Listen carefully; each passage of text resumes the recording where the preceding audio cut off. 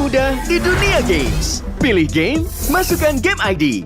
Pilih Diamond, masukkan kode promo, dan pilih metode pembayaran. Masukkan kode OTP. Selamat, kamu dapat tambahan kuota. Upgrade gameplaymu sekarang. Games Max andalanku bikin mainku semakin hebat. Tukar DG rings, diamond dan voucher game kau dapat. Main MOBA apa aja win streak di tanganmu. Cuma Games Max makin no debat. Beli paketnya dan aktifkan boosternya sekarang. Character select. You lapar.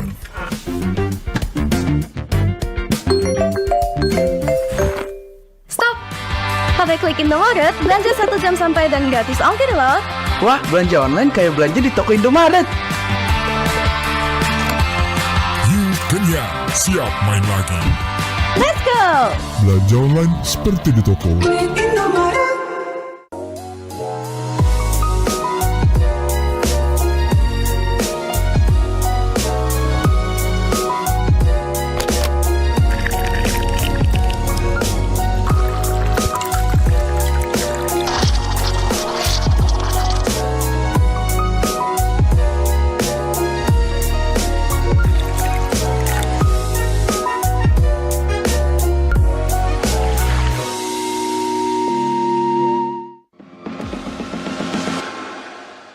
It's only you who rocks my world.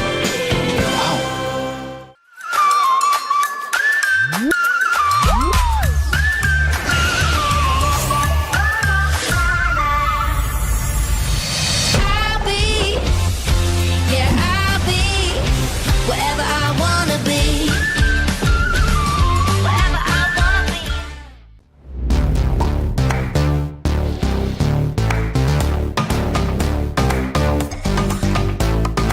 We don't need no sleep because I'm party.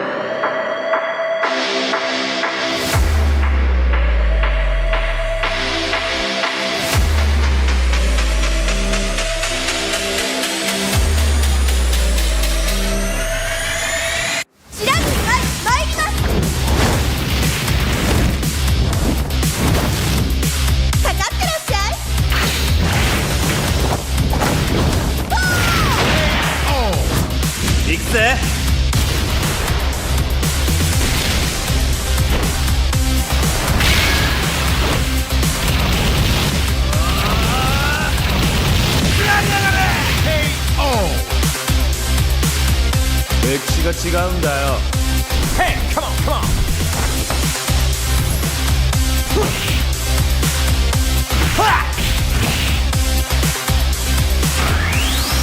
Okay. Power Gaza.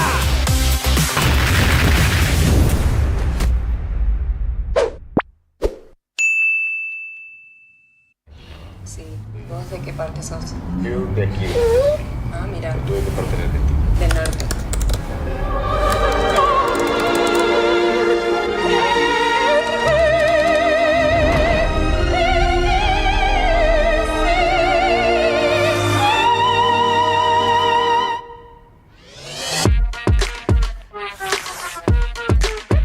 Samsung Galaxy S24 series. Get it now. Pakai aplikasi GoPay, dompet andalan gamers. Banyak damage-nya. Ada cashback hingga 20.000 Buat upgrade skin baru. aplikasi ringan gak makan memori. HP lemot bisa victory. Top up langsung dalam game. Tanpa hambatan. Ikutan selebrasi MPL di aplikasi GoPay. Menambah total hadiah ratusan juta. Bonus stage. Gratis 100 kali transfer kemana aja. Beli pulsa harga termurah. Scan QRIS dengan mudah. Download sebelum mabarkan.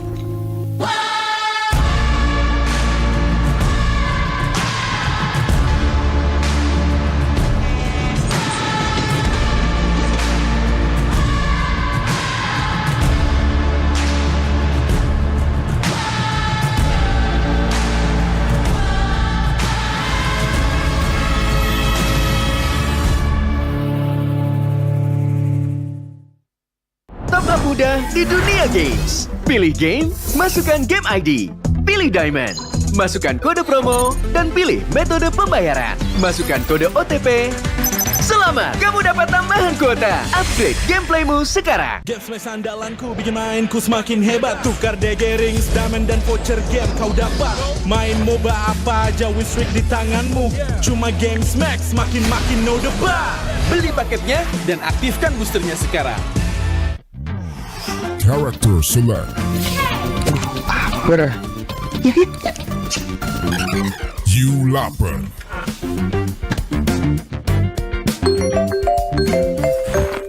Stop! Sampai klik Indomaret, belanja 1 jam sampai dan gratis ongkir loh. Wah, belanja online kayak belanja di toko Indomaret. You kenyang, siap main lagi. Let's go! Belanja online seperti di toko.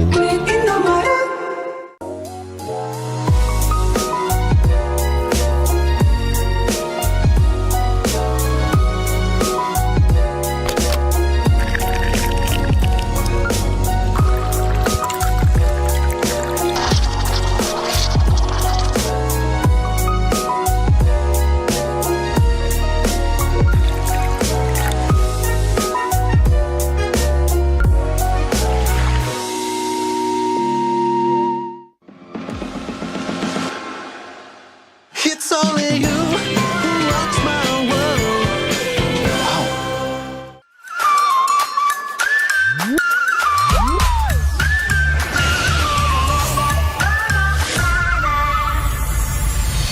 I'll be, yeah, I'll be wherever I wanna be. Wherever I wanna be.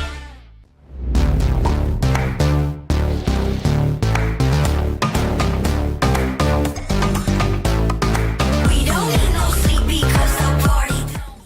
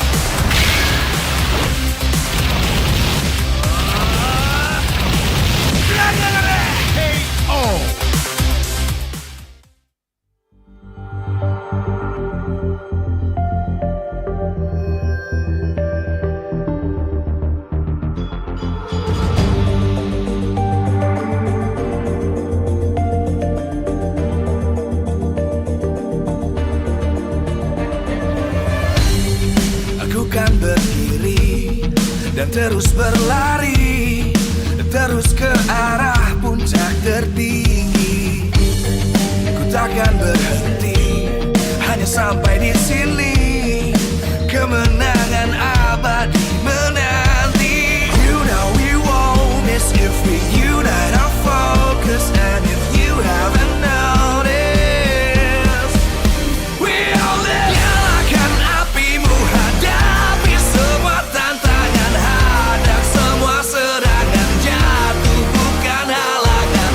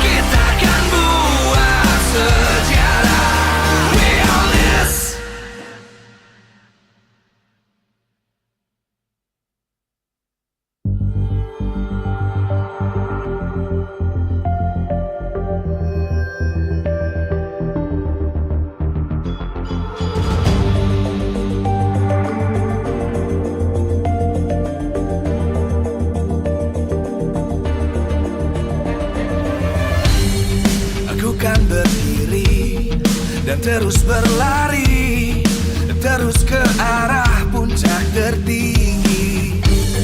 Ku takkan berhenti, hanya sampai di sini.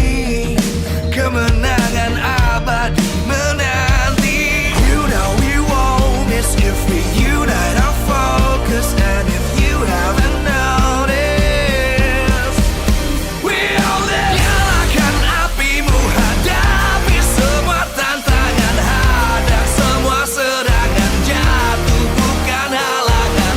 Bakar semangatmu, janganlah engkau menyerah. Kita akan buat sejarah. We all this, we won't miss. We all this, we won't miss. Saatnya beraksi, jalani ambisi. Aku kan menyawakan hari ini. You know we won't miss if we unite our focus. And if you haven't noticed, we all live. Nyalakan apimu, hadapi semua tantangan, hadang semua serangan, jatuh bukan halangan. Bakar semangatmu, janganlah engkau menyerah. Kita akan buat sejarah. We all this, we won't miss. We all this, we won't miss. We all this.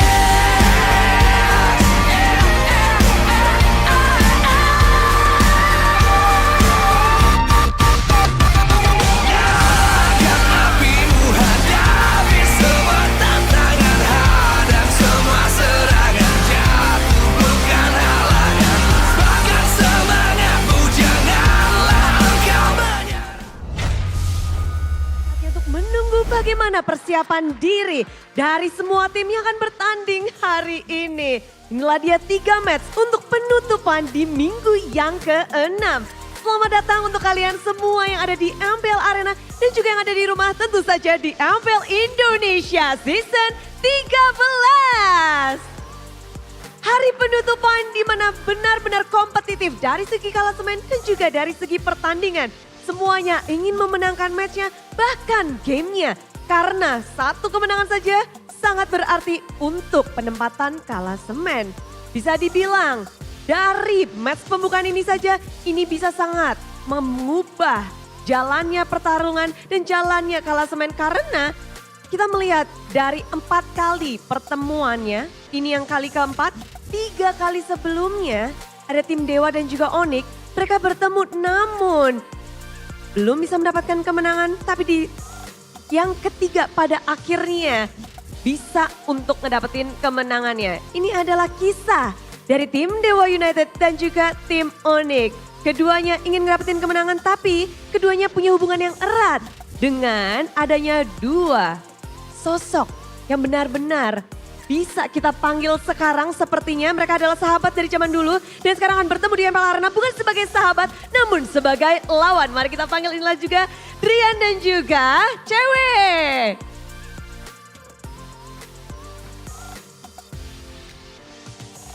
Waduh, datangnya rangkulan ya.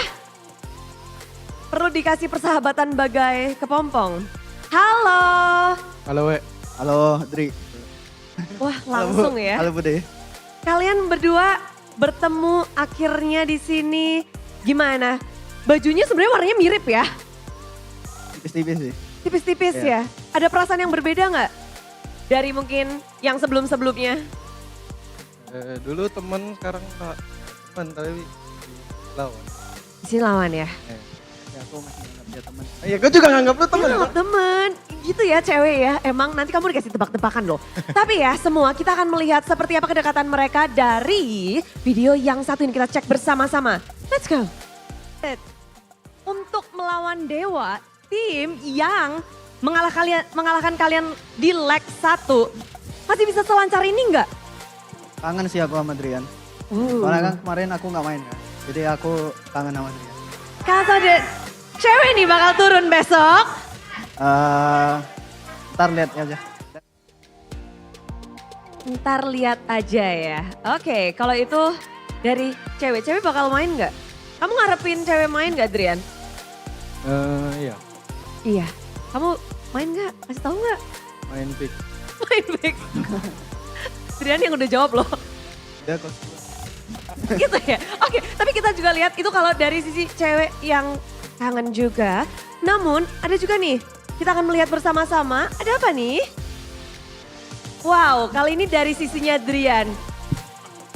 Jika ada player Onic yang bisa diajak ke Dewa, mau bawa siapa?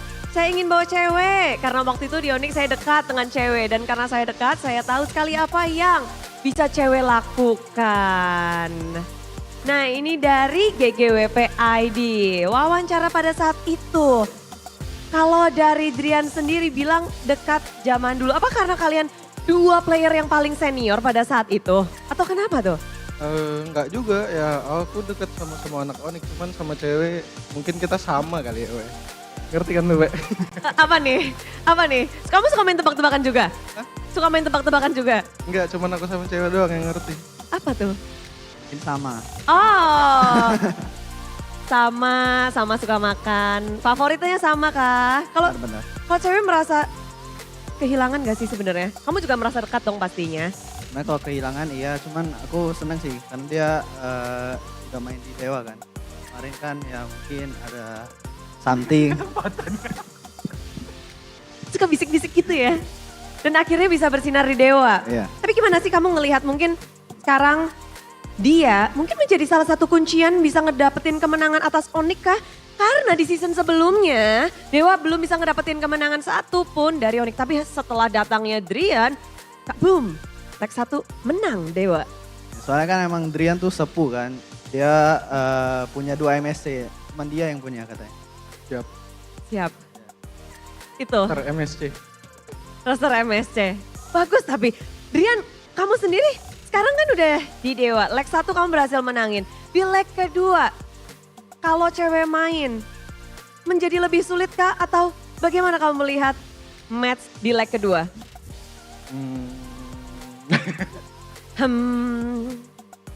Seru.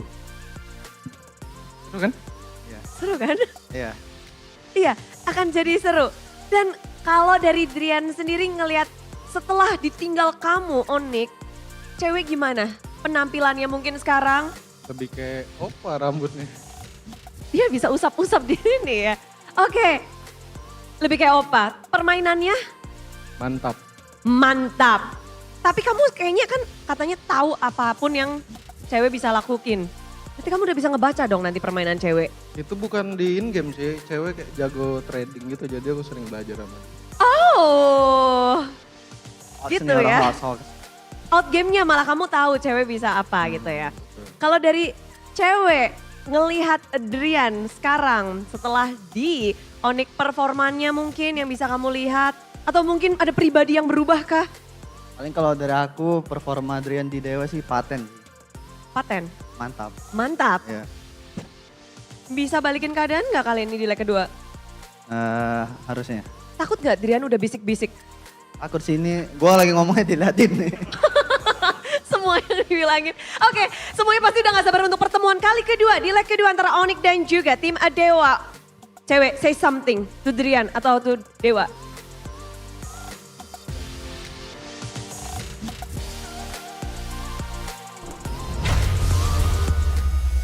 Welcome to MPL Indonesia Season 13.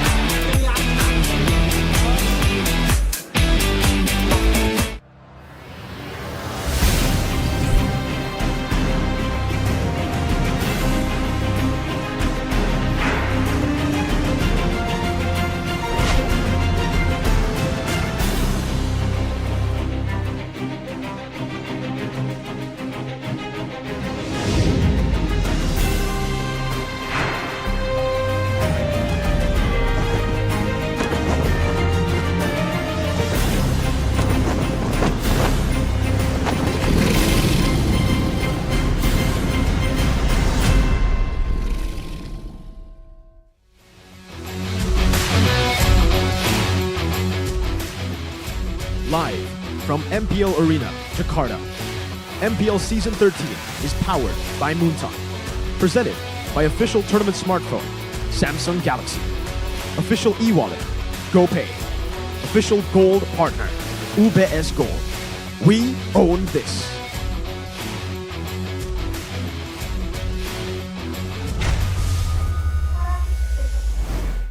The Sky Kings and the Sons of Gods will go head-to-head once again here in leg number 2 as we welcome you, ladies and gentlemen, to MPL ID Season 13. We are already in week number 6, the final day of this week to close it out. So we're gonna see the conclusion to the standings. As all you guys know already, it is so volatile already. But of course, we do want to thank our sponsors before we begin. MPL ID Season 13 is powered by Moonton, presented to you by the official tournament smartphone Samsung Galaxy, our official e-wallet GoPay, our official gold partner UBS Gold. We also want to thank our partners in esports, Adunia Games, GamesMax, Oraimo, Telkomsel, our suppliers, Innomart, Point Coffee, Neo QLED, Super Smart TV Plus, Saturdays, and of course, thank you so much to our official government partner, PVESI. And, you know, ladies and gentlemen, I even forgot to introduce the English desk. Here, you guys will be accompanied throughout the day with me, Eterna, alongside with Mirko, as well as Arashi. As we take a look at today's schedule now, no bias, what would you highlight as the most interesting match for you personally? Me? Alter Ego versus Bigetron Alpha. I wonder why. Well, you know, it's the Chaos Derby. I think that's one. Secondly, Bigetron have a chance to stay on top. Alter Ego, if they lose, they can actually get down to the red zone. So, super high stakes match. But I think for you and Arashi, it'll be a different match. Well, for me, I think it's the last match of the day. RRQ against Rebellion. You know, bias aside, it does kind of... it will tell us what's going to happen all the way in the bottom of the standings. And I think that's where, you know, the intense matches are, when they are fighting for survival instead of just getting some domination. All right, and we get to kind of see the level of what you just spoke about here in the standings, presented by the official tournament smartphone Samsung Galaxy. Because again, RRQ back in the red zone, where they were able to climb themselves back to the top. So if RRQ lose this match, they should fall back down even further than they did. 7th place right now. RRQ were able to just get from 9th to 6th with 1 match victory, and they can do the same thing later on, but I think we have to focus on Dewa because they're in a tough spot right now. If they lose again, they're staying at 9th. They're gonna get 9th. And especially against Onic, right? That's been doing so well. I think here they're definitely the underdogs. And against the Onic that looks a lot more solid right now, they have to find something crazy, right? Because they've always relied on Drian coming in with the flexible picks. I mean, look at this, the beginning of an era, right? When the Sky King becomes one of the Dewas, technically. Before Drian was in the picture, look at the stats. It's not really looking so impressive for Dewa, but afterwards, you're seeing that they're an actual contender. They're actually in the conversation to be able to actually get the best over Onic. Yeah, and I don't even think anyone sort of expected, right? In leg number 1, it was a Dewa being able to win it 2-1 against Onic, and of course that was after the presence of Drian. So we'll see. Will there be a shift in rosters maybe this time around? Will it be Albert still in the gold lane? Will we be seeing CW? I mean, we saw CW earlier on onto the stage, but I guess that still doesn't signify if he's going to be playing in presence of Albert. We'll never know who plays. We'll never know. We won't. Not even with the lineup. No. Because you might see a different version of these players. CW can also technically play the marksman and the fighters. Well, we'll take a look at the official team lineup for Dewa United first. We have Kimura, Gary Keys, Drian, as well as Watt. So already a different Dewa. Last time around, we did see Lanaya play. But for Onic, there it is, CW.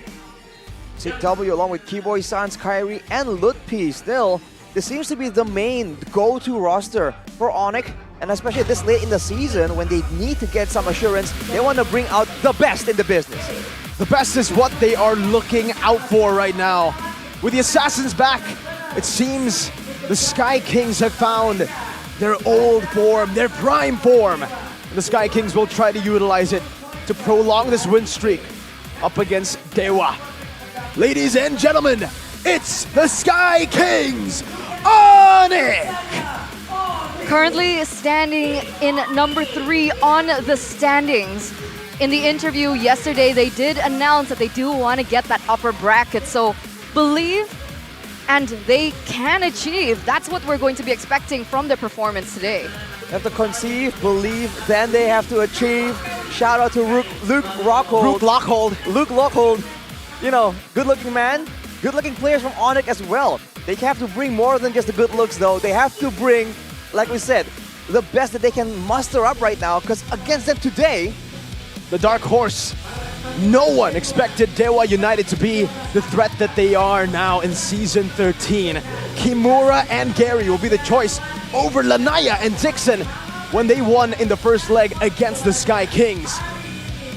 Trying to prove the world wrong once again to silence the doubters. It's Dewa United. They did that early in the season and they will try to do that again. But right now, ladies and gentlemen, it's Dewa United in 8th place. So they are sinking in the red zone, crawling, and trying to find their way back up to the surface. A young team, but with a lot of experience below their belts right now. We have to see what can they do, what kind of mental game can they wage. It all begins here with the coaching staff walking up to the stage. Gonna be our Marshal, Danang? Yes. Danang? Mr. Danang, with right? Coach Yep and Coach Cassius. With Adi and Jack Lee, of course. You have to wonder, especially for Dewa, they've seen what Onic can do. What do they have cooked up in the kitchen? That's the question. Now with the possibility of Kyrie picking up his signature heroes in those assassins, we saw what the Ling was able to do yesterday. Might we see it being let go? And will they try to counter it instead, right? I mean, last time they met, that was the birth of the Masha Roam for Drian. So we could maybe see that again. That can or should be a counter, perhaps. But with the change in meta, do you still think that it's a viable choice? Masha Roam for shutting down a assassin jungler. You know, back in the backstage, we were talking about this quite a bit. With Onic having a lot of assassins in their arsenal and showing that they have played that long distance, that high mobility gameplay, having someone that can do well in a 1v1 can be beneficial for the side of Dewa. And you know, Masha kind of fills in that role. And if you want to put her in the roaming position, you know, it's a real possibility depending on how the comp is shaped around her. And of course, there are 2 great reasons why you should be playing Masha right now. The damage, the health bar. Yep. You have 3 health bars, so technically we add that in, you get a total of 5 reasons why you want to play it. We'll have to see if it does make an appearance though. The early game aggression, especially knowing the backline of Onic being usually somewhat vulnerable, can be something that Dewa can take advantage of. But keys to victory by Samsung Galaxy S24 series right here for Dewa to apply pressure on Kyrie if he's playing those assassins, and make sure that it's not only in the early phase, it's also all the way to the mid to late game. And get heroes that have laning power. When you're trying to go into the jungle and shut down the jungles, especially an assassin, you want to have the lane prio so that you can go into the engagements earlier and have a setup advantage instead of scrambling once your teammates are already in the fight in hostile territory.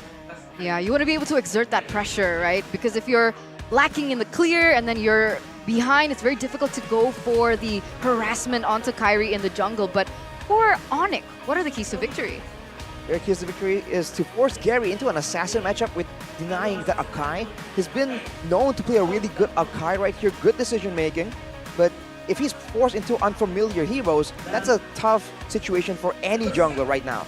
And prepare for Dewa's unique draft on the red side, right? If they really want to try and come up with their own strategy, they know that their cards have been shown at least partially. So they have to kind of they have to predict the counter that there will come preemptively before they even see and receive it in the Land of Dawn. It's all about the setup for Onic. We saw basically the XP Lutpi have to take a very selfless role yesterday. Always just initiating, always becoming the sandbag for Kyrie on the assassin, for CW on the marksman as well to get that farm, especially in game 1 when they were behind. It was really all on Lutpi to cover for him, and that's why we saw crazy deaths, crazy numbers of deaths for Lupi. I think in game 2 it was 7 deaths, 1 and 7. In game 3 when they won dominantly, it was still 1 and 4. Is that a Beloyski cosplay? I think it's more of a Boots Phil cosplay, right? Because Oh, Boots, okay. back in the Assassin meta, when Kyrie always gets the Assassins, that's what he does as well. He goes and picks up the Fredrin as a flex, and then he will be the one on the Fredrin, and all he does is buy time, distance, and space for Kyrie.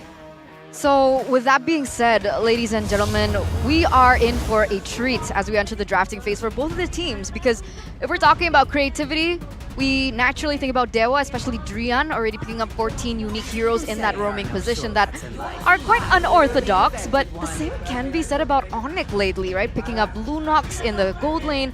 I'm wondering if we're going to see that layer from both of these teams.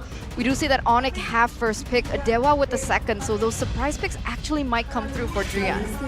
I wonder for Onic, right? The fact that they know that they have the advantage when it comes to using those assassin junglers. Does that mean that in the drafting phase, they have more of an edge here? They know that they can leave the assassins open, whereas for Dewa, they have to think twice about if they want to ban away the assassins or even the utility heroes that make those assassins very good.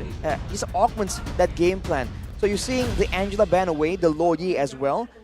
And for Onic, they're banning away all the tanky utility starting heroes. So both teams really have an interest here in shutting down the global macro gameplay from each other. And fun fact, yesterday when Onic did get a 2-1 victory against Alter Ego, all their victories came from the red side. So maybe going for the Assassins, you need to get that red side to have a little bit more of that cheese potential. But as we predicted in the keys to victory, the Akai will be banned out, taken away from DEWA Garry. That's Dewa Gary.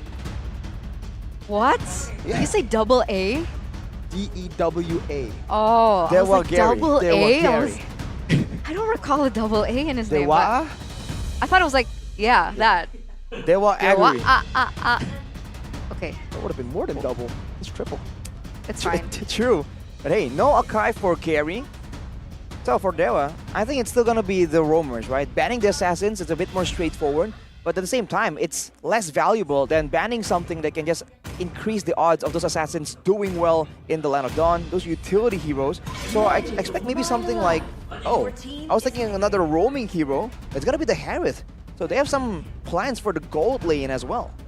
Harith has been pretty broken lately. Very. What is a good lane against the Harith? I would have expected maybe an Esmeralda to pop up. Yeah.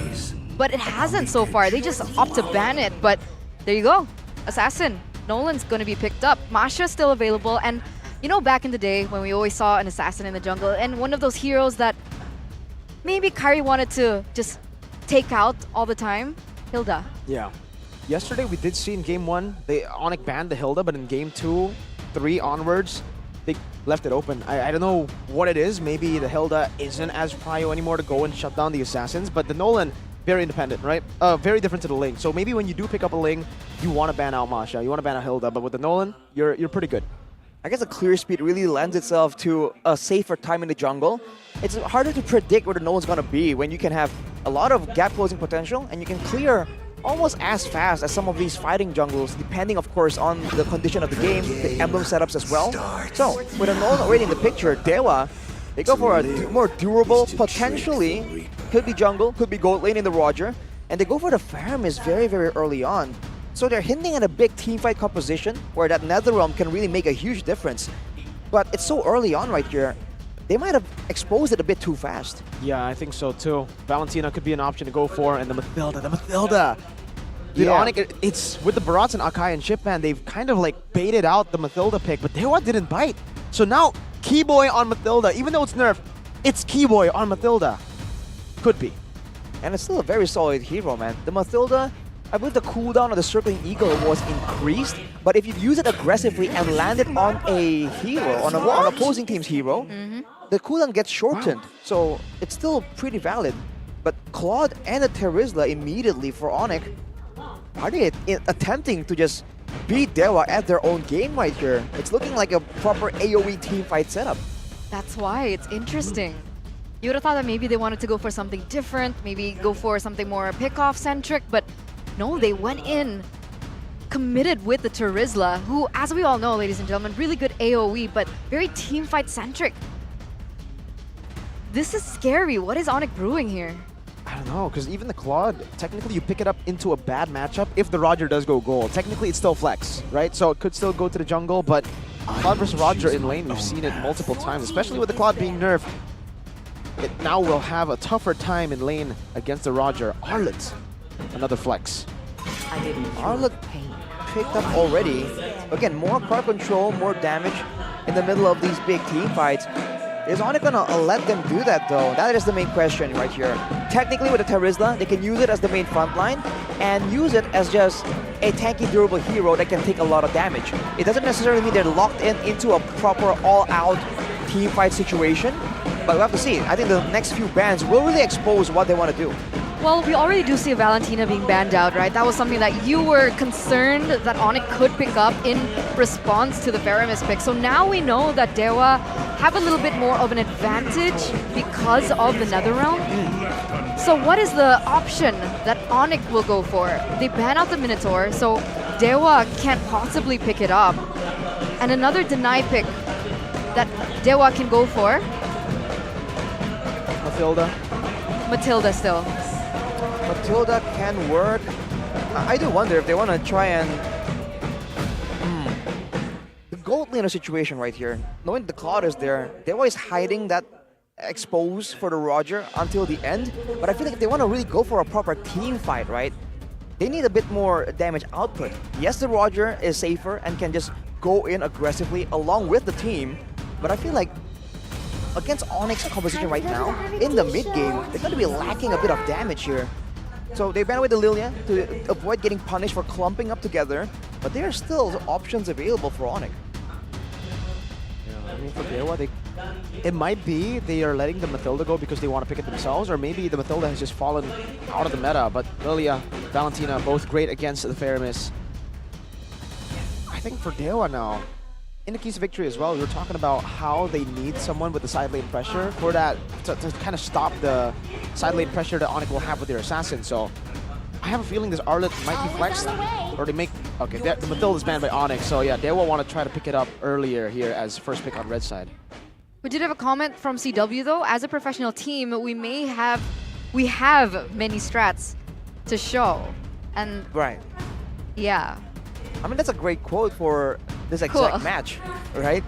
So, like you said, Mirko, dueling potential is something that they still have to keep in mind so far. The Arlet can 1v1 very, very well, but that's with a very aggressive of a build, and you don't have that mobility though. So you can go all in and win, and you can do a lot of good things 1v1, but if it's a 2-man gank or 3-man gank, then you're in trouble. And against a team like Onic that's very aware of the wave manipulations, of the positioning of where the waves are meeting, might be a bit too dangerous.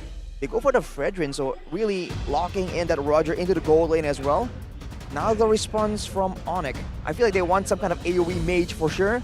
Vexana is up on the table. Sansa's new favorite Lo Yi isn't available any longer. That might just be the next best thing.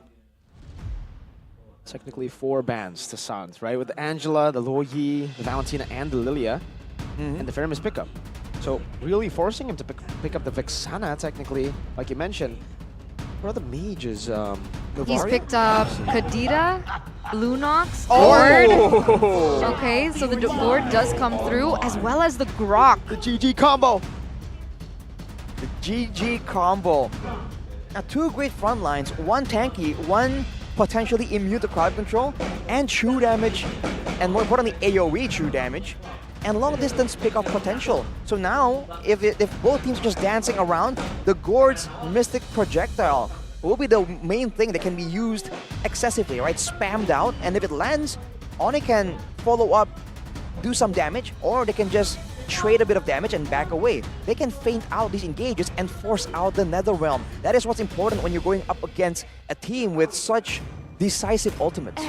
That's the thing though, but on the flip side, it worries me. Oh, there you go, Masha. Still gonna come through. Ah, okay. So it still worries me though, right? If your whole composition is based on resources, like a big ult, or there's like no like, what is it called? Like constant DPS going against a cult altar, that concerns me. Exactly, right? When your ultimates are also decisive, it's it's very easy for a farmer to just decide when to use the Netherrealm. But when you can fade it out, that's gonna be the advantage that you have. But of course with the Masha now in the picture for Dewa United, man, Onic's backline is looking quite vulnerable. But I think mainly that's targeted at the Gore, especially without any close range, easy peel solutions. Only the Mystical Projectile, it might force him to not be able to use that Mystical Projectile in an aggressive manner. So here it is, ladies and gentlemen. Will the Kings bow down once again in the presence of the gods? We will see in this best of 3 series as we welcome you into the land of Dawn for game number 1, Dewa versus Onic. Seems Onic want to just go fight fire with fire. Because they know the Masha was up for grabs. They actually banned it out against Alter Ego just yesterday when they picked up the Ling in game 3. So they knew it was a part of Drion's hero pool. And they just want to try to out-execute it. I mean, how can you not know it's part of Drion's hero pool when he was the person who initially just brought it up into the scene? In the battle spells though, Watt and Keys going with the Purify, really respecting the amount of crowd control, AoE crowd control especially for Onic, but that means they're quite vulnerable to potentially Kyrie coming in with aggression. Instantly, first blood by Kyrie. That's the bad part about picking up Purify. Yeah, right on cue. As we're talking about it, no mobility means they need to be very respectful for Kyrie. They'll have security against Keyboy, but now that becomes the feint, the mind game that Onic can bring to the table. Looking at the emblems here, Watt and Drian with the Master Assassin here, attempting to go solo for the most part, going for the 1v1s, but Kyrie immediately going in aggressively. He has the Rupture for extra damage penetration in the early game, and he has the Season Hunter, by the way, so he's gonna be clearing a lot faster than maybe Drian can expect to try and punish on that Roam Masha. Yeah, unfortunately, right? Like, even though they put their bets into Drian on the Masha, Kyrie does still have a level lead above Gary. So in the first 1 minute, 2 minutes, that plan hasn't really come to fruition. But it doesn't seem like Drian has opted to commit onto it. There must be a different reason. Maybe they're gonna try and utilize Drian, like you guys mentioned before, onto Sans later on in team fights. That's what we are expecting for sure, but now look at this. Kimura already making a big play for Sans. He's still gonna be quite secure, but Kimura uses an ultimate. With Gary going on the turtle already, it gets reset by Keyboy. Beautifully done by Keyboy, and Carrie's 2 levels up now. They will have to look for a fight, but even then, no final slash. Remember, Mystic Gush almost taking Case down. He still has another run with the Brazers Wrap. Will connect to Lutpi. Keyboy with the barrier, not able to find Case right now. Kimura is unable to get the clear on Lutpi. Meanwhile, CW, the Blazing Duet, clearing out the mid lane. Dewa still with the control over this neutral objective. Keyboy, finds Case in the bush, but it's a bit too late as Kimura jumps in on the Kyrie, and that is 1, that is 2! Thunderclaps with the final slash that is back on cooldown. And that's the power of the Masha. That's the roamer bursting down the jungle, right? The power of the Masha and the vulnerability of having an assassin instead of a fighter in the jungle. Despite Onic having a bit of a lead right there, maybe if they secure the kill on Keys, it'll be different.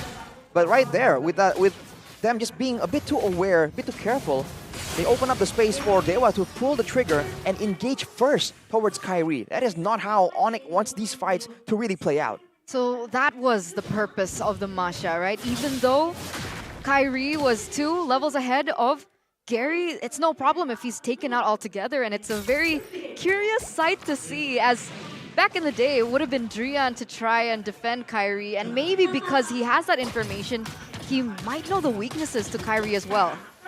Oh, that's a fair point. I mean, the intelligence game definitely plays a role here. Drian already going in aggressive. Thunderclap, that's 2, that's 3! He doesn't get the kill, but he's delayed this clear, and Fredrin will be walking up, so they want to be going for it. Keyboy with the ball, charge and a Blazing Wet. Perfectly timed another round right there. Sansa is going to be taken pretty low. Keyboy as well, scratched down by Watt with the Lycan bounce to CW. Gets rid of K's. Gary has taken away the purple, but Watt is caught in no man's land, but he is a Lycan werewolf kind of guy, so he gets out. 2-member final slash. Watt coming back in again as Unpi gets chunked, but is still able to escape. Did Dewa win that trade? It was a 1-for-1, but it was Case for Keyboy, but they did get the purple buff. I feel like overall it's still pretty decent for Onic, despite the fact that, you know, there's objective traded up from both sides. the fact that they're getting some kills, some resources here means that they do have more resources to try and snowball a bit more. But Gary goes in with that Appraiser's Wrath. Not just enough. And Dewa now showing again that they have full control over the map for the most part. With that early game threat, with the Masha damage supplementing the sustainability coming in from the Faramis. When it comes to these small skirmishes, they definitely have a bit of an edge unless Onic can get a decisive pick-off before any big sequence does start. Lutpi trying to create a chance, a window of opportunity for Kairi, who's waiting that bush. Penalty zone into the fracture. Kimura trying to stay alive. Good Netherrealm to stop the assassination attempt, but Kimura is forced to flick around now. 3-man wall charges Case. Goes back in on the Kairi, but now gets bursted down just a bit. Drian looking for the thunderclaps. Now on the Kairi again. Buying enough time for Gary to secure the neutral objectives. But take a look at Dewa's resources. Kimura and Case, the two Ks need to recall. Watt rotating in the mid lane as CW tries to go and clear it out. It's a kill for a neutral objective. The turtle take from Dewa right here. This is the big problem with Masha. You can't really crowd control her down because she lives for that much longer. She can chase you down as well. Good movement speed on that hero. So you have to try and focus her down so that she cannot do more damage to your backliners. While they're doing that, Dewa just uses that opportunity to just rush over the turtle and potentially the next few neutral objectives. So Onic need to find a way around this, right? Because this is the go-to right now. They have to try and break this pattern.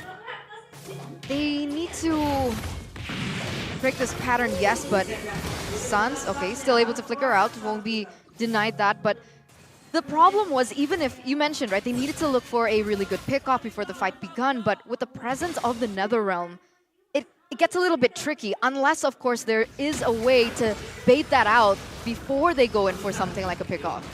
To be fair, earlier, Kimura was almost taken out before the Netherrealm got to him, right? So with a few more items in the inventory of Onic, they can go for even more decisive of plays. The longer this game goes, the more Dewa needs to be a bit more careful.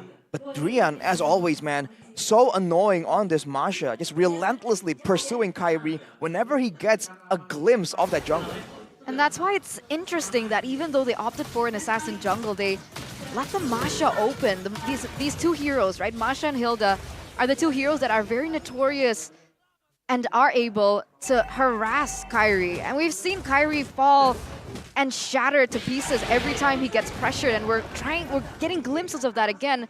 But of course, Lutfi does trade it in with a objective there. He gets the turret. That's just the advantage of Onic, right? They have macro presence, but T-Boy now being the main focus for the side of Dewa. Wow. Wild charge there. Kimura jumps into the midst of it all right now with the final slash as well. What? Amazing Lycan pounce to the back as Kairi is zoned away by Kimura. Drian dealing with the side wave already, now going to mid to cover again. Sans, early Mystic Gush here. And Dewa have full control of this neutral objective. Watt taking the turret up top. Penalty zone. Only onto Kimura right now. CW pops in a battle mirror image, but now we'll get zoned by Drian. Thunderclap 1 already there. And now with the Thunderclap reset, it's not really going to make a lot of difference because he will be slain before he can actually pop it off. Lutpi all alone, isolated. Dewa with a great trade back. Very curious that Onic opted to re-engage in that teamfight when they had no resources, right? Sans didn't have ult, he doesn't have the Mystic Gush. CW also didn't have his ult.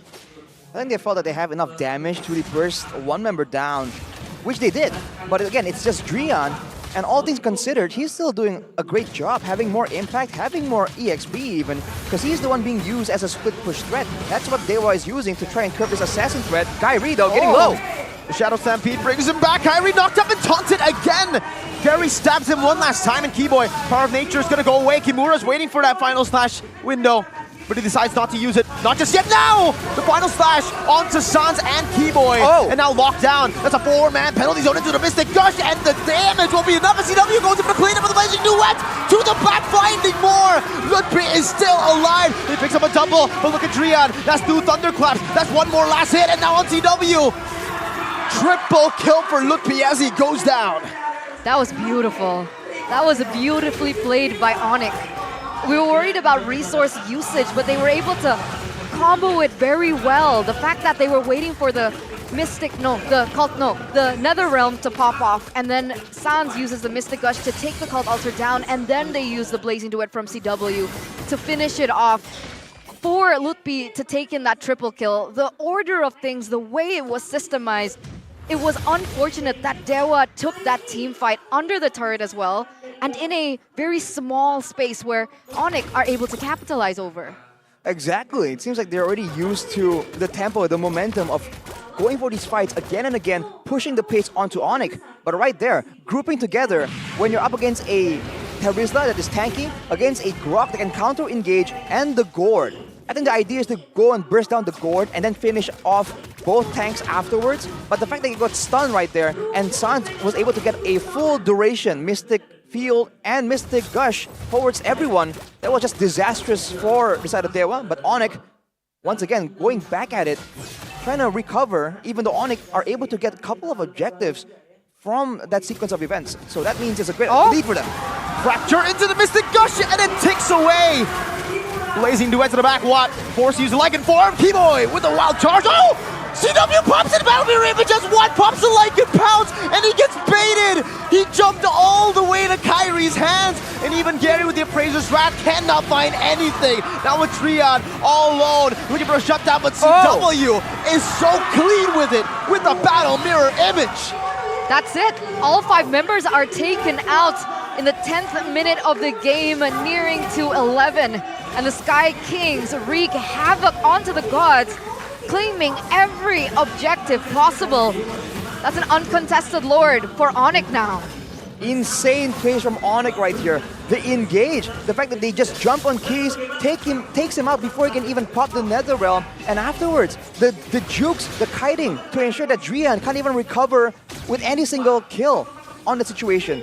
CW in particular, man, moving slowly, waiting in the bush, and just timing the right exact moment to go back to the Battle Mirror Image, man. He just completely jukes Drian. This guy's so good. Before the fight, did you notice third item Wind of Nature, the rush, because of the kill threat that Dewa have? Yeah, the Wind of Nature, and now already with the Cogent Sight as well, so full core items along with immunity to the physical damage. The barrier and the gun down. CW's the assassin now. Drian cannot withstand that damage, and he can't even run anywhere with a barrier placed down. Onic, look for more. Keyboy, Power of Nature, penalty zone into the Mystic Gush, and now the defensive Nether Realm to try to keep them alive, but the Nether Realm will be deleted instantly. Final slash to the back right now as Kyrie will still be able to dash away, and a blazing duet. CW finding another unstoppable Gary. Appraiser's Wrath. Lutpi dodges away from the sweet spot in the middle, and Onic take 2 base turrets. It's so poetic. I feel like that was really poetic. I mean, every time they go in for a team fight, it's always Drian the last one standing. An ex-Onic player. They used to be on the same team, and you can see that Drian is trying his best to bring Dewa out of this 8,000 gold deficit. And even when he got caught behind the wall, I don't know. Call me. What's the word for it? But call me cheesy. But okay, that felt really ironic that Drian was caught on the other side of the wall with Onic. Right. He still wants to be part of Onic. Come back. Here's the replay though of the earlier fight. Just like that, a huge dive. And Lutpi, again with the Terizla, in the age-old strat, using the Terizla's penalty zone to zone everyone away. Once that's over, Dewa use up all their cards, and Onic just brute force, knowing that they have equalized in the gold lead. And now they are the ones in full control at an 8k gold advantage. Now it's Dewa just confused on what to do. Because earlier on, it's quite simple. You go for a proper fight, and then Drian disrupts in the backline. But now if Drian goes forward, there's too much damage on the side of Onic for him to survive long enough to do anything meaningful. But if he doesn't go in, then his team gets taken out slowly but surely. And like you mentioned, Eterna, he's left alone as a sole Masha against 5 people.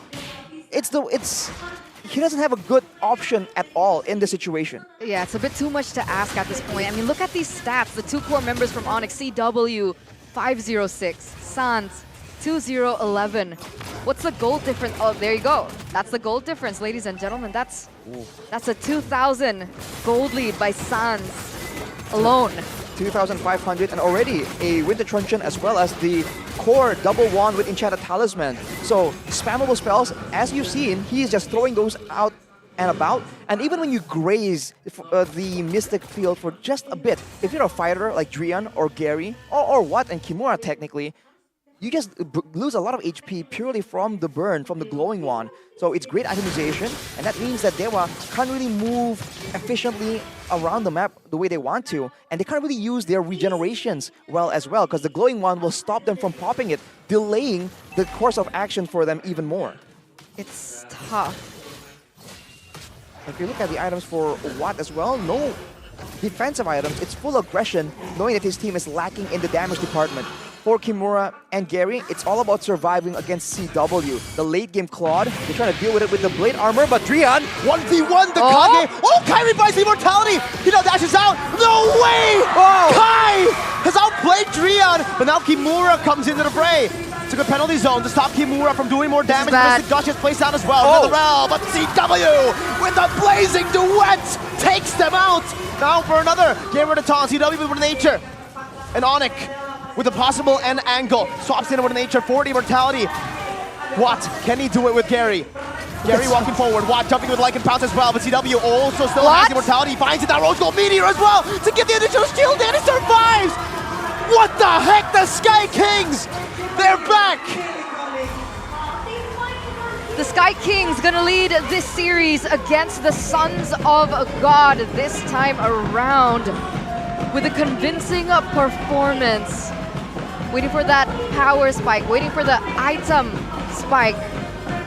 And they were instantly able to turn things around. Dewa, it looked like they had a fighting chance in these team fights in the early objectives. They were able to take down Kyrie before they go in. But the Sky Kings, they found the momentum. They took it back into their own hands. And now they lead the series 1-0. I mean, it began with that big dive in the mid lane, and once you give over the control of the game, the steering wheel to Onic, they don't like taking turns, man. They hang on to it the whole time, and they completely outpace and outmatch Dewa United in the mid to late game. One moment is all it takes. CW, he's cracked Winata. He's just cracked. What the heck? Well, we were like hyping up already a crazy item star from Kyrie, and then CW does the same thing from 1 to Immortality to Rose Gold. What the heck's wrong with Onic? Stop. I think that's what they do. Yeah, just like every day. Exactly, it's like... Yeb and Adi are like, you know what, go, swap items. Yeah, it's like nothing. No, not fast enough. No, Again. Yeah. Again. Or you don't eat. If you can't swap 6 items in 1 second, you're not an Onic player. Oh, yeah. Is that why? Why? Nothing. What? No.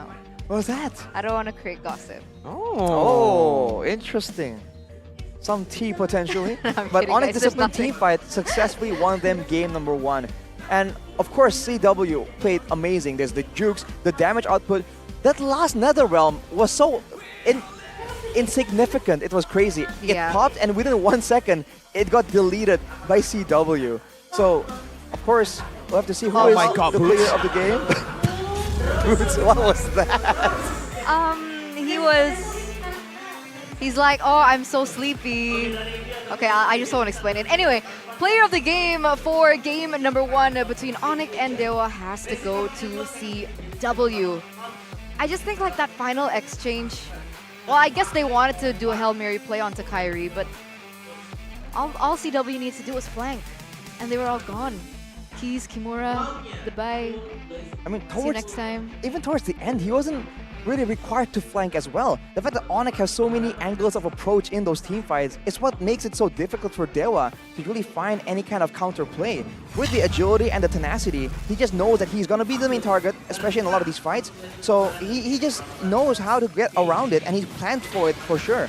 Here's a player highlights by our official gold partner UBS Gold. And early on, Drian has been outmatched in that 1v1 technically by Kyrie, but in the fight still, the fact that there's all these resources available for Dewa makes it so difficult for Onic to get something whenever they don't get a decisive play, right? When they don't really get an immediate pickoff or a big AoE play. But sooner after, they were just able to go for these pickoffs again and again, and CW, knowing that he's just waiting for Drian to show up, why wait for him when he can just go in all the way? And Watt here gets pulled back into the whole backline of Onic, that's definitely a very unfortunate situation. But look at CW here, man. He just waits, he knows. Boom. See you later. 2 times, the Lycan Pounce and then the Thunderclap, right? But the Lycan Pounce follows him. And he basically just baits him to Kyrie's hands, but this is it. Kyrie buys the immortality just in time, dashes out, the Thunderclap still follows, and he gets out, but then Kimura forced to flicker to get that kill in opposition. That's why we saw Kaze, he was trying to get that zoning, but then CW comes in, and that's why, wow. Now you see the Nether, no, you don't even get to see the Netherrealm actually. It's a 0.7 second Netherrealm, completely irrelevant. And it's a whole team effort. The fact that Sans was still able to just supplement the damage for the pickoffs, Lutpi was able to just disrupt and just control, deny the whole backline of Dewa from being relevant. And even Keyboy finding the big moments. Come on, Stay away, bro. You're not. Like, how do we just ignore it? Because like we can't explain it, We right? just do. We ignore it. We man. just ignore it. If you know, you know. Let's leave it at that. Okay. If you know, you know. But back to this, right? A 15-minute game. I wanted to ask Mirko a question. Okay, question. Because he emoted when he saw the Terizla and the Claude being picked up in the drafting phase. What was the emote about? Was it the Terizla pick or the Claude pick? I would say it's kind of both. The Claude, because, you know, I don't know if Onic are aware of this, because they don't play like they are aware of this. But the Claude was recently nerfed. Like, someone needs to remind CW, bro, you know they nerfed it to make it look not as strong, right? How do you make it look stronger than it was before? But the Terizla, I would say Terizla is just the natural pick in the XP to go for Assassins. Super strong, initiators, etc. When, you know, the patch dropped and we were talking about Assassins in the back, me and Mr. Dika, we were talking about like how XPs need to be super strong, like very, very independent. And I said Terizla, he said Terizla too, and we kind of agreed. So with Nolan and Terizla. Sorry, can you change that with a Lapu Lapu? Does it have the same presence? Technically you can, but like if the Terizla is open, it's probably the best choice there. You take a whole lot of damage, you can initiate, you're very good in lane. It's like an all-rounder. More sustainable, a lot more than the Lapu Lapu as well, I believe. Lapu Lapu will do more damage. I think when you have to threaten the backline with damage instead of just crowd control, then Lapu is the better choice. But Terizla has better crowd control, it lasts longer in the penalty zone, and your passive makes you such a bit annoying figure to really deal with. But I'm really surprised that they didn't show that massive dive from Dewa that I think was the main turning point for that game. I think it was a triple kill for Lutpi as well. Yep. And Sans just getting the full-on combo, and it's a great show again of synergy from Onic. I really thought that we were going to see that in the replay. Quite surprised. I think Eterna is thinking real hard about something. What are you thinking about, Eterna? I'm trying to figure out what he's gonna say next, so I can replicate what his hand gestures are. Because when he's like, I'm surprised. You know? Ah, I see, yeah. He's trying to copy Arashi. Yeah. I'm thinking about Mr. Bookman here. I haven't heard Bookman in so long. The wait, OG. Do you see that behind us? It looks like there's going to be an interview. That's I think we'll just BGM. go straight to that. Ooh, that's BGM. BGM? Bude Goth Monster. Oh, is that her name? Oh, interesting. BGM. Activity, ada apa aja sih Haikal? Activity di MPL sih banyak Bude, ada keseruan main ini, Pirates ini. Jadi nanti tusukin pedang ke dalam, nanti dapat skin epic. Berarti ini tadi tusuk-tusuk-tusuk bisa Dapat dapat. skin epic. Nah itu, emang Bude kesini cari skin gratisan. Wah, harus jadi anak Dewa juga nggak? Iya dong, tentunya dong. Jadi anak Dewa main ini dapat Betul. deh. Terus Tinggal- ada apa lagi nih di booth ini? Oh di booth ini banyak, ada jersey juga ada, dan juga keseruan-keseruan lainnya lah Bude.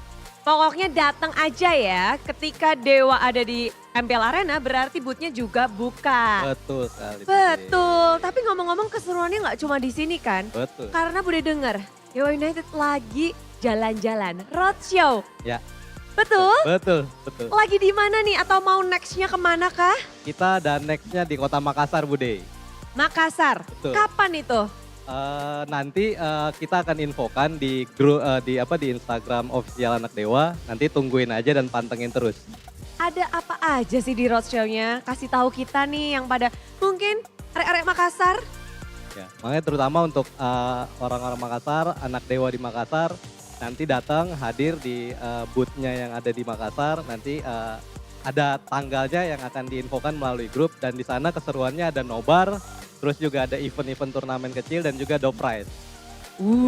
Door prize. Ada Ya. yang bisa dikasih tahu lagi nggak nih ke kita? Apa Ada gitu dong. tentang apanya? Terutama BA-nya Dewa Esports yang cantik-cantik Bude, itu juga bakalan hadir di Not Makassar. dan Anissa? Betul. Wow. Jadi siapkan diri kalian, jangan lupa berarti follow sosial medianya ya. Betul. Follow official anak Dewa, nanti ada update-update-nya lebih lanjut di situ. Lebih lanjut semuanya. Dan kalau di sini mungkin yang ada di MPL Arena, yang ada di rumah, dan nanti yang ada di Makassar. Kalau mau join jadi anak Dewa, bisa nggak sekarang? Bisa banget. Caranya gimana? Buka Instagram, terus cari official anak Dewa, terus di situ ada link pendaftaran, nanti langsung daftar di situ. Gratis gak sih biaya Gratis pendaftaran? dong, tanpa biaya speser pun. Tanpa biaya. Jadi mungkin ada yang mau disampaikan untuk menutup kita hari ini? Ya, untuk official anak Dewa, terus juga anak Dewa terutama semangat. Season ini kita lagi terseok-seok, tapi gak usah khawatir, tim akan berusaha kerja keras semaksimal mungkin untuk bisa mencapai target gitu Bude. Amin. Dan semuanya juga sepertinya lagi menunggu nih.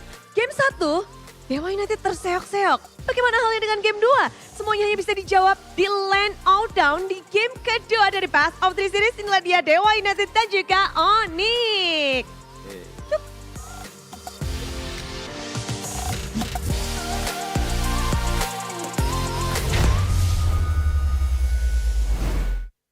I thought Bude broke his Boy, thing. his toy. Yeah. His little pirate monster. Was that a barrel? What was that? Yeah, it's a barrel. It's You the stick sword swords in, thing. and I if thought you're she broke unlucky, it. the pirate pops out. If you're unlucky. So we don't want pirates. So that's the game you can play when you go to the Dewa merch place for extra merch, for bonuses? Yeah? Is that it? Is that that how it? it works? I couldn't quite catch the explanation for Why? that What game. were you distracted by? I'm trying to figure out what can Dewa do right here against Onic, man. Because, you know, there's a lot of things to talk about here. Okay, okay. I thought it was related to our host. Oh. BGM? BPM? BGM. Or Would it pirate BPM? monster? Or are you talking about the phones in front of us? Talking about the SG. Samsung Galaxy. Yeah. Yes, I did it. But yes, win the game with the new Samsung Galaxy S24 series because this series boasts This epic series. gaming performance. And don't forget that it now can actually translate 15 foreign languages into Indonesian With AI. with AI. It's not just translate, it's AI translation. It's That's even amazing. better. You want me to That's try it out amazing. for you? Sure. Give me my Samsung S24 series. Okay. Look, you turn it on. Okay. By the way, I haven't charged this since yesterday. Whoa. This is interpreter. It's still full. So this is Indonesian to Okay. Korean, but Wait, you know, because wait, we're on the no. English desk, let's Can make we- it English. No, can we do a Tagalog? So far, we've only downloaded English, Indo, and Korean. Okay, so no, we Unfortunate. can't. But what do you want to say Boring. here? Just say something. Wait, am I speaking English? Indo, I believe. Okay, if you Wait, I want to go don't get Indo, it. sure. We can do English. We can do Indo. What do you want? What do you want? Okay, I guess we'll go. Stop. Wait. Hold up, guys. Hold up, Miracle's guys. not that smart. I went back to English because I thought you wanted to do English, but I now was we confused what I'm supposed to do. we have to do. I just turned on the torch. It's too. We should have just done English. It's too we should high. have just done English. It's too high tech. Well, It's if you're too gonna high-tech. get this advanced technology, you can get For up Miracle. to you can get cashback promos up to 3 million rupiahs and a 40% discount on Samsung Wait. Care Plus. So check samsung.com/ID. I and love it's you. epic, just like that, 사랑해요. with the Samsung That's so Galaxy cool. S24 series. That's the interpreter. Okay. Oh, okay. Okay. Wait, what's it? I'm like. Here, it's turned on. So It's you not want to working. really do it for real? Okay, okay, I do. Put it down. Click on interpreter. Okay. So we're gonna have to do Indonesian. So say something in Indonesian. Aku sayang kamu. Aku sayang kamu. Oh! Wait. That's it. So Wait. press the mic in Press the bottom mic. and say something in Indo. Aku suka kamu. Press it again. Aku suka kamu. That's so cool. Meanwhile, on the screen right now. Wait, what's this? Tier list talent MPL my. ID season Bro, 13 based on the trophies received. Dude, so dude. Buddha's won 3. Yeah. That's why she's on the top. Kabe has won 2. I believe 2, yeah. Ranger Mas? I think 3 as well, but maybe 2. Miracle 2. 2. Technically 3, but technically yeah, but 2. Meanwhile, This is sad, man. Like, what? Oh, no! No, Bro, this is what so the heck? dirty. What the heck? This is so dirty. Mirko, why am I different? So Mirko debuted in MPL ID Season 7. What the and he hell, was able dude? to win 2 awards, technically 3. You can see the audience just You like glancing consider at Mirko. the best junior talent. This is pretty funny. But up until this point, Papulong has not won an award even though he debuted Season 5, so 2 seasons before Mirko. Uncalled for, man. Why are you so mean? I don't get to do it, man. I don't. So mean. But let's take a look at the criteria for talent of the season. So the selection for the nominees will be divided into English and Indonesian categories. So I think that's been done for the past 2 seasons. Since 3 seasons? Season 10. Season 10 was the So first. 3 seasons. So we have Best English Talent and Best Indonesian Talent. And for the voting process, the vote for the talent award will be using the following mechanism, which is 40% of their weekly evaluation. So our weekly evaluation. Yep. There's a 40% fans vote, so Okay. it's still included. 10% media vote, and Oh. it's still a 10% team vote. So the team, media, and the fans can vote still. Okay, So we it still had wasn't to taken vote. out, yeah. Because when we saw the awarding thing, there was like fan vote segments. It Yeah. was Dream Team And and the media. all media, award. yeah, you're right. So I guess that wasn't just a fan choice. Everything technically is still fan choice. Yeah, but maybe the Percentage. The percentage is lower. Maybe. So I think the Dream Team and the media is 100% fan. Maybe, yeah. But you know what's 100%? What? I don't know either. Onyx As we win rate so far today. okay, well, And yes. So far, yes. yeah, true. So here we are in the drafting phase for game number 2 between Onic as well as Dewa, presented to you by the official tournament smartphone Samsung Galaxy. As we can see here, Dewa and Onic have opted to swap sides. The bans are exactly the same, except for this Valentina last ban from Dewa. That leaves the Harith open. Whenever the Valentina, they banned in the second phase earlier, so the Harris, like you said, can be utilized, but no, Onic just see through it immediately, but that opens up the Akai. Will Dewa go for it? And how will they build around it, right? Because they went for a very heavy team fight strategy in game number 1, and Onic were able to really find a moment to turn it back around. If they want to go for the Akai, they have to make sure that they do have what it takes to take it all the way to the late game after getting all of these early game objectives. They left so many heroes still up for grabs, by the way, right? I mean, this time Barats and... Do they okay, how prio is the Akai for Dewa? Because Akai was banned out in game number 1 by Onic, who were first pick. What are the available first picks here? Usually... Mathilda. Yeah, but does Gary wanna... Okay, Mathilda, obviously there. Does Gary want to take away Nolan and then perhaps be in a tough spot? No, okay, Mathilda, the safe choice. We expected Mathilda to be picked up in the first phase 2 in game 1, but they ignored it, both teams.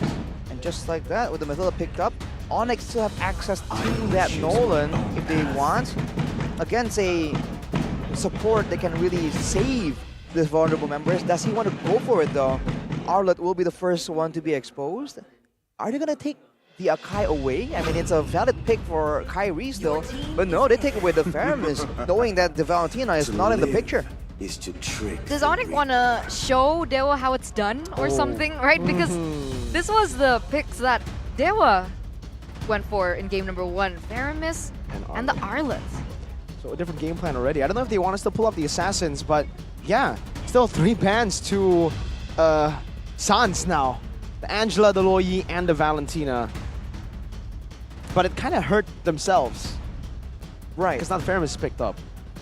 For Sans, I think, again, even though the setter is usually Keyboy and the big carry, the big flashy person is usually Kyrie, I think Sans really is one of the core elements in Onyx game plan in general. Not for Dewa though. Again, seeing the clumping nature of the Faramis, they went for the Terizla, taking away from Lutpi, having a strong, solid front line, the same way that Lutpi used in game number 1, they can use in game number 2 right here. And they have the Akai with the Mathilda, so even more security for the jungle if they really want to go for the contest and pick only strategy. But they have to be careful, because now a lot of teams are transitioning from going only for the objective to really going for the punish afterwards. Oh, there we go. Whoa. Welcome! Kai Ling? What's his name? Have you made one up for him yet? Kai Ling? Kai Ling? No, it. How do you not know this? Arashi knows it. What is Arashi. it? Arashi, what is it? Samsung Ling, guys! Oh, yes, oh sir! my god! That's the Kyrie Ling, Samsung Ling, guys! Took me a moment. I've not heard that in so long. Exactly, I also forgot. I'm like, wait a minute, what? Do I know Ling. it? Samsung Ling, guys. Signature. Okay. Well, there you go. Signature Samsung Ling for Kyrie. Say it right. Samsung No. Ling, huh? Kai! For Kyrie! No? Oh, but like, that's your thing. No, that's just Kai. Okay. He's just Okay. Kai. Please don't start. Okay. Okay. Nathan. You were talking about being careful for Dewa. And another thing that I really wanted to point out was these 3 heroes that they picked up, they have huge crowd control. But depending on how they utilize it, it can actually be a double-edged sword for Terizla and the Akai. Right, I guess the synergy isn't quite there. If the Terizla gets a massive penalty zone, obviously the heavy spin can't really follow up properly. But I guess in the jungle though, if it is in a tight spot, then you can push. Then it works. Yeah, you can follow up by pushing everyone that's been collected by the penalty zone towards a wall. But I have to just wonder what's the plan here to try and deal with the Ling, right? Because Ling and all the other assassins have been tweaked a bit, lower energy cost. And I believe now the Finch Poise is a bit different. It shares cooldowns, the active portion and the jumping portion. So we'll have to see again. Onic, Kyrie has already showed that he can play a massive Ling, but it will be enough if Dewa try and find some kind of single target crowd control to try and slow him down. Good question. And this is a good comment too. Why was Dewa, I'm assuming that was the question, why was Dewa able to win against Onic in leg number 1? CW comments because Drian is a veteran and he's the only one with 2 MSC trophies. That's true. I think he's the only player. But did he play? He did. First Did? MSC. The second? Okay. Your question was, did he play? Fair enough. Fair enough, fair enough. We have a Vexana ban though by Onic. It is a good ban, especially if you want to clump together, right? And especially when you have mobile heroes that want to be slippery. Again, the grip, the first skill, the Terrify from Vexana, it comes up very fast. It's a wide projectile, so it's quite annoying to deal with. And of course, Eternal Guard can deter the rest of your team in a proper 5v5. So hey, taking it away makes sense, but they're leaving open the Lilia that has been banned by Dewa in game 1 to try and deny that from denying the Netherrealm. I am the power of light incarnate. Kaja has been a pick that Onic has been going for. I mean, yesterday in the first game as well was Loyi, Kaja, Ling. No Loyi to play with the Kaja to get those angles like we've seen from Yehezkiel and Yaoi. And then yesterday from Sans and Yehezkiel and the world champion. Who? Kibo? No. Okay, Onic. Let's talk about Onic, man. I honestly feel like the Arlet will still be utilized as flex here. If they want to go for a safe choice, I would say Claude is still a very, very good option to go for now that they've banned a Natan. If not Claude, what? Carry? Claude or Carry? I mean, both are valid, but I'm wondering if both teams want to consider some kind of security measure. Glue. Yeah. Already picked up for Onic. No Faramis counter available for this glue.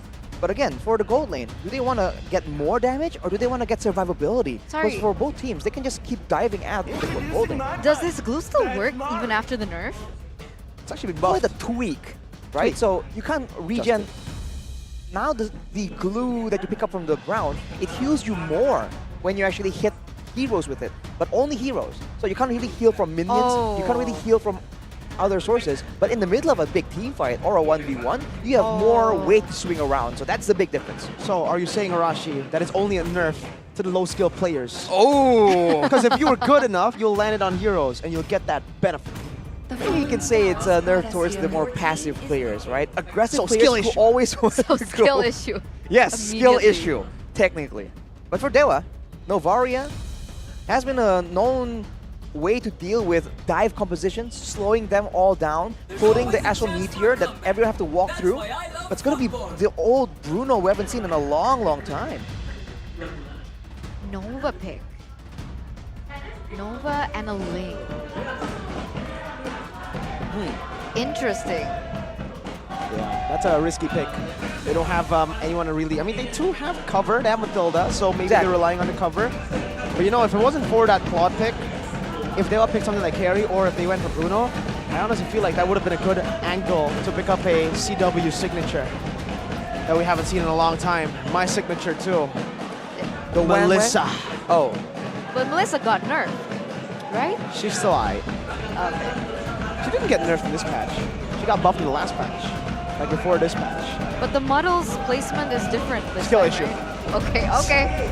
It's a skill issue, so let's see the skill issues with...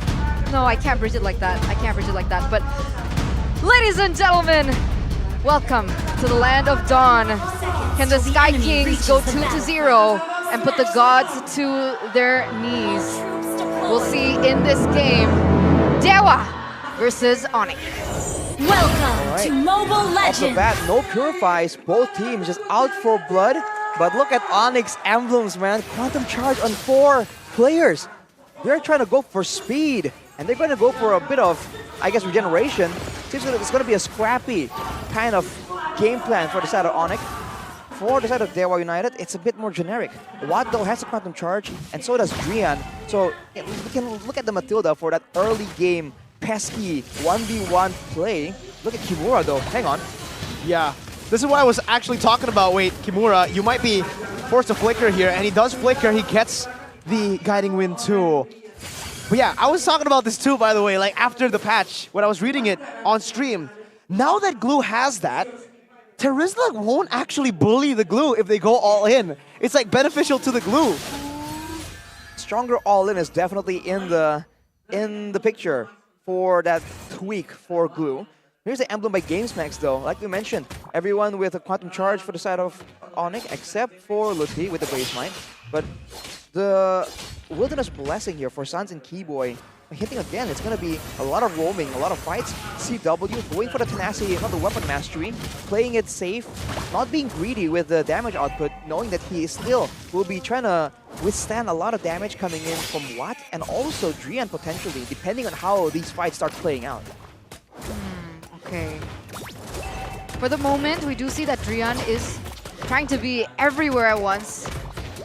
Trying to help out Kimura in the lane because you mentioning it looks like Kimura is having a little bit of trouble compared to last time around when he was on the Arlet. But now the turtle has already spawned. Kimura trying to clear that lane as fast as possible in order to have a say in this next mutual objective. Gary engaged on already. This is how you beat an Akai poke. And Gary's zone for now. They need to bait out the heavy spin if they want to give Kyrie more space to play. And Drian is next in the chopping block for that poke. Kimura taking this angle in the mid lane. Kyrie, you've seen a Finch poised red tree. Lutfi is trying to buy some time, trying to get some space onto Gary. Trying to force a heavy spin as well. And the heavy spin does get committed down, but it doesn't look like Onic even wants to go for it. They're just going to go for the purple buff as Drian disengages. It's 1-0.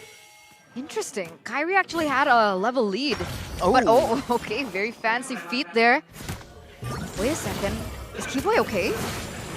Final slash missing. Kimura, one last shot. Oh no, the penalty zone. Not connecting, but he does flicker to follow through with the damage to take Mr. Boy down. And Lutfi might be next. 2 swings. One last swing should do it. Slam, slam, pass, gets him out. And now Lutfi is forced under his turret with very low HP. Sans and Kyrie wants to continue the action on the other side of the map, chasing a Kage, chasing an ex-player of Onic.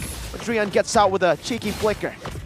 Not enough damage for now, but as we saw in game number 1, once the power spikes start rolling through for Onic, they can't really get away with plays like that.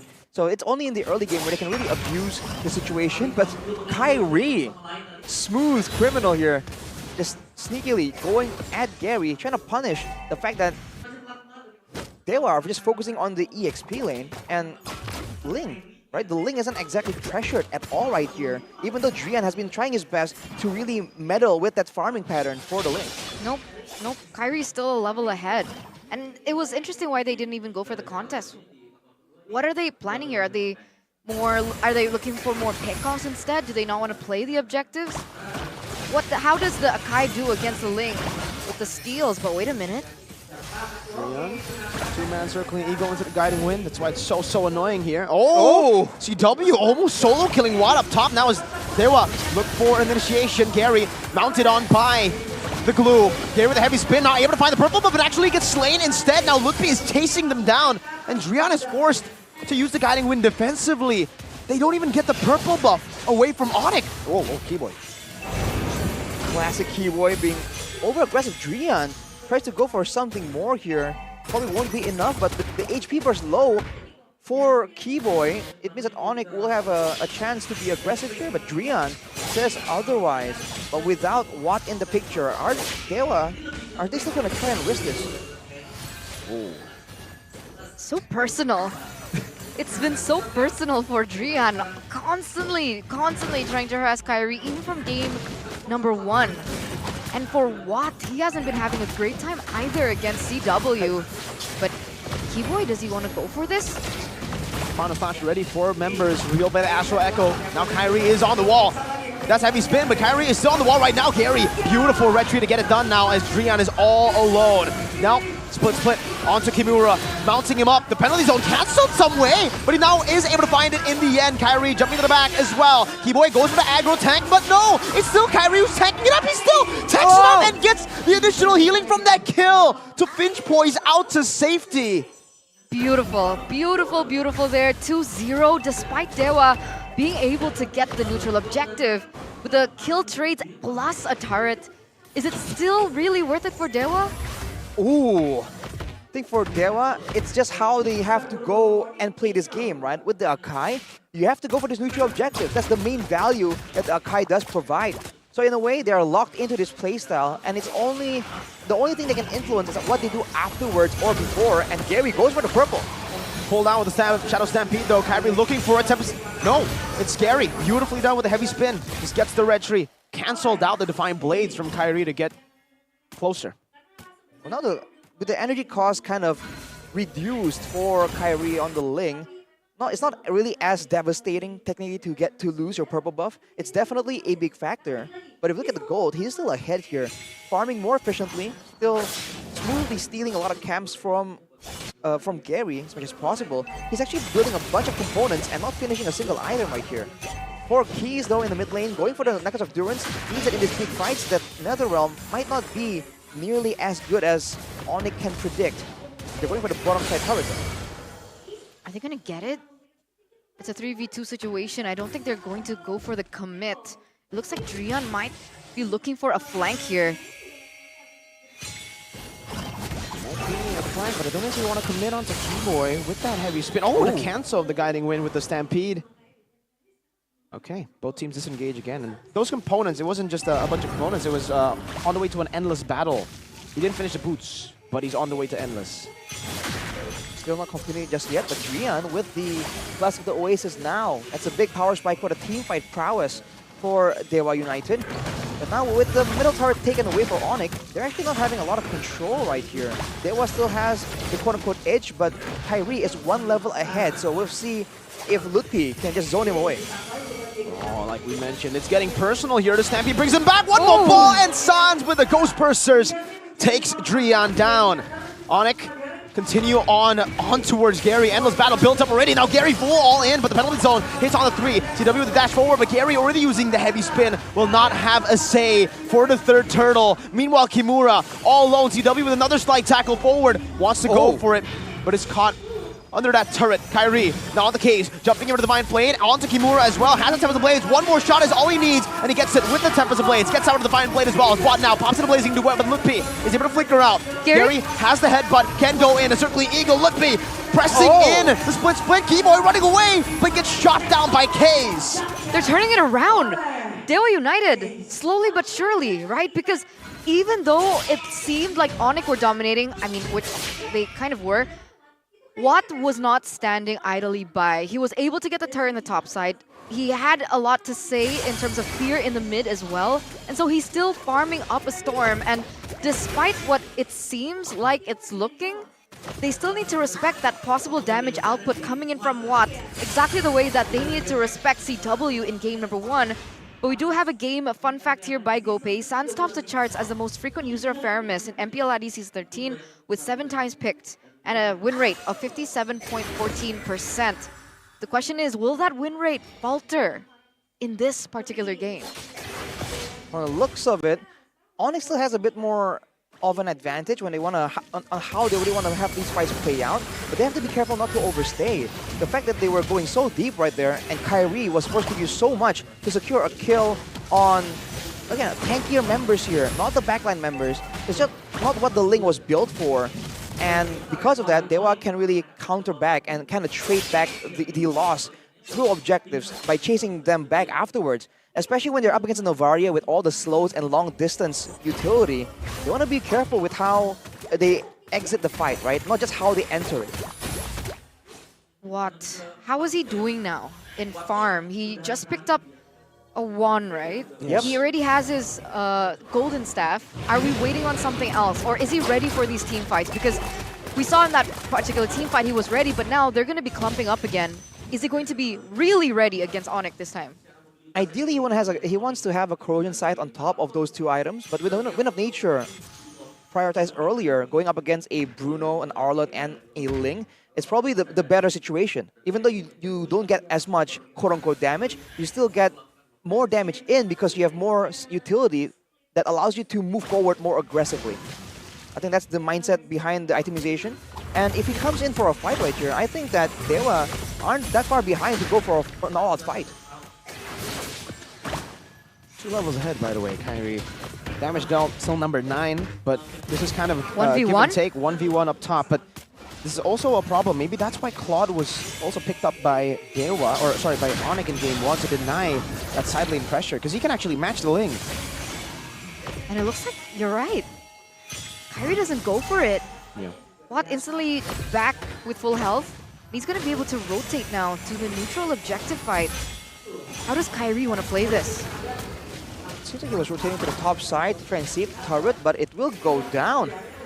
Onic already let go of a single turret. I think they're waiting for a play. Beautiful final slash, but it's not just a kill just yet. Kyrie jumps into the back, finds the assassination. Circling Eagle delayed, and Kyrie will get another realm to help him out, but Lutpi is isolated from the team. Now pops his split onto Watt. He's trying to go for the mount right now as Sans goes to follow it up as well. Kyrie very low. Lutpi trying to run for the hills right now as Watt continues this chase with a battle mirror image and the full stacks on the little glues of the split. Lutpi with the slam, or no, just a pass earlier. 3-man final slash into the vengeance, but not enough to take anyone down. Sans getting peeled by Keyboy. Kimura going forward again, connecting onto Sans, and CW goes in for a mid-wave and gets tier 1 in the mid lane down. Trion very low. Photo there. Keyboy with the stun. Keyboy with the chase, but Keyboy getting melted down as Kyrie picks up a kill back. 1 for 1 to Mathilda for the Arlets, but Lutpi also fell, so 2 for 1.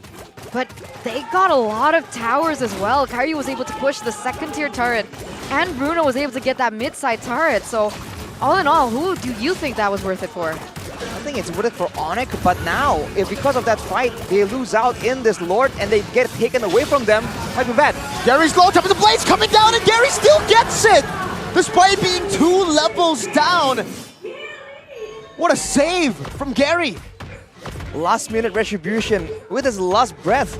Gary showing again why the Akai is a signature pick for him. And he was able to match, just get that retry out, and now with that Lord taken, all those turrets that they lost, trying to ensure that they have control, trying to secure that Lord, it can be equalized right here, depending on how they want to play it out. They have good siege, good utility, good front line as well. So when it comes to just taking the turrets down, I think they can do a pretty good job.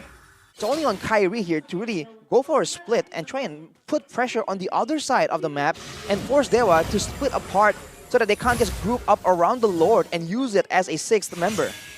If you look at the items right here, BOD and Endless Battle completed for Kyrie. 4k gold advantage. Definitely nothing to scoff at. But of course, now Corrosion Sight is completed for Watts. So everyone from the side of Onic needs to be careful with how they play this out. Kyrie. Some minions T-Boy got there. Uses Vengeance to go back. Look, is very low. But look at Drian, he actually got forced all the way back with the Circle of the Shadow Sam, seen it, Pete, and the Ghost Bursters as well. But another realm will be depleted. Kimura with a penalty zone to the back. But it's traded again. What happened in that team fight now? Kai with the assassination in the back. Keyboy hunting him down. K's falling to Kyrie with no purple buff. A desperate heavy spin from the Panda. In a 1v3, a retribution to run away. Kyrie with the chase now, with the Defiant Blaze, and with the energy that he doesn't need as much. And now, Keyboy, final slash. Gary's still running. Now, good pass. Just immobilize him for a bit. But Gary is able to escape still, and Kyrie gets the purple buff of Dewa. He survives after that entire great escape. He survives that, and now he's actually been able to buy a little bit more time for Dewa to properly defend this, and not in a 1v5 situation.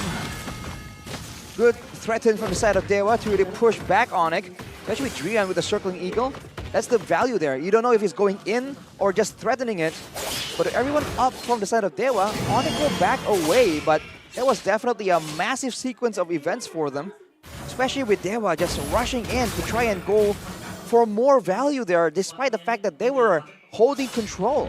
Now losing all the turrets except for their base turrets, they still have the advantage of having taken one base turret away from Onic. So the macro game can still be played around, but with Kyrie just going out of control right here. Oh, he might be walking into a trap though. Not again. Whew. Okay. Whew. All right. Didn't want to say the same thing twice, but you know, despite the inhibitor turret being given for Dewa, the problem is the Lord is spawning on that side. That's the big value, the big benefit that Onic has right now.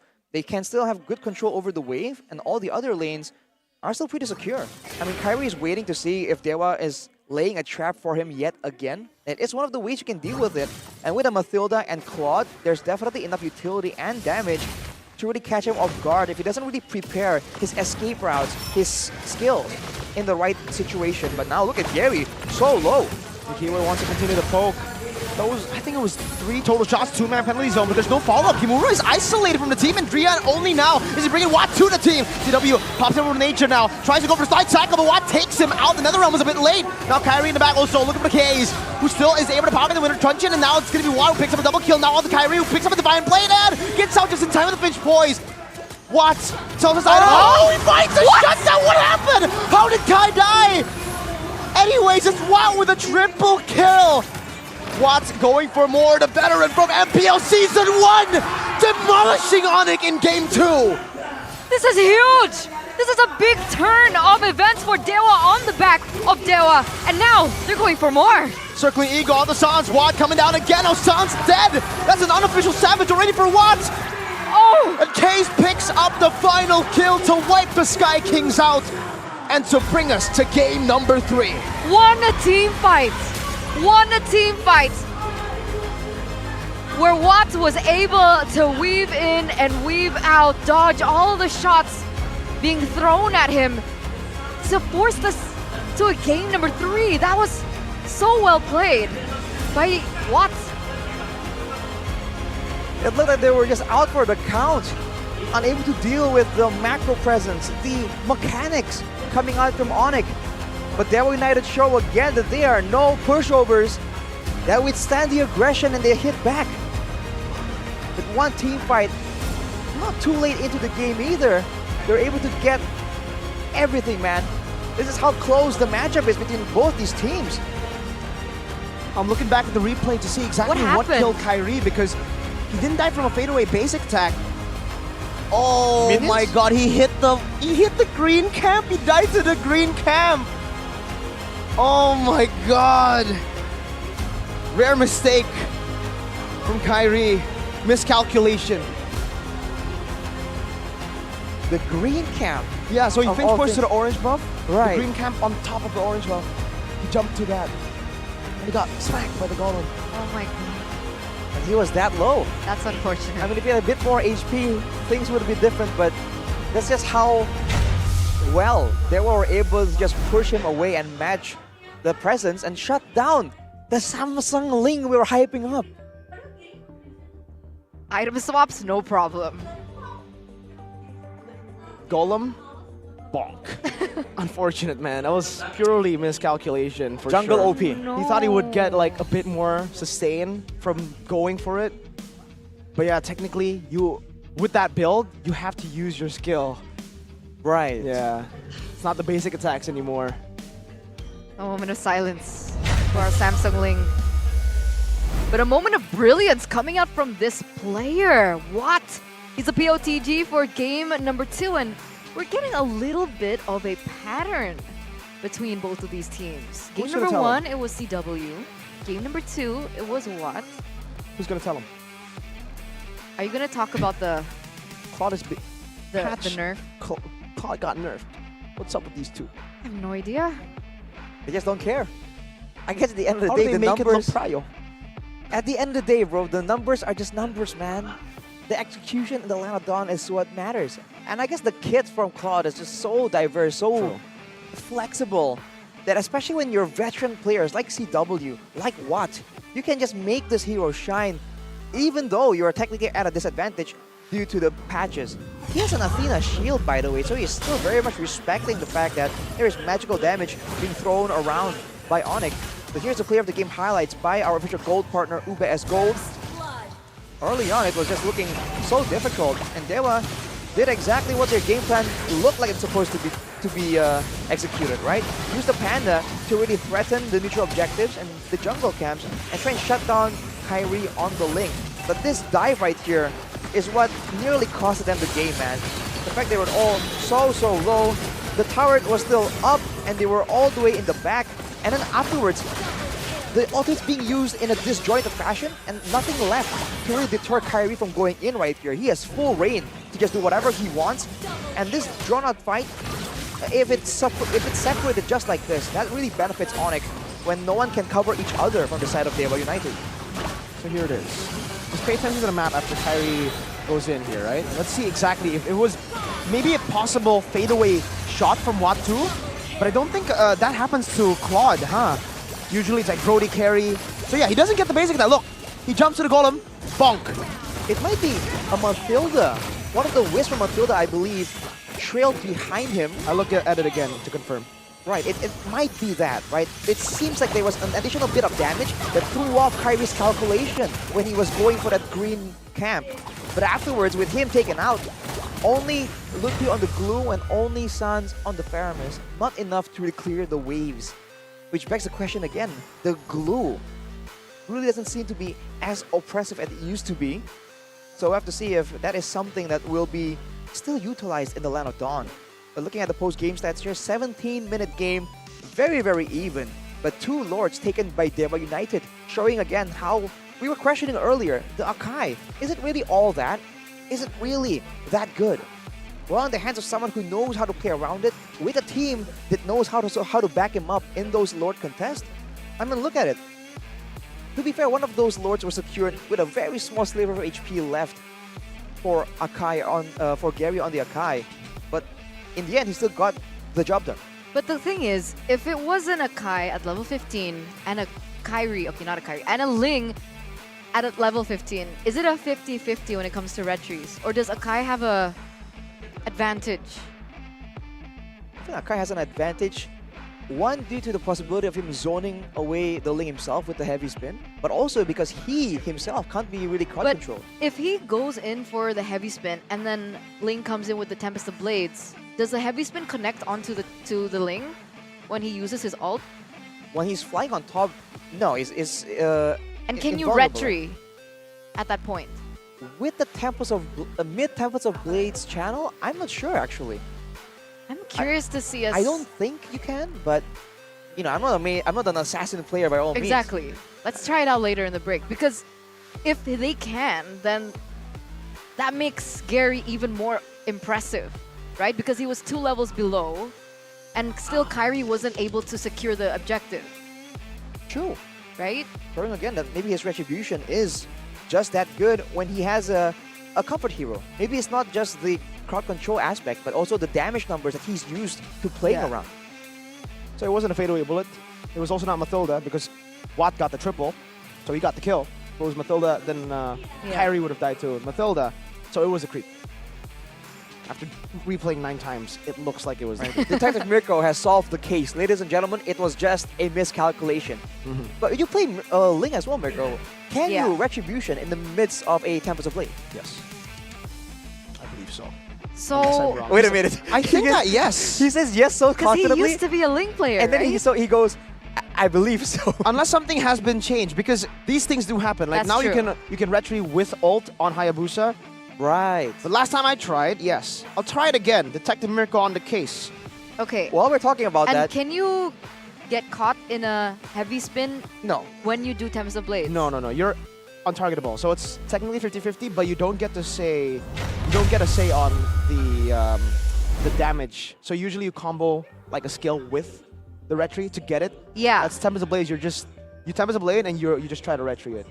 So yes, let me So, just try and quick so maths. in a 50-50, who would win the retry between an Akai and a Ling? The advantage is still for me. For Akai. Akai. Akai still. Yeah, you can. Okay, I doubted myself there. Okay. Yes. All right. Detective Mirko Just had to make sure. strikes again. So, okay. I mean, Gary is still impressive, but if you say that Akai still has an advantage over the neutral objective, but that's in a 50-50 case, right? What if the Akai is 2 levels below of the Ling, and you still get the objective? That's what we call a retry gap. Interesting. Gap? That reminds me of break. It And it looks like there is a break, ladies and gentlemen. We'll get to that, and we'll see the conclusion after the short break. We'll see you soon. That's a Cambodian team. No. It's not. Anissa boleh disapa yang ada di rumah? Halo yang di rumah, yang ada di MPL Arena. Anissa from Dewa. Dewa United Esports. Yay. Dan kali ini ditemani juga oleh sahabatnya Cesian. Halo Cesian. Halo. Boleh disapa-sapa juga dong para Sonic juga nih. Halo Sonic yang ada di rumah dan di MPL Arena. Langsung pada meletoy, meleleh kalau disapa mereka. Tapi penasaran ya, di sini kisahnya kalian tuh mungkin dari Anissa dulu ya. Anissa, kamu berpindah ke Dewa, lalu bersama mungkin timingnya pas banget sama Drian juga loh. Ya. Sama Drian dua-duanya. Setelah itu Dewa bisa ngedapetin kemenangan atas Onic. Kalian adalah lucky charm-nya nih. Kamu juga mungkin salah satunya ya. Amin. Amin. Kamu bisik-bisik gak sih? Bisik-bisik sesuatu gitu gak sih? Mungkin ke timnya, guys kalau lawan Onic. Gak ya? Aman aja ya? Aja. Hanya dengan dukungan sorakan berarti? Dukungan iya. Cukup? Dukungan doa, Dateng, disupport juga.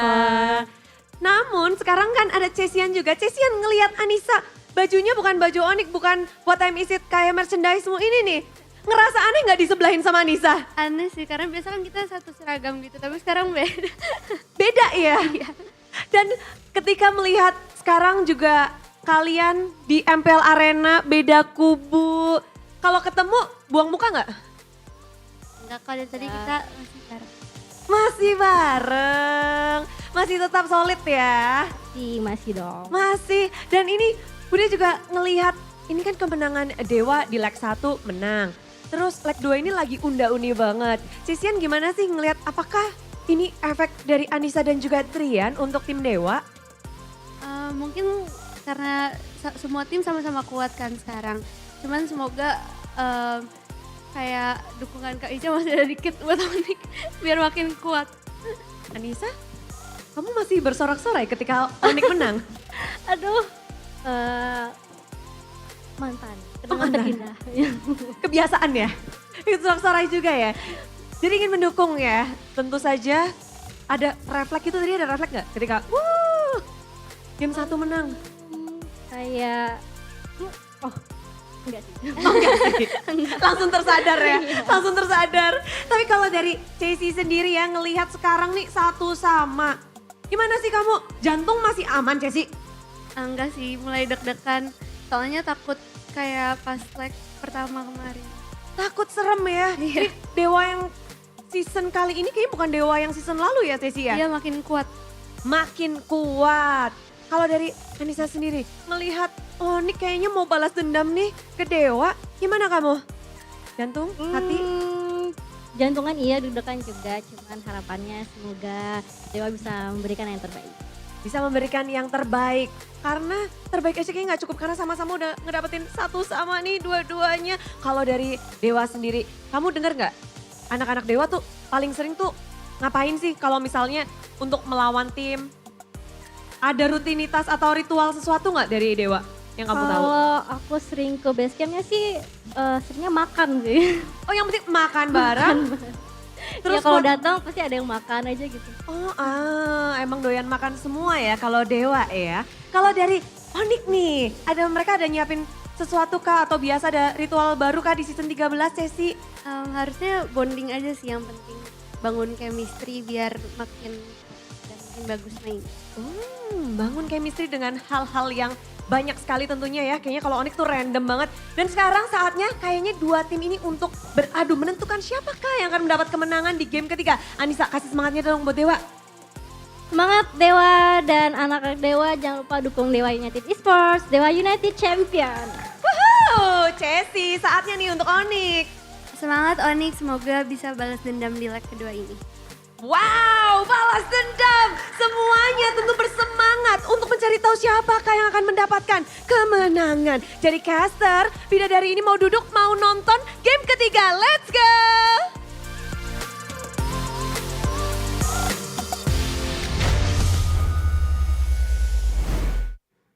Arashi. No, come on. No, no, no! What is going on? Have to break it up. You're literally the middleman, or middle woman. Ooh, middle person. is that hinting at something else? Yeah, me and Arashi wanted to put the heart down. You stopped it. If we do this, right? Boom. There you go. Outplayed. Get outplayed, nerd. So sad. But I'm not too sad. Oh. Because at least I get cashbacks. Oh, from what? From GoPay. Oh. I want to trade that for, the relationship with Arashi. What? Is it the one with 100 times free transactions per month? Yeah. I'm sorry, but that's value, Arashi. That's financially responsible, man. So now you know your worth. I mean, how do you compete with that? Right? So you admit to your worth. What can I say? Okay. 100 times transactions a month. 100. I don't know how many transactions you guys have at home, but 100, quite a bit, man. Up to 20k cashback as well for diamond top-ups directly in-game and the cheapest credit top-ups, man. Are you forgetting something? What about the hundreds of millions enjoying various special activities with total prizes? There's so many crazy prizes here, and all you need to do is go on the GoPay app because you, and I know it's you right now, Kevin. I probably shouted someone's name out. Like they're like, oh, whoa, Joshua. James. Joseph Rezebek. You can download the new GoPay app, join the MPL Season 13 celebration, Mr. Kaisam, and win hundreds of millions in GoPay coins and smartphones. Neil, vote for your champion in every match. Voting opens half an hour before the match starts, only in the GoPay app. Answer daily quizzes starting at 10 a.m. in the GoPay app. Collect points and win total prizes. All right, got it, Jason? You got it? Let's hope he Fox does. Chai? Oh. Shout outs. All right. Let's look at the previous game recap though. Watt and Kyrie. 80k damage for Watt. He's only matched halfway by Kimura, by the way. So a lot of people have been doubting Kimura, right? What is this guy? Obviously the other guy is better. But hey, he is the one that's just doing a lot of damage right here. In that second game, he was actually doing a lot of he was being very active in the game. It's not just damage, it's also the tankiness and how he's able to use the penalty zone in the right place at the right time for it to be the most annoying for the side of Onic. You can say it's the guy, you can say it's the hero, whatever it is. In game number 2, it seems to be a very big factor, right? And the pattern, I think, is of course the Claudes, but the Terizlas have been just been so valuable in this kind of game between Onic and Dewa United. With the fact that Terizla, well, Kimura on Terizla had the highest damage, did it have anything to do with him being in the lane with the glue? Second highest, right? Yeah. Yes. But did it have anything to do with the glue being in the lane? Technically, if there's a split and he just starts using all his spells, the revenge strike and all that on the small blobs, it might kind of pad the numbers a little bit. But overall, I still think that it's a lot of damage for the backline members, right? Even though it's a Terizla that usually goes full tankiness at this point, you have more than enough damage to really zone out like a mage.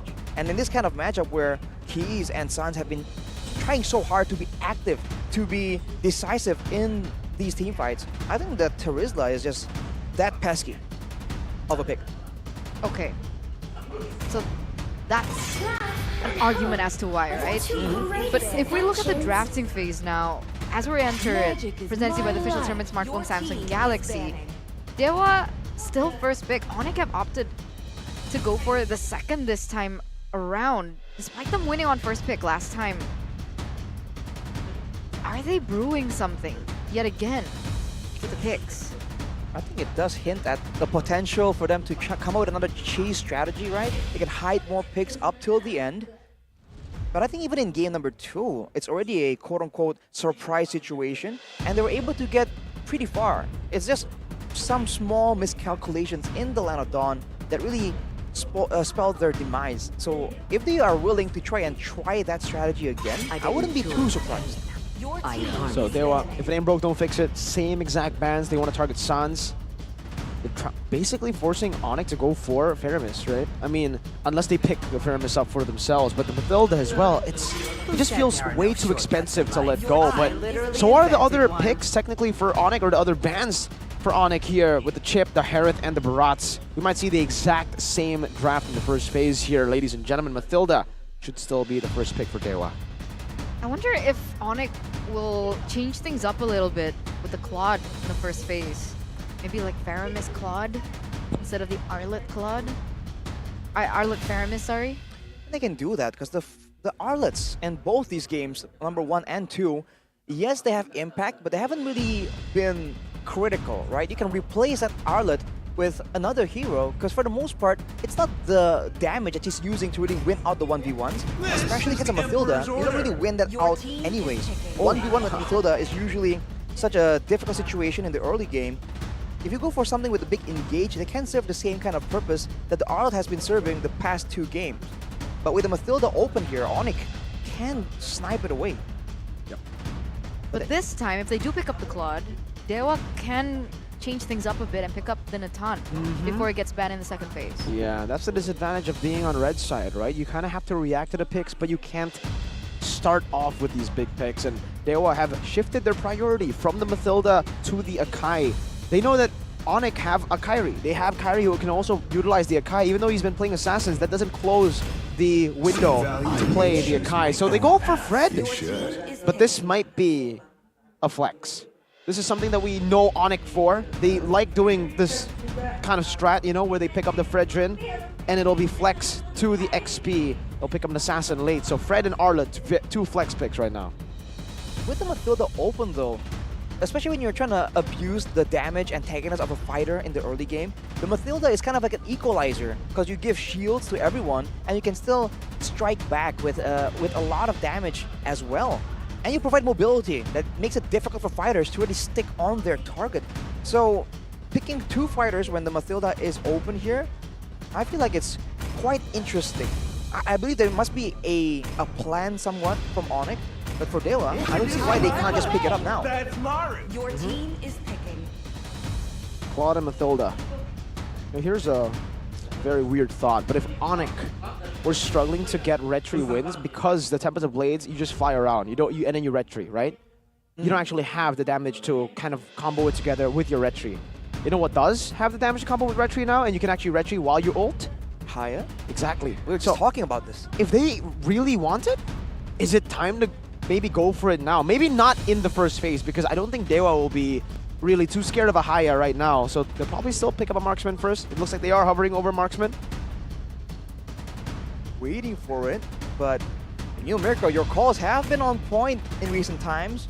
Been for a long time, so that Hayabusa prediction is quite interesting. But with a Brody, we were hyping the Brody up when the attack speed changes were in place, but now they're trying to use it maybe to just shut down Watt in the gold lane. We'll have to see the aggressive CW. Can he really make it happen? And I'm wondering if this Brody pick is also hinting at them wanting to finish the game as fast as possible and have that early game presence from the gold lane without waiting too much, as you would if you picked up something like the Natan or maybe the late game type of gold laner. So with the Brody pickup, the Hayabusa is possible. It sure is. I mean, it kind of checks out. Having a strong jungle, having strong side laners to back you up when you're invaded, and also to help to set up for big dives, and also maybe help invade towards the opposing side's jungle. In theory, it all makes sense, but of course, they still have to be wary about what Dewa will be trying to pick first, right? What exactly do they want to utilize here? With the high mobility that Mathilda already brings to the table, the mid lane becomes a big question here. Yeah. The Novaria is banned out, and I think that's a great option because with the fighters, right, you don't want to get slowed down and bogged down by all those spells before you can get to Watt in the back line. Technically, Dewa can still pick up the Faramis if they want to. Right. Faramis and Matilda, the combo that we used to see back in the day, I forgot what season, but that was like the scary mid lane pressure combination that we used to see, but never gets mind. banned away. Well, Lilia is still also an option if they want to win in the prio. Yes. Ooh, hang on. The Yve has been, talking about old metas, the Yve has been pretty good. And we know Sans plays a pretty good Yve. With all of these heroes that can do damage when the opponents are, in the fight, the Yve could be an option here for Onic. I think it does suit Dewa's comp a bit better because that too, yes. The Brody will get punished by that Eve. The range of the Brody, not as far as that real world manipulation, and you're already kind of forced on a flicker only. You can't go for Purify. You don't see that a lot. Oh, they read it out. Well played to Dewa. It was a setup really for Onic now, because the Hayabusa doesn't get countered as hard technically now that you can ult and retry. Because Ling Yu, they're not concerned with Fanny because they have a Kai. Ling is skill matchup, technically, still. So they still need to pick up an assassin, I feel. Or, I mean, technically they can just go for Snowball. They can just go for pure Snowball now. Pick Lilia, Fredrin in the jungle, and then go X-Borg or something to deal with the Akai. Right. Poking on the Akai has been a tried and true solution right here. So the X-Borg, like you mentioned, Mirko, can work really well right here. And again, a mage with some range would be nice. So far, we won't be seeing it just yet. That's going to be the Paquito, potentially a power wave for Onic. Did you hear that from the Indo desk as well? Oh, wow, power wave, instantly. I'm going to see if he's looking over here like, no, hey, power wave time. Power wave in time, but what are the chances of this Paquito going to jungle, right? I think very, very low because the Fredrin is still the better choice, obviously. And Paquito just suits the XP a bit better. But you never know. It's possible. We've seen it way back before, but full damage Paquito, I mean, we saw it from Aran, and it's definitely a big problem. If you're trying to play with Mathilda and the extra bit of mobility, you won't get mobility if you get deleted. Oh, beautiful. That is going to be the Yve though, and the Terizla as well. All these slows and all the maneuvers that Mathilda can bring to the table as well. Yeah. Snowball is what they're looking for, and I think they kind of wanted that Yve to be picked up. Now they want to dive to the Yve and splash her with water. That doesn't sound threatening, but in this water case, can hurt. Yeah, it can. Water can flow or it can crash. All right, Bruce Lee. And like when you cry, whoa, it's water. Oh, okay. Right? I thought it was a rock. Exactly. 1-1, game 3. The looks of confusion on the English desk. But we'll have to see. Can Onic pull off the snowball right here? Kadita, man. We haven't seen it in a long time. Technically, there are a lot of ways to counter it, so we'll see what will be the solution that Dewa can come up with. I mean, they certainly are anticipating that Onic want to go for a snowball. They're anticipating the aggression that the Sky Kings want to protrude onto them. 3 purifies by Dewa. Ladies and gentlemen, the conclusion of this best of 3 series with Dewa pushing it to game number 3. Let's see how this pans out as we dive into the Land of Dawn. All right, man. The 3 purifies on the side of Dewa means that Sans is very, very limited when it comes to actually going for those pickoffs. But it also means that Dewa are relatively immobile, which means I think in this game, Lutfi has a lot more to be doing. And of course, Keyboy with the Arlet. If they can both go towards the backline, there is no flicker security, especially for K's. So when he's moving around the map, especially in the early game, he's going to be so limited. He has to move along with his friends, and he can't really move independently. If you look at the emblems though, agility for Drian and Watt, they want to be fast moving around the map. CW, of course, with more aggressive play, but Sans, even with the pulling yourself together, he wants more petrifies. Well, Drian so low, guiding win. It's right there. Gary takes it as Kyrie secures the green camp, but Brave Smite on Kyrie. Brave Smite, Fredrin will be a lot more beneficial if you're in long, drawn-out fights where you can just proc that Brave Smite again and again. Means that he's going to be slower in clearing though, especially against Gary on the Akai. That might prove to be a important factor in how the early game objective contests do go. Okay. 2 minutes have elapsed. And in terms of the purifies versus the flickers, I guess they're anticipating that Drian can guiding win them out to safety or even aggressively if it needs be. But that does really require a huge amount of chemistry and communication as well. So with Kyrie on his particular set of emblems, with his 1v1 in the neutral objective, with both at the same level, it's going to be curious to see who gets it. The Fredrin, an answer to the Akai. You can move me away, but I can stab and retreat. Final slash. And a first blood picked up by Mr. Power Wave, Terry, in the XP. Animal cruelty from the Porcupines, beating up on the Panda. Save the Pandas, man. Save the Pandas is what Dewa wants to do, but we'll see, man. Onic has shown, again, they have a lot of burst damage, and I feel like Dewa has to put a lot of emphasis in the gold lane. If later on CW keeps snowballing out of control right here, it's going to be so dangerous for them because the turn-apart memory, right, can just secure those kills if they don't purify in time or get out of the way in time. Look at this. Kyrie's playing this Fredrin very aggressively, kind of like an assassin. I mean, he does have a lot of sustain. Doesn't have retreat though. Already used that up earlier, so Gary will take that camp away from him. By the way, item-wise, CW has a Heptasis, it seems like. No boots until now.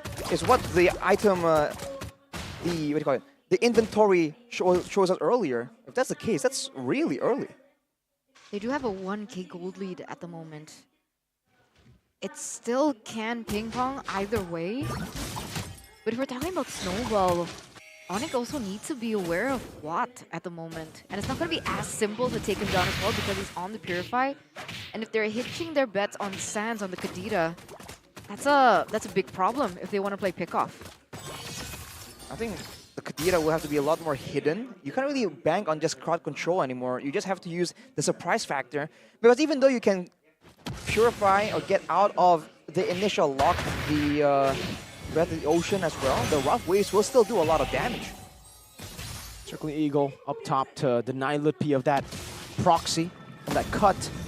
And Onic will move towards this neutral objective. Kyrie a whole level ahead despite not having the concussive blast to help him with the clear. Keyboy has the final slash, displaces Gary, and now it's a Petrify into the Bracer's Wrath, and Gary actually goes in to pin them down instead. Almost loses his life for it.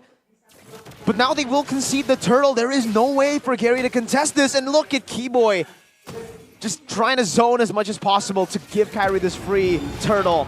And he still hasn't used the retreat. They might be looking for some more. Green camp, the camp that killed him. It's revenge time for Kyrie. It's revenge on a camp, not even a player for Kyrie here. But oh, Purify used up already by Watt. Final slash and a flicker as well. Turn apart memory to cut him down in the back. It's taken down. 1v1 Watt for Keyboy. Gold lane for Rome. It's still very much worth it for Onic. And there's a lot of gold in the pockets of CW as well. He called it earlier, Turna. Having a solid gold laner that's winning his lane is something that Onic is using right here. And especially with Brody, he's set up for that dive so well because of how staggered your basic attack animations are. Look at this zone. Just walks up. And nearly used. Look, he has to take a turret. Easy CW. Does he still not have boots? He's still on the... Wait. Didn't you say he had the head disease? Did he sell the head disease? The inventory showed that earlier, but I think it might be inaccurate. According to the big screen, he has a Malefic Roar right here. What? Yeah. Wait. Did he have the head disease before? Was it... Did I miss-see? I have to roll it back later on, but... Ooh, big dive from the side of Dewa. Immediately just outplayed by Onic. Wow, I mean, Malefic Roar first item from the looks of it. We'll have to see again if he accidentally sold the head disease or if it was a mistake. But okay. In the bottom lane, looking for a siege now. Gee, that damage, what? Forced to back away instantly. That's a free turret to Onic. Alright. It's Sans though with the Blood Wings actually as his main item. He's going to go for Drian. Petrify, Purify though from Keyboy. Oh, actually from Sans, and Keyboy capitalized on that Petrify CC. Now it's Kaze who gets knocked up just a bit there by the knockout strike of Lutpi, and they go towards the turtle, third turtle of the game. Ladies and gentlemen, and it might just be all Onic, despite the Akai being on the side of Dewa. But yeah, Head Disease was built, I think. I don't know, we'll have to see if the items in the big screen is bugged out or...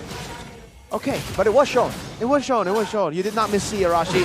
Kimura, penalty zone. Onto the back area, goes in as well, and it's still Kai! Despite the heavy spin, now Lutpi wants to go to that strike, a 3-man battle slash into the Brazier Stratus. Drian now will be caught in the midst of 4 Onic members. And look at this, they're sandwiching Dewa. Gary, taunted, stab, double for Kyrie. Keyboy doesn't want to let this go. Now it's a vengeance on top of a vengeance. Watt gets a trade back, Drian gets a photo. But that's all they could go for. Sans is on the way though. Can Sans catch Watt here? Seems to be attempting to do so, but he mispredicts. Great call for Watt to recall, not in the bush, right? That extra few seconds would have costed him his life there. But Onic again showing that with enough damage, even though you win out in the utility, in the slows, in the shielding, it doesn't matter if we have enough damage to punch through it. In Lutpi's case, quite literally. And the fact that they are all so strong right now, it means that even under the turrets, Dewa has to think twice about sticking around for Onic to set up for a big dive due to how easily they can just set up huge nukes from their heroes. Going for it again? Oh, beautiful final splash. Watt pops in a Purify, one more shot! CW gets the fade away. Now another shot down. Double kill for Tewe on the Brody. Talk about snowball. 7.1k gold lead already built in for the Sky Kings. 3-0-1 on CW. This is definitely not the outcome that Dewa are expecting. And at this rate, I don't think they can wait for Watt to go for a snowball like they did in game number 2. Oof. Both teams right here just duking it out, but Onic just has so much more to do. Sans though, with the usual Sans stuff, man.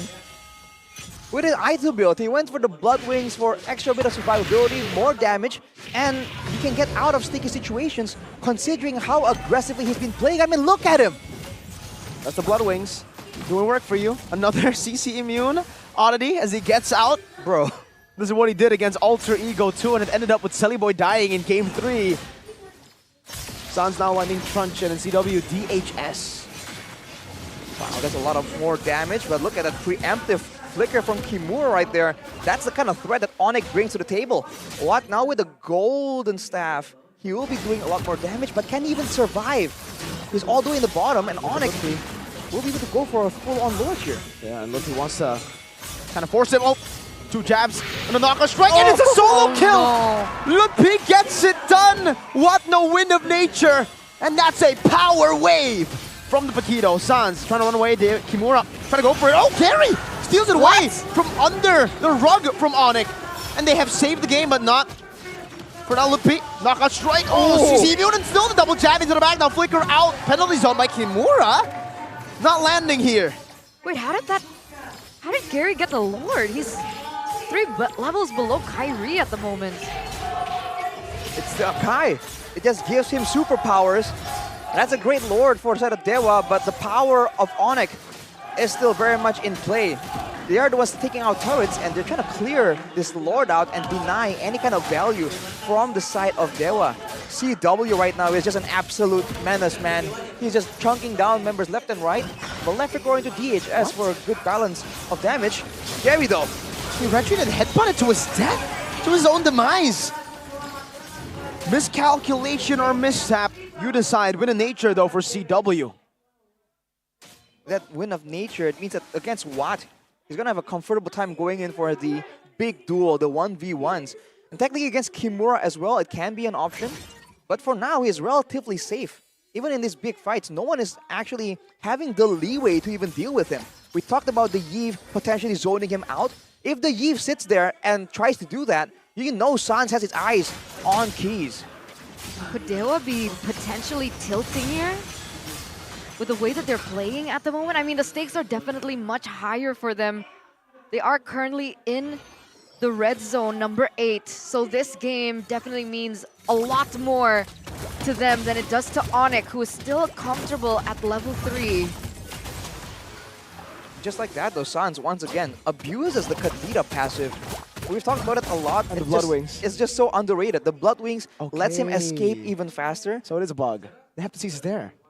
Wait, what? It's the bug in the big screen. We'll have to report that later. We need confirmation here, but okay, with the Heptasis, that makes sense. That's why his burst damage has just been so much more dangerous. So for Dewa now, that's the question here. With the 2 wands built for keys, he doesn't have a lot of cooldown reduction though. Fight breaks out and Gary's forced to use the heavy spin immediately, right? Before anything even happens. Even if they want to go for the long duration poke gameplay, trying to abuse that Yve pick, Onic just isn't letting it happen. If they misstep just by a bit, you know that the flank is about to happen. And look at where Lutpi is positioning, man. He is just a trapdoor waiting to spring. They understand Watt's pattern. They understand that Watt likes to go in for the far lane, but again, Gary. Whoa, a circling eagle as well. A commitment to get to the back, and Sans gets some isolation in the back. That's just a free kill. Gary 0-4 and 0.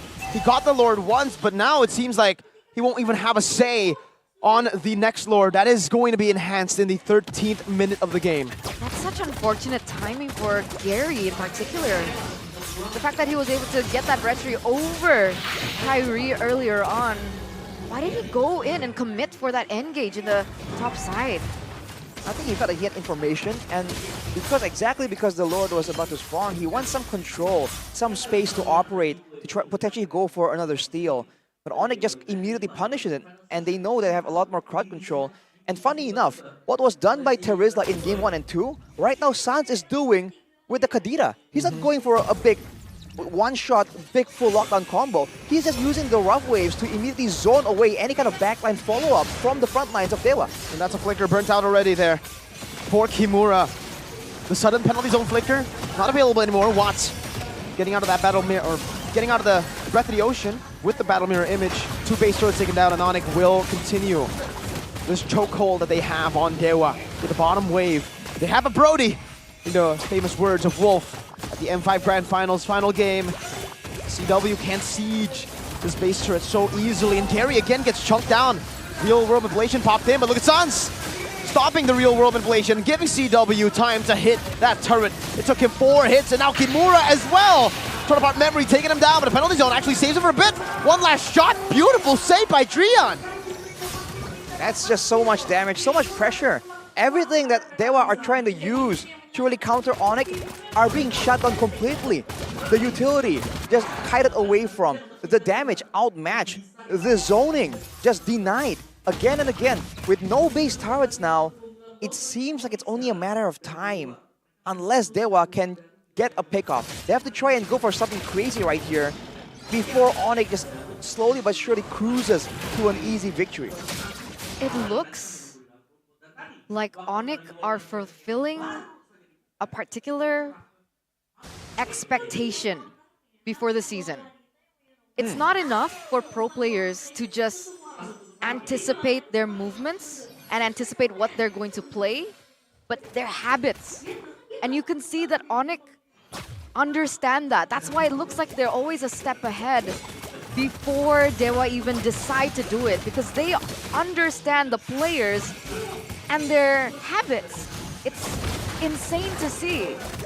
That's why the Paquito pickup was brilliant, because they knew that when Dewa look at a team fight and they assess that they're not going to be able to win it, Watt usually finds a trade on the other side of the map to go for objectives, but now he can't, even though he is on a clock, because in that 1v1 versus the Paquito, we saw what happened. It was a solo kill that was given to Lutfi. Maybe if the game keeps going, there's a chance that Lutfi can get outmatched by Watt and his mechanics. We've seen it before, but it's quite a long way to go with Onic being 12k gold ahead. And I dare say, I would go a step further and say that Onic are actually the ones that are making Dewa fall into their old habits, right? They know how Dewa plays, and they are pressing the right buttons to dictate how Dewa can approach these situations. Like earlier, forcing Gary to try and contest for some objectives, for some control on the map, and then immediately punishing him. Now, let's see what's the next plan, what's their next diabolical step in just dismantling Dewa. Gary's not 15 yet. Nope. Haven't been able to get farm. That's so crazy. It's been 17 minutes. They're trying to force this, but no, they're too far away. They can't even go for it now. It's an engage from Keyboy. Final slash on the 2. Lutfi in the knockout strike in the back. CW dealing some damage. Gary pinning down CW, but he is able to flicker out in time. Now it's a rough way. He's into the back again. A good taunt out to Watt, who has a win in nature and the Purify, but Lutfi is waiting in the back, waiting for the battle mirror image, finding the knockout to take him out, and Yi might just follow as well. But it's a shutdown. Well played to Gary for peeling his mid laner, but still, Onic, that's a good trade. Keyboy with a final slash to eradicate K's, and now another vengeance to set up for CW, who can go for some more damage, but Trion gets Gary back to safety. Now, Miniwaves crashing down into the base. CW still free hitting, going for the members before going for the base, and they will be able to take them out one by one. They want to take Drian down with them. It's a wipeout to end the series, 2-1. And here it is, ladies and gentlemen, the Sky Kings show their revenge. They show their teeth in leg number 2 of this matchup, winning it, turning the entire story around. 2-1 for the Sky Kings against the Sons of Gods. It's looking good until it wasn't. The longer you duke it out with Onic, the harder it is, man. They adapt, they read, they predict, and before you know it, you're just dancing to their tune. Back to Fred win, the key to Onic's comeback to their defeat in leg 1 against Dewa. The Porcupines just strike back with a vengeance. Just like that, it seems Onic have found their ground again, the foundation. We'll see if this can continue, because CW did say at the start of the week that we are done losing. It's back to the winning streak of Onic. I did say that, right? The experimental? Yeah, I was like, this is not, like, people are saying really mean things about Onic, but I'm like, bro, you're not seeing the proper Onic yet. They're experimenting, they're trying new strats out, because they don't want to be read out by whoever their opponents are, whether it be from the same region or maybe outside of the region. Maybe their eyes are already at MSC. Ooh, bold statement there, Eterna. It's just an observation, no bias. No bias at all here, ladies and gentlemen. I'm a well-known Aura fan, but no, you're not. Yeah, you're a fan of one member in Aura. But she was a fan before. Kemenangan strike dari Onic masih masih berlanjut. Sonic, inilah dia. Dan Bude penasaran banget, mereka berhasil balas dendam di leg kedua kali ini. Apa nih yang dipunya Onic di leg kedua yang gak dipunya oleh Dewa di kali ini, di match kali ini, leg kedua. Apa yang kalian punya dan Dewa gak punya? Sorry. Apa yang kalian punya di leg kedua kali ini yang Dewa gak punya? Yang dia nggak punya. Di leg kedua ini kalian balas dendam loh. Nggak ada beda sih, kayak main kayak kemarin aja. Gak ada yang beda sih. Gak ada yang beda? Ya main seperti biasa, yang seperti aku bilang setiap hari. Setiap hari, tapi Ya. kalau ini kan bisa kita bilang ya udah kalian tuh menang sekarang gitu loh. Dan mungkin ada kelebihan kalian yang kita harus tahu nih dari kalian sendiri. Apa yang kalian punya nih di match kali ini? Lebih solid kah? Atau apakah? Apa? Punya kaditanya Sans kah? Gak tahu siapa. Minta bantuan. Gak tahu sih kelebihannya apa. Oke. Tapi oke lah, di sini ngelihat mungkin pembalasan dendam kali ini udah cukup puas dengan pembalasan dendam di leg kedua kali ini? Puas banget. Puas banget. Ya. Lancar nggak menurut Sans? Gak lancar sih karena 2-1. 2-1, tadi game 2 kenapa? Ketinggalan ceweknya. Ceweknya yang ketinggalan? Sorry we. Langsung di depannya cewek ya. Tapi dengan adanya Kadita lagi yang dipakai sen 100% win rate. Dan tadi mau coba ngebait lagi ya? Kurangan jela tadi jadi gak bisa terlalu maju. Gak bisa terlalu maju, masih 100% win rate. Apakah Kadita Sans akan kita sering lihat di MPL? Kayaknya kalau nggak di-ban. Kalau nggak di-ban. Jujur ya si Sans ya di sini. Dan kita ngelihat adanya Kadita lagi yang muncul. Dan ada Kairi dengan assassin hero-nya. Tapi Kairi kemarin ngasih 4 kata lucu buat kita semua. Meta assassin is back. Bude juga punya 4 kata lucu. Kairi balik tank lagi. Di game ketiga. What happened? Ya karena Link tadi kalah kan. Mereka tank. Langsung switch. Next gua kelar Kumar, paksa. Kumar dulu. Dan jadi pertanyaan menarik tentunya, kamu sering banget ngelawan Akai. Apakah itu Fredrin jadi jawaban ngelawan Akai? Fredrinnya apakah menjadi jawaban? Atau Link kewalahan ngelawan Akai? You're facing Akai a lot of times yesterday and now. So what is the answer? Fredrin is your answer? Ya nanti pick Baksa aja counter.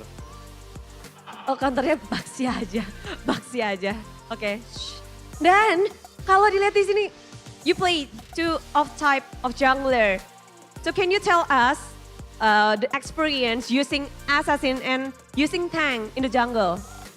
Bisa nggak? Mungkin kasih tahu kita curhat sedikit gitu. Aduh Bude pakai assassin susah banget sekarang, atau jungle tank, aduh bosan banget atau apa? Ya kalau assassin sekarang susah banget karena nggak dikasih buff terus kan. Jadi mungkin match depannya pick Baksa terus aja. Karena nggak bisa dirusuh. Baksi aja terus ya, Baksi ya. Pada nungguin nggak? Tapi tadi Fred win, ngebawa kemenangan mereka ke game yang ketiga dan membuat win streaknya jalan terus dan membuat kemenangan Onic akankah merubah klasemen sementara? Kita akan cek bersama-sama ya. Yuk, kita cek bersama-sama, inilah dia standings. Karena balas dendam ini, Onic naik ke posisi 2.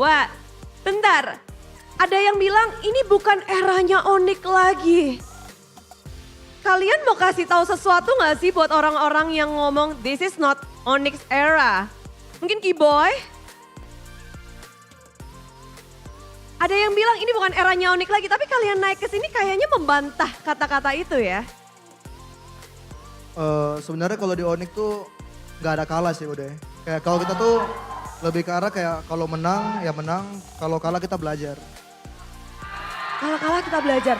Dan sepertinya 3 kali lose streak itu udah menjadi pembelajaran kalian kah? Ya pembelajaran banget, pengalaman juga kan pertama kali. Terus ya yang pasti mau gimana pun Onic tetap Onic lah. Onic tetap Onic. Onic seperti apa yang akan kita lihat nih?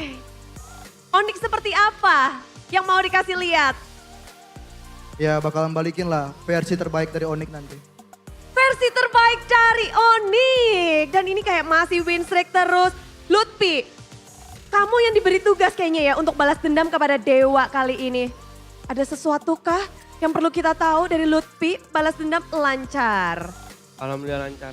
Lancar. Sebelum pertarungan ada sesuatu kah? Ada. Apa tuh? Itu udah pada hilang semua tuh. Kenapa ya Lutfi ya? Kalau misal balas dendamnya gagal, gak diajak pulang. Gak diajak pulang? Udah pada menjauh ini? Kan udah menjauh tuh. Padahal menang loh.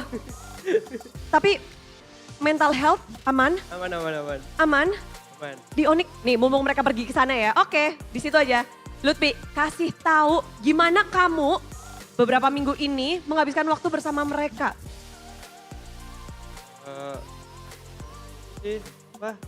Sering diajak kayak nonton film gitu aja sih biar lebih dekat lagi sama mereka.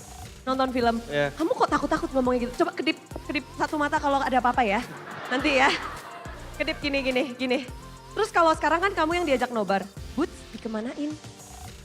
Ya ada. Ikut nobar juga? Ikut juga. Oh, oke. Dan setelah itu mau kasih tahu sesuatu lagi nggak? Ini mumpung nggak ada di sana nih. Bisik-bisik dong. Onic gimana sih? Ya, nggak ada. Takut ya? Takut gak diajak pulang ya? Udah sini atuh cewek.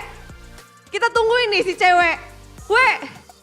Nah. Apa lagi Bude?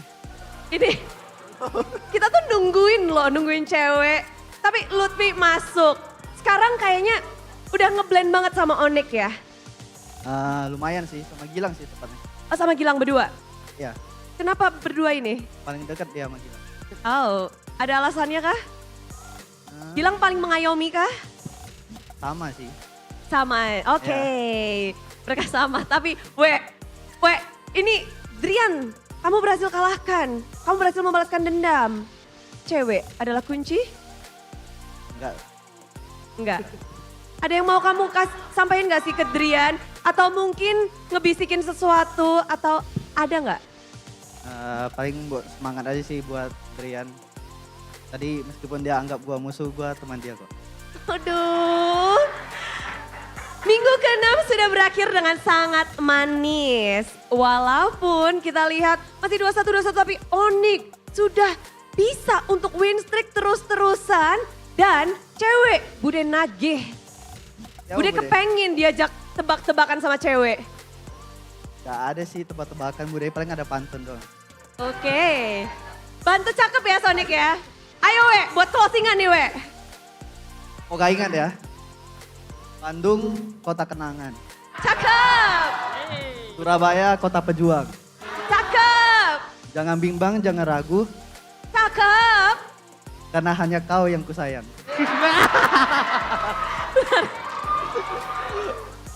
Buat Sonic. Buat Sonic ya, buat Sonic. Dan Ayang. Buat Ayang juga dong. Dan Ayang. Oke, itulah dia dan mereka begitu menyayangi win streak mereka juga sampai dijaga dengan terus-menerus. Seperti apa pembalasan dendam dari Onic akan dibedah langsung oleh para caster.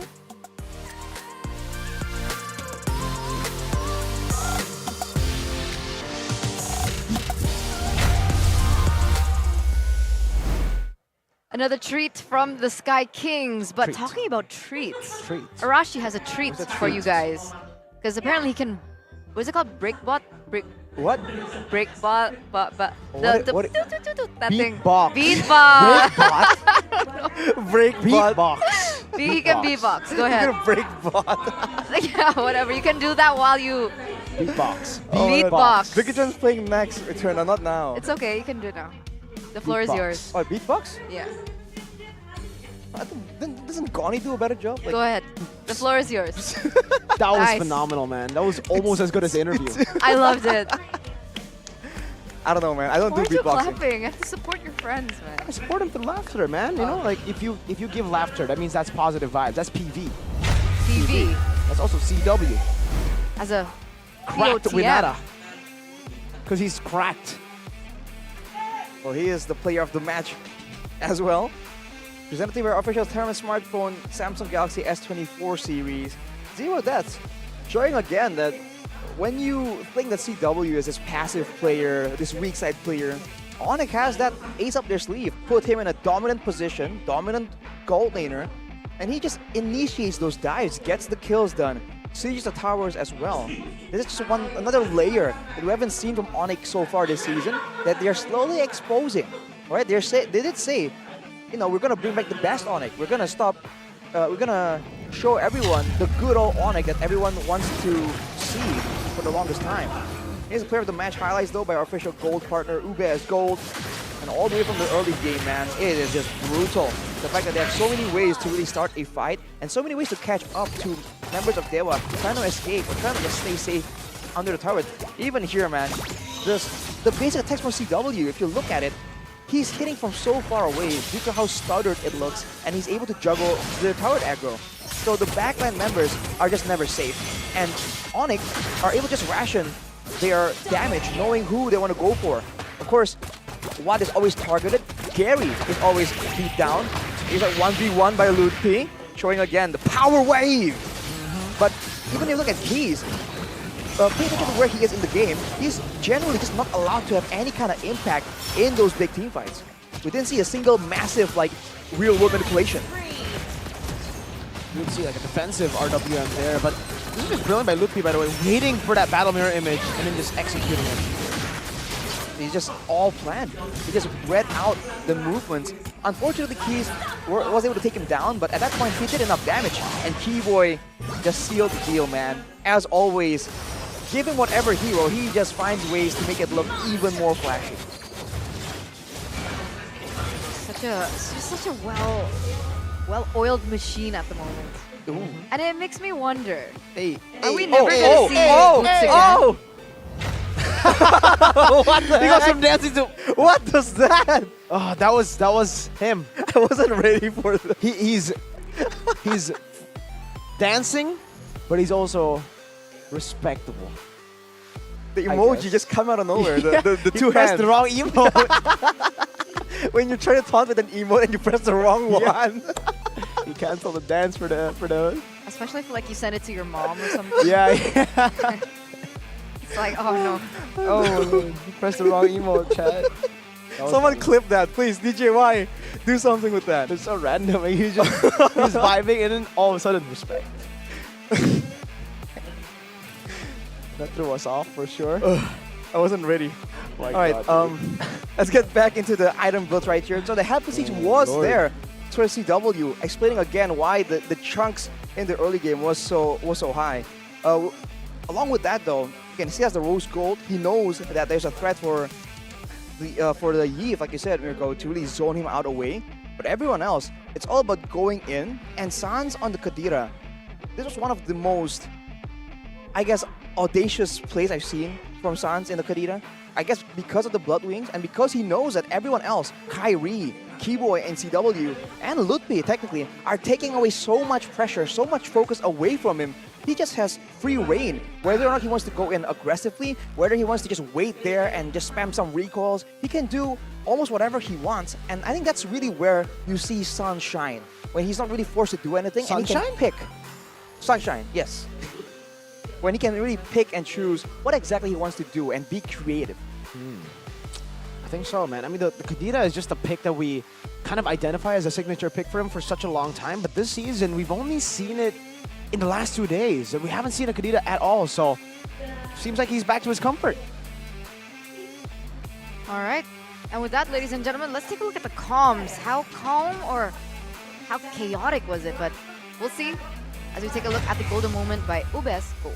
Lu bisa tarik dulu nggak kayak jangan di tengah-tengah gitu. Gua minta biar gua bisa pop. Tapi harus ini ya, lu nggak boleh hit lah dia. Ya gua nggak. Gua aja biar gua bisa auto darah, Bang. Sabar guys, sabar. Aman. Bisa bers. Udah silat tuh Akai. Berani kalau bro. Dia berani ya, Akai dulu. Akai ini, Boston tuh. Ulti aja, Be. Sabar nih nih. 2 orang nih. Ada lor ya, guys. Ketinggalan, Cok. Teris. Pelan-pelan ya, kiting. Aman gua. Coba cover, guys. Guys. Udah beri. Ayo, gua tan. Gue liat tuh ya. Aman nggak? Aman, we. Guys. Gue liat lu orang. Dia low banget guys, Jeff ya. Let's kill. Itu ada orang tuh. Matilda. Gue ada imo sih guys. Nenek maju cok. So cool. So asik. Astagfirullah. Orang dulu aja. Gas. Tempelin. Angkat we. John. Bisa. Let's kill.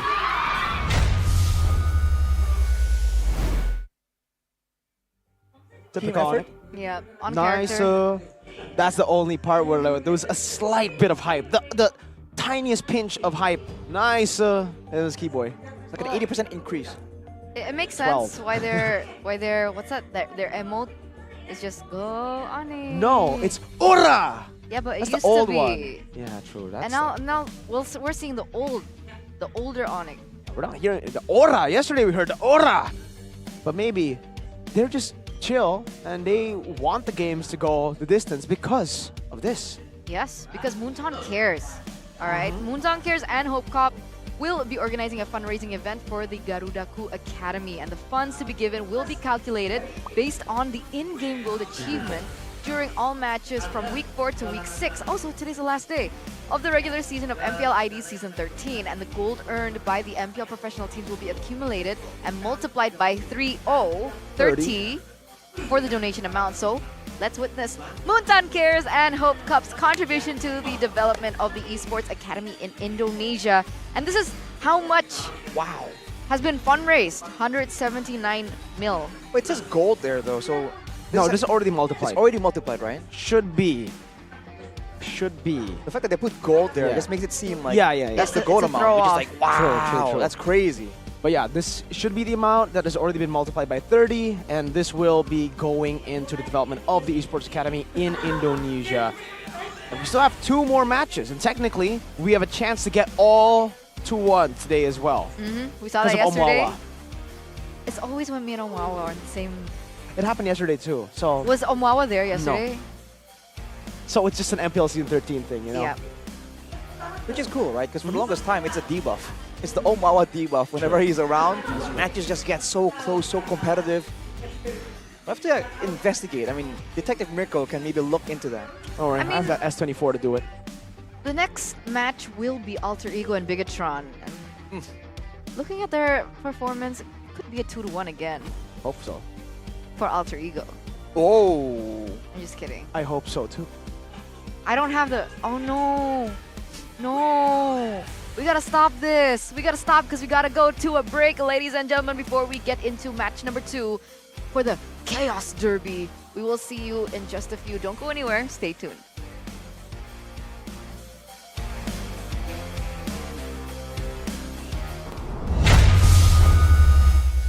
Welcome to MPL Indonesia Season 13!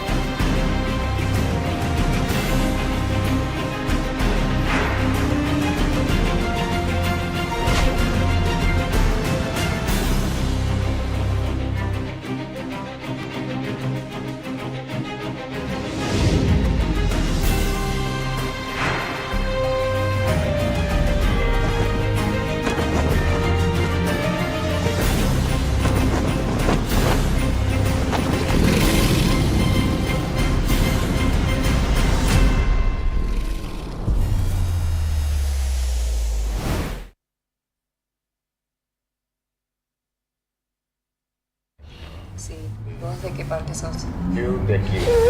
Ah, mira. ¿Tú de qué parte eres de aquí? Del norte.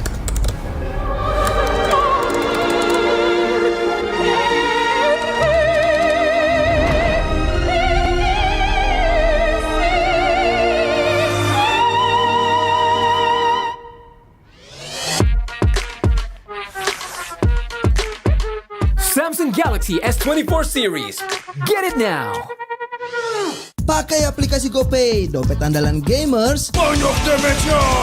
Ada cashback hingga 20.000 buat upgrade skin baru. Dikasih ringan gak makan memori. HP lemot bisa victory. Top up langsung dalam game tanpa hambatan. Ikutan selebrasi MPL di aplikasi GoPay. Menambah total hadiah ratusan juta. Bonus stage. Gratis 100 kali transfer kemana aja. Beli pulsa harga termurah. Scan juris dengan mudah. Download sebelum mabarkan.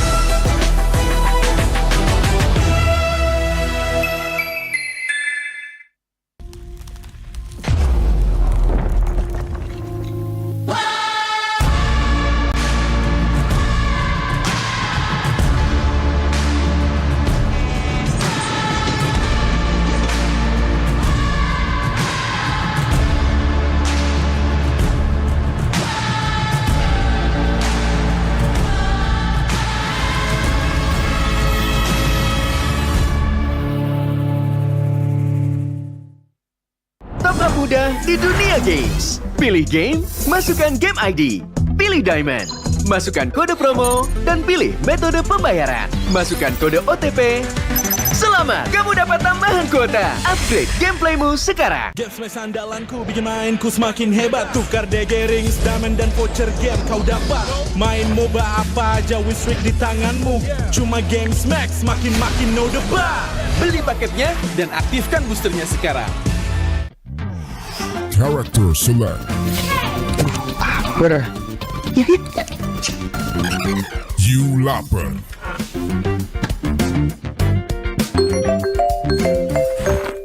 Stop! Pakai klik Indomaret, belanja 1 jam santai dan gratis ongkir loh. Wah, belanja online kayak belanja di toko Indomaret. You kenyang, siap main lagi. Let's go! Belanja online seperti di toko.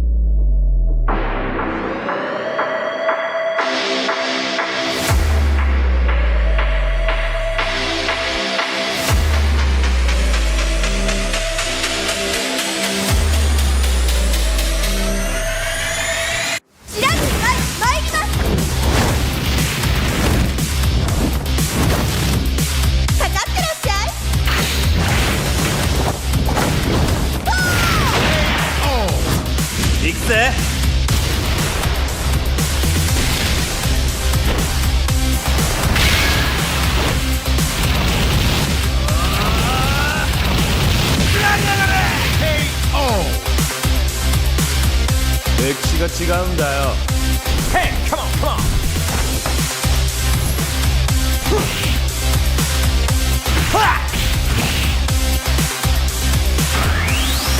오케이. 나와 게이다.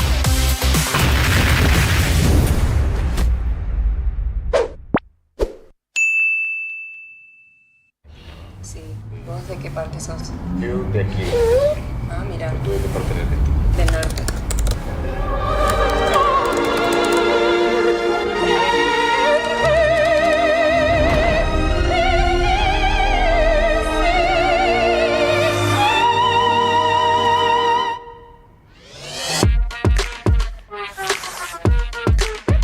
Samsung Galaxy S24 series. Get it now. Pakai aplikasi GoPay, dompet andalan gamers. Banyak damage-nya. Ada cashback hingga 20.000 buat upgrade skin baru. Aplikasi ringan gak makan memori. HP lemot bisa victory. Top up langsung dalam game tanpa hambatan. Ikutan selebrasi MPL di aplikasi GoPay. Menambah total hadiah ratusan juta. Bonus stage. Gratis 100 kali transfer kemana aja. Beli pulsa harga termurah. Scan juris dengan mudah. Download sebelum mabarkan.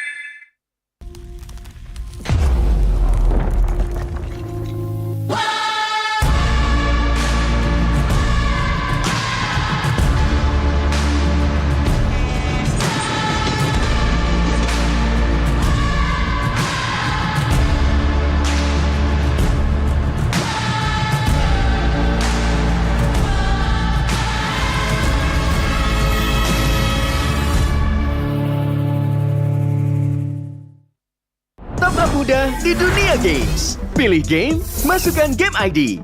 Pilih Diamond, masukkan kode promo, dan pilih metode pembayaran. Masukkan kode OTP. Selamat, kamu dapat tambahan kuota. Upgrade gameplaymu sekarang. Game smash andalanku bikin mainku semakin hebat. Tukar DG rings, diamond dan voucher game kau dapat.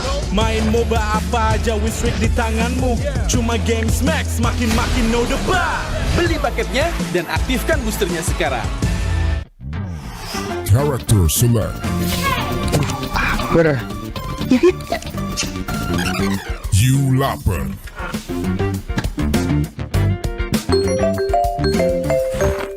Stop! Pakai klik Indomaret, belanja 1 jam sampai dan gratis ongkir loh. Wah, belanja online kayak belanja di toko Indomaret. You kenyang, siap main lagi. Let's go! Belanja online seperti di toko.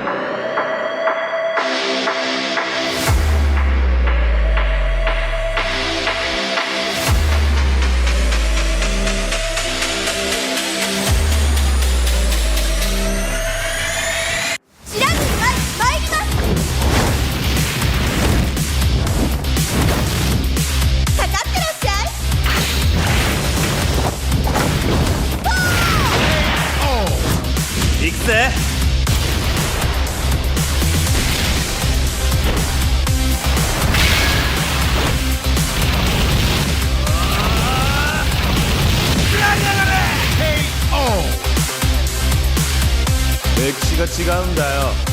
Hey, come on, come on.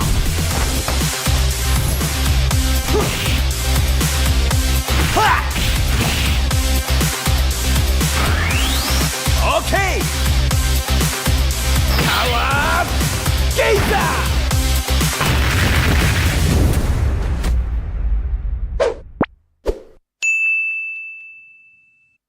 Sí, ¿vos de qué parte sos? Yo de aquí. Ah, mira, ¿Tú de qué parte eres de aquí? del norte.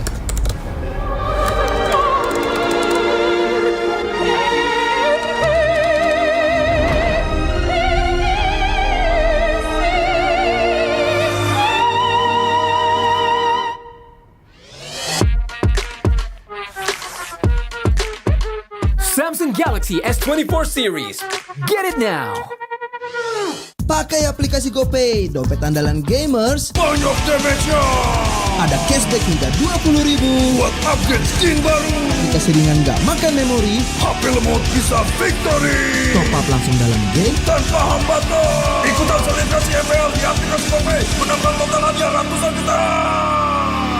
Bonus stage. Gratis 100 kali transfer kemana aja. Beli pulsa harga termurah. Scan QRIS dengan mudah. Download sebelum mabarkan.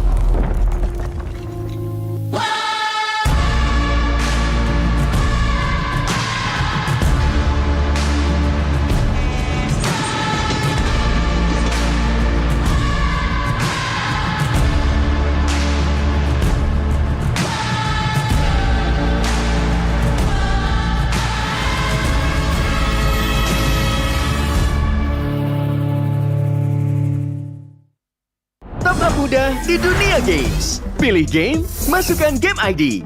Pilih Diamond, masukkan kode promo, dan pilih metode pembayaran. Masukkan kode OTP.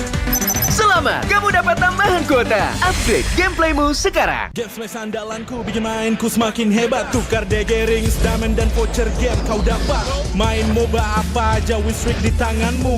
Cuma Game Smash makin no debat. Beli paketnya dan aktifkan boosternya sekarang. Character select. Bener. You lapper.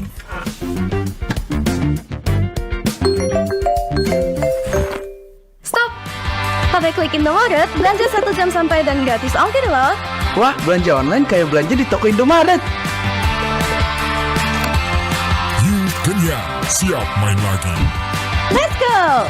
Belanja online seperti di toko.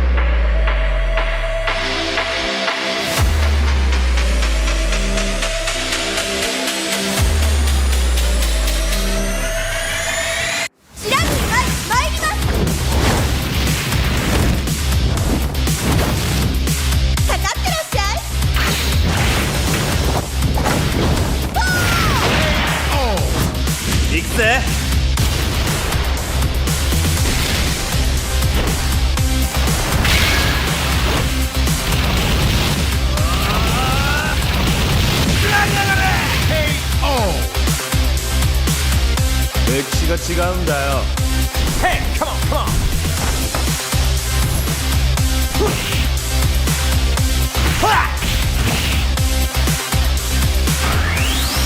Okay. Power Gazer.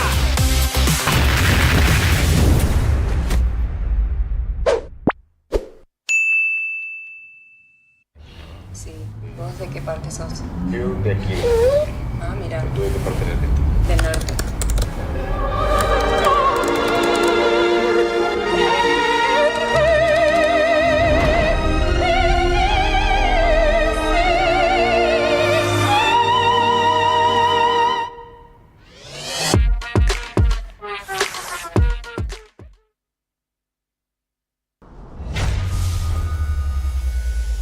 MPL sedang berbagi THR bersama Samsung Galaxy A series 5G. Di sini Bude Clara Monster bertugas untuk mengumumkan siapakah yang akan menjadi pemenangnya. Akan ada banyak banget hadiah untuk kalian semua. Ada skin, ada diamond, dan juga ada Samsung Galaxy A series 5G. Jadi di sini kita akan nge-shuffle, kita akan mengundi buat kalian yang ada di rumah, buat kalian yang ada di MPL Arena yang udah beli tiket dan juga udah datang. Nama kalian mungkin menjadi salah satunya. Yuk kita akan undi langsung saja untuk 25 orang pertama yang ngedapetin skin epic permanen. Let's go. Mana nih? Oke. Dan ini adalah skin epic permanen. Wah, kira-kira skin epic apa yang kalian dapat ya? Tada! Dan ada 25 orang pertama dengan namanya ini dia. Apakah ada nama kalian di sini? Jangan lupa tag Bude dan juga tag MPL ya kalau nama kalian muncul di sini. Dan ini udah 25, masih ada 25 lagi karena total ada 50 skin epic permanen. Dan inilah dia, sudah terlihat yang ada di sini. Yang terakhir Puso, buset. Ini Puso ngedapetin ya. Oke, selanjutnya 25 yang kedua. Mari kita shuffle dan undi. Asik dapat THR dari MPL. Oh, 25 yang kedua jadi total 50. Nama-namanya ada siapa aja nih? Wow. Ada Bian, ada Rai, ada Zaki, Viko, Alan, Raffi. Banyak sekali 25 nama yang mendapatkan epic skin permanen. 50 orang sudah mendapatkan skin epic secara permanen. Congratulations buat kalian yang sudah ngedapetin skinnya. Jangan lupa tag kita ya, kalian dapetin apa. Dan untuk selanjutnya buat kalian yang beruntung ngedapetin diamond, ini akan ada 2000 diamond yang kita undi. 2000 diamond. Siapakah yang akan mendapatkannya? Dakdikdukser nggak sih? Dan inilah dia 8 orang pemenangnya. 2000 diamond untuk 8 orang. Siapa saja nih super fans yang udah hadir, udah beli tiket dan beruntung pula dapat nonton secara langsung. Ini dia. Ada Rian, ada Vinka, ada Arnetta, ada Uswantun, ada Randy, Peril, Raka, dan juga Dias. Congratulations. 2000 diamond udah gede banget. Namun di sini Bude bersama Samsung Galaxy A series 5G menyiapkan 5000 diamond. Selanjutnya kita akan undi bersama-sama. Inilah dia 5000 diamond untuk 5 orang pemenang. Satu orangnya dapat 5000 loh ya. Ini dia pemenangnya. Tara! Siapa nih yang ngedapetinnya? Wow, congratulations untuk Hamdi, M. Ilham, Yola, Lutfi, dan juga Doni. Mau buat belanja apa diamondnya? Jangan lupa bagi-bagi Bude ya. Congratulations, asik. Udah bahagia banget gak sih dapat 5000 diamond. Namun yang ada di MPL Arena mungkin juga yang berasa dapat, nanti boleh angkat tangan juga ya. Bude kepengen tahu. Enggak, Bude palak, tenang aja. Udah besar sekali hadiahnya. Selanjutnya, ini yang dinantikan. Kita akan shuffle, kita akan puter langsung ini yang ngedapetin Samsung Galaxy A series 5G. Ada 3. Ada dua ini ya. Putar. Smartphone pertama didapatkan kepada 977162559. HP baru, alhamdulillah. Ini dia berbagi THR. Yang ngedapetinnya adalah Abdul Rahman. Atas nama Abdul Rahman, congratulations. Ngedapetin HP baru, nanti selfie-selfie bareng pro player pakai HP baru. Dijamin hasilnya oh yeah. Dan itulah dia yang pertama. Yang selanjutnya kita akan putar untuk Samsung Galaxy A series 5G yang kedua.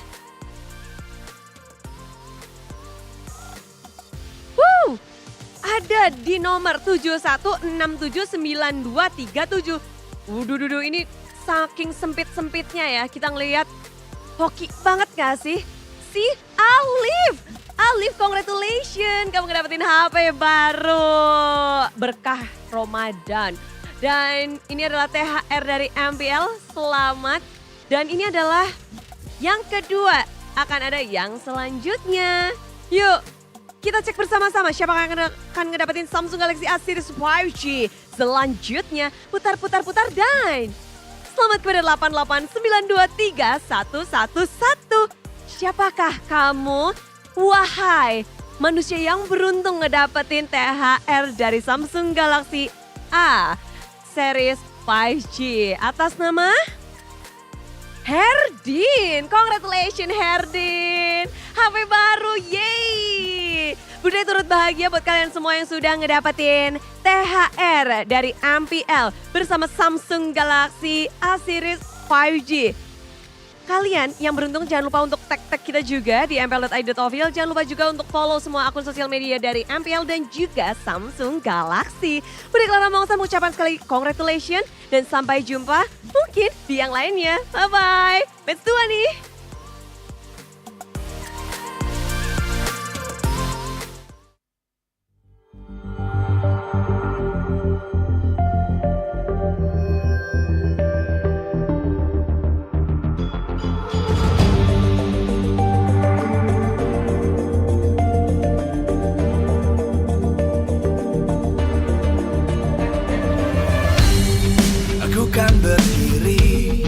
Dan terus berlari, terus ke arah puncak tertinggi.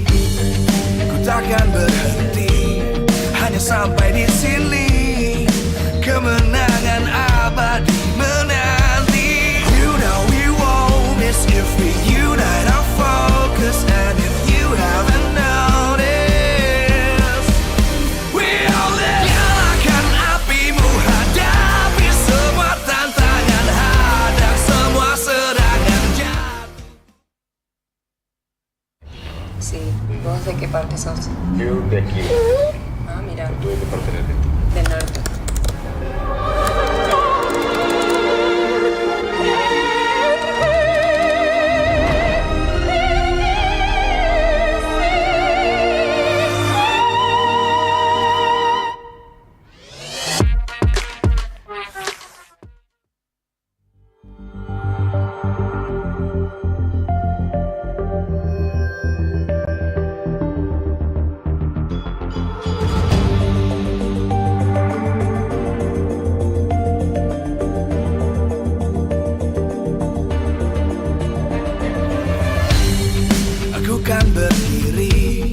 Dan terus berlari, terus ke arah puncak tertinggi.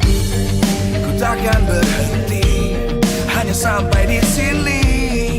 Kemenangan abadi menanti. You know we won't miss if we unite our focus. And if you haven't noticed, we all live. Nyalakan apimu, hadapi semua tantangan, hadang semua serangan, jatuh bukan halangan. Bakar semangatmu, janganlah engkau menyerah. Kita akan buat sejarah. We all this, we won't miss. We all this, we won't miss. Saatnya beraksi, jalani ambisi. menyawakan hari ini. You know we won't miss if we unite our focus. And if you haven't noticed, we all live. Nyalakan apimu, hadapi semua tantangan, hadang semua serangan, jatuh bukan halangan. Bakar semangatmu, janganlah engkau menyerah. Kita akan buat sejarah. We all this, we won't miss. We all this, we won't miss. We all this.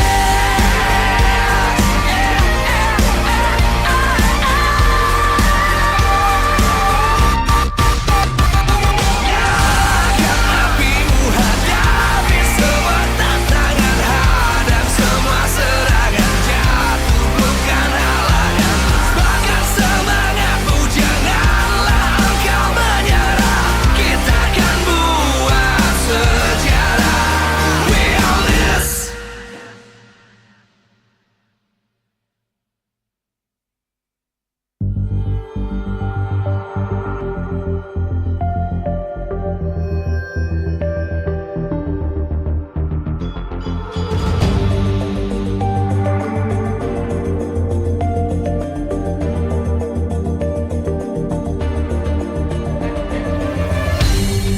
Aku kan berdiri dan terus berlari, terus ke arah puncak tertinggi. Ku takkan berhenti, hanya sampai di sini. Kemenangan abadi menanti. You know we won't miss if we unite our focus. And if you haven't noticed, we all live. Nyalakan apimu, hadapi semua tantangan, hadang semua serangan, jatuh bukan halangan. Bakar semangatmu, janganlah engkau menyerah. Kita akan buat sejarah. We all this, we won't miss. We all this, we won't miss. Saatnya beraksi, jalani ambisi. Aku kan menyawakan hari ini. You know we won't miss if we unite our focus. And if you haven't noticed, we all live. Nyalakan apimu, hadapi semua tantangan, hadang semua serangan, jatuh bukan halangan. Bakar semangatmu, janganlah engkau menyerah. Kita akan buat sejarah. We all this, we won't miss.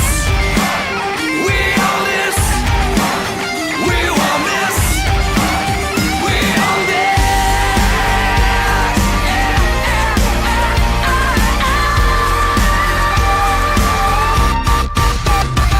Nyalakan apimu, hadapi semua tantangan, hadang semua serangan, jatuh bukan halangan. Bakar semangatmu, janganlah engkau menyerah. Kita akan buat sejarah. We all this.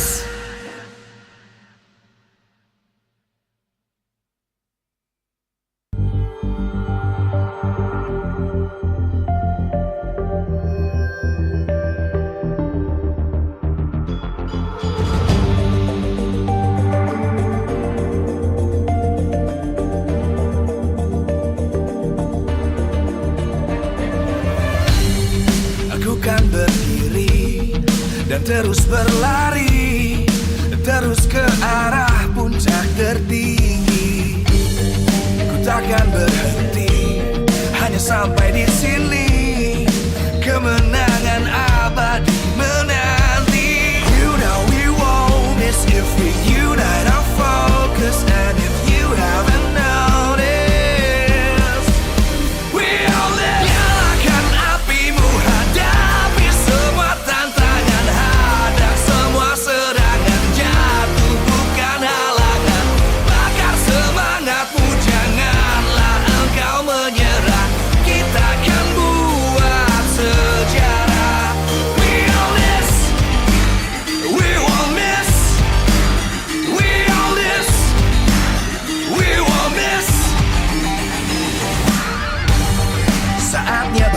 prestasi, jalani ambisi, aku kan menyawakan hari ini. You know we won't miss if we unite our focus, and if you haven't noticed, we'll live. Nyalakan apimu, hadapi semua tantangan, hadang semua serangan, jatuh bukan halangan.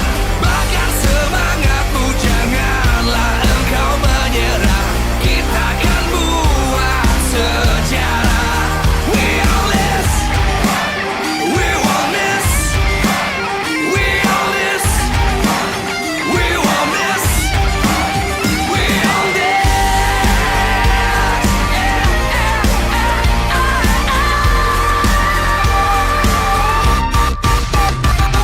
Nyalakan apimu, hadapi semua tantangan, hadang semua serangan, jatuh bukan halangan.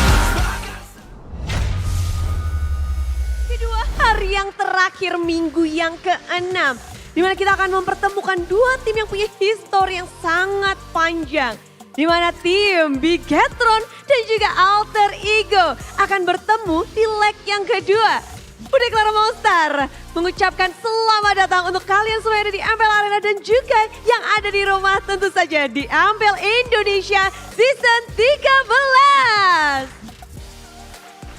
Pertemuan mereka yang pertama terlihat begitu meyakinkan untuk tim Alter Ego. Namun jika kita melihat histori dari keduanya tentu saja Bigetron tak akan tinggal diam saja. Kita mengetahui bahwa pertempuran mereka begitu akbar sampai ada julukannya. Ini adalah Derby STM, di mana mereka akan terus berperang, mereka akan terus berjuang demi mendapatkan kemenangan. Dan belum lagi kita melihat bahwa dari segi klasemen ini begitu dekat, begitu pula posisi bisa berubah dengan sangat mudah. Alter Ego sedang mencari komposisi dan mencari gameplay untuk kemenangan mereka. Namun lawannya kali ini adalah tim Bigetron yang bisa dibilang hanya 3 tim saja yang bisa mengalahkan mereka. Dan salah satunya adalah Alter Ego. Akankah ada pembalasan dari tim Bigetron ataukah tim Alter Ego yang sudah bisa membaca dan menaklukkan sang robot merah bisa terjadi lagi di leg yang kedua? Tentu saja acara ini begitu meriah karena dukungan kalian semua super fans yang sudah hadir di MPL Arena dan juga yang ada di rumah. Dan spesial kepada para sponsor kita karena MPL Indonesia Season 13 powered by Munton. Presented by...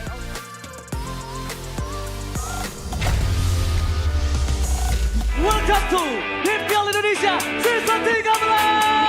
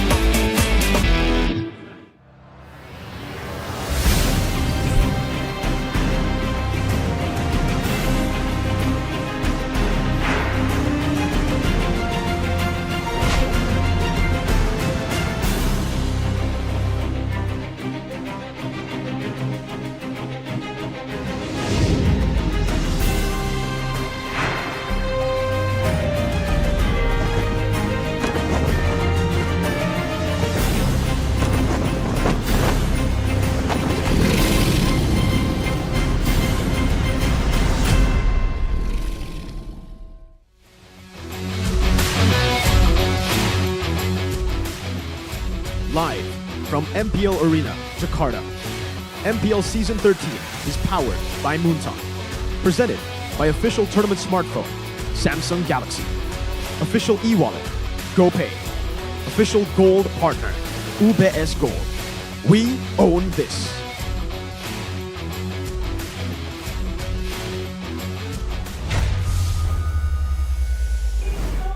Welcome to the Chaos Derby, or now known as the War of Thugs. This is going to be the new title to encompass the severity between Alter Ego and Bigetron. Ladies and gentlemen, welcome back to the English broadcast of MPL ID Season 13. Back at the desk with me, Eterna, alongside with Mirko, as well as Arashi. And of course, before we begin, we want to thank our sponsors. MPL ID Season 13 is powered by Moonton, presented by the official tournament smartphone, Samsung Galaxy. Our official e-wallet, GoPay. Our official gold partner, Ubayas Gold. We also want to thank our partner in esports, Dune Games, GamesMax, Oraimo, Telkomsel. Our suppliers, Inamart, Point Coffee, Neo QLED, Supersmart TV, plus Saturdays. And of course, thank you so much to our government partner, PBESI. For without them, this would not be possible. But of course, let's take a little bit of a recap of what we have in store for us today on Sunday, the last day of week number 6. Earlier on, it was Onic being able to win it 2-1 against Dewa, followed by what you are guys watching now, Alter Ego and Bigetron in the War of Thugs. And of course, it will be closed out later on by RRQ and Rebellion. Stacked matches today, but again, our focus now is on the second match after Onic won the first match. It's Bigetron versus Alter Ego, and this will have a lot of say in the regular season standings. I mean, technically every single match will have a lot of say in the regular season standings, but Dewa, with that loss, puts them to 9th from 8th, and Evo's Glory will rise to that 8th place position. All the way up from the bottom here. Dewa United, though, after a great start, hitting rock bottom, and Onic climbing their way up after, for a while, just considered to be no longer the same kind of prime Onic that we were expecting to perform. Right now, though, the guy on top is in the firing line for Alter Ego. We have seen that Alter Ego can bring the fight to their opposition, but against a team like Bigetron Alpha, how well can they do so? What kind of strategy will they try and use? Because Bigetron so far are looking very, very flexible. It doesn't seem like there's a surefire, one simple way to really counter them. That will be really important to think about, because not only do these teams want to secure playoffs, but they also want to be able to secure the upper brackets. And remember, this season is going to be 9 seasons, so 9 weeks.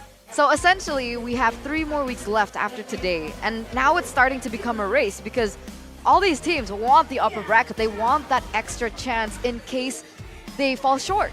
Yeah, the marathon that we were talking about all the way from the early weeks, now it's more of a sprint. Now teams will have to get wins ASAP. And for Bigetron, they've had a very reliable person to get them those wins. And it all stems from the kills as well. #1 total kills in MPL ID Season 13 right now, 101. Out of nowhere is Iman, but he's up against the #1 total kills of all seasons, of all time. Sully Boy with 1,620. We'll see if the rates of kills here even says anything to how the game really unfolds in the Land of Dawn, right? For Alter Ego, this means that potentially, if they want to really match the kill pressure, the kill potential, it all starts from the mid lane, which in turn also carries along with the jungle and the roamer. Whereas for Bigetron, Eman just always seems to be somewhere there. Even when he's not in the spotlight, you know that he is just waiting in the shadows, just waiting for the right opportunity. Wait, so are you telling me that Sally Boy will be playing in replacement of Krite today for Alter Ego? Maybe, right? But we're talking about the kills right here. Sally Boy needs to be in the conversation. But Vector himself, I mean, he's been doing pretty well for himself. So we'll have to see if he can, be brought into the composition today and bring that flexibility, that crazy mid-lane hero pool that allowed him to get so much success. Because if we're talking about Krite versus Sally Boy's debut wasn't that great. You will say otherwise. Yeah. I'm aware, but they weren't able to manage a win. So what potential does Sally Boy have, though? Why would they go back to changing their lineups again this late into the season? So let's talk about that debut first, right? Sally Boy's debut. You said that Onic are back. They were experimenting at first, but now they're back. So Alter Ego decided to debut Sally Boy up against Onic, and it was 2-1. And still, Sally Boy played a pretty good game there in the series against Onic. So I would say that's a fantastic debut to go up against probably still rated as the best team in MPL ID and go and do so well. The only nitpick you can really talk about about Sally Boy, the only negative is he played Valentina 3 games straight. So hero pool definitely not going to be as wide as Krite, who has had mid lane experience for way longer. But the mechanics, the instincts as well, Sally Boy kind of reminds a lot of the analysts and the casters of a very young Sans when he transitioned into mid from jungle. True. How long ago was that? That season Sans? Yeah, season 2 seasons transitioning ago? to the mid lane. Was it 2 seasons ago? It was it's season longer than 9 that. 8 in or 9? SEA Games. That's when James was the coach and Sans was picked as a jungler, but then he went in for mid to fill in the role. And then in season 10, he was full mid. So it's been, yeah, 2 seasons ago. Including now, it would be 3.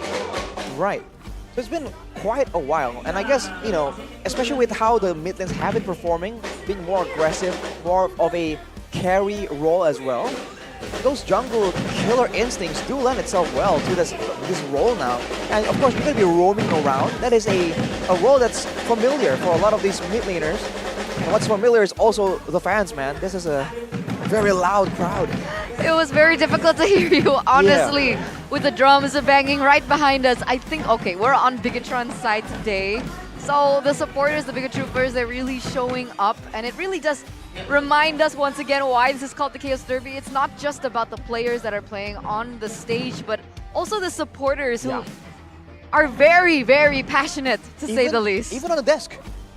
Yeah, even on the desk, you know. Coincidence? I don't think so, man. We're on the Bigetron side. Yeah, I know. I wonder why. Arashi and Eterna, big fans of Bigetron, obviously, you know. So absolutely, that's why 100% no cap whatsoever. But you know, when we're talking about both these teams, I would say for Bigetron Alpha, despite this being called Chaos Derby, and despite both teams having that style for a long time now, the current Bigetron is not as chaotic as before. You know, they are way more disciplined than they were before. But for Alter Ego, it kind of seems like, yes, they have also been more disciplined, but they still thrive on those chaotic skirmishes, duels, and the early game snowball.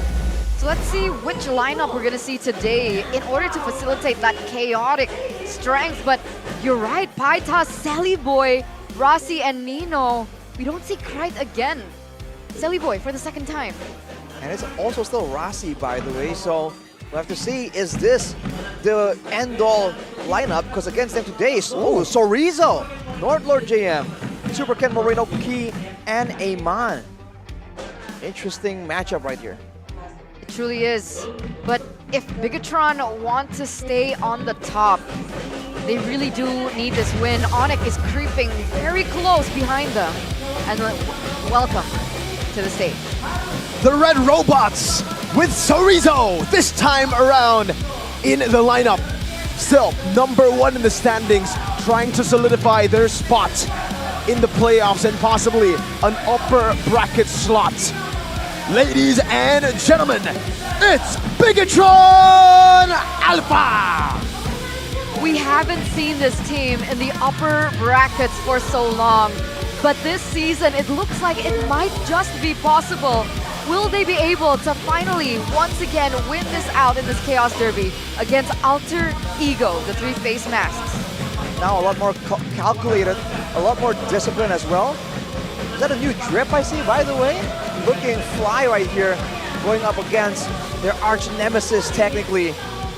We'll see what they can bring to the table, what kind of crazy strats, because up against them today, the 3 faces. The team that has always been super unpredictable.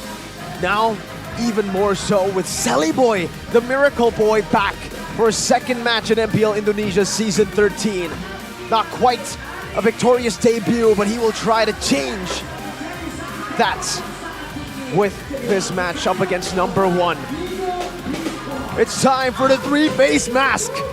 It's Alter Ego! They were able to win convincingly 2-1 the last time they met the Red Robots, with Sally Boy stepping into the fold. Will they be able to replicate the same success? You have to keep in mind that against artificial intelligence, the longer you train, the longer you go up against them, the more they absorb and learn. That seems to be how Bigetron have been able to adapt and adjust so fast and so rapidly in Season 13. It all begins here with the brains behind the entire operation. Mr. Danang, of course, bringing in Keskute and Nafari We have to see. Both already showing great improvements for their team, but they're gonna have to go even further beyond in order to really get a leg up in this matchup. Talking about Coach Aldo, we've talked about him for the past 6 weeks, about him being able to just really rig out the potential that these players have in terms of hero pool especially. Do you think that the Valentina being picked up 3 times in a row was just a way to hide their strats? But with that, ladies and gentlemen, let's take a look at this video to introduce the Chaos Derby.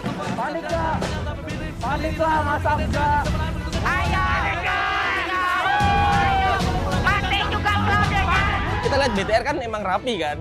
Nggak tahu kalau ketemu alter ego nih bisa beda kan.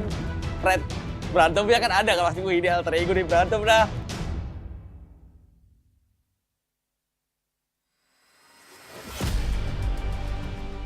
Menurut gue BTR yang sekarang nggak akan main tabrak asal sih mas. Karena mereka MM-nya Eman. Nah menurut gue BTR yang sekarang terpaku sama Eman sih. Ibarat mereka sama sih gameplaynya memakai yang dulu zaman Brands di BTR gitu. Kalau orang bilang kan pas pam Brands. Jadi kalau Eman yang nggak bisa main ya mereka susah. Tanda tidak ada yang bisa menumbangkan SAS karena tidak ada Eman. Menurut gue buat sekarang nggak bisa sih gameplay kayak gitu. Nggak selalu bisa kayak gitu. Tergantung komposisi kita balik lagi dan komposisi musuh kayak gimana. Dan buat sekarang nggak semua game bisa main nabrak-nabrak. Jadi sesuai porsi apa yang dikasih ya kita mainnya kayak gimana ya udah. Coba didapatkan, kami juga ke depan, pada slash kan super kill. Tadi kami dapatkan kayaknya tindakan preventif yang ternyata memaksa SAS untuk tumbang di depan sana.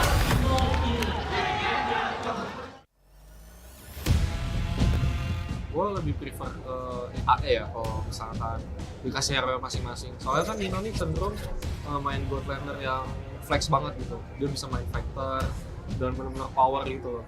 Terus di arah AE-nya juga main Teriza, Uranus benar-benar power dan trio mid-nya ini kayak benar-benar bisa ngerusuh kan. Jadi kalau misal masalah skirmish atau perang itu AE kuat sih.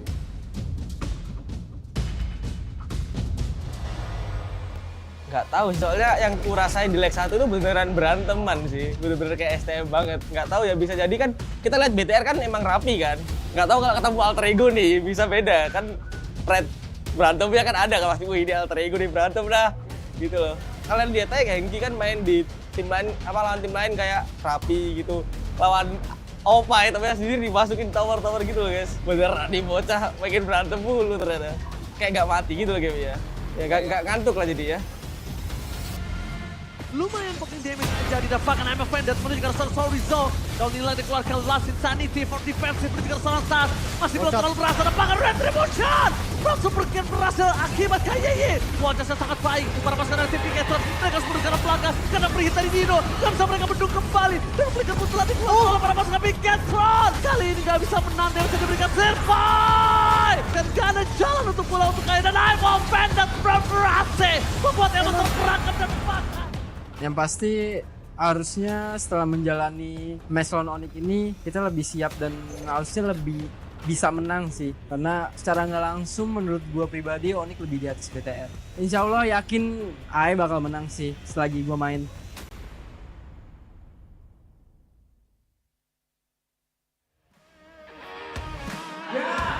We will win if I play. That was the last closing statement by Onic. Bang, win bang, udah gosong nih. It's like, guys, please win. We're cooked. We're cooked. Please win. It's time to win, please. They had such a good start in the season, right? And then what happened? It wasn't stable, it wasn't consistent. And now there's a chance at least. Well, Sully Boy seems to be very, very confident with how he was giving answers in the interview. Right. They were saying like, hopefully we'll win as long as I'm around. As long as I play, we will win. We will win. He didn't sugarcoat it. All right. He was that confident. So against Moreno, right, who a lot of people are gassing up right now because he is very, very good. We'll have to see how will that matchup play out. But I do think that for sure it can't be a pure 1v1. There's going to be a lot of intervention And dodging away from the roam ganks, the jungle ganks, is now part of that mid lane reality, right? You can no longer play the mid lane like it's your own lane. It's already part of a whole like triple mid rotation. And if that's the case, then the priority for the mid lane is going to be that much more important. And if your team can't find the success with the hero pool, that might be a little bit difficult to find. So we'll see what Alter Ego has in store for us, for Sally Boy in particular, what other heroes he has in his pocket other than the Valentina, as we do get into the drafting phase of game number 1, presented to you by the official tournament smartphone Samsung Galaxy. For Bigetron, they have taken away Luo Yi as well as a chip. For Alter Ego, the Arlet and the Matilda has got to go. The Matilda, potentially 2 roaming heroes, hinting at a very aggressive roam playstyle, at least on paper. For now, it's hard to really get a read on for sure. I think, considering we saw Alter Ego play a bit earlier this week, I think Bigetron are the ones who might be cooking something up. But of course, against them today is the Architect, so you can never be too careful when you're up against someone so crafty. Hereth was a prio pick for Bigetron Alpha in their victory. First victory of this week of the patch against GeekFam. Hereth first pick, and now so far, so good for them. Technically, if the plan is to pick up the Hereth first, Arlet Matilda banned out by Alter Ego, and do they want to take away the Hereth? The Nolan is also left up for a grab, so maybe Alter Ego might want to take a page out of Onic's book, the team that just beat them yesterday, and play the Assassin. Ooh, what? That's the curveball. We're talking about how Silly Boy plays Valen 3 games in a row. Now no more Valen, but we will see a Hereth. But remember, the Angela is now left open, and Alter Ego can definitely capitalize over that. They can go for that, they can go for the Nolan, and go for a very solid Assassin Angela combo. See, the 2 junglers from both these teams are very adept at playing that Assassin style as well. So we've seen it rise in popularity, at least so far today. There's a good chance that that could be yet another curveball that both these teams can bring to the table. It's gonna be the Ling Angela combo, just like that. Dangerous stuff, the Angeling. When Onic played it yesterday, the Angeling against Alter Ego, it was nasty. There was nothing Alter Ego were able to do up against the Ling. But also, Alter Ego did not take the Hilda. Maybe because the Angela already kind of stops the Hilda from being a threat in the jungle for the Ling. But we'll see what the Bigetron go for. Nolan also upper grabs. We might be able to see the first Assassin versus Assassin battle of Week 6. I would love that, personally. I've been waiting for that for quite some time. But to take away the kill potential from Alter Ego with the Angeling, they do bring out the Faramis as well as a safe pick in the Barats. Technically, it can be flexed, but for Bigetron, it hasn't. So it should go to the jungle for Super Ken.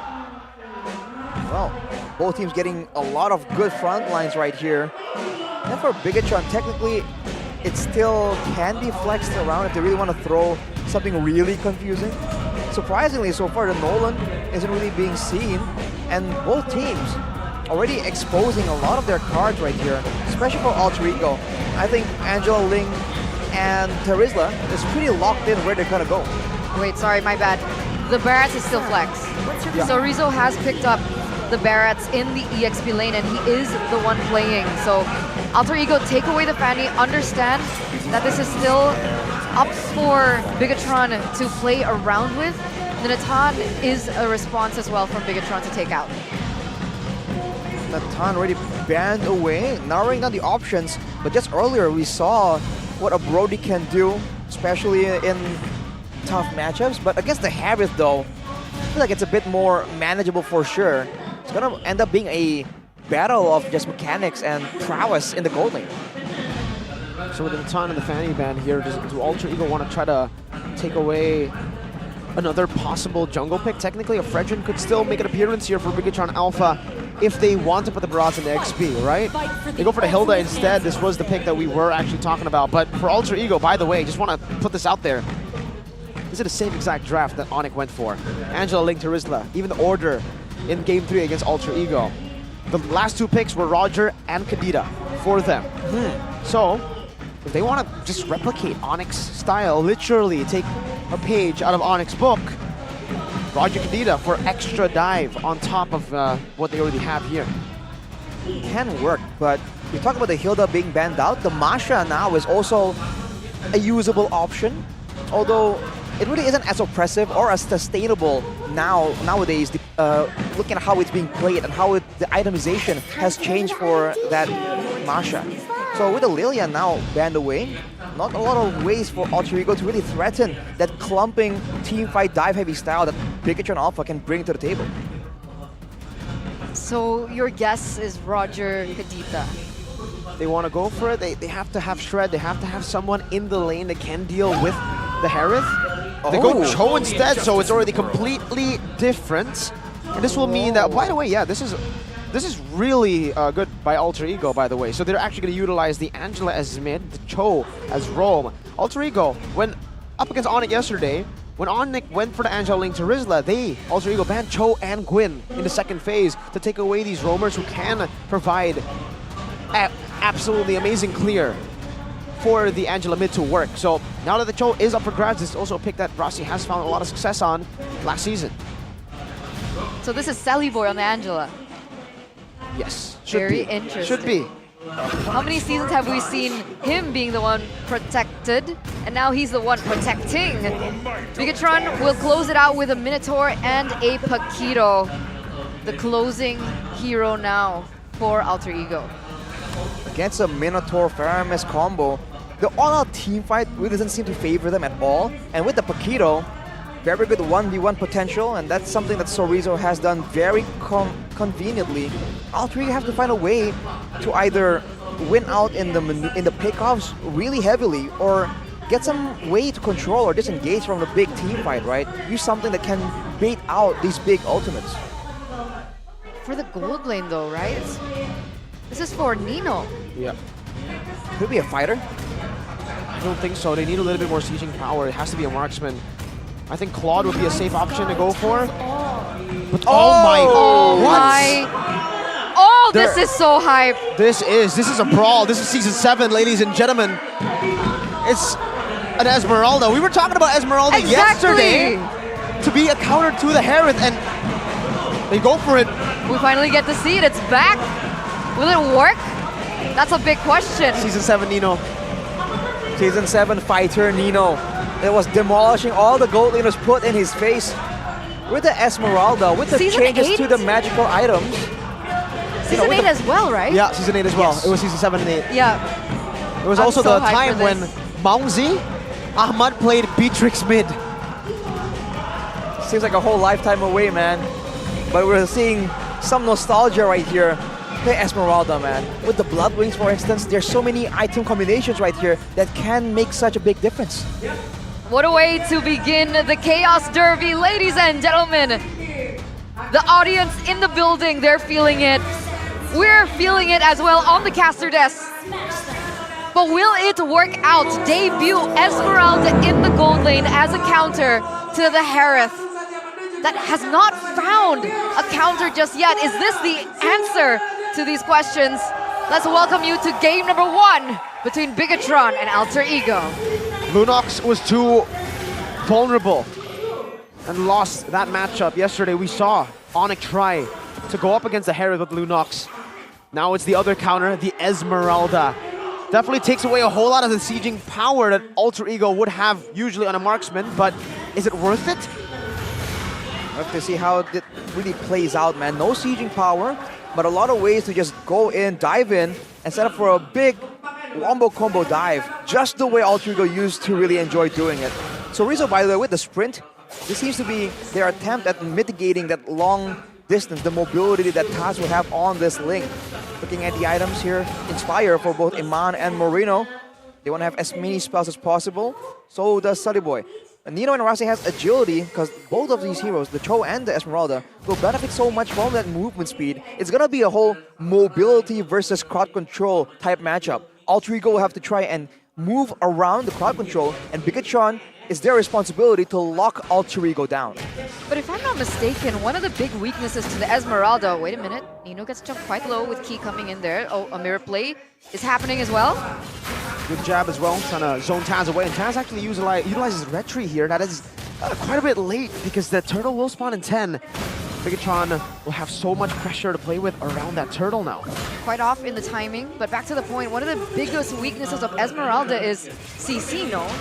With Nino picking up the flicker, I wonder if that is going to be a big problem for Nino later on when the team fights happen, because Bigetron have picked up quite a lot of CC heavy heroes, right? The Key, Chorizo, Moreno as well. Look at this. Rashi's not level 4, so he can't completely punish Chorizo, who gets a shielding. The turtle is going to be taken for free, and they control the purple buff.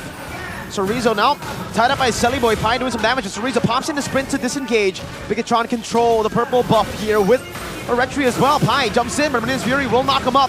Super Ken retry, securing the purple buff and taking it away from... Oh, wow. Oh, two-man with the missiles catching him now. A hard guard in place to Pi, but Chorizo is going to be rotating as well with the Death is Welcome used up by Bigetron Alpha. But they have accumulated... What? This lane? Nino is losing in this... Who can counter the Harith? It's just too strong right now. And this is before the main item spikes, item power spikes do come in and make a difference. There's a question, Eterna. No Purify on Nino, but a hard guard available for that age-old combo. The Angela in a fighter, they can just run all the way in the back like an almost more improved, tankier CC. I do have to say, for Onic at least, whenever they go for the assassins, they always ban Barats. Is this why? The farming of the Barats. It's crazy. He's out-farming the Link by a long shot. And it's because he's been winning in the retry battles as well when they are small skirmishes around the map so far. And the rest of his team as well. If you look at how Bigetron are moving, they're moving as a full unit, and all three are always just outnumbered and bullied away because there's no real main front line until later on, where Pi can be the main guy just sitting in the front, absorbing all that damage. For now, I guess Rasi can do that, but he can escape easily, but he can't really absorb as much damage as the members of Bigetron can. So to sum it all up, essentially, this is not working out for Alter Ego just yet. I think it's really gonna benefit them later on in the mid game for this game, at least with this matchup. But looking at the pattern right now, Bigetron Alpha is just farming, out-farming Alter Ego into a 2k gold lead. No kills just yet. Super weak Ling in this game so far. He can't even get into his own jungle without getting bullied, and the Key as well, just rotating over. Way the Dragon used up on Moreno. Comes in with another realm, gets caught in the penalty zone, but it's all good right now. Chorizo goes back in with the knockout strike, and a Minions Fury as well. The Tempest Blades will knock Key up, but he's happy taking it. Now Pi is going to be locked down very low. Shadow Stampede, one more hit to take him down, and Super Ken, amidst the chaos, takes the advantage. The orange buff. This is not working out. It's not working out at all. For Alter Ego, Bigetron, they're winning in these team fights. Oh! Wow. Doesn't work! No. What the heck? Both counters that we were talking about, the Lunox yesterday and then today the Esme, have completely failed. Even though in theory Nino should be able to steal away some of these shields and get an advantage, all the damage is coming out a bit too quickly for Iman on the Harith. Already with the Starlium as well. That's some good true damage coming through. Same thing can be said for Nino, but there's a range disadvantage for sure. For now though, I think Alter Ego, they're just stuck looking for some kind of pickoff, some kind of scramble. Rasi has not been able to find a pickoff. Rasi goes in now with the falling Star Moon of Nino as well. Chorizo getting the shielding down 2 times with the passive on this first kill. But that's first blood. I forgot that we don't have a single kill on the board just yet, so first blood in the 5th minute, almost 6th. A very slow game when it comes to the kills for sure. And the big advantage for Bigetron right now is they're the ones doing their thing, and Alter Ego are the ones trying to adjust, trying to find opportunities to try and take advantage. Because of that, Super Ken is just doing the usual farming rotations, whereas Alter Ego are the ones sending Taz to find farm elsewhere on the map, looking for Rasi to try and save their own members, to try and go for some of these pickoffs. And to make things worse, there's no real easy target for them to go for when they're trying to go for a pickoff. Exactly, that's what I was about to mention. What's the Link supposed to do in this particular situation? We saw Kyrie when he was behind go for farm on the side, but now it's Paquito. Rossi goes in, the Dragon committed as well, and that's going to be Cerezo who falls, but Iman now rotates over to the bottom lane with Helm in his Fury, pops in his Iman Force, and not even the hard guard can help him get out of this damage, which is still insane from Iman. Nino outmaneuvering them, going into the bushes, but Iman is still chasing him down. Two-man penalty zone, his alter ego look for the collapse once again, but Iman now jumps back in. Another realm, pop down, Key will lose out on the HP, and Rossi will fall. Iman picks up one, Nino still in the bush, Moreno spots him out, and now it's going to be Pi who's very, very low, but Iman will pop in the Purify. Pi, one last hit should do it. Iman again, he has his Iman Force. That fight lasted so long, he popped his ult twice. 1-for-2 trade as well. Bigetron win it all out. A 5k gold lead already, and you're right. It seems like this matchup, it just brings out, it just triggers the chaos within both of these teams. Nino didn't have to re-engage into that, but he did. And they weren't even able to get anything out of it. It's not only a matter of winning, it's a matter of pride, man. How they win this match will make a huge difference considering the history, the rivalry that both teams have. That's why they wait for such brawling compositions. But right now, Eman is just so difficult to deal with. Tankier because of the shielding, but also a lot of true damage coming in such a spammable nature. You're seeing why it's been such a solid replacement for traditional marksmen. And for Alter Ego, they have to, if they really want to try and deal with him, they have to burst him down before he gets rolling, before the Zaman Force gets activated. But the problem is they don't have a lot of crowd control. The only person they can really rely on to do that is maybe Rossi. But good luck finding him in the midst of everyone, including the Minotaur. They can cancel everything out with the Minyu and Fury. Minyu and Fury, and even if you want to go for that, and if the problem is if Moreno is in the vicinity, then it can cause miscalculations because of the presence of the Netherrealm. I think the only way that maybe they can work around this Taz though. Comes waves used up as well, so Rizzo gets a bit of a healing, trying to run away. Netherrealm comes in, and now Taz is caught in the tough spots. He has the Divine Blades to get out though, and they will be able to pick up a turret in trade. But it's a sprint for Cerezo for a lot of big ults. That's a hard guard. That's the main weapon of this Angeline. That's the thing. That's what I wanted to finish before that fight begun. The only thing that I see Liling doing is utilizing that kill pressure to bait out the resources before a big team fight, like what he's trying to do before. Right now, though, I think Alter Ego just have no kill pressure, no threat at all.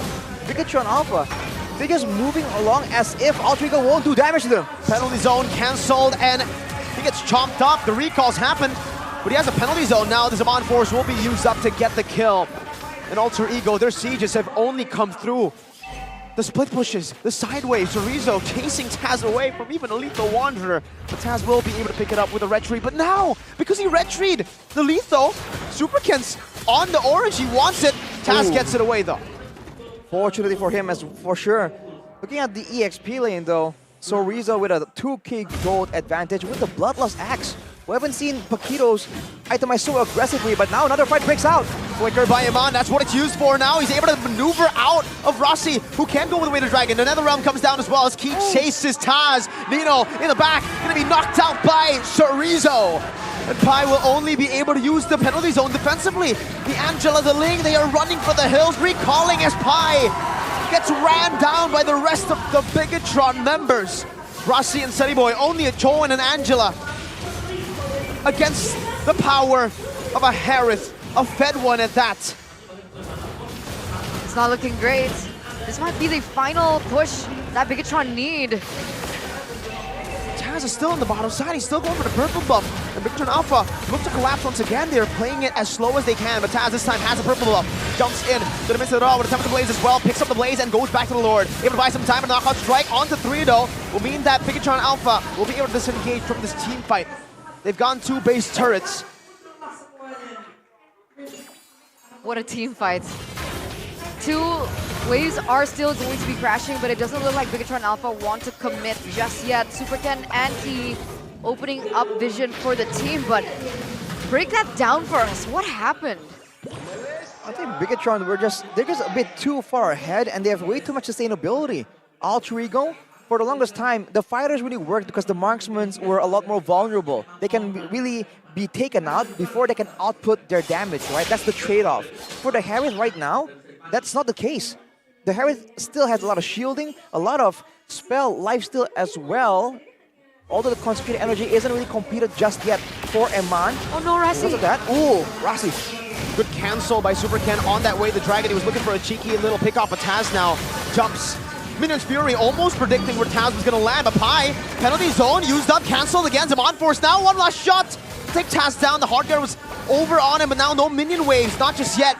The minion wave in the mid lane will come crashing down into the base. Alter Ego, they have the wave clear to deal with this right now. With Iman already using the Zaman Force, they should be able to still clear it out. Super Ken, tanky as ever.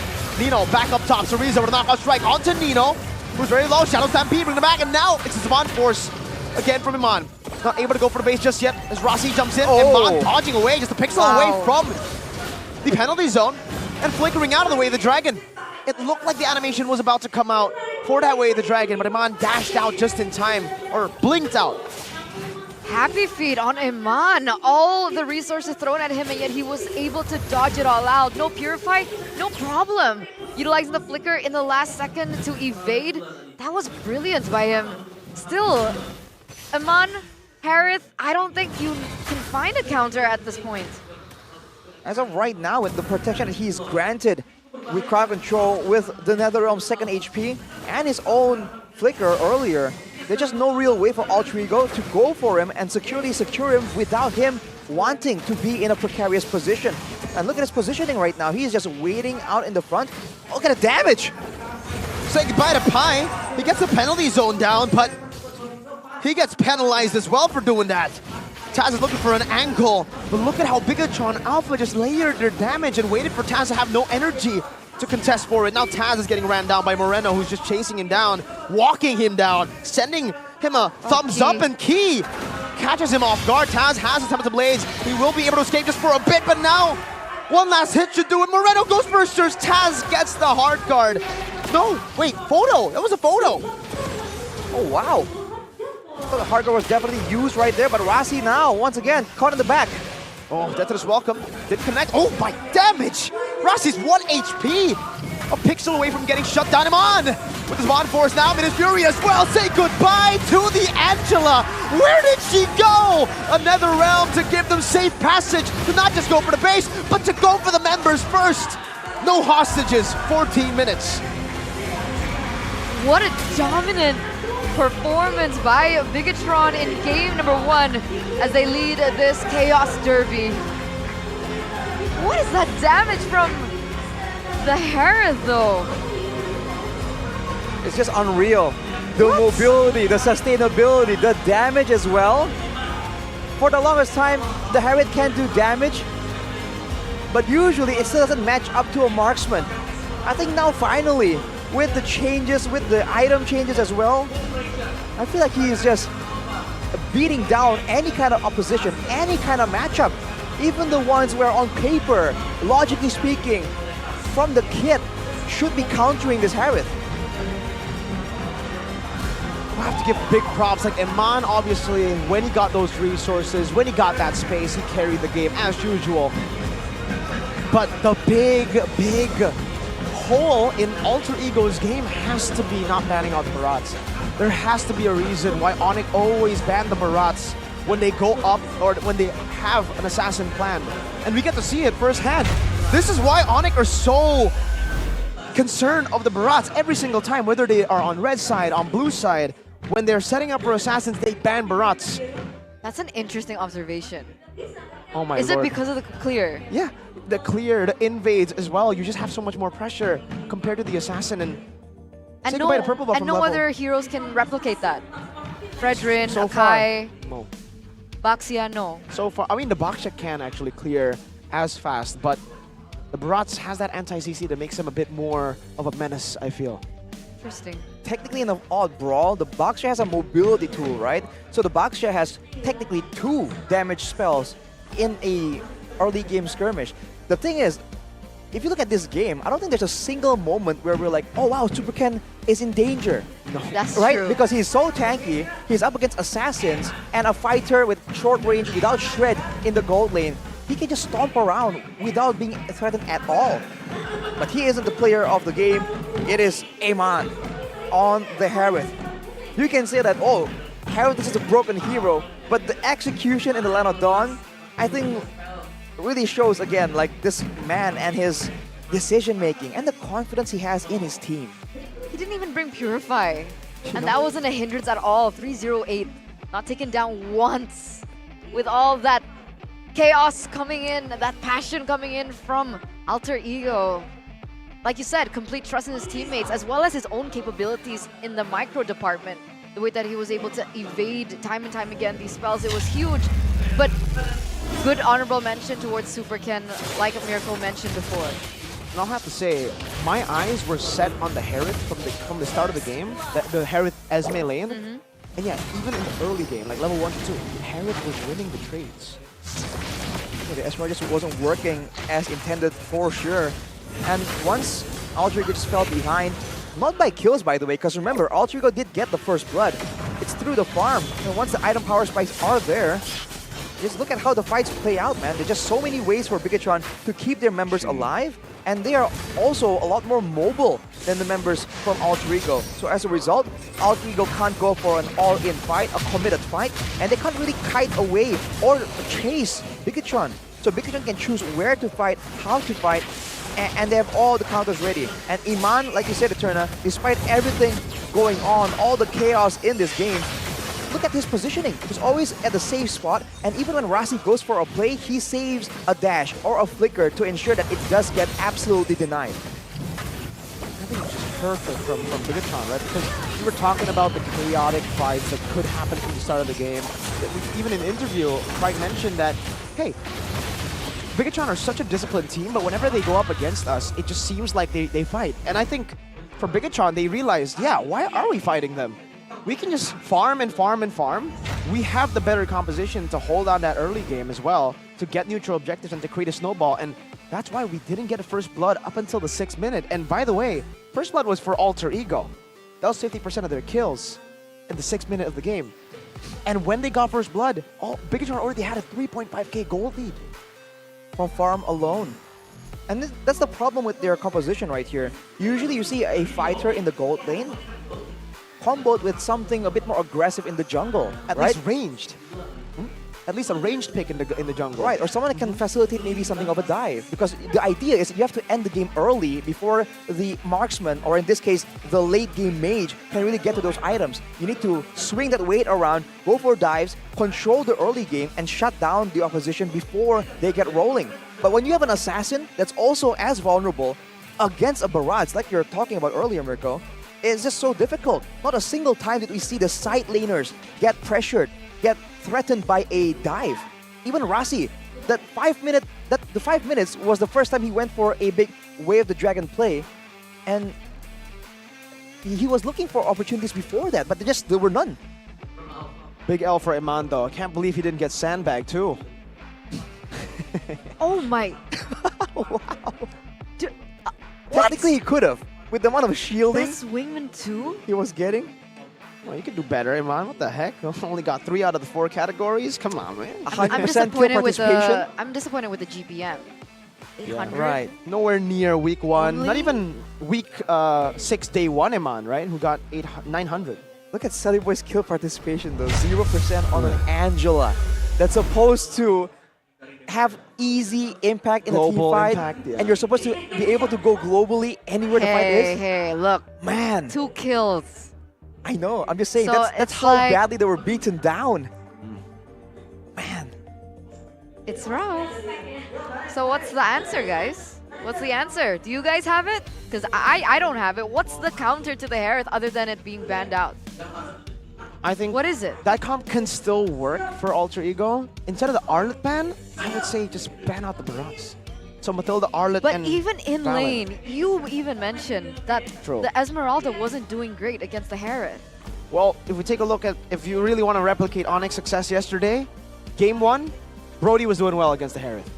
Nino was shut down on the Herith by the Brody. So, And we did see the Brody earlier. It did look very powerful, very strong, especially in the current meta with some assassins, some fighters, right? The independence of the Brody. And again, the aggressive gold lane that he can use to set up, let's say in this game, right? To maybe pressure the Herith, get him low, and then allow Taz to swoop in, get a kill, start snowballing. all these what ifs, right? We have to wait and see till the second game to discover what kind of adjustments can be made. But I think we can all agree that it's possible. There's just some factors here that Alter needs to really take into consideration and plug up. It's like holes in their game they have to really mend and plug in. It's like they're in a Their boat. cheese. Oh. They got shot by cannonballs, and then now they have to like fix. Like in that game. Yes. It's like the island. I was of on bucket duty. Cops. The bucket duty. Oh, I'm on bucket duty, but it looks like Bigetron Monster is on interview duty. Dirty. Duty. Duty. So we'll see you D-U-T-Y. after this break, ladies and gentlemen. Forgive the tongue twisters. Don't go anywhere. Stay tuned. We'll be right back. Ya, Bude pengen ngobrol-ngobrol, apalagi dia baru saja muncul di LS Sphere. Oh, pasti kalian tahu kan? Siapa lagi kalau bukan Romer dari woman scene kita, Vivian. Sini dong Vivian, Bude mau ngobrol. Asik, ini BTR ladies pada datang. BTR Bigetron Era. Halo Vivian. Halo Bude. Kesini mau mendukung? Mendukung sekalian dipanggil sama Om Muntun. Oh, udah ya. Mendukung, tapi menarik. Bude boleh dong tanya. Kayaknya Bude udah lost count gitu. Bude kayaknya berhenti di hitungan 235 pialamu. Berapa sih pialamu sekarang? 26 plus 1 SEA Games. 26 plus 1 SEA Games, berarti 27 ya. Dan yang SEA Games itu kayaknya spesial banget pastinya dong. Iya, terus karena bukan bawa nama BTR kan, jadi nggak digabung. Plus 1 jadinya. Oke, Scene Woman dilibas habis oleh tim Bigetron, apalagi Vivian kemarin. Bude lihat sesuatu, heboh semuanya. Heboh karena ada nama Vivian dengan siluetnya di LS Sphere. Mana nih ya, kita bakal ngeliat bersama-sama juga. Vivian, ini wah udah rame banget semuanya ngomongin Vivian. Dalam arti sebagai woman, pro player, mewakili. Mungkin ini seluruh dunia juga menjadi icon di situ. Gimana Vivian? Rasanya ya Bude? Iya. Sangat shock. Gak nyangka sih, gak expect dari Mobile Legends terus dikenalin ke mana nih ya? LS Sphere? Ya LS Sphere. Dan gede banget nama Vivian gitu dikenalin ke bule-bule, jadi kayak gak nyangka lah. Shock. Gak nyangka ya, Viviannya aja gak nyangka. Terus habis itu gimana respon keluargamu dan juga mungkin keluarga Bigetron? Kalau keluarga kayak, iya buset ngeri banget buset. Terus kayak bawa-bawa lah ke Arab gitu, ajak-ajak lah ya gitulah, ngeledek-ngeledek gitu, goda-goda gitu. Tapi memang nama Vivian itu ikonik banget, apalagi di Scene Woman. Kita tahu betul Vivian dengan pialanya yang berderet bersama dengan Bigetron. Dan mungkin bisa dikasih tahu gak sih, menjadi Vivian yang sekarang, jalanannya gimana sih, perjalanannya, mungkin journey-nya? Sebenarnya ini sih nggak ini juga guys, karena kayak sama-sama dulu dari public juga Bude. Kan awalnya public gitu kan, terus cari-cari lihat trial EVOS, terus mau cari trial RRQ juga tapi waktu itu belum buka. Terus ditolak di trial Science Ladies karena waktu itu nggak mencukupi syarat followers gitu. Ya terus ya pokoknya kayak kan kita dari public ya, jadi benar-benar dari bawah, jadi nggak ada yang mau ACC gitu. Bahkan di BTR pun Pi diterima dengan alasan ada satu orang yang keluar nggak mau ngambil slotnya gitu. Jadi pilihan terakhir gitu, pilihan mentok. Jadi perjalanannya nggak semulus itu ya, tiba-tiba wah kamu jago terus kamu langsung direkrut gitu, enggak ya? Iya, jadi buat yang kalian ngerasa nggak punya orang dalam atau public, tenang aja karena Vivian juga dulunya dari public dan langsung diambil BTR gitu. Jadi emang dari dulu itu tercipta dibuat dari Bigetron gitu. From nobody to somebody. Vivian menjadi sosok yang memang fenomenal ya bisa dibilang. Tapi motivasi terbesarmu sampai pada titik ini boleh dikasih tahu nggak Vi? Pengen mengangkat keluarga itu pasti ya nomor satu. Terus pengen memperbaiki kehidupan keluarga juga. Sama mau tetap yakin sama kemampuan sih. Jadi kayak tenang aja kalau kita punya skill pasti kita ada jalannya. Meskipun emang penolakan-penolakan di awal itu banyak. Tapi dari situlah kita jadi kuat gitu. Motivasi yang cukup besar pastinya untuk keluarga, untuk pembuktian diri sendiri juga. Gak gampang puas pastinya. Dan ngebuat Bigetron era banjir, tsunami trofi. Dan kalau boleh dibahas, juara WSL udah nggak terhitung. Kompetisi-kompetisi lain udah disabat juga. Terus juga bakal menjadi mewakili MWI di Esports World Championship nanti. Mewakili Indonesia. Lalu udah tampil di LS Sphere juga. Dan yang pastinya pada nunggu-nungguin nih.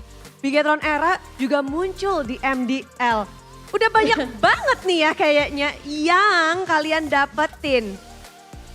Nextnya apa tuh kalau boleh tahu? Fokus ke satu-satu sih Bude. Jadi kayak sebenarnya kalau nextnya pasti banyak. Cuma untuk sekarang Vi mau yang juara dunia sih Esport World Cup-nya ini. Fokus ke situ dulu. Langsung ke yang ada di depan mata dulu. Harus difokusin, tapi pede gak sih Vi? Pede, harus pede lah. Kita kan turnamen buat juara, kalau kita nggak pede gimana? Untuk juara bukan cuma buat tanding doang. Vi, boleh nggak kamu sampaikan sesuatu mungkin untuk semua yang lagi nonton di sini, para woman yang lagi menonton kamu, yang pastinya ada di sini dan juga yang ada di rumah. Buat para woman, ladies-ladies yang main Mobile Legends dan target yang ingin jadi pro player, jangan dengerin omongan orang ya guys ya, laki-laki gitu semua kan pasti pada jatoin ya, bukan kalian doang. Karena kita juga di awal-awal pasti semuanya ngeremehin. Dan emang siapa yang tahu kedepannya bakal kayak gimana tuh gak ada yang tahu guys. Yang tahu itu cuma kalian sendiri, jadi kalian tetap asah skill kalian terus, percaya, konsisten. Dan kalau misalnya kalian gagal di turnamen-turnamen gak apa-apa, karena itu buat jam terbang dan melatih mental gitu guys. Wow, tuh jangan dengerin dan sekarang kita mau ngucapin terima kasih banget Vivian. Selamat menyaksikan pertarungan selanjutnya dan kita bisa kasih tepuk tangan yang meriah dong untuk Vivian. Good luck ya untuk nextnya. Stockcaster kita lanjut ke game kedua. Silakan.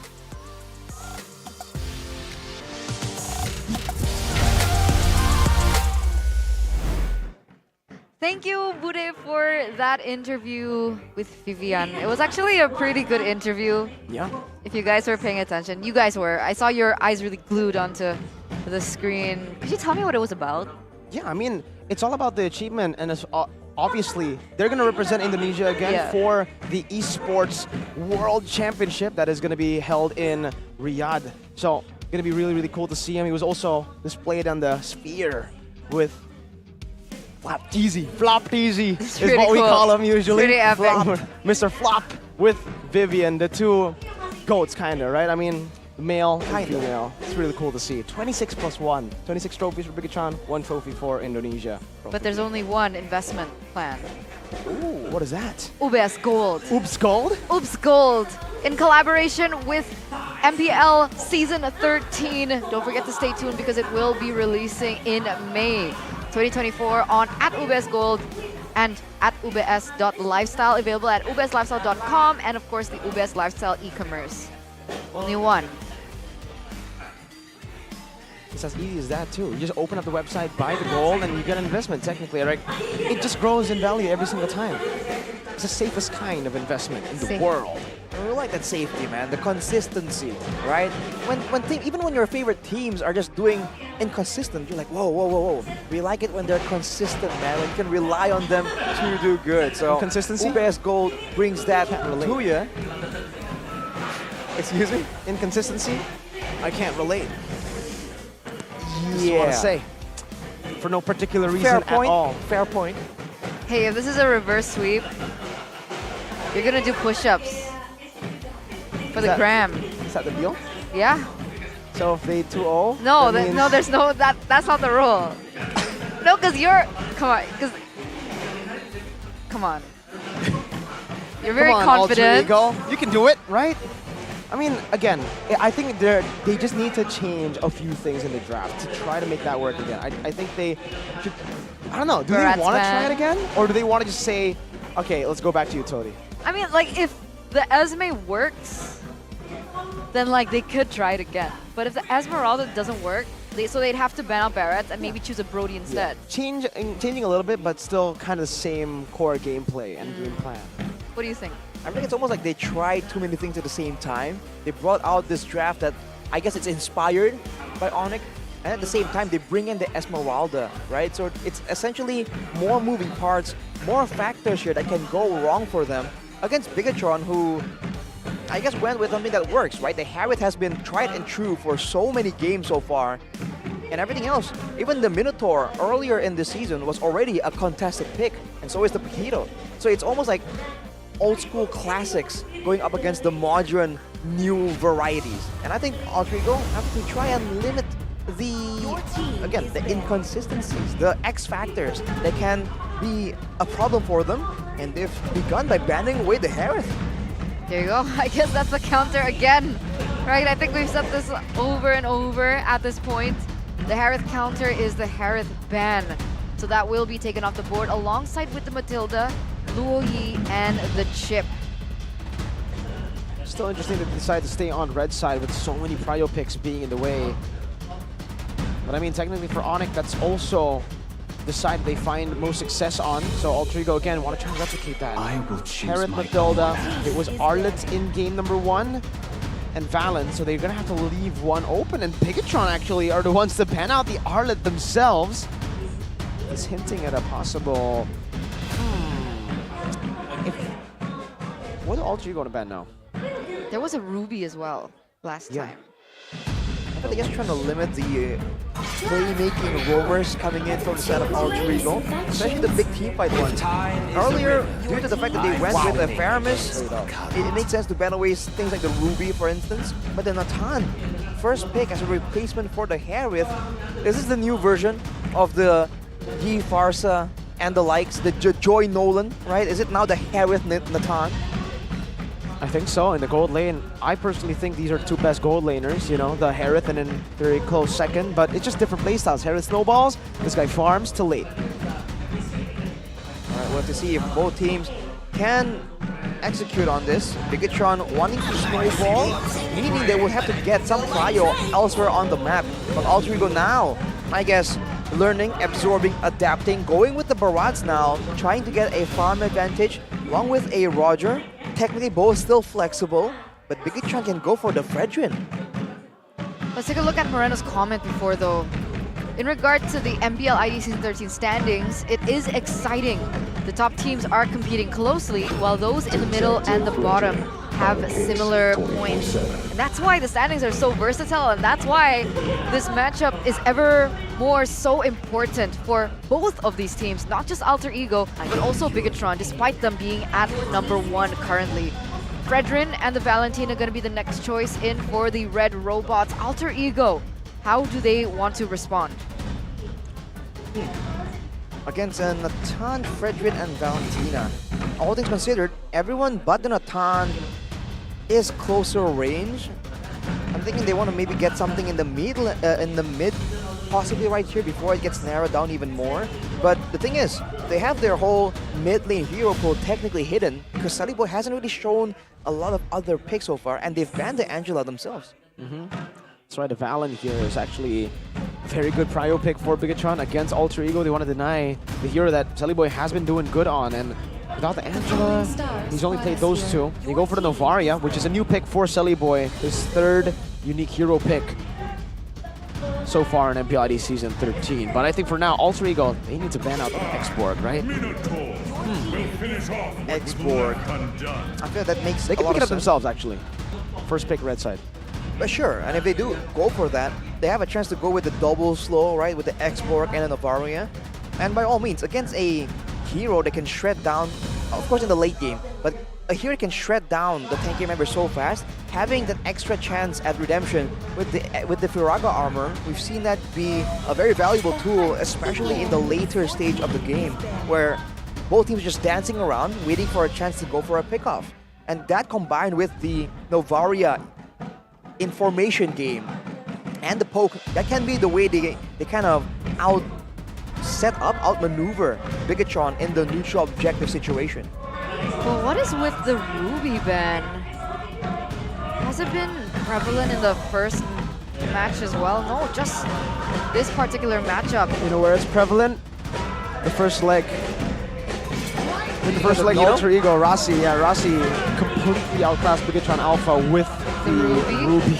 So I think it's more of just respect. They know how good Rossi is on the Ruby.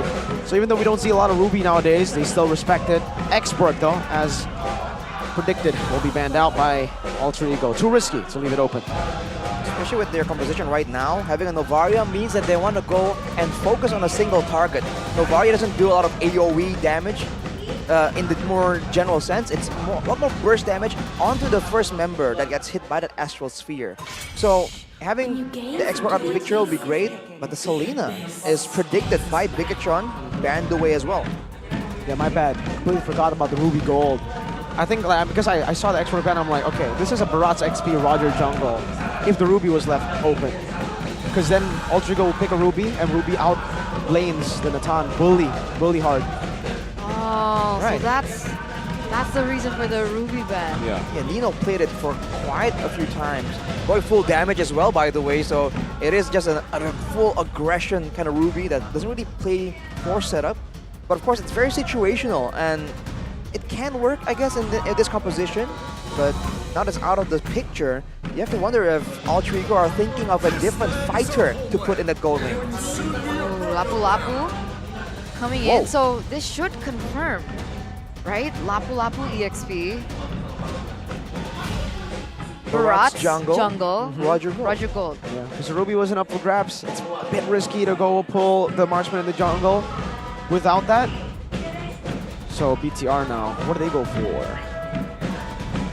They're hovering on the Bane? What? No way. No, it has to just be a hover. It has to be. I'm thinking something like something with crowd control, right? Because they want to really catch someone down, lock them down, and maybe deny. Key? Oh, wow. I thought they were going to go for a combo, some AoE, but no. They're doubling down on the single target situation right here. And technically with a Fredrin and a Franco, they have two ways to really stop someone from moving and allow the CC and the Natan to just shred one of them down. So the skirmishes are going to be a lot more dangerous from Bigetron this time around. So now the question is, what does Rossi want to utilize in the roam? Angela's taken off the board. Grok is a possibility. Minotaur is banned. It's Florin. Okay. Interesting. This is very similar to the Rebellion draft that you remember with the Florin 2. The one that wants to look for brawls, but the only difference is the Roger was jungle for Vincent for Rebellion. It was also up against Alter Ego, by the way, fun fact. So they're taking a page out of, but now it's Nino who's using it, not the jungle. So this is the first time Rossi's picked up the Florin in the roam as well. I feel like in theory this means that Alter Ego will be standing their ground, just out healing the damage, and they're playing the sustain game here to poke down Bigetron and deal damage with the Novaria. But the problem is, even when they do get anyone low, can they even find a catch right there? Maybe with the Bravest Fighter? And on the other side, if they get jumped on, can they have enough to really escape from a sticky situation? Questions after questions for this next game of this best of 3 series. Will it be Bigetron going 2-0 against Alter Ego, completely turning things around from the last time they met? That question will be answered right now as we jump into the Land of Dawn for game number 2 between the Red Robots and the 3-face Mass in this Chaos Derby. All right, ladies and gentlemen, just like that, we're in. Already you're seeing the Barat's clear speed advantage, but Purify's in the hands of Nino, but also in the hands of Sorizo. So he's trying to be a lot more active here, take a lot more risk for his team, but ooh, Nino. Very early on, this might be first blood. Oh, Nino, he walked back. He could have gone the Lycan pounce there. No first blood, and the gold crab also pulled away from Nino. It'll only delay it for a bit though, because Never mind. That actually played out perfectly for Bigetron, and Mon got it. Wow, man. Alter Ego, small moments like this will absolutely add up. Saliboy though showing the aggression once again with the rupture on the Novaria. So the early game damage is gonna be very dangerous. Nino though, with the thrill here, he's trying to just get as much damage in as possible in the early game. Try and shut down Eman. And on the Nathan, that's just how it goes. But look at that. Lycan pounce under the turret. One last hit would do it. And he pops the Purify as well. And Roger still an ultimate bully. Better look from Alter Ego so far right here. Even in the mid lane here, Moreno is struggling to keep up with the clear speed because they're sending Key to really try and babysit Eman in the gold lane. And even with all that, it's still a lot of damage. And the Florin is just oppressive, man. It basically guarantees that all these smaller trades will go in your favor. Yeah. But that's just for now, right? With the turtle coming up, Alter Ego do have the better corporate combo, but Bigetron have a chance to go for like a big pick-off maybe, with all the single target damage they have at their disposal. Ooh, bravest fighter, the choice to go for Moreno here. Alter Ego hovering over it. He's not level 4 just yet, remember. But so, usually with Rossi, with a, good Iron Hook, and Taz gets up for a bit. Bravest fighter on the back line right now is asking to be purified to get out of Death as well. Pie's doing a lot of damage now with stun as well. Taz gonna fall down to the Appraiser's Wrath, and Pie finds a trade, but it's only towards the roamer. Pie gets bursted down by Moreno. A 2 for 2, but in terms of value, actually 2 for 1 for Bigetron. Still very much value, and they're able to get Taz out of the picture. He's gonna try and rush into the turtle right now, but it won't be in time. Super Ken gets the first turtle. Bigetron take the lead when it comes to the big team fights, even though technically they're the ones who want to go for those pickoffs. That was just catastrophic for Alter Ego. The purple buff stolen again this time by Super Ken. Last time it was Barats versus Ling, now it's Fred. Key, Bloody Hunt, the entropy used up, the burst damage not enough just yet. Emon's taking a whole lot of turret shots, and he falls! Miscalculation! Emon falls, Key flickering forward to get the kill, but it's ultimately still worth it, definitely, for Nino over Eman. What a massive outplay! We talk about, not outplay, almost a misplay. Yeah. We talked again about the heat, the anger that comes when you're in this matchup against Alter Ego and Bigetron. I guess we're seeing a bit of that even from the most calm person, Eman, right there.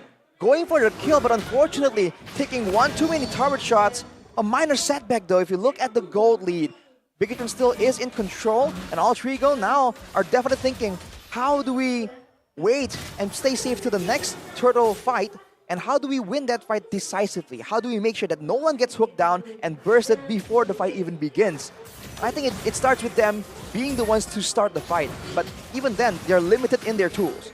But it's definitely a good start for Alter Ego, right? They're banking on the fact that Eman can snowball into the late game, get that late game pressure, and it's being hindered, right? 0-1 already.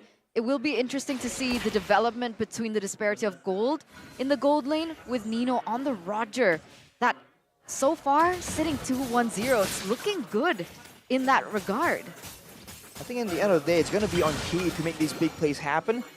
So far, all the success of Bigetron is started on the back of a big Iron Hook, but Super Ken once again is just bullying Taz. And he's used the red tree before the turtle even spawned, and he's now going to go for the kill. Oh my god, Chorizo just dove him under the turret. The Dino has no power in this game. 2 games they're trying to shut Taz down. But at least on the Ling, you can usually go for side waves.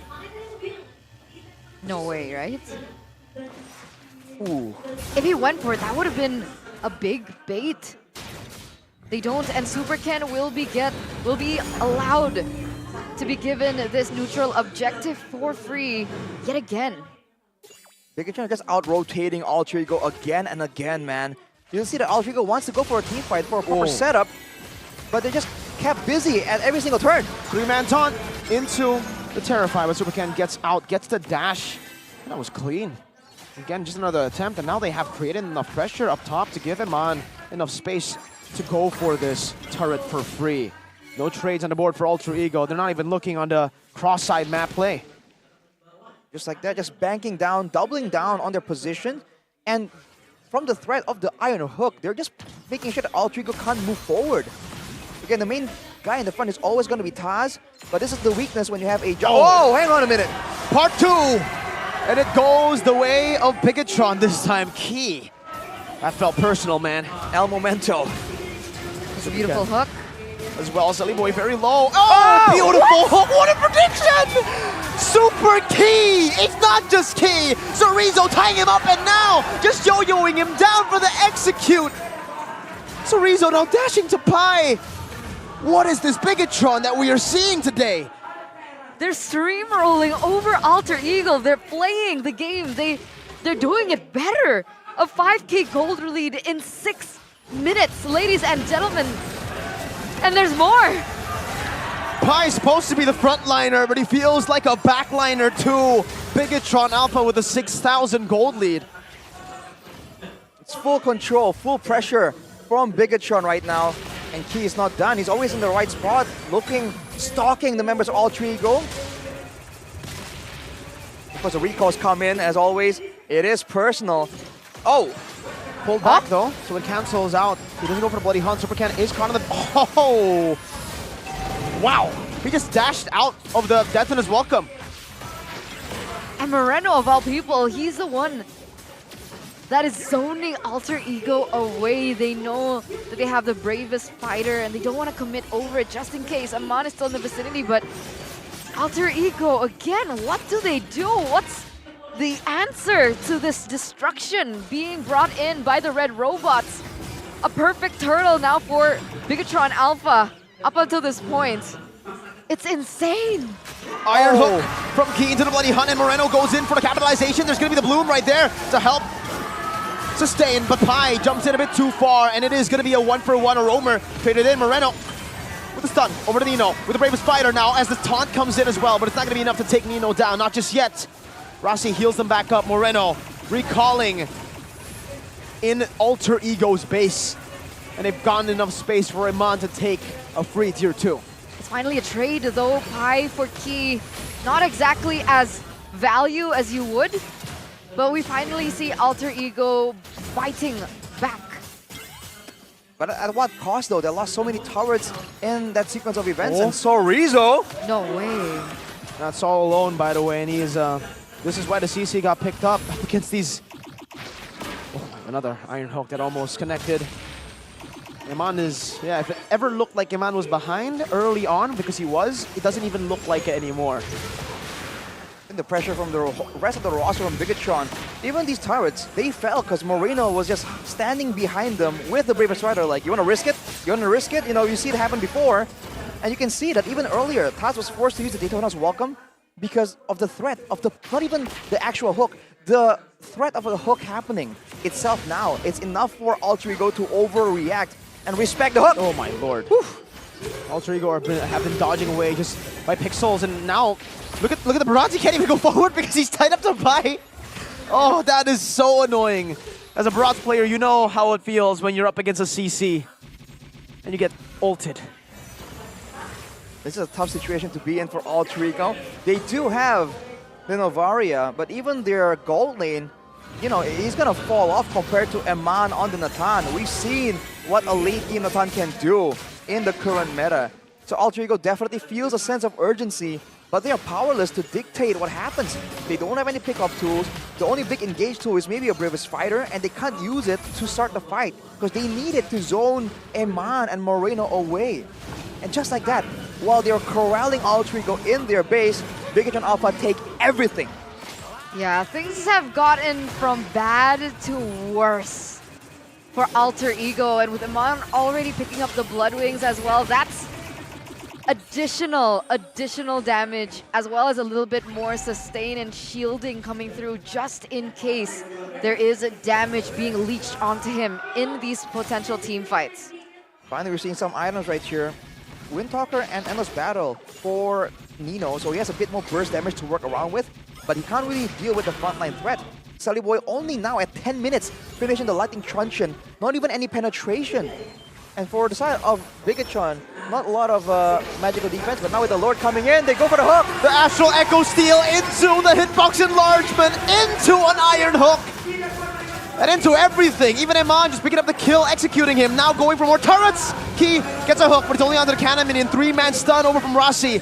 But the base turret will fall as well. They're just waiting on the cooldown of the Iron Hook to go to melt more members down. Saliboy using the Astral Recall to get the Astral Sphere. Chorizo's dashing forward. Key finds Saliboy again with the Iron Hook flicker. And Pai is forced to flicker defensively. One last base turret is what stands Key!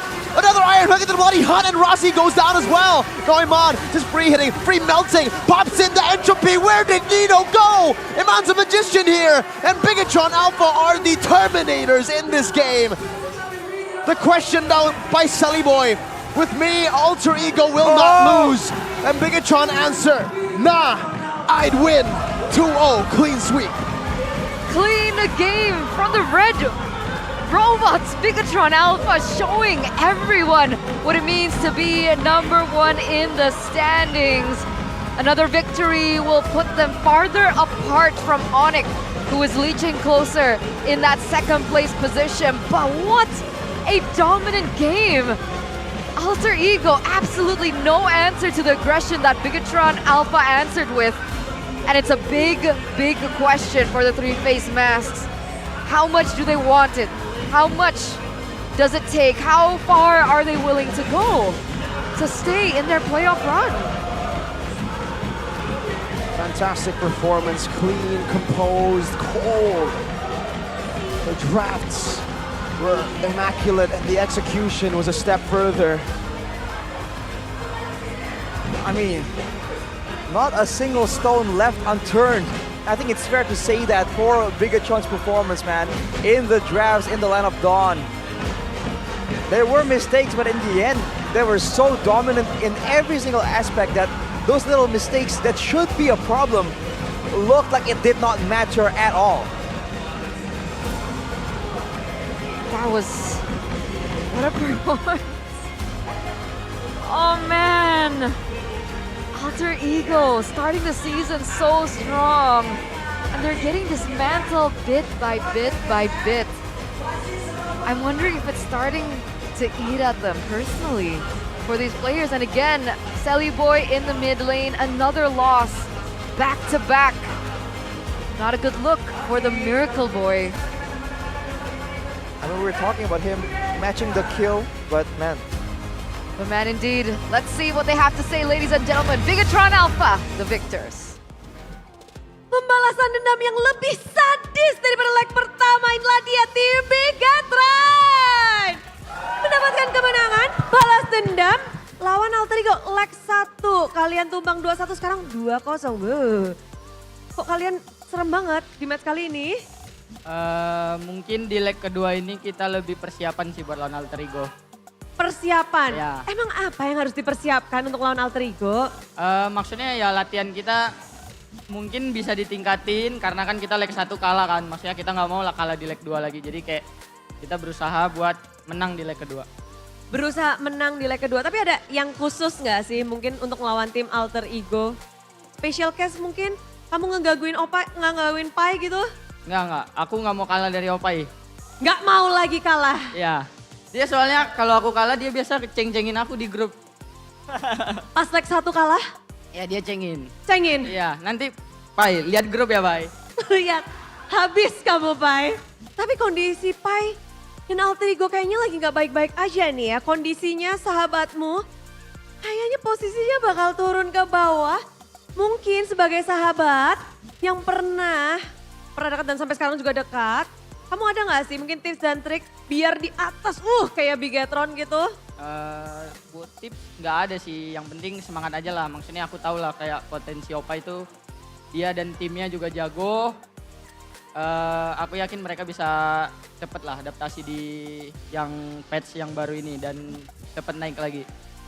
Diyakinkan bisa naik lagi. Kalau Ki aja bisa bilang kayak gitu, kita menunggu ya Alter Ego supaya bangkit. Dan ngomong-ngomong tentang patch sendiri, kalian sudah membaca patch ini kah? Sehingga permainan kalian terlihat begitu cepat, lancar, nggak ada kendala? Enggak sih, sebenarnya kita di latihan juga masih banyak problem yang mesti kita perbaiki. Jadi kayak mungkin ini ada beberapa yang kita kasih lihat dari hasil update gitu loh. Tapi kita masih banyak mengulik juga dari update yang baru ini. Oh, update baru ini bentar. Ada yang menarik juga di mana Ki kamu mainin Franco. Akhirnya Franco tuh dimainkan sama DNA Bigetron kah? Kayaknya romer-romer yang sebelumnya di Bigetron juga lagi pada pakai Franco. Ini Franco lagi up-upnya. Kemarin gara-gara kalah sama Yvos sih di Francoin, jadi ya kayak ya udah aku pengen coba main Franco juga, ternyata emang seenak itu. Seenak itu Franco, tarik-tarik. Ya.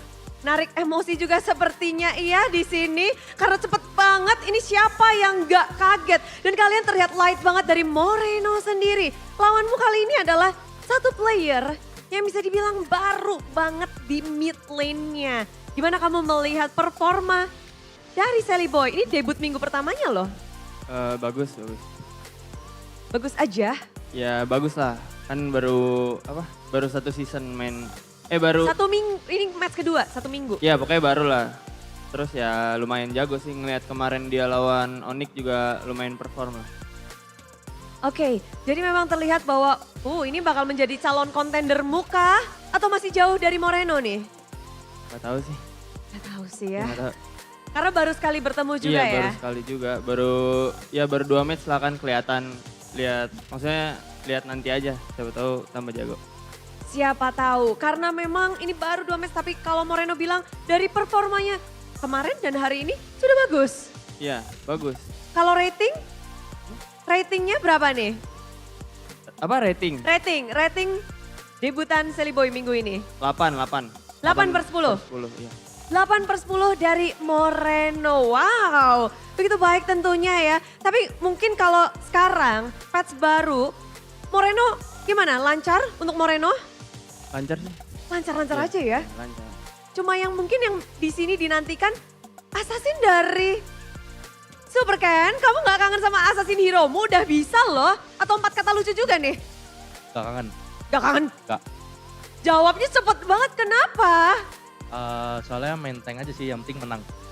Yang penting menang. Jadi menurut Super Ken sekarang tank emang yang bisa ngebawa kemenangan? Bisa sih dua-duanya, tergantung jago apa enggak. Tergantung jago apa enggak. Kan kita tahu Super Ken jago assassinnya. Enggak. Merendah sekali kamu ya. Jadi sekarang memang lebih nyaman dengan adanya fighter atau tank jungler itu. Pilihan aman? Gak tahu sih aman apa enggak, disuruh coach dong, aku nurut aja. Pasrah aja. Ya. Pasrah aja. Tapi ngelihat mungkin kamu udah nyoba dong assassin hero. Udah. Gimana? Mungkin lumayan besar sih potensinya buat di pick di season ini, cuman belum tahu aja. Masih banyak yang bisa dikulik ya? Ya butuh waktu paling. Tapi akhirnya ini kan udah mungkin lama banget kamu gak ngelawan assassin hero. Tadi Tas memakai Link. Gimana?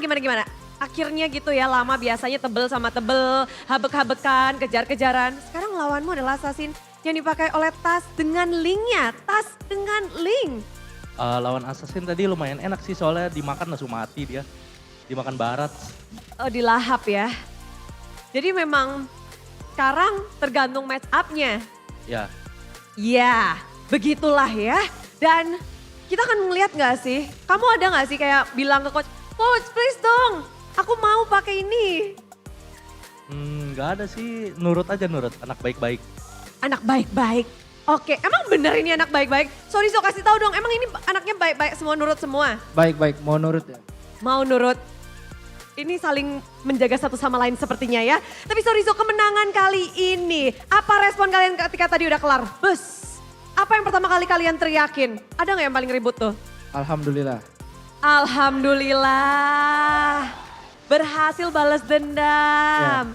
Karena di leg kayaknya kalian cuma kalah dengan 3 tim aja nih. 1 udah bisa kalian kalahin. Nextnya, apa tantangan terbesar untuk balas dendam sebenarnya? Nggak tahu sih, fokus sama tim aja sih, nggak mikirin balas dendam gitu.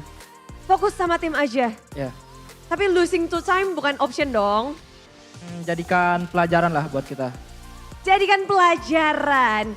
Oke, now you're on top guys. Masih di atas, di pucuk tempat yang kayaknya sulit untuk digeser tim-tim lain. Eman, You're on the top of the classement now. How do you say about that? Alhamdulillah. Alhamdulillah, Eman. Eman, Bude penasaran. Is there any new words, Indonesian words that they teach you? Ada nggak bahasa Indonesia baru Gak gitu? ada. Gak ada? Gak ada, serius? Gak ada. Kalau ngatain sesuatu dalam bahasa Indonesia, closing for this week for Bigetron, can you say it in Indonesia? Terima kasih Biget Troopers for coming in this venue for the efforts, and I hope next week we'll come back again. Yeah. We'll come back again.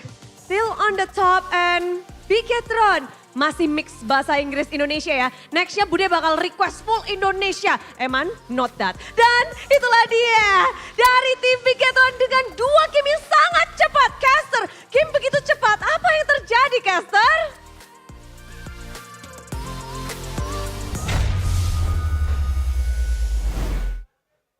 How does it feel to be on top? Why aren't you do that? You know why? It's normal now. There's like, I mean, haven't they been here since week 4, right? Like, you know, it's his moment, right? He's waited so many seasons for this moment, for this situation, right? Let him have it. You know, it is what it is. It's your moment too. It was. You're up there. For Hello. like 5 minutes. Be grateful, man. 10 minutes. 10 minutes. Solid 10 minutes. The comments got me, man, on that post. But yeah, well done, Bigetron Alpha, the Red Robots. Hopefully, if they do keep improving, if they stay consistent and keep improving, and if they do represent us once again on the international scene, they will actually finally get something. But let's crown the POTM, shall we? Eman, MVP on the Natan. Don't look at me like that. Calm down. What's wrong? I mean, POTM. Presented by your official Truman smartphone. What Samsung the Galaxy frick? S24 Is that a series. joke? We have broken past 1,000. That is, I believe, No, that's the the highest. highest. Yesterday, I think Kyrie He went beat 0-2. Iman. He went 0-2 at the start, and he still got 1028. Huh? And those two deaths were only in the laning phase. Once they got out of the laning phase, it's a done deal. It's over. Okay, now we can't even make those jokes that Eman is underperforming compared to week 1, Eman. Well, he finally achieved it, right? We kept saying that he underperformed compared to week 1. Now finally he has reached that peak. Here's the player of the match highlights by our official gold partner, UBS Gold. I think it all begins with the hooks, man. Always someone getting hooked, someone taking a lot of damage. But look at this adjustment from Moreno. I think he was trying to go for the back line, but then he understands that, hey, I have to try and do some damage to Pi here. Otherwise, it's going to be a bad situation. Because of that, they got a bit of a lead. And the decisive flicker iron hooks from Key. This man used to be very famous for the pickoffs. Look at that hook, man. The prediction. Super Key, not just Key. Yeah. Super Chorizo too, and Super Moreno with and Super Key again. Super everything. And man, even when Pi goes in like this, the best they can do is take out the roamer. Iman was just positioning well right there, just avoiding the bulk of the damage. And at this point, he was just doing way too much damage. There is no real quote-unquote front line for Alter Ego. Even with the Florin, even with the ultimate, the Flask of the Oasis, there's just way too much damage. And with a Franco in the mix, it's just a matter of time before those hooks land, and it lands on so many good targets in this game. I really respect the foresight here of Bigetron Alpha, not in the way that they played the game, because again, execution was great, but in the drafts, they picked up the Valentina, and then they saw the Novaria, and they're like, you know what? That's a good ultimate to take for us to play Franco. Astral Echo. Oh, you're right. The foresight in the drafts, it's, oh my god. To be fair though, a lot of those hooks were done without the Astral Echo. But like the idea of it, right? Like if Key was landing it without the Astral Echoes, we saw what he did with the Astral Echo. The Barrage was like so far away, and he got the Bloody Hunt. This is so good. And it's not just the Astral Echo, by the way. The fact that he was so confidently picking up the bravest fighter as well, Moreno, right? A lot of times, like I said, they were going for a turret, and Moreno will be the only guy just zoning everyone out. And that's the kind of pressure, the kind of aggression that Bigetron can bring, can confidently execute when they do have a lead.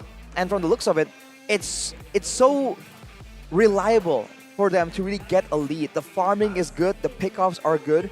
It's like the default state for them is to find success farming-wise. So you have to try and stop them somehow. And if you look at the rest of the items here, I mean, Rasi on the Florin can't really make a lot of plays happen. He has a fleeting time, but with only 4 kills on the board, 2 in the early game, and 2 way later, that fleeting time also loses a lot of value because you don't really get a lot of those resets. And Saliboy and Novaria, with only 2 items, look at the itemization coming in from Bigetron Alpha, especially for the front lines. Like, he's also Sorito going with the Oracle. He also knows that he needs to try and get that regeneration up, especially against all the sustain, all the poke damage coming in from the side of Alter Ego. So because of that, he can just be a lot more aggressive standing in the front. And the same can be said about Super Ken, who went for the Sky Garden helmet a lot earlier than a lot of Regents would go, because he knows, like right here, with the Molten Essence and the Brute Force Breastplate, he has enough stats and movement and utility. He just goes for the Sky Guardian helmet for extra damage, because the Priestess Wrath does more damage with more HP, and he also gets more sustain for that long poking kind of situation. Again, that numbers. Well, now It's so intimidating. the next 3 weeks of Eman will always be underperforming to week 6 Eman. We broke the 1,000 gold mark. That is And he insane. died twice in the early game. We have broken the 1,000 point, right? Yeah, but not this season. This Not is this the season, first time yes. that we have broken the 1,000 point. Fun fact, actually, the people who have broken the 1,000 points in Season 11, it was Super Ken when he made his debut playing the Assassins in MPL, Ling. And then in Season 12, I forgot who it is, but we did see like a few, or one player, I don't know. Forgot. Well, this season it was Iman. Go on. Okay, if we're talking about gold, let's take a look at the golden moment by UBS Gold. Sini, kasih tahu balik kalian. Kalau grip joneng. Gua bawa. Disiplin guys, lu mau bawa man. Lihat baret boys, gas. Gua gigit. Fighting, aman nih. Lihat Eman. Aman gua. Bisa fake, masih bisa fake. Depanin Ken. Guys, ini boleh recall sih kalau. Lihat. Ayo recall di media, recall. Ayo. Ini. Gimana? Sini. Oi, Aco, ini apa ini? Guys, lihat gua ya. Gas. Coba guys. Lihat gua, celi boy. Jatuh. Gua gigit. Atas man. Mati. Gua ulti. 1, 2, 3. Nih, keluarin sana.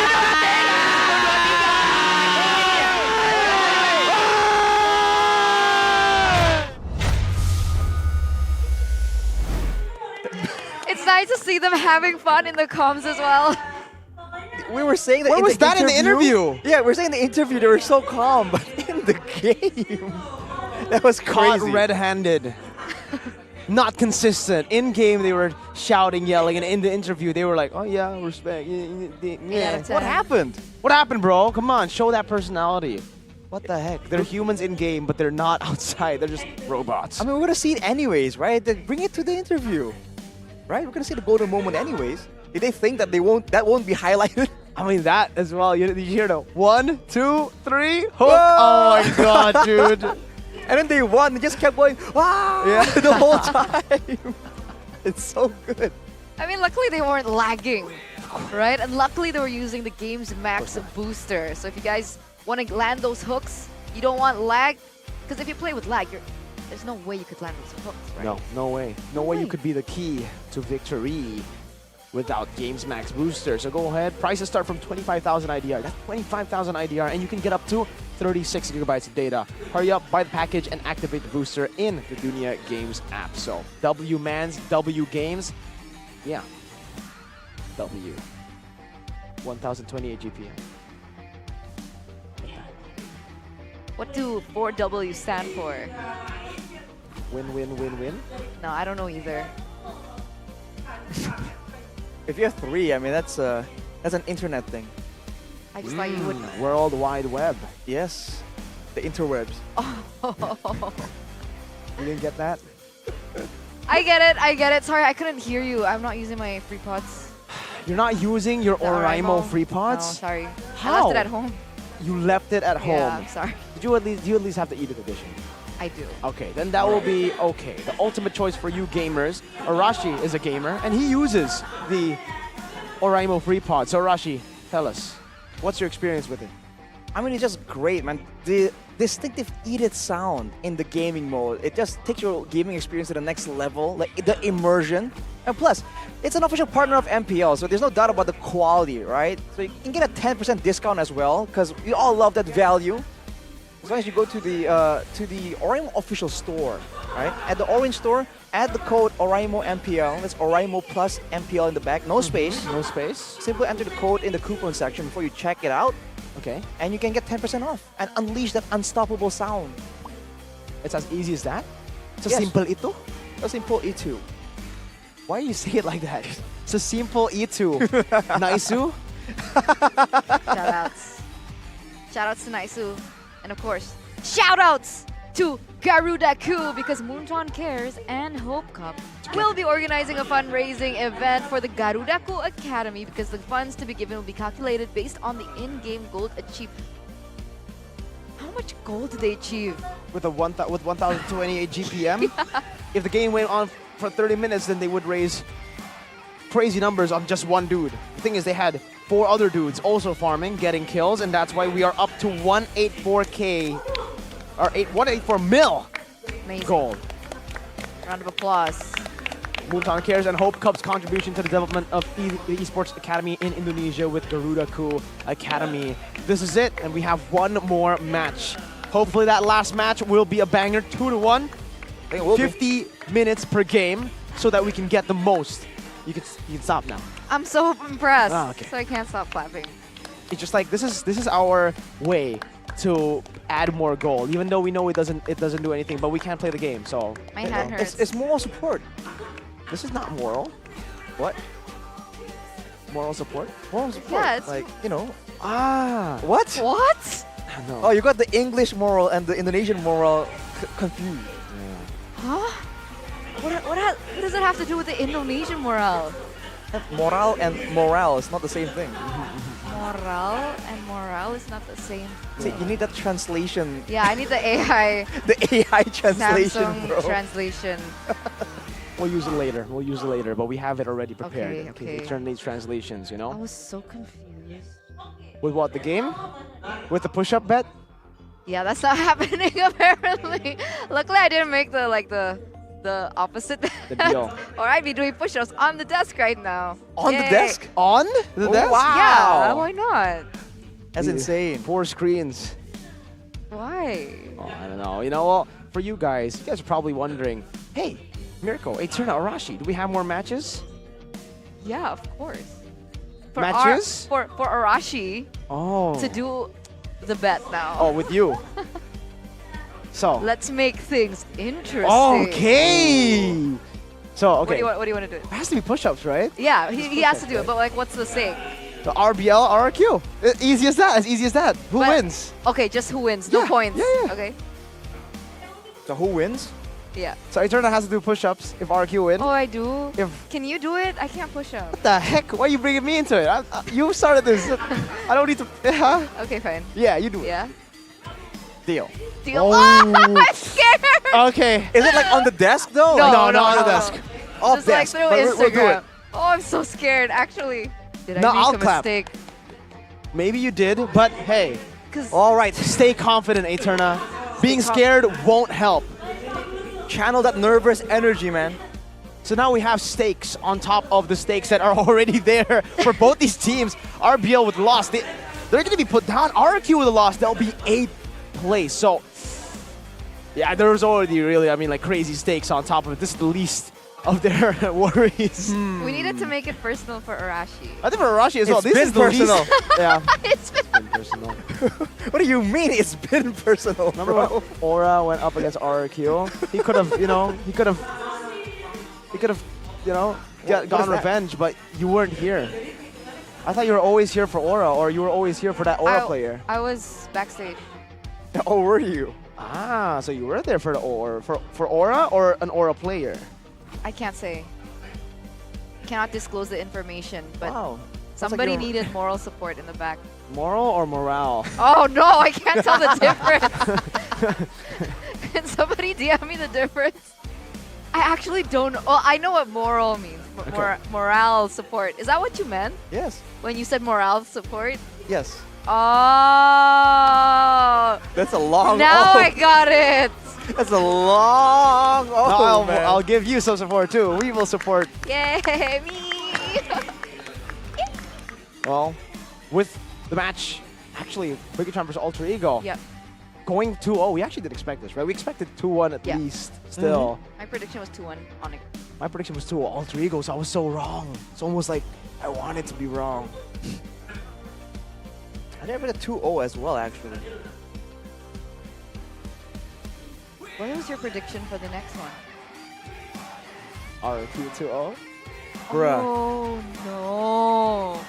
No, first Oh, match was no! Dewa 2-0. First match was Dewa 2-0. I don't know. Okay, Well- last time they met, it Way was superstitious, we good. It was 2-0 for Rebellion, but it That was a Bunny Cutie. We don't know if Bunny, maybe Bunny plays again, right? I mean, No way, they picked Skylar. they won against Aura with Clay, Don, and Skylar. And Brusco. And Brusco. So, it's safe to say, I think that they will be using that lineup because it'll be weird to swap a lineup they just won, you know? Yes. So Don, this is our prediction. Don, Clay, Brusco, and Skylar. Should be Skylar. Could be. I sure hope so. I mean, he's been performing really great. You know, we talked about the gold earlier. What I was trying to get at was that Eman was the highest, but Kyrie actually beat him on the Ling. He's up to 977 according to the stats we have right here. Okay. Eman was 976. Like 976k. So 977 and earlier Eman 1028. one upped him again. So just Eman things, bro. Oh, interesting. I wonder if anyone will usurp them in the next matchup. But before we enter that match, unfortunately, we are going to go on a short break. But it's going to be super short. Don't go anywhere. Stay tuned. You're watching MPL ID Season 13 for the last match of the day. End of the week. Oh yeah. Oh yeah. Pasti kecewa dong, ya kan? Pasti jujur gak bohong, tapi emang kecewa ngeliat tim kesayangannya, tim yang kita dukung, Alter Ego lagi gak di top performnya lah. Tapi kita sebagai Alter Champs tetap datang ke stage, tetap dukung terus Alter Ego main kapanpun itulah pokoknya. Yang pasti doa, ya kan? Doa biar kembali ke top performnya lagi. Terus bismillah lolos playoff, kalau bisa bonus mah juara Bude. Amin. Itu Alter Champs pada umumnya ya. Yang serius ya. Nah, tapi kalau yang udah Alter Champs biasa mah ya gak usah kaget sih. Kalau menang kita kaget, kalah mah ya udah biasa gitu loh. Jadi kayak gak usah ditanya lah, Mikel udah berseason-season ngelihat Alter Ego ya naik turun tapi ya tetap lah. Kalau udah cinta tuh gak usah ditanyain lagi Bude. Tetap aja ya. Stabil dari cintanya, benar. Mikel. Nah, kalau dari Mikel udah berkata seperti itu, Alter Champs juga sudah mendengar dan Alter Champs juga pastinya setuju tetap mendukung. Benar. Tapi Bude penasaran di depan sana, tadi Bude lihat bootnya Alter Ego kakak titip absen gitu ya. Ada apa? Iya nih Bude, tim merchandise kita lagi sibuk ngerjain pesanan yang dari online e-commerce-nya Alter Ego Merch. Terus karena di setiap match day-nya AE akan ada diskon spesial sampai dengan 50% di online shop-nya Alter Ego Merchandise. Jadi kalau kalian sekarang buka online shop-nya Alter Ego Merchandise hari ini, diskonnya tuh gokil guys. Gokil parah, gokil. Pokoknya setiap match day. Iya, mau menang mau kalah diskon Bude. Yang penting happy Bener. Alter Champs-nya. Buat Alter Champs apa sih yang enggak gitu loh. Wow, jadi buruan hari ini lagi diskon dan nanti nextnya berarti minggu depan dong. Iya, minggu depan setiap Alter Ego main Bude, Iya. match day. Sabtu Minggu kalau nggak salah alter ego main bakal ada diskon yang gokil. Gokil banget deh. Gokil parah Bude. Permainannya belum gokil, tapi belum. diskonnya udah gokil. Semoga next matchnya gokil ya permainannya ya. Semoga buat Alter Champs yang online ataupun yang datang di stage tetap dukung alter ego ya guys ya. Mau menang, mau kalah, kalian akan tahu rasanya kalau misalkan alter ego lagi kalah, kalian terus menang nih. Air mata turun tuh. Air mata turun tuh. Kayak kalau udah dukung pakai hati tuh susah lah Bude lah. Baik, Bener. tapi Mikel penutupan ini Bude pengen kamu ngomong sesuatu langsung ngezoom tuh di situ ya kepada alter ego. Perasaan hati seorang Alter Champs. Dengarkan alter ego. Buat alter ego ya, tetap eval sih. Kalian udah 2 week atau 3 week kurang lebih gamenya ya bisa dibilang mengecewakan hatinya Alter Champs ya kan. Mikel berdoa dan seluruh Alter Champs lainnya maupun online maupun yang datang ke stage pasti berdoa semoga kalian kembali di top performnya. Masa iya 2 kali nggak lolos playoff guys. Bismillah lah ya. Kita lagi di zona merah nih. Gawat nih, gawat. Mikel parah. aja udah pakai penangkal bala di kepalanya. Masa masih gak bisa nangkal, tapi itulah dia. Thank you banget Mikel udah ngasih tau kita diskon di Alter Merch. Tiap hari di mana alter ego bermain. Buat kalian jangan sampai kelewatan. Dan jangan lewatkan juga match penutupan setelah ini. Thank you banget Mikel. Iya thank you juga Bude.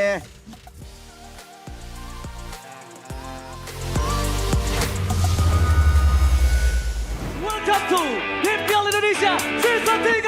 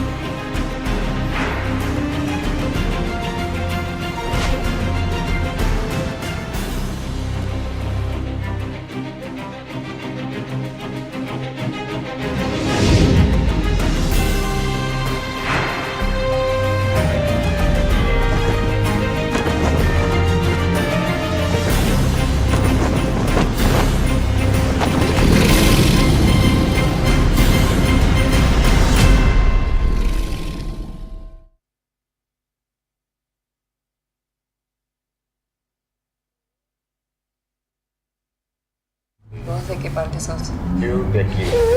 Ah, mira. Yo de parte de Argentina. Del norte.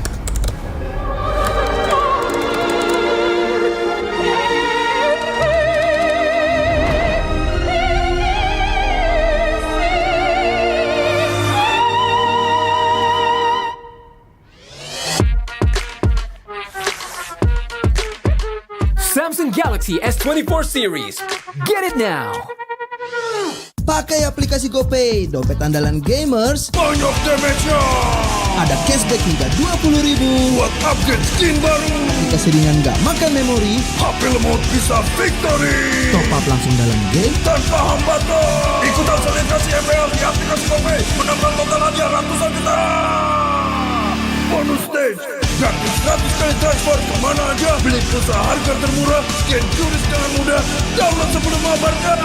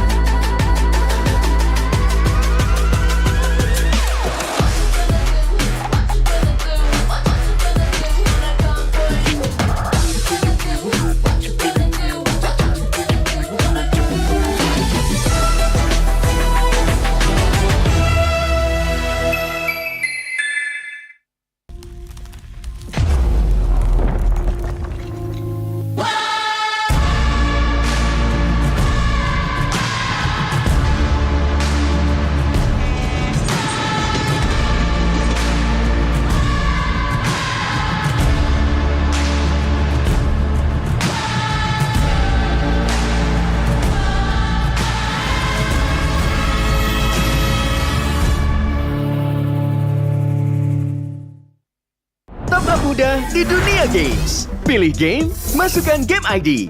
Pilih Diamond, masukkan kode promo, dan pilih metode pembayaran. Masukkan kode OTP. Selamat, kamu dapat tambahan kuota. Upgrade gameplaymu sekarang. Games andalanku bikin mainku semakin hebat. Tukar DG rings, diamond dan voucher game kau dapat. Main MOBA apa aja win streak di tanganmu. Cuma Games Max makin no debat. Beli paketnya dan aktifkan boosternya sekarang.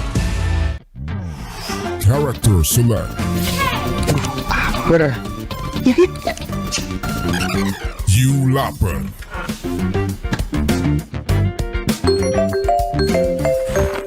Stop! Pakai klik Indomaret, belanja 1 jam sampai dan gratis ongkir loh. Wah, belanja online kayak belanja di toko Indomaret. You kenyang, siap main lagi. Let's go! Belanja online seperti di toko.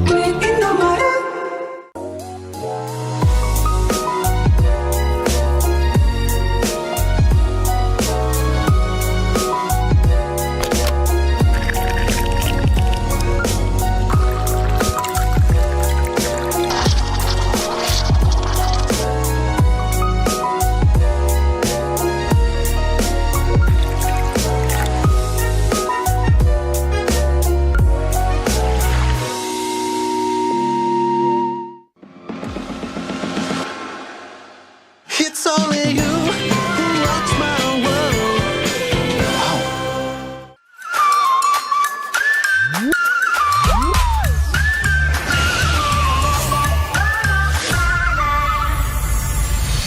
I'll be, yeah, I'll be wherever I wanna be. Wherever I wanna be.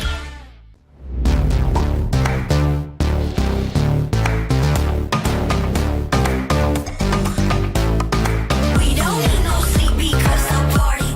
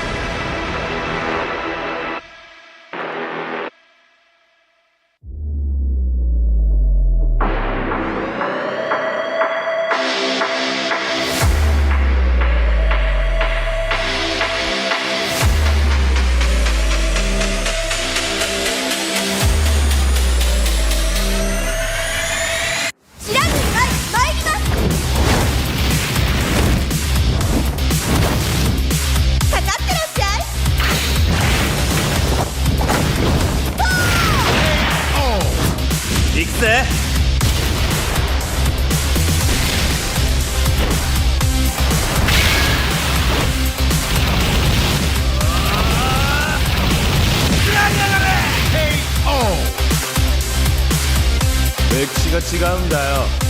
Hey, come on, come on.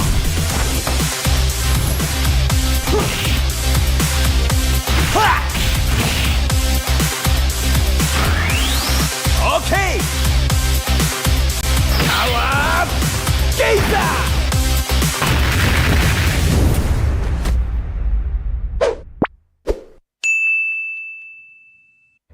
Sí, ¿vos de qué parte sos? Yo de aquí. Ah, mira, Yo de parte de Argentina. del norte.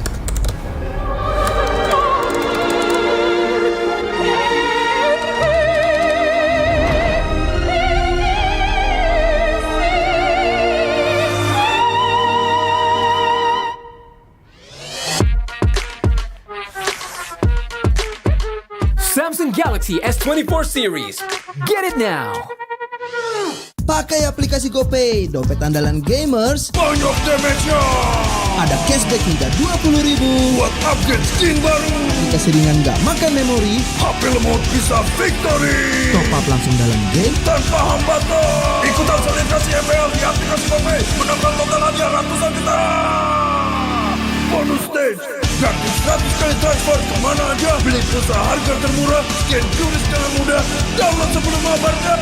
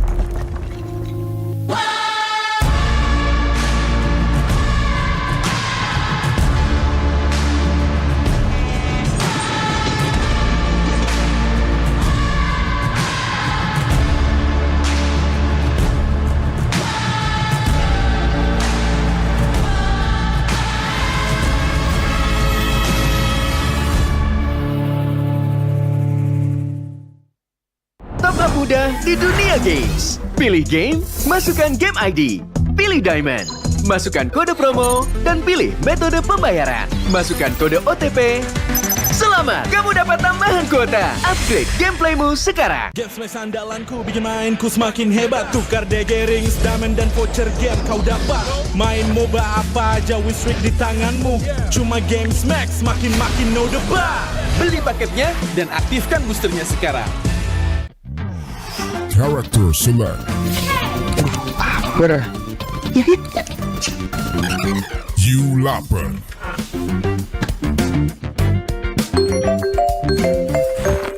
Stop! Pakai klik Indomaret, belanja 1 jam sampai dan gratis ongkir loh. Wah, belanja online kayak belanja di toko Indomaret. You kenyang, siap main lagi.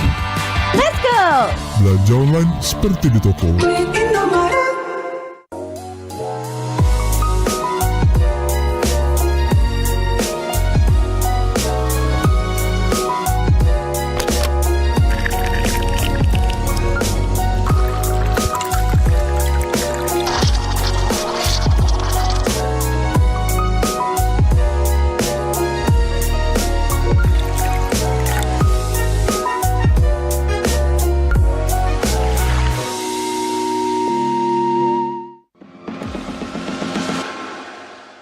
It's only you who rocks my world.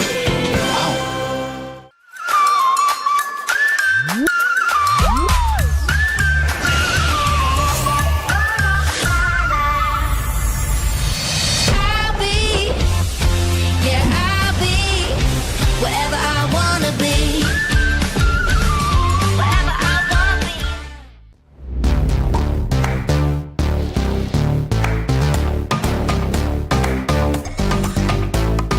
We don't need no sleep because the party.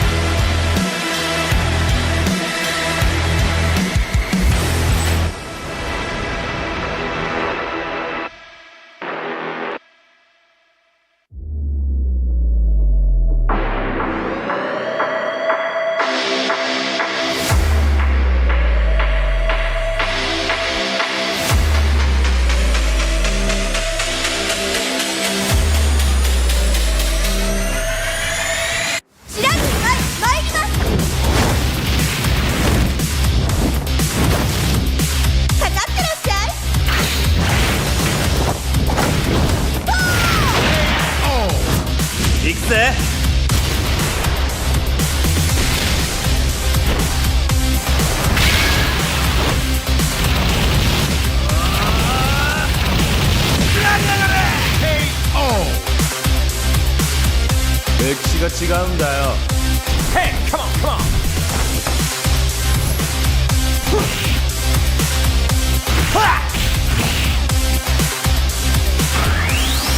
Okay. Power Gazer.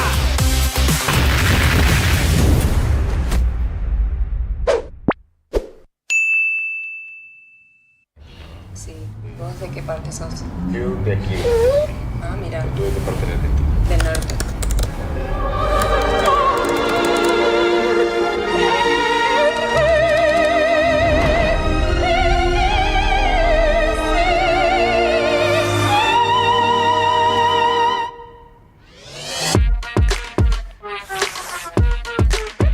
Samsung Galaxy S24 series. Get it now. Pakai aplikasi GoPay, dompet andalan gamers. Banyak damage-nya. Ada cashback hingga 20.000 buat upgrade skin baru. Aplikasi ringan gak makan memori. HP lemot bisa victory. Top up langsung dalam game tanpa hambatan. Ikutan selebrasi MPL di aplikasi GoPay. Menambah total hadiah ratusan juta. Bonus stage. Gratis 100 kali transfer kemana aja. Beli pulsa harga termurah. Scan QRIS dengan mudah. Download sebelum mabarkan.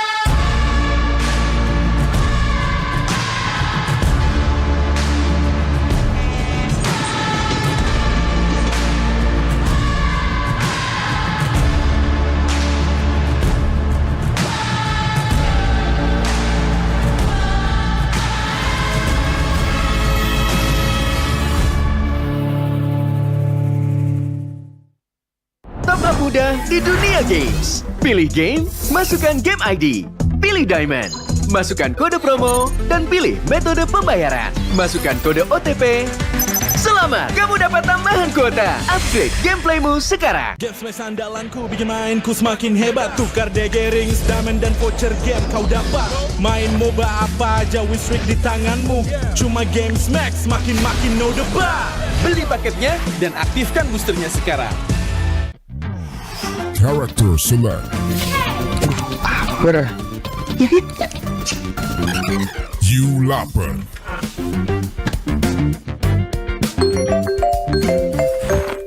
Stop!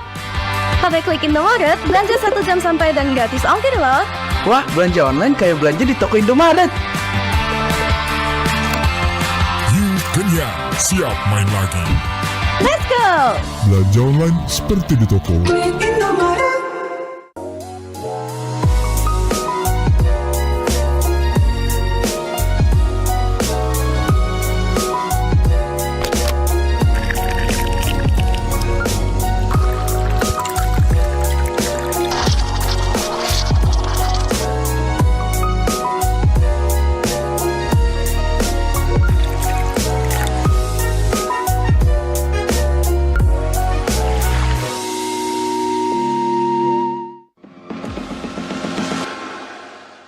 It's only you who rocks my world.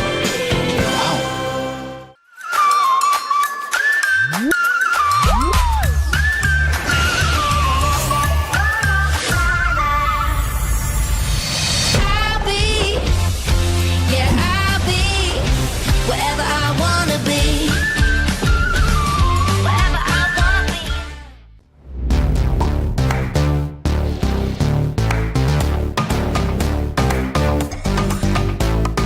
We don't need no sleep because the party.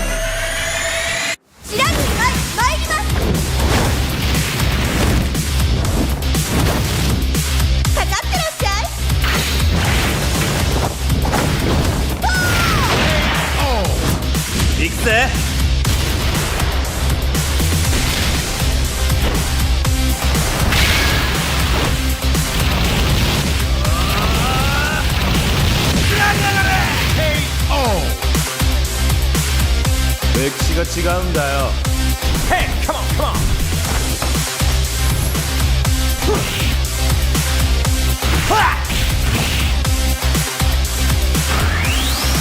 Okay. Power Gazer.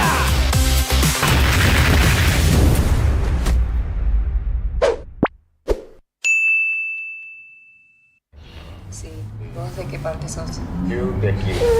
Ah, mira, ¿Tú de qué parte eres de ti? del norte.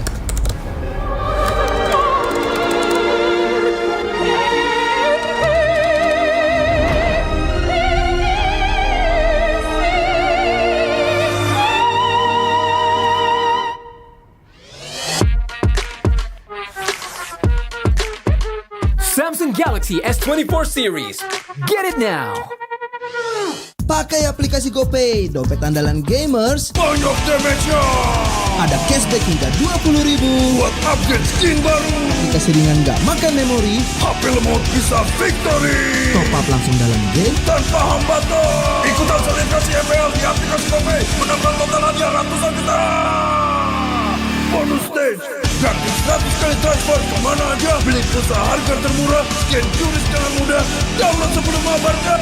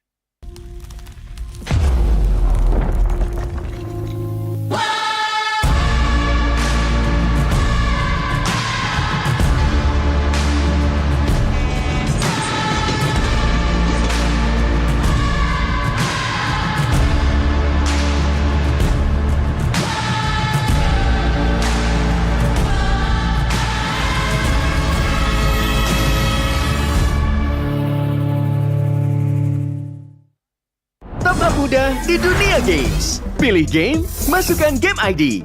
Pilih Diamond, masukkan kode promo, dan pilih metode pembayaran. Masukkan kode OTP. Selamat, kamu dapat tambahan kuota. Upgrade gameplaymu sekarang. Game smash andalanku bikin mainku semakin hebat. Tukar DG rings, diamond dan voucher game kau dapat. Main MOBA apa aja with streak di tanganmu. Cuma game smash makin no debat. Beli paketnya dan aktifkan boosternya sekarang. Character select. Bener. You lapar.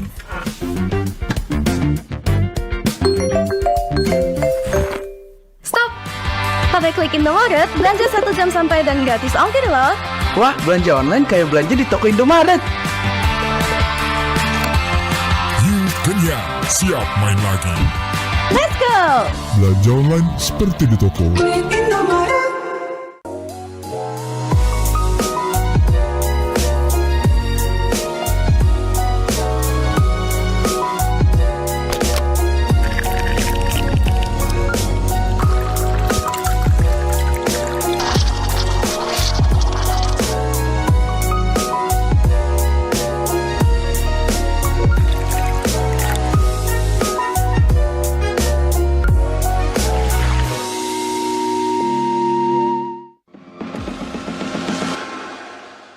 It's only you who rocks my world.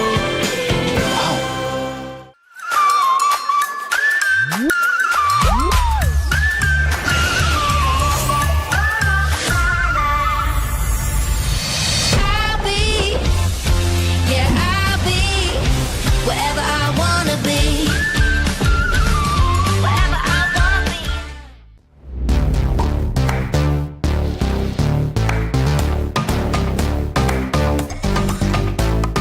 We don't need no sleep because the party.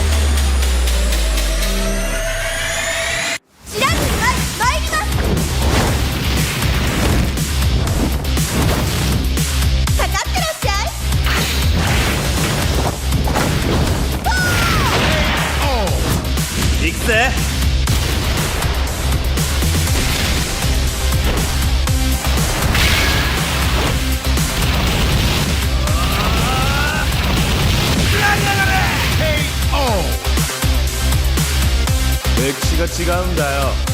Hey, come on, come on.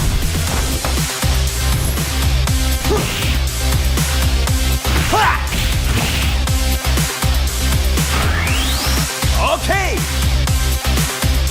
Power Gazer.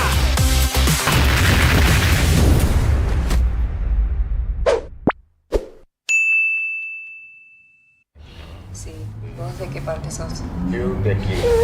Ah, mira, ¿Tú de qué parte eres de aquí? del norte.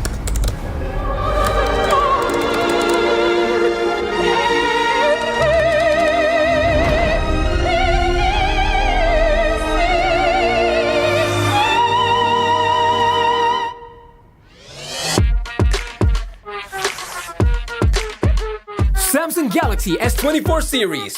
Get it now. Pakai aplikasi GoPay, dompet andalan gamers. Banyak damage-nya.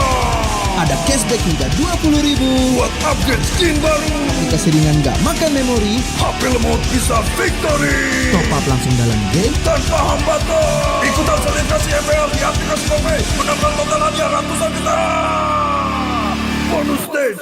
Gratis 100 kali transfer kemana aja. Beli pulsa harga termurah. Scan QRIS dengan mudah. Download sebelum mabarkan.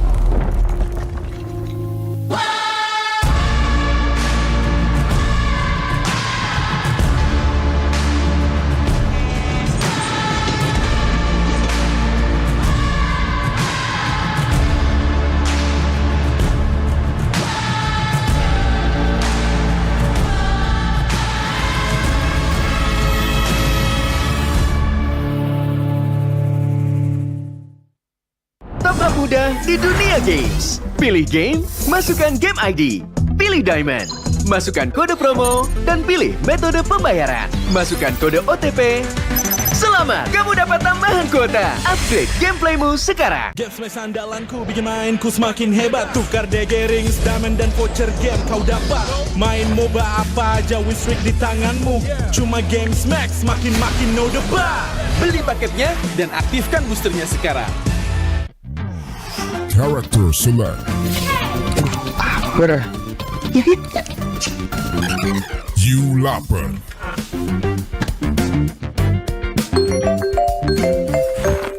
Stop! Pakai klik Indomaret, belanja 1 jam sampai dan gratis ongkir loh. Wah, belanja online kayak belanja di toko Indomaret. You kenyang, siap main lagi. Let's go! Belanja online seperti di toko.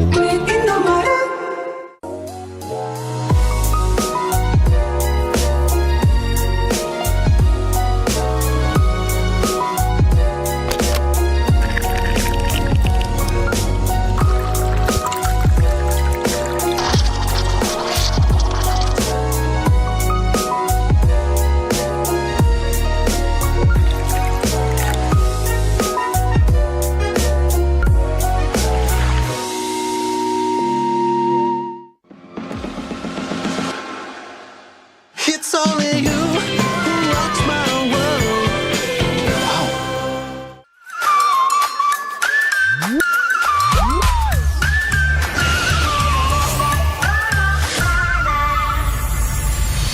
I'll be, yeah, I'll be whatever I wanna be. Whatever I wanna be.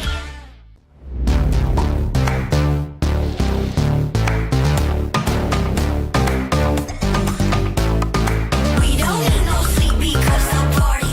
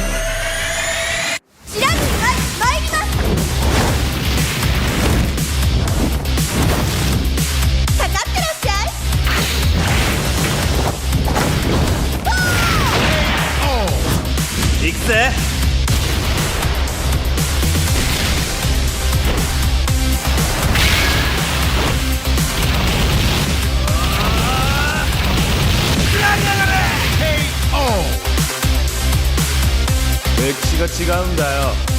Hey, come on, come on.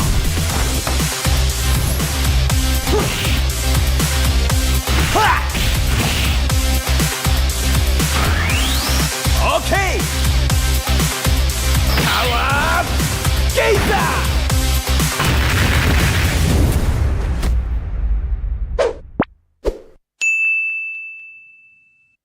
Sí, ¿vos de qué parte sos? Yo de aquí. Ah, mira, ¿Tú de qué parte eres de ti? del norte.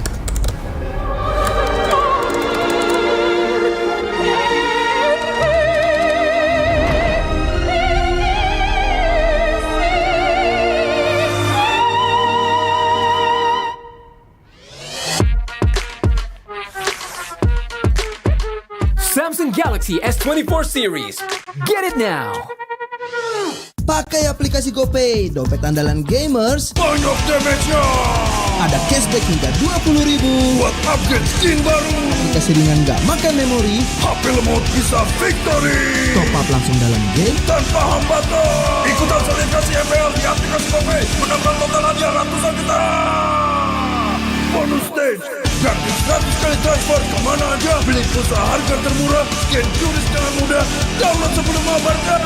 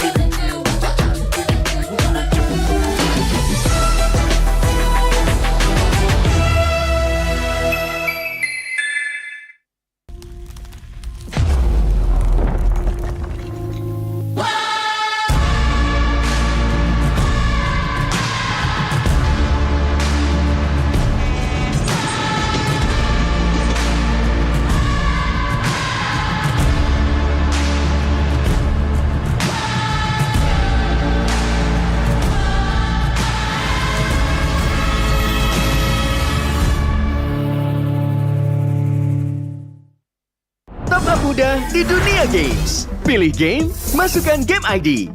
Pilih Diamond, masukkan kode promo, dan pilih metode pembayaran. Masukkan kode OTP. Selamat, kamu dapat tambahan kuota. Upgrade gameplaymu sekarang. Game Smash andalanku bikin mainku semakin hebat. Tukar DG rings, diamond dan voucher game kau dapat. Main MOBA apa aja win streak di tanganmu. Cuma Game Smash makin no debat. Beli paketnya dan aktifkan boosternya sekarang. Character select. Bener. You lapper.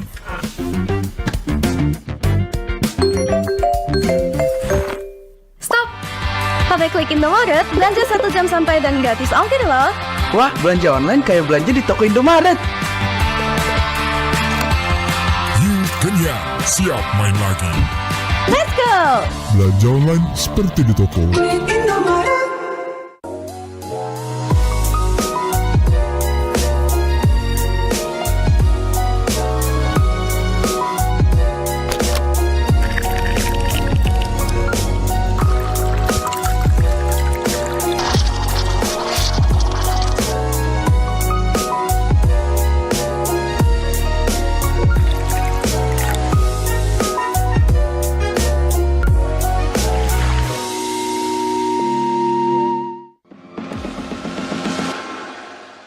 It's only you who rocks my world.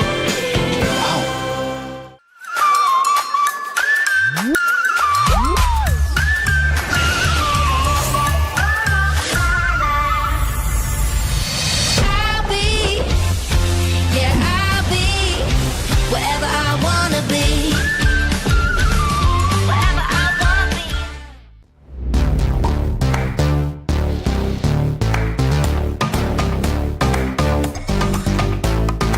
We don't need no sleep because our party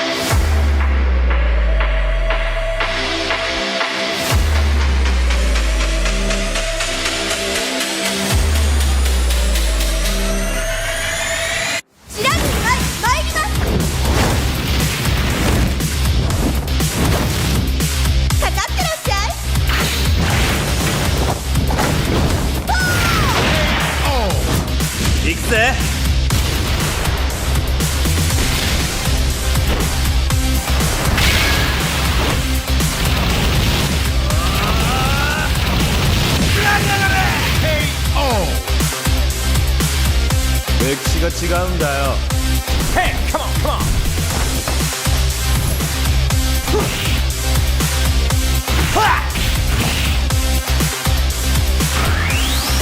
Okay. Power Gator.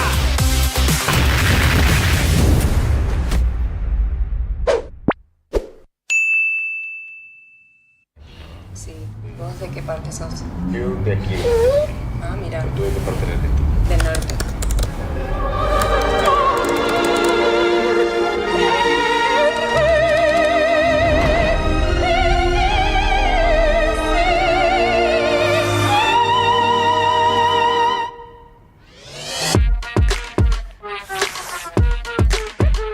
Samsung Galaxy S24 series. Get it now. Pakai aplikasi GoPay, dompet andalan gamers. Banyak damage-nya. Ada cashback hingga 20.000 buat upgrade skin baru. Aplikasi ringan gak makan memori. HP lemot bisa victory. Top up langsung dalam game tanpa hambatan. Ikutan selebrasi MPL di aplikasi GoPay. Menambah total hadiah ratusan juta. Bonus stage. Gratis 100 kali transfer kemana aja. Beli pulsa harga termurah. Scan QRIS dengan mudah. Download sebelum mabarkan.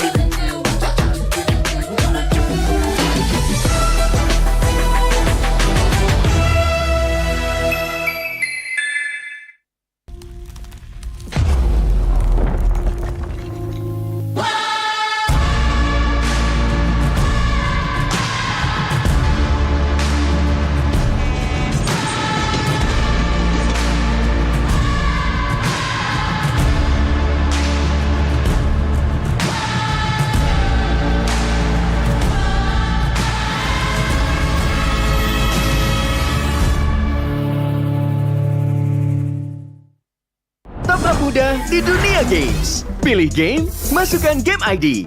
Pilih Diamond, masukkan kode promo, dan pilih metode pembayaran. Masukkan kode OTP. Selamat, kamu dapat tambahan kuota. Upgrade gameplaymu sekarang. Game smash andalanku bikin mainku semakin hebat. Tukar degering, diamond dan voucher game kau dapat. Main MOBA apa aja win streak di tanganmu. Cuma game smash makin no debat. Beli paketnya dan aktifkan boosternya sekarang. Character select. Bener. You lapar.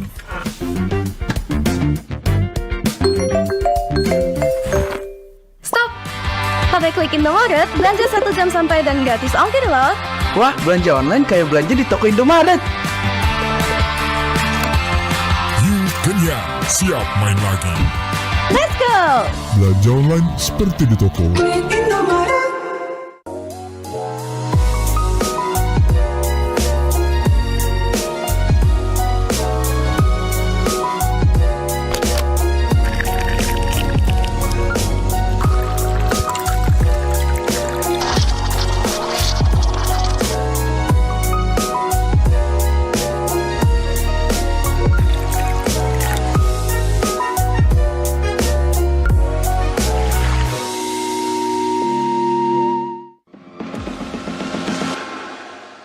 It's only you who rocks my world.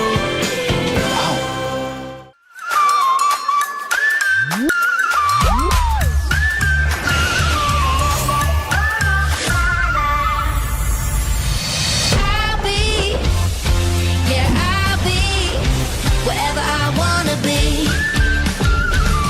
Wherever I wanna be.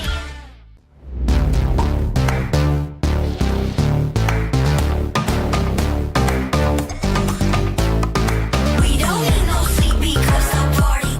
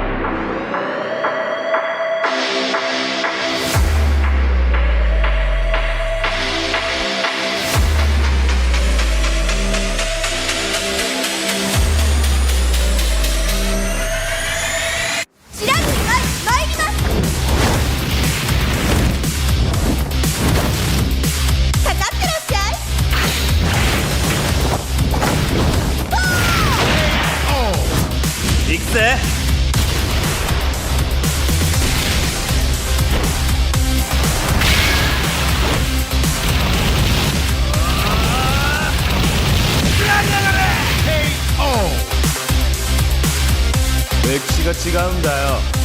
Hey, come on, come on.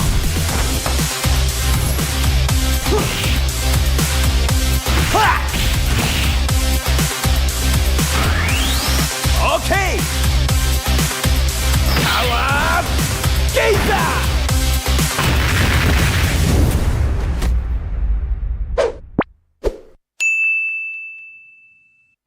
Sí, ¿vos de qué parte sos? Yo de aquí.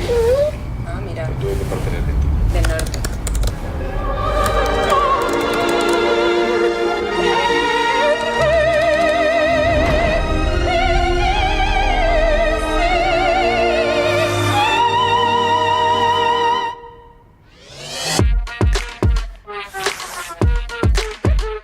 Samsung Galaxy S24 series. Get it now. Pakai aplikasi GoPay, dompet andalan gamers. Banyak damage-nya. Ada cashback hingga 20.000 buat upgrade skin baru.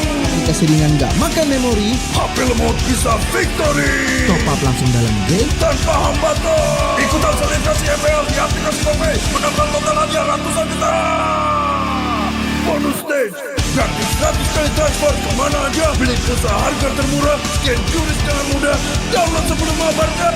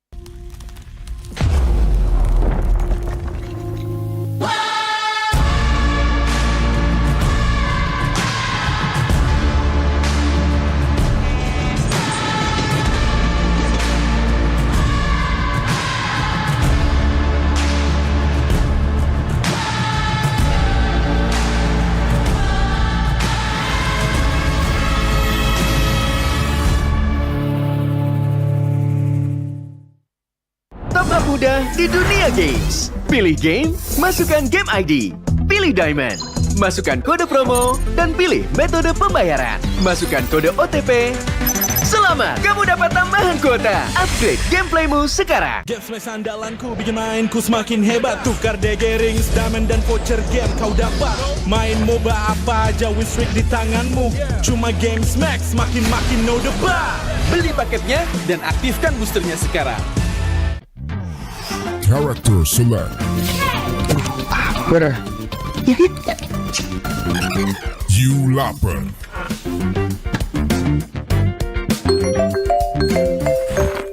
Stop!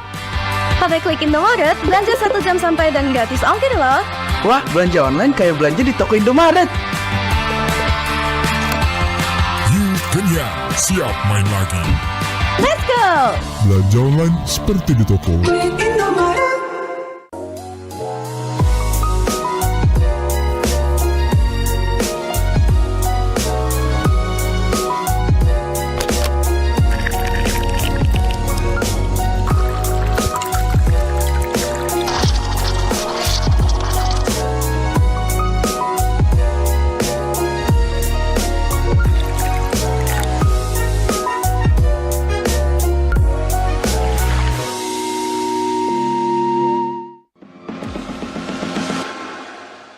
It's only you who rocks my world.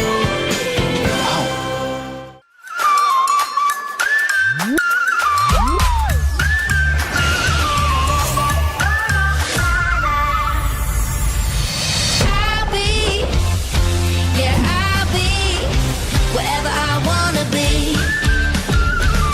Wherever I wanna be.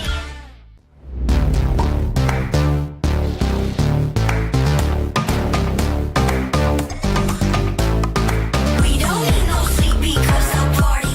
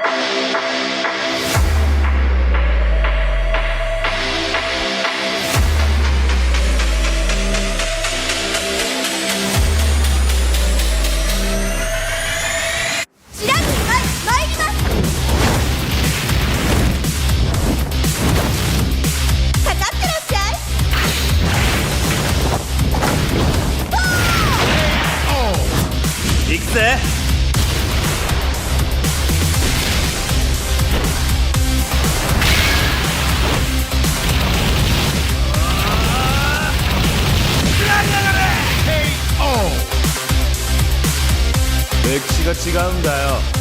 Hey, come on, come on.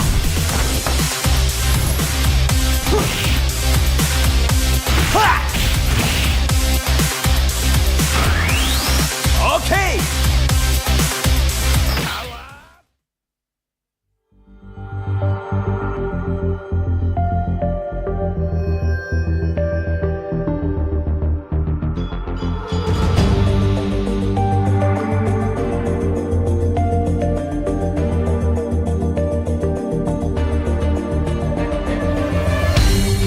Aku kan berdiri dan terus berlari, terus ke arah puncak tertinggi. Ku takkan berhenti, hanya sampai di sini. Kemenangan abadi menanti. You know we won't miss if we unite our focus. And if you haven't noticed, we all live. Nyalakan apimu, hadapi semua tantangan, hadap semua serangan, jatuh bukan halangan. Bakar semangatmu, janganlah engkau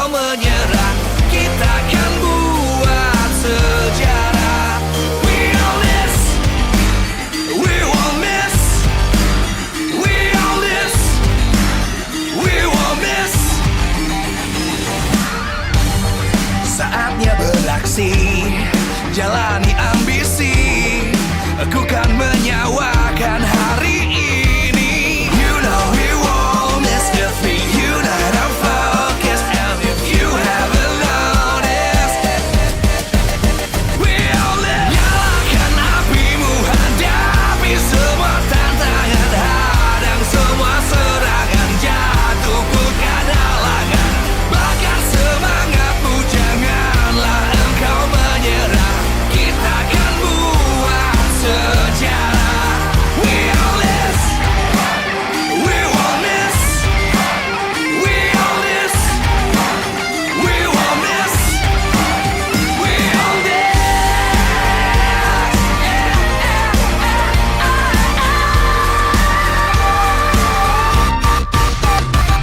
Nyalakan apimu, hadapi semua tantangan, hadang semua serangan, jatuhkan halangan, bakar semangatmu, janganlah engkau menyerah. Kita akan buat sejarah. We all this.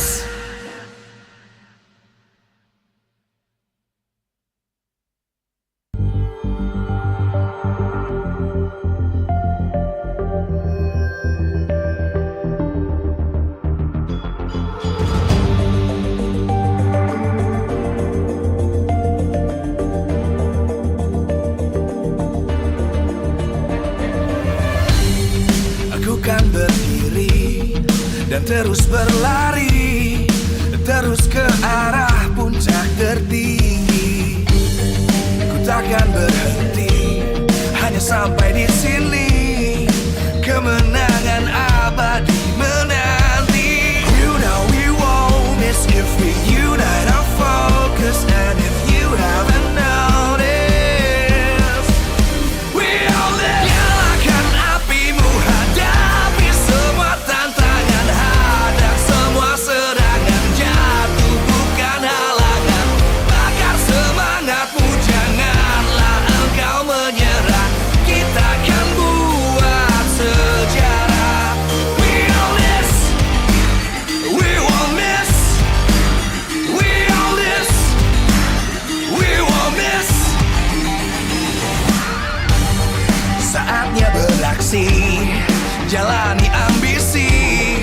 Aku kan menyawakan hari ini. You know we won't miss if we unite our focus. And if you haven't noticed, we all live. Nyalakan apimu, hadapi semua tantangan, hadang semua serangan, jatuhkan halangan, bakar semangatmu, janganlah engkau menyerah.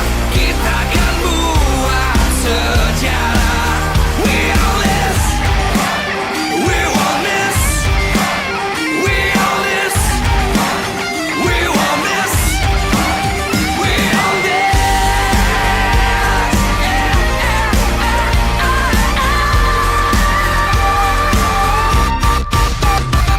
Nyalakan apimu, hadapi semua tantangan, hadang semua serangan, jatuhkan halangan, bakar semangatmu, janganlah engkau menyerah. Kita akan buat sejarah. We all this.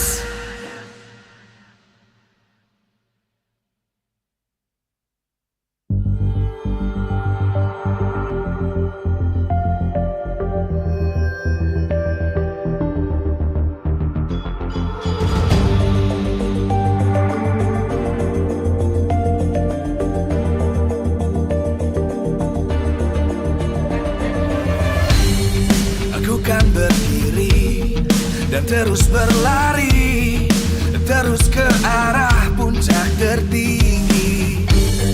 Ku takkan berhenti, hanya sampai di sini. Kemenangan abadi menanti. You know we won't miss if we unite our focus. And if you haven't noticed, we all live. Nyalakan apimu, hadapi semua tantangan, hadang semua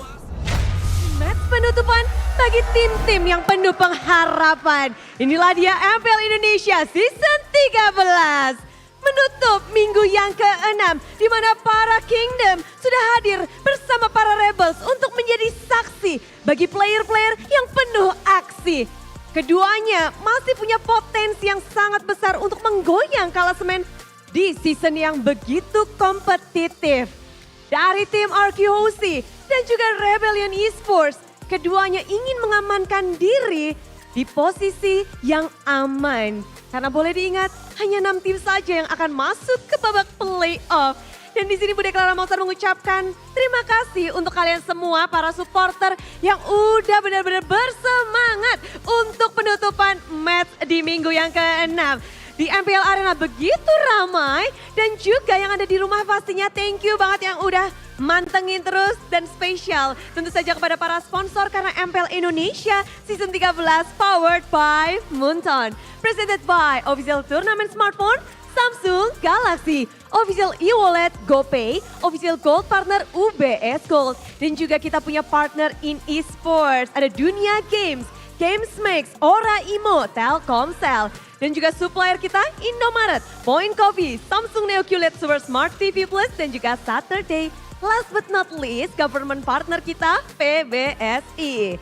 Semua yang sudah hadir, semua yang sudah mendukung, semua yang sudah memeriahkan acara ini. Begitu dakdikdukser pastinya melihat klasemen sementara yang terus berganti setiap adanya match. Bukan setiap harinya, bukan setiap minggunya. Namun dari setiap matchnya pun sudah berganti-gantian. Kita akan cek bersama-sama ya. Untuk semua super fans yang ada di MPL Arena yang ada di rumah juga. Perubahan apa yang telah terjadi di klasemen sementara di season 13?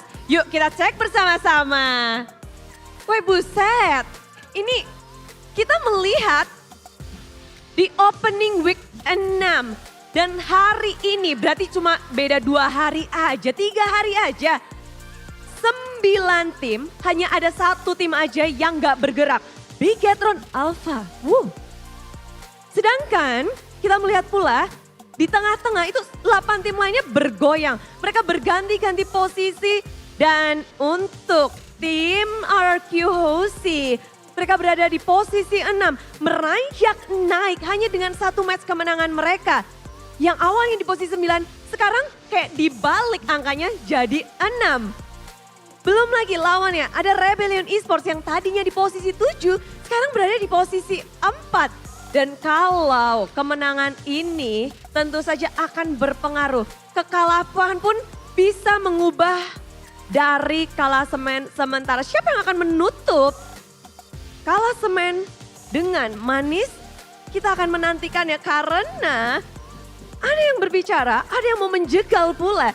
Audi dengan percaya dirinya kita boleh ingat bahwa mereka benar-benar ingin memberikan yang terbaik dari Rebellion. Sehingga mereka harus menjegal RRQ untuk masuk ke babak playoff dengan memenangkan match hari ini. Namun RRQ pun menjawab itu dengan santai. Tak ada yang mereka pikirkan, mereka hanya ingin sama-sama melawan. Kira-kira perlawanan seperti apa yang akan diberikan oleh keduanya? Raja dari segala raja dan juga ada Raja Banteng di sini. Akankah mereka menjadi Raja Banteng? Tapi kita cek ombak dulu ya. Untuk MPL, dari Kingdom, coba kasih semangat dan tepuk tangan sorak-sorai untuk RRQ Hoshi.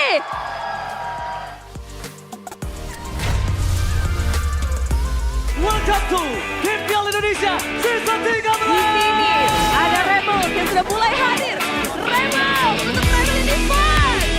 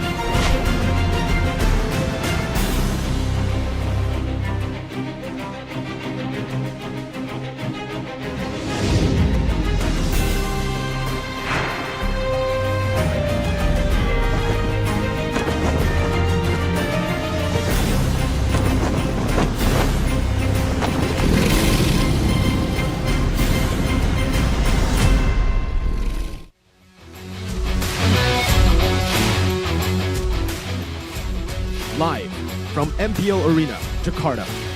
MPL Season 13 is powered by Moontop. Presented by official tournament smartphone, Samsung Galaxy. Official e-wallet, GoPay. Official gold partner, UBS Gold. We own this.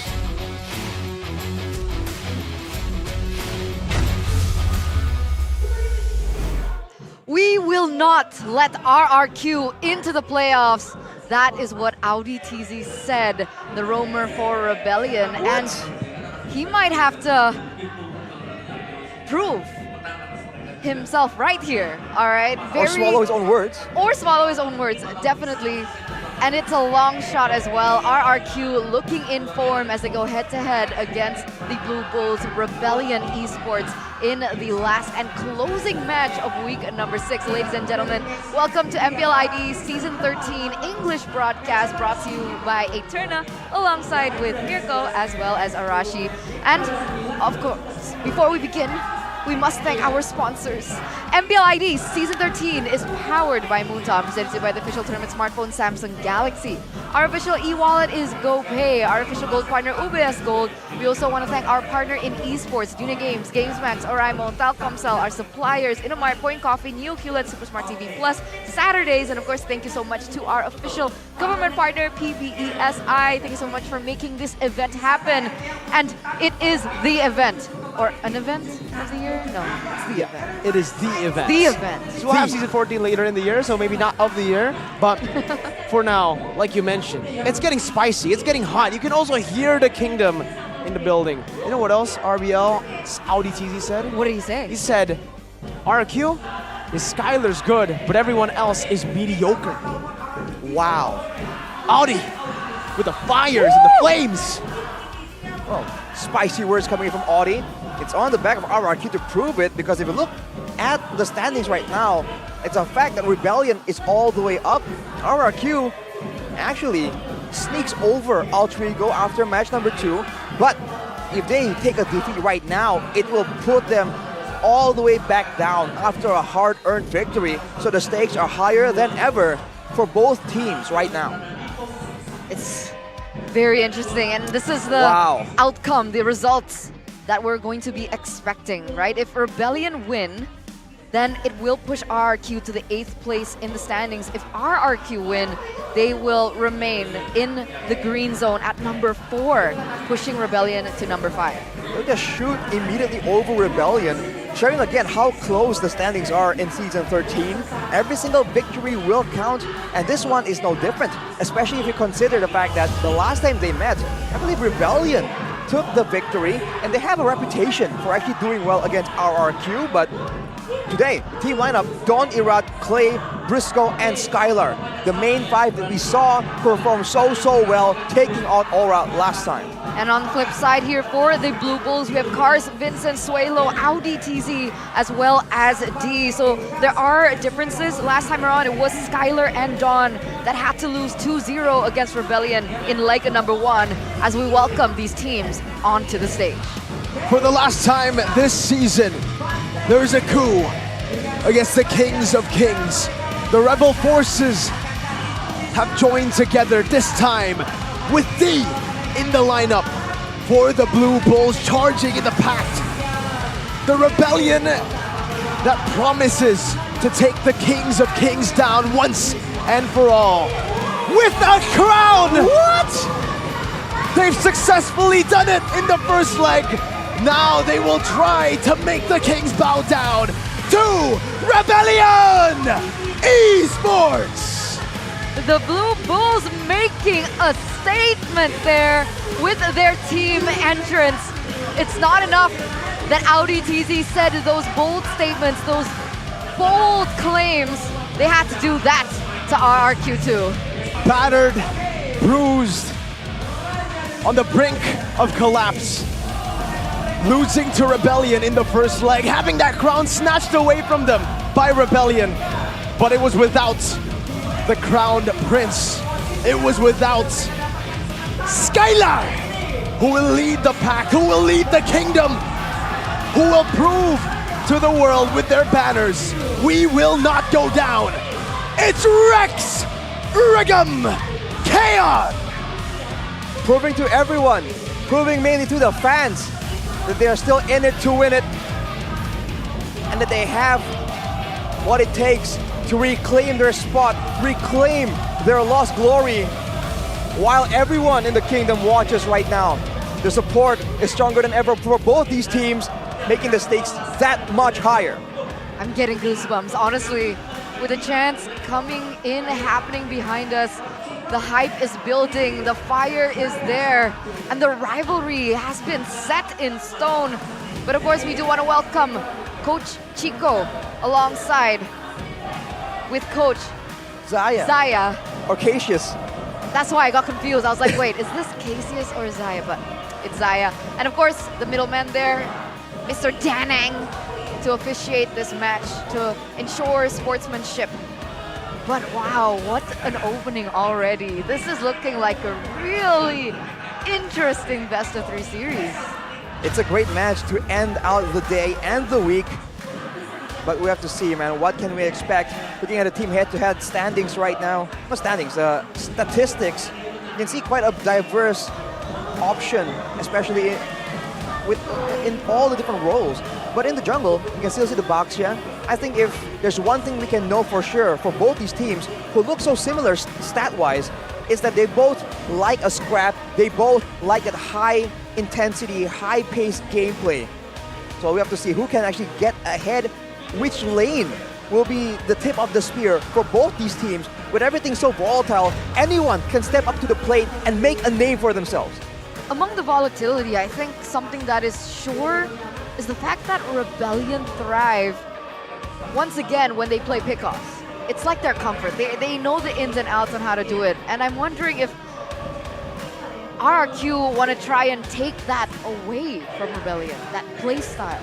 It's a possibility, but they keys the victory by Samsung Galaxy S24 series to distract the Rebellion's focus, provide space for Skylar. They can't allow Skylar to be the only threat for Rebellion because, as you said, it turned out they're good at going for those pickoffs. They have to bring someone else.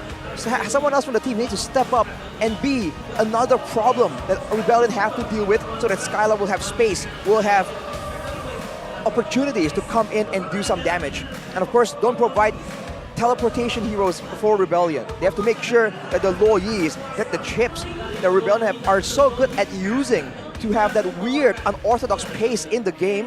They have to stop that, cancel it out, ban it out, so that they can go with their game plan that is tried and true. But on the other side, here's the victory for Rebellion. Limit the selection of hyper carry heroes for Skylar. This man has shown once, time and time again, you give him the right hero, you give him the right space, he will carry almost 1v3, 1v4, 1v everyone if need be. So we have to limit all the hyper carries, the carries that can carry solo in that late game. And play on the side with lane pressure abilities. When they do have winning lanes to make plays with, that's where they can use that winning lane to exert more pressure and let it spill over to the jungle, to the mid lane, and eventually to the gold lane. And that is how they can take control over the whole map and shut down whatever RRQ you have in mind for this match. And that completely does make sense, right? The keys to victory. I think last time when Aura and RRQ went head-to-head, it was a big, I don't want to say mistake, but it was a big risk that Aura were taking when they allowed Skylar a hero like the Natamba. Arashi, is that your student? What's going on there? My who? Your student? I don't think so. Juggling two girls? No? Huh? Huh? What? What? Well, what? Even I'm confused. But it doesn't seem like Zaya is confused. Nope. He's locked in, man. Seems like they have to be with this match. Back in Season 8, it would be weird to hear this match being the headline. But now Rebellion have proved, through the constant doubts, through the constant even hate, the lineup that is the least awaited, the lineup that is the least promising before the season started, has now taken 4th place in Season 13. Definitely a crazy development.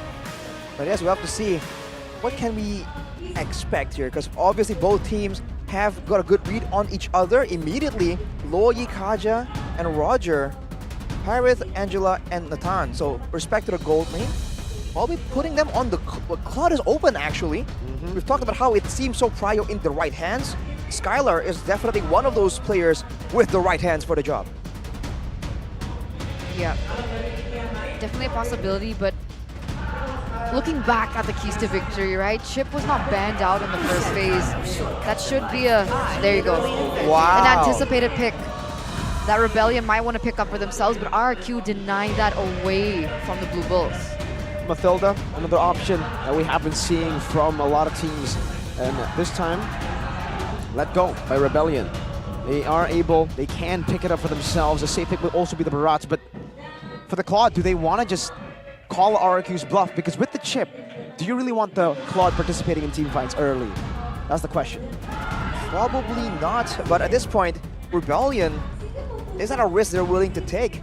No chip so far, but we haven't really seen Rebellion also do like crazy team fight strats. They're attempting to get more mobility with the Baxia, clear speed of course in the jungle, and having a Faramis very, very early on. It can be matched with something like a Valentina, so we'll have to see what is RRQ's response, and mainly, what will they pair this chip with? Because the chip alone is not a game-breaking presence. You need some kind of combo.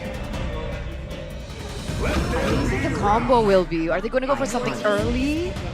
Like the Brody, maybe? But the Valentina and the Fredrin is going to be the choice for them this time. And I'm wondering whether or not we'll see a Yves being popped up here. I do understand that there's a Valentina on the other side.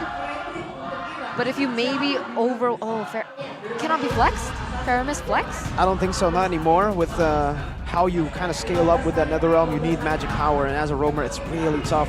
We even saw yesterday, we thought it was a Faramis roam, but then Drian used the Novaria because it does seem like it is the better choice for roam. RRQ though, they're taking a massive risk by not picking up a marksman in the first phase. D has an extensive hero pool. We know that because he has been playing in MPL for the better part of his career. This is his first season in MPL, making his debut season.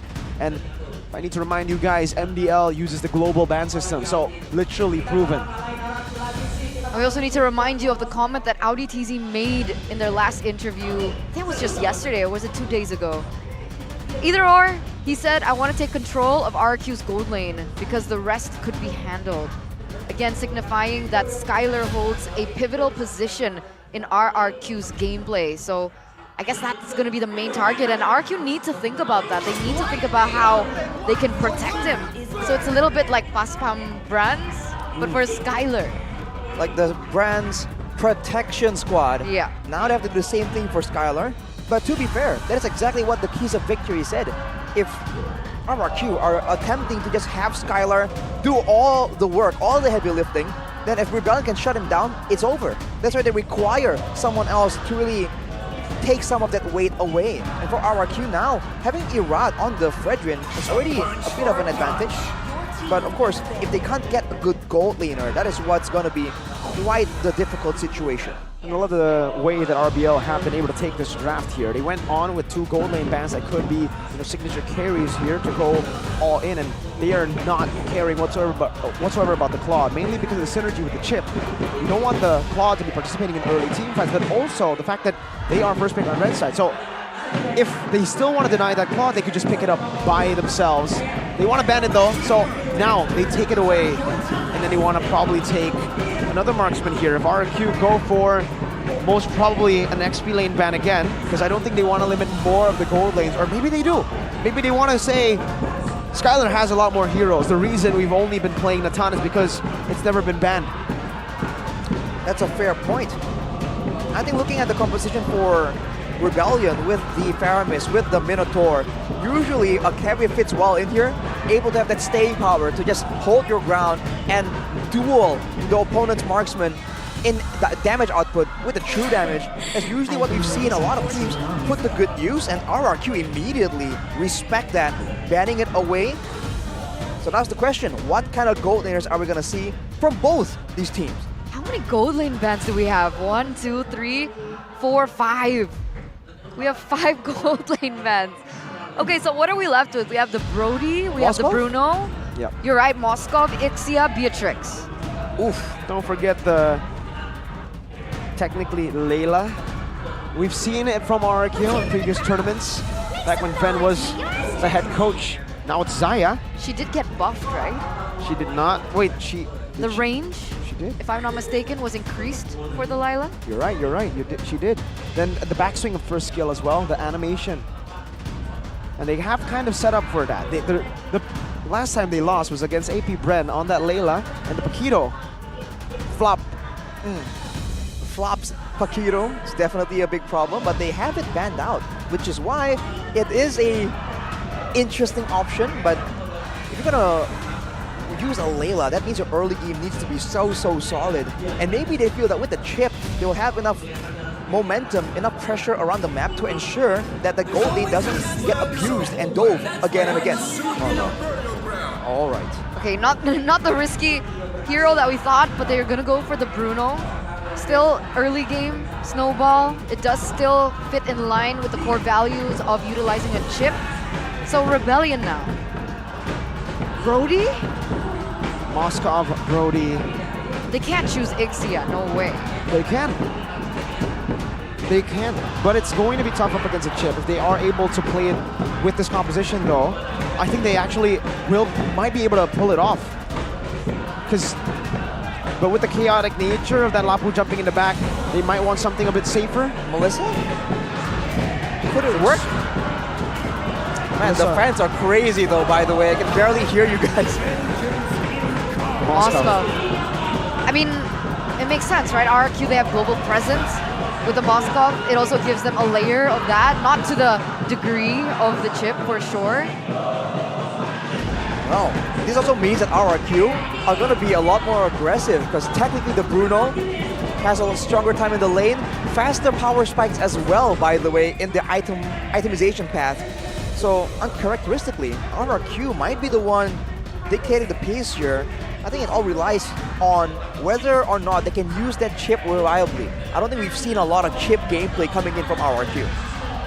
No, not at all. We were expecting the chip to be banned out towards RBL, but it's picked up now by RRQ. But seriously, the chip, we've seen so many different ways to play the chip.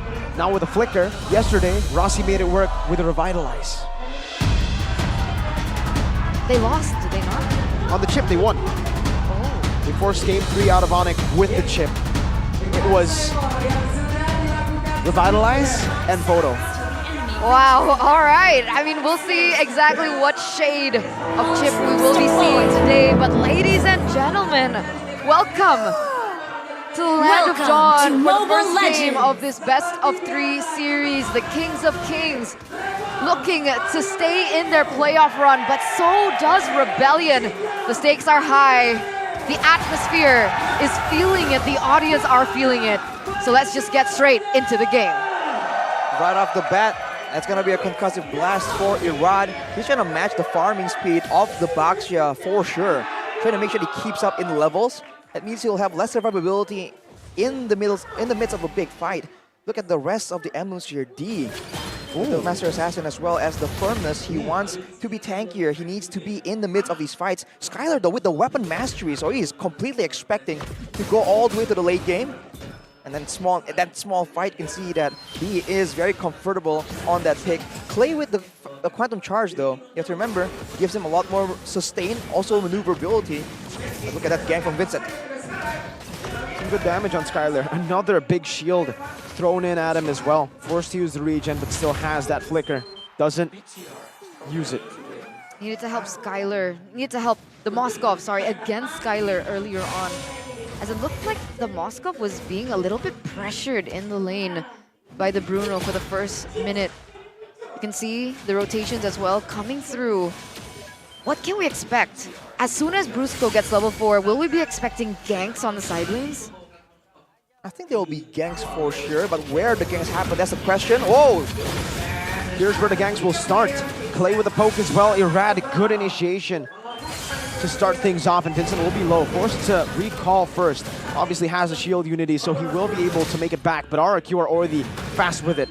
Instantly trying to utilize his advantage. Audi TZ still level 3. Brusco about to be level 4. They can force an issue, force a big fight here incoming, and Vincent Shield Unity connects onto Dawn. Not the target you would want to go for right now. Oh, what? Vincent just walks in and finds the red tree. And now it's getting the shortcut bringing Bruno back, but now it's Onic actually who finds a knockup just one. And it is a trade 1-for-1. Irad will be able to take the purple buff, but with the turtle taken, who's it worth for? I think overall it has to be worth it for Rebellion. Even if they do lose the purple buff for it, they don't. They don't even lose it. Even if they did, it's not an assassin that requires that purple buff desperately. So already Rebellion showing that in the jungle department, Vincent does have a bit of an edge. Later on, we'll have to see how this plays out. If you take a look at the talent predictions right here, you can see Eterna and Papulo, the only ones voting for Rebellion. And Miracle. Technically Miracle. I like the underdog story. We'll see if it plays out. I like the audacity that Audi TZ shows on the screen. It shows personality. The audacity? The audacity, ooh. But back into the game. It's always known that Vincent has been so reliable on the retributions. I'm actually curious to see his stats, like the percentage stats for him on the retribution, because he is that reliable source as a jungler. And I'm wondering, if not for Vincent, would that have been a better trade for RRQ? I think it would have been, considering that if they got extra bit of shielding, they might have saved the, I believe Dawn there would have survived in that fight, and maybe they can turn it around even more. But the fact that Rebellion got a bit of a shield in the midst of that fight, definitely a big problem. But for now, Vincent and Ira just competing in the clear and looking for extra bits of gold. And we saw that in the previous match for RRQ, Dawn was a big deciding factor when he can get going. But against Azizi right now, he is looking like he's not really as aggressive as he usually would want to be. Okay, now both of these teams are going to be centering around the next neutral objective. Vincent level 7, but wait a minute, Brusco. Caught in the bad spot, but Audi TZ will be engaged on Minus Fury. Not with Flicker this time. Spear of Destruction, the teleport comes in and it's a full 5v5 brawl. Vincent and Vincent all finding Brusco to Netherrealm, helping the other members in the back, but Vincent now will be targeted down with the Appraiser's Rat, and Skylar picks up a big kill on Vincent. 1-for-1, roam for jungle. RRQ will utilize that advantage, straight to the turtle they go. But D is quick with his wits, instantly looking for a trade in the bottom lane. Seems like it's going to be a bit too dangerous for D to just go immediately for the turret, so that'll be a turtle secured for RRQ, showing their team fighting prowess yet again. That is what Rebellion needs to be a bit more careful about, because they've been great at outmaneuvering and outsmarting their opponents, but RRQ, when the fight gets messy like that, you know that they have something up their sleeves. And look at the damage, very, very early on from Skylar. Full stacks, 10 cars, getting some healing, popping the Vengeance as well, trying to survive. But Arad now, we're trying to layer it down on him. Appraiser's Rat missing, but still finding a good stab down as Brusco collapses on him. And RRQ strike with a turret take and 2 kills on the board. Big advantage now secured by the Kings of Kings in minute number 5. With the fact that they've been outplaying Rebellion in these team fights, in these little skirmishes, and it's causing Rebellion to start to sink. And if they go for a snowball, Rebellion, they will have to rely on their wits in order to return back once the snowball starts. They have to wait for a big moment where RRQ make a mistake. That's a problem, especially against Skylar. The man very rarely fumbles in the middle of a game. And to make things worse, technically, both teams are playing a bit of a front-to-back composition. No one can really dive in that deeply towards Skylar. So as of right now, he's just farming up a storm. He's a level below from D, who hasn't been participating in a lot of these fights. But still, for the most part, he's left to his own devices. And that's usually not the approach you want to use against Skylar. So how do they go about these team fights? Who's supposed to knock Skylar down? Is it supposed to be Cars? I think it has to be a bit of a team effort. Cars can zone, but he might just get knocked up and crowd controlled by the rest of the team. That's the problem right here. D will have to try and maybe outmatch him when it comes to damage output. He does have the Inspire that can be used to find that burst of damage for a golden opportunity. But that's a big if. Ooh, and that's super risky as well, but here it is. Shortcut down, Vincent all alone will be taken out by RRQ. CC up top, trying to go for a trade in the bottom lane, doing the same thing, D and Audi. It'll be 2 turrets for the turtle, but now RRQ collapsed once again on Sway Low. He pops in the Nether Realm just in time, a few more shots, and there you go. Say goodbye to the Nether Realm, say goodbye to his life. A tier 1 in the mid lane also for RRQ. They're playing it so quick. RRQ, they want to end this as soon as possible. With Irad being able to zone out the members of Rebellion, it's looking like Rebellion has not found the opportunity whatsoever to look for their own play. All they've done is play to the rhythm of RRQ, and it makes it a lot worse that they have the global presence that Brusco offers with the chip. Exactly. How are they supposed to dictate where and when the fight happens when at a moment's notice, the whole team from RRQ can show up out of nowhere? They're doing a great job actually equalizing in the turret department, but losing that mid turret means that the majority of the jungle is now exposed to RRQ. And with Irad on the Fredrin, you already know that he is going to be active as heck in that jungle. And you can see, already just waiting for the next prey to walk up. Free turret again for Skylar. Tier 2, this time in the bottom lane. And D, how far is he from that power spike? What are RBL waiting for? He has the Corkin Sight and the Golden Staff. Demon Hunter Sword should follow next, so one more item before he can really be that big of a menace. But can he even farm up a Storm right here? He's only left to farm the lane minions. The Cars gets found. That's a stun down and the shortcut placed down as well. Not a follow-up from Irad. Vengeance from Cars, but he will be the next victim of that shortcut pickoff. A little bit too hasty, perhaps, from Cars there. Caught in a no man's land, absolutely no other team members to back him up as Skylar picks up the Malefic Roar. It's a massive power spike, and he's walking in the front, not concerned. There's no assassins, no flankers, but look at the bottom side though, it's a 1v1. Spear of Misery to cancel out the first part of the Bravest Fighter. Now he's in. That's a flicker from Don, and now Brusco! That might have just been a costly mistake, but it's still going to be D, taken down by Dawn. Shortcut in the bottom lane will mean that Irad, massive Appraiser's Wrath as another realm will be stolen away by Clay to give Irad a second chance at life. Brusco, shortcut not available. RBL have lost their gold lane, and so they will lose their Lord as well. RRQ pick it up. Crazy tempo from RRQ. Ganking here and there, it looked like they overcommitted to the other side of the map, but with the shortcut, you can make your way back. And just like that, Brusco comes back with the man advantage. They take the Lord away. The global presence that D should have is just non-existent, completely cancelled right now. It's too much. RRQ are everywhere and nowhere. Our Rebellion, they want to go in for an engage and they can't find the opportunity to do so. Are they too far behind at this point to look for a comeback? I think it's still definitely possible. Their late game isn't actually that bad if they do have some more items. But for now, they have to try and wait to recover. And even if they want to risk a fight, they have to understand that Clay has the Necklace of Durance. They won't have the same kind of durability that they might be used to. Conceal already used up. They're looking to go for the siege right now. And they will be able to do it. Skylar doing a whole lot of damage on the Bruno. First base turret down. D walking up with Skylar. What? Get absolutely deleted! Skylar's feeling it 2 levels ahead on the Bruno. And this is D on his signature pick, Moskov. 2 hits, insta-delete the damage. What is going on? This is a disaster for the Blue Bulls. 10 seconds for D. Cars stunned up, terrified by Clay, who's stolen the Netherrealm away also. Now it's a chance to go and defend, but RRQ stay disciplined, stay cold and composed. They back away. They do not want to take any risky fights. They do not want to take any unnecessary risks. They know what is at stake, and they are absolutely disciplined right now. Even though at an 8K gold lead, you would love to see the crazy RRQ plays, but they know that they have to keep it calm and calculated. They're not underestimating Rebellion at all. Not letting a single moment go to waste right here. But look at the way Skylar is playing, man. He's walking up solo, unafraid. There's no real risk being directed in his direction. Absolutely. What is this new version of RRQ that we're seeing with this lineup?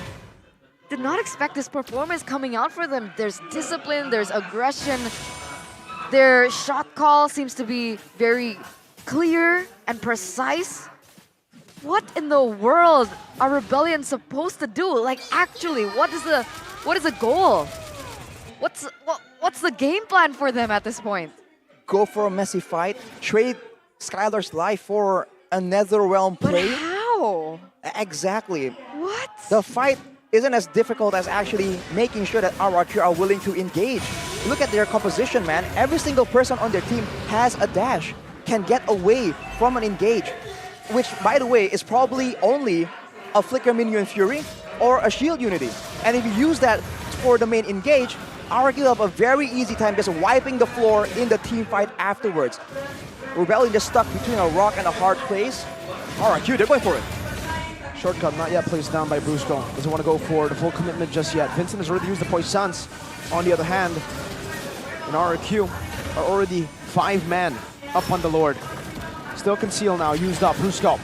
There, oh, the Spear of Vengeance not going to be able to hit right there. Skylar gets tied up in the back as well. And then the Audi steals the Lord away, but they are going to lose out on the fight as the Appraiser's back connects onto the back, and now Suelo is running for the hills with Audi TZ as well. Audi ran down and shot down by Skylar. That's Skylar on a mega kill, and D looking for more on the board. Brusco with the flicker forward, but now gets stunned up by the Spear of Misery. Meanwhile, Suelo looking for an angle to escape all the way, but still is getting chased down by Dawn. D. Can he escape? Miraculous defense is what he needs to do. He gets a 3-man Spear of Misery. Beautifully done by D, and that might have just saved the game. Oh, he's still running though. Suelo is still running for the hills. It's only a matter of time there. He gets taken down too. Good Spear of Misery. Another one to lock them down, to stop this from being an end. The ult's connecting, the TP ready, but they don't go for it. D, Wind of Nature, Power Spike for him. Spear of Misery. Oh my god, that damage! He's already forced to use the Wind of Nature as he bought it. 2-man stun by Dawn, Irradiaton as well. RBL have the resource advantage going back and forth in the base, and RBL will defend. The Rebellion will continue, but the Kings are on him. Round of applause though for the Blue Bulls there. Being able to defend that one on the back of these plays. That looked like it was supposed to end there then at that point. But he was able to prolong the series and buy some time for all the rest of the members to come back up into the game. Let's look at the replay for that fight though. It's a very messy fight the way that Rebellion wants it. But even then, Skylar doesn't even get taken down below half HP with all the sustain he has built in and the damage. They traded the Lord for a massive punish, but all things considered, I feel like that's still value for them. With that Lord saving the game, and with the Lord not being able to be used by RRQ to go for a decisive end. The gold lead has shrunk a bit. Now it's at 7K. It's still far from an equal game for Rebellion, but now it seems like they have a better chance to really look for something. It was a big moment for Rebellion that Audi was able to get that Lord, or that would have been a very different story, but it looks like RRQ want to go in for the siege. Oh, Cars is very low. Wow. They are able to defend, but now another wave threatens that turret. Skylar will take it away. D going in, looking for some damage with these steps. But they will have to concede their final base turret. RRQ with a massive advantage, but also, I think in that team fight, right, the Lord? It was fortunate that D didn't land his Spear of Destruction. Because if he was in that team fight, he would have joined with the other 4 and died in the team fight, right? Right, and even in this fight, I mean, he can maybe swing the balance a bit with his damage output. It does land on multiple people, but that's a big what if, and now it's back to the Lord dance. And Dawn, he has the Queen's Wings on top of the Blade Armor. He's itemizing specifically to ensure that D can't spiral out of control in the middle of these fights. That seems to be his main objective, his main job. He's already posturing for it as well. He should know that D would be forced to clear that top side. Brusco trying to force the team fight, trying to zone them away. Lord taken down, but now the Spear connects in the back. Skylar tied up, and now they're gonna go all in for the collapse on the Skylar. Pops it over to Nature. He's very, very low. He's running with 1 HP, but now he buys the immortality just in time. Meanwhile, D jumping out against Dawn, and he is gonna be going in again as a Spear of Misery connect, but now it's gonna be D who just barely gets out in time. Clay goes for the splash. Audi TZ taunted and locked down Skylar. My goodness, what does it take to kill this man? He's still alive. He is still fighting, and Now it's Vincent who's isolated. RRQ played it phenomenally. 3 members left standing for Rebellion. He was on a single sliver of health, Skylar. Immediately regen back up, and he's going in for another kill. He with some damage, but Skylar with more! The crown prince of RRQ. You ban out his hyper carries, he makes another hero a hyper carry, and they secure game 1. Skylar, Skylar, Skylar. What is this man made of? How was he able to survive in that situation? RRQ with new picks, new strategies, new rotations, completely catch Rebellion off guard. This was not what they were expecting to happen. Amazing. The Kings of 16 and Kings. 2. What? Definitely not the outcome that perhaps a lot of people were expecting. RRQ in form. Man, it's been so long since we saw a Bruno. You forget 3 hits and your gold laner is gone. Again and again, we saw the crit just take Rebellion completely off guard. And they just have to try and find a different way because RRQ were in complete control the whole game. The potential slowly but surely rising for this RRQ lineup. A mix of the first, the second, and the third lineup that we have seen from RRQ. And the fourth one is, usually it's like, third one is a strike. This is the fourth one. Well, third time's the charm. Yeah, usually third time's the charm, but the fourth one's the charm. Well, as long as it works, I think the fans are absolutely ecstatic, man. Now that their team finally at least looks in good shape. Like, at least they have a great vision, they have great execution as well, and they're showing amazing discipline. Because Rebellion usually punishes those weird overextensions, overaggressions, but in that game, none given. They were very clean with the execution. Very, very clean. I'm baffled with that performance. Skylar again, and the rest of the members too. But we do have to give the POTG to Skylar on the Bruno. It's so unfair. What are you supposed to do when you send 5 members, you use all the battle spells to shut him down? That's usually how you win against a team that wants to protect the main carry. But it doesn't even matter. He gets out. He went for the item swap right there that allowed him to survive. And he was really doing so well in the early game, good amounts of damage and aggression. And he has the weapon mastery. You have to remember, he wasn't going for an aggressive emblem setup. He went for the late game, and you see that late game power, man. Here's the player of the game highlights by our official gold partner, UBS Gold. Earlier on, it does seem like that retribution advantage, if you may call it that, really gave Rebellion a lot more options to play around with. But afterwards, man, RRQ, they just keep brute forcing a lot of these early game plays, which is what you're supposed to do if you know that you have that early game power. So he traded in the GDS for the Haas Claws when he was at the sliver of health. I think he already had the Haas Claws. So what did he swap it for? Because I saw him buy the GDS. Oh, so I guess he did have a GDS at some point. Didn't quite catch the item swaps for sure, but throughout the whole game, I feel like there were 2 or 3 moments where he did go for item swaps, and we were just too caught up in the middle of the fights. And man, there were just so many moments here where there's a single member from Rebellion just running around, and RRQ are just relentlessly pursuing. But honestly, that's what I felt was really off about Rebellion. There were too many moments where one person was isolated.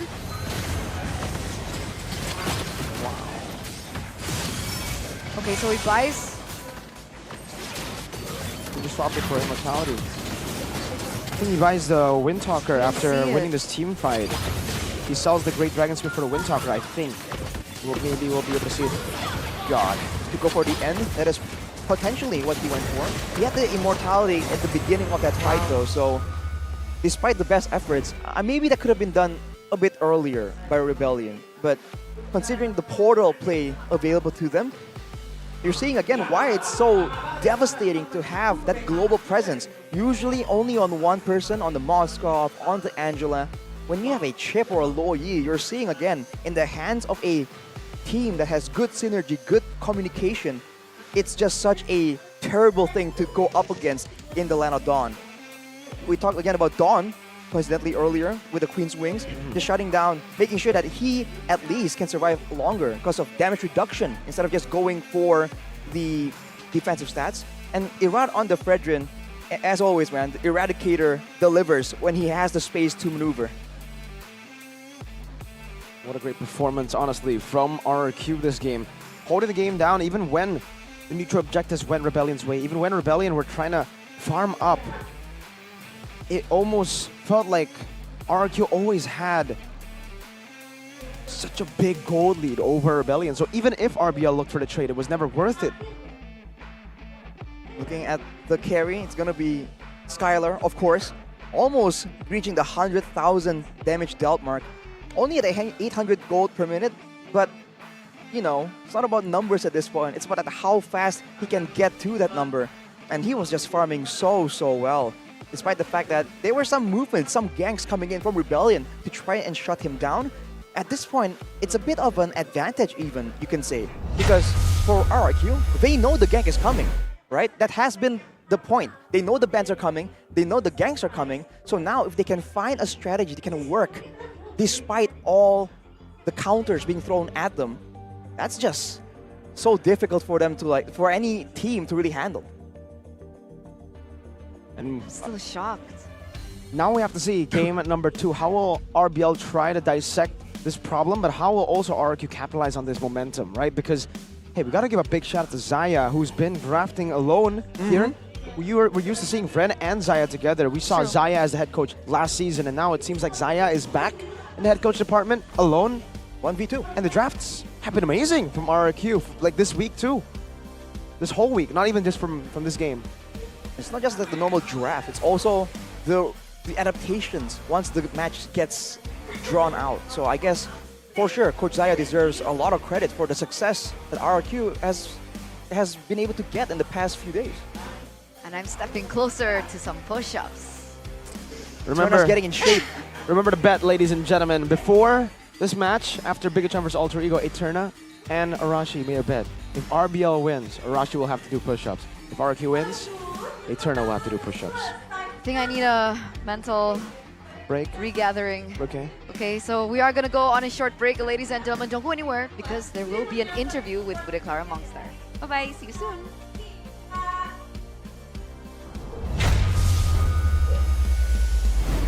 Channel WA-nya dari tim RRQ. Oh, Bude kira lagi chat-chatan. Tapi lagi ngeliatin apaan tuh? Ada berita apa sih biasanya? Ini kalau di channel dari tim RRQ itu di WhatsApp-nya, itu banyak banget BTS dari tim RRQ. Kayak update-update playernya, kayak gitu Bude. Wih, mau juga dong, Bude ikutan dong. Terus, selain bisa dapat update-update, ada apa aja? Ada giveaway juga dong, ada giveaway eksklusif dan update tentang player-player dari tim RRQ. Kayak kemarin tuh contohnya, kan kemarin Skylar tuh lagi sakit kan. Yes. Jadi yang mau tahu tentang kabar-kabar tentang pemain-pemain RRQ langsung aja join. Wah, baru update nih, 1-0. Iya, Wih, 1-0. cepet kali ya. Menang kita. Nah, ngomong tentang giveaway juga ya. Ada giveaway ya? Iya, jadi sekarang tuh RRQ lagi ngadain giveaway voucher RRQ Top Up di minggu depan selama 2 minggu yang ada di hari Senin dan di hari Kamis. Jadi jangan lupa join ya. Wah, pasti pada mau join nih. Cara joinnya gimana? Oh, gampang banget. Kalian tinggal buka WhatsApp. Habis itu kalian klik update, terus klik tanda plus. Habis itu kalian cari tim RRQ, langsung diklik tambah dan langsung join aja Bude. Mudah banget ya. Tapi coba dong ajakin semuanya nih. Siapa sih yang bisa join ke situ? Semuanya bisa? Semuanya dong, semuanya bisa. Soalnya udah banyak banget yang join, tinggal kalian yang belum join jangan lupa join ya. Jangan lupa join dan dapatkan informasi-informasi, giveaway, dan juga benefit-benefit lainnya kalau join di WhatsApp channelnya tim RRQ. Gak perlu kangen-kangenan, di situ banyak updatean berarti ya. Bener banget, banyak banget. Wah, jadi nggak bingung pastinya jika kalian sudah join. Dan sekarang mungkin sembari kalian join ke WhatsApp grupnya RRQ, kita akan melihat sebentar lagi nih untuk persiapan kedua tim. Ada yang mau kamu sampaikan nyemangatin RRQ? Semangat RRQ, semoga bisa langsung 2-0 biar langsung pulang. Wow, straightforward sekali ya. Akankah terjadi 2-0 atau terjadi 1-1? Hanya bisa dibuktikan di Land of Down. Let's go RRQ dan juga Rebellion.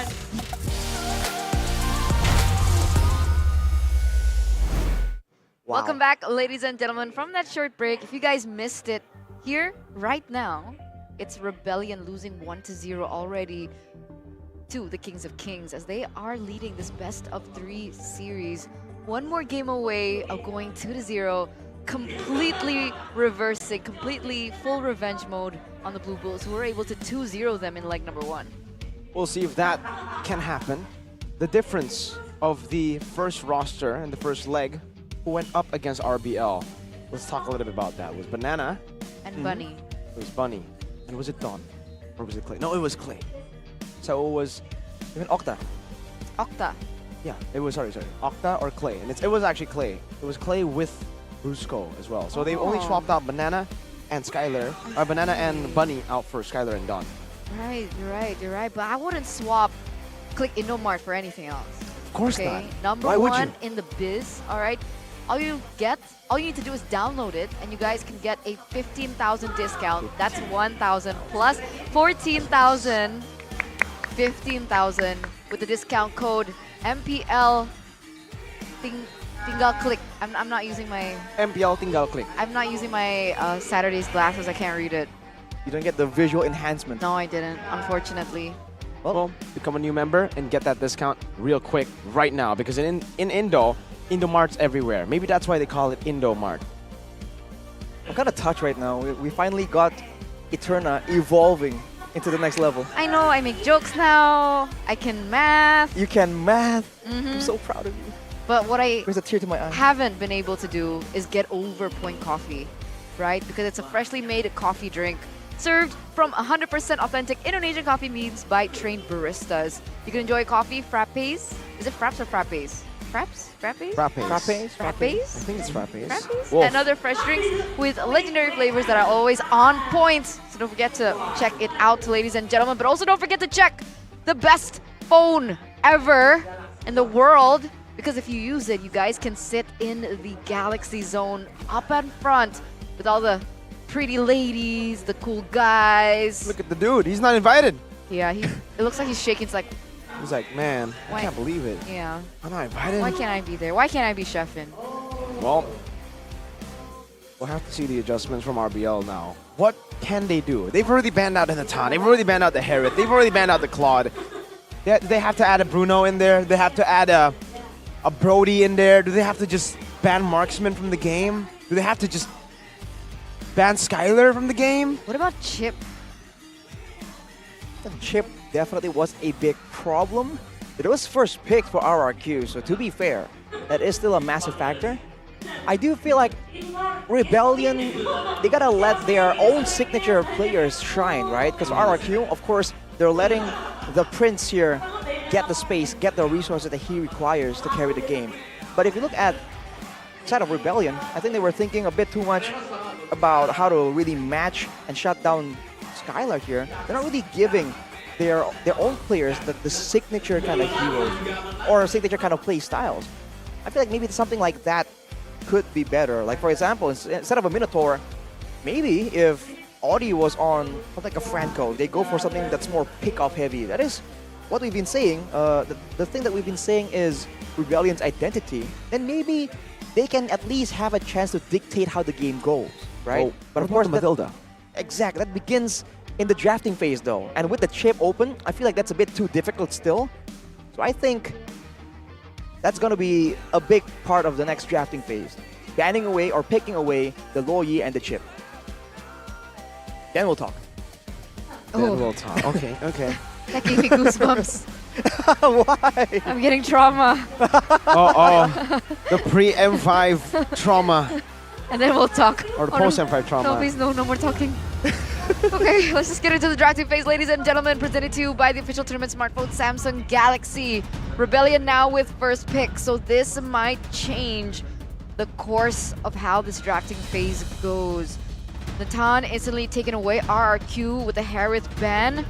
Are they gonna go for a Natan? Okay, Natan is already banned. Angela is still an option for them to ban out, and now RRQ. Chip Loyi. Exactly. But what about the Kaja? Do they really want to leave it open? Audi TZ on his signature hero.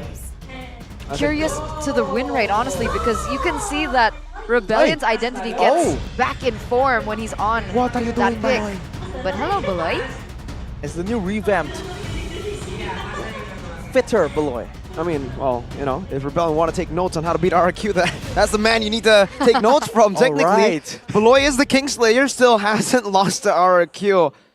He always finds a way to beat RRQ, that man. I don't know what, is he sitting in the, I'm trying to find, oh, he's sitting in the middle, never mind, he's not on any side. Okay, staying neutral, as always. Alright, let's see what the bans show here. Rebellion have the options. It's gonna be an X-Borg, actually. Interesting. We haven't seen it being banned this early on, I believe. But for RRQ, it has to be the chip. Yeah. They've seen and they've used how good it is, but they let it go. What? Rebellion, first pick chip? Every team who's been up against RBL have banned the chip.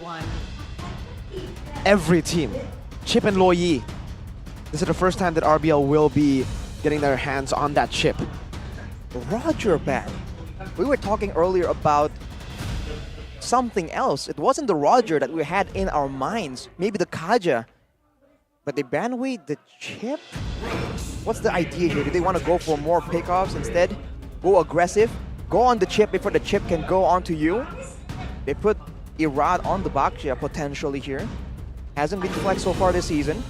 What's going to be the first prio pick? It's going to be a Valentina. Is the idea to match the portal with the Valentina? Yeah, it is. It certainly has to be, right? You can copy that shortcut, but you can't copy the Y walk. One of the powers of the chip is you can also use the Y walk to go anywhere in the map and then use the shortcut. So Valentina will have to get close to the chip and then look to go and gank. So it's more predictable, more readable. It could also be an anticipation of a Faramis pick that Rebellion might want to pick up too, if they still want to commit with team fights. I think considering how the game number 1 went, they can go for team fights, but I think they have to try and find ways to really get Skylar out of the picture. Some kind of threat, some kind of danger. Paquito certainly fits the bill, so does the Fredrin. Especially if this is a full damage Paquito. We've seen how difficult is it to deal with and how deadly it is when you don't have any protection for your backline. And Cars had a big moment in one of his games on the Paquito in the early stages, so definitely a comfortable pick that he's picked up here. Now RRQ, last pick of the first phase. Oh man. The fact that they ban away the Roger leads me to believe that they want to go for something in the gold lane. Alright, but no, Mathilda, you're gonna try and kite probably in and out of these fights so that the chip's initial aggression can be mitigated. I guess in that sense, they're banning away the Roger to deny any jungler that can just chase with the Lycan Pounce following all the way with a guiding wind potentially. For the second time, Marksman will be ignored completely in the first phase. We're gonna, I don't know if we're gonna see just full-on Marksman bans again. RRQ, game 1, they banned out the carry and the Roger. Now they've already banned out Roger and Harith. And RBL, the first game they banned Natan, Harith, and Claude. So Claude is still up for grabs. But they banned out Vexana first here. RRQ. Vexana. Crowd control is definitely what comes to mind when you look at the Vexana, so I think it still stands. They want to be able to just get out of it. We saw again, when your whole team have gap closers, have dashes, it makes it very easy for your team to kite out of big engages. Even if there's lockdown, you can take the Purify, but that's where I think Rebellion, they can go for something with a suppression to really shut down or lock down someone from RRQ and avoid having them just deny those pickoffs again and again. And I don't know what the Bruno pick, seriously. Me too. I mean, like the Bruno ban, I mean. That respect is insane. Almost instant after game number 1. And now, oh, we got a comment from Bruce Goat. Thank you for your support, Kingdom. I promise to secure a playoff slot for MPL ID Season 13. Well, he's one game away from moving one step closer to that goal of making it to playoffs for the Kingdom, who didn't back down even when RRQ were down. So the players will definitely need to good Novaria. Definitely need to show that the Kingdom did not put in their support for nothing. Wait, we have another comment. Ooh. Confident to face Skylar because he's my idol. B's idol, Skylar. Yeah. Imagine going up against your idol in the big stage, man. It has to be a great feeling, but also a weird feeling, right? And then getting 3-tapped by your idol. It's like, man, no wonder you're my idol. And you are good. The realization. One more ban though for Rebellion. Is it carry? It has to be a mobile goal laner here, because again, you can see the mobilities, right? The slows at the crowd control denied from RRQ. They want something, and so far right here, Skylar, if he doesn't have a dash of his own, he can rely on the guiding wind, but that makes his movements a lot more predictable. I don't think that's the path that RRQ want to take. No, I don't think so either. With no Cloud, no Bruno, carry is still up for grabs. It was manned out by RRQ themselves, so maybe they don't want to pick up the carry. What are the other options here? The Brody could be a choice, but yes, safest choice would be that carry. That's why they pick it up here. RBL against the carry, against this composition. It's a very sustainable comp, to be fair. Baksha and the Mathilda and the carry that may still go for Brave Smite, but we have seen a different variant of the carry with Quantum Charge yesterday. And by the way, the cooldown on the second skill, the dash, has been increased ever so slightly. But if you look at how the team fights have been going, 1 or 2 seconds there will change the outcome of the game. So that is something that RRQ must keep in mind, and that is something that Rebellion are definitely looking forward to. They get the Eve, they get the Beatrix. Eve and Beatrix. What season is it? I know, I'm like, Season wait a second. 8? Season 9? Season 9, Season 10? That's dangerous though. All that slow. The real world manipulation that can potentially lock Skylar down, zone him from a fight, and Big of course, issue. anyone that gets initially engaged on is vulnerable to just getting bursted by the Beatrix. And that's where the Matilda comes to play, right? To be able to weave in, weave out of the resources that Rebellion have to offer. But yes, the Yuzong does get picked up as well from RRQ. Have we seen Dawn on the Yuzong? No, Dawn I don't on think the so. Yuzong, no. We've seen Banana on the Yuzong, so first time debut pick for Yuzong. As a person who plays the Paquito and the Beatrix, I will have to say, I hate the Yuzong. So that says a lot about that pick. That last pick is really, really good for RRQ. If Don plays it well, it might just be a 2-0.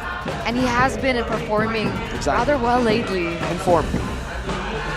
Especially when he gets those playmaking, aggressive heroes. It's almost like a less proven version of Luke. Oh. So here it is, ladies and gentlemen. The Kings of Kings. They want to climb out of the red zone. They want to prove that they will not go down.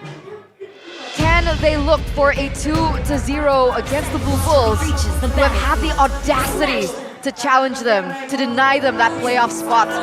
Here it is, ladies and gentlemen. Welcome to the land of Dawn, RRQ, and Rebellion Esports. Audi TZ. It's now or never for him to try to walk the walk after talking the talk, taunting and stating a whole lot of spicy things. Looking at the battle spells, Irad actually retreat earlier here. He's trying to chase for a faster clear as much as possible. This mid lane though is where it gets interesting, man. Clay, great Eve player, but also great with the Valentina. He can match the real world manipulation, but he has options right now. You look at the emblem, Skylar has a tenacity. For once he knows that he is gonna be in the hot zone. And D is the one with the weapon mastery, so no Master Assassin from Skylar either. Skylar QC. He wants to know that he can survive as much as possible. It is going to be the QC, so he will be having a lot more mobility. Already forced a flicker early on. Irad, with that early retry, has gotten quite a bit of value. Really, really good value. It's very interesting though to see the gold lane with the Beatrix having a little bit more to say. Was it because of the presence of Audi, or does Beatrix have a better lane against carry?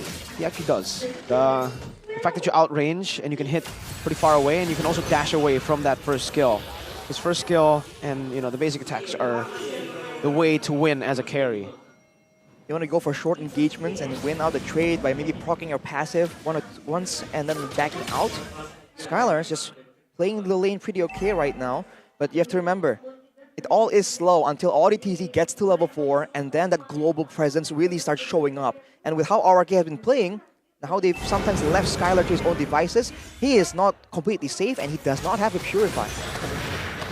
That's a level 4 for Cars, not yet for Sway Low. Irad actually jumps in deep, dealing a whole lot of damage onto Cars, who doesn't look like he has the regen, but now he does pop it in. Vincent first on this turtle, but Sway Low is not level 4. He was zoned away earlier by Clay, and now Vincent actually jumps in on the Clay, looking for the taunt, looking for the fight. Audi doesn't even have the shortcut, not just yet. The Black Dragon form is going to be used up to zone Vincent away, and that is Irad, who will be able to pick up the first turtle for free. I mean, at that point, Irad was already a level ahead of Vincent anyway, but the real-world manipulation actually gets opened up. Oh! Oh! By Clay! Solo kill! You pick the Eve against the man who has the highest win rate on the Eve. Deaden from Bogor, making a statement once more. On the top side, D tried to match that playmaking attempt, but Skylar is just too clean with it. RRQ take the first small victory, baby steps in the right direction. 600, almost a 700 gold lead in the first few minutes of the game. They also take the audience prediction, 92% as compared to 8% for the Blue Bulls. For now, both teams are scouting around, but Audi, see what he can do on this chip. He is level 4, so we are completely expecting some kind of portal play. Good escape, escaping from the Petrify of Dawn, and getting back to lane. Portal play. He's going to the bottom side, looking for a gank maybe onto the Yuzong, trying to shut him down. Well, you know the Dawn does not have the Petrify, so there's a layer of safety there. And the laning phase, though, you can see at least that D and JL are equal, but look at this play. A full gank, and that's 4 members. Cars knocks him out. That's a pick off. Back to level on the board. The fact that like the turret, the portal actually takes the aggro of the turret, that's a great move, but look at RRQ's immediate reaction.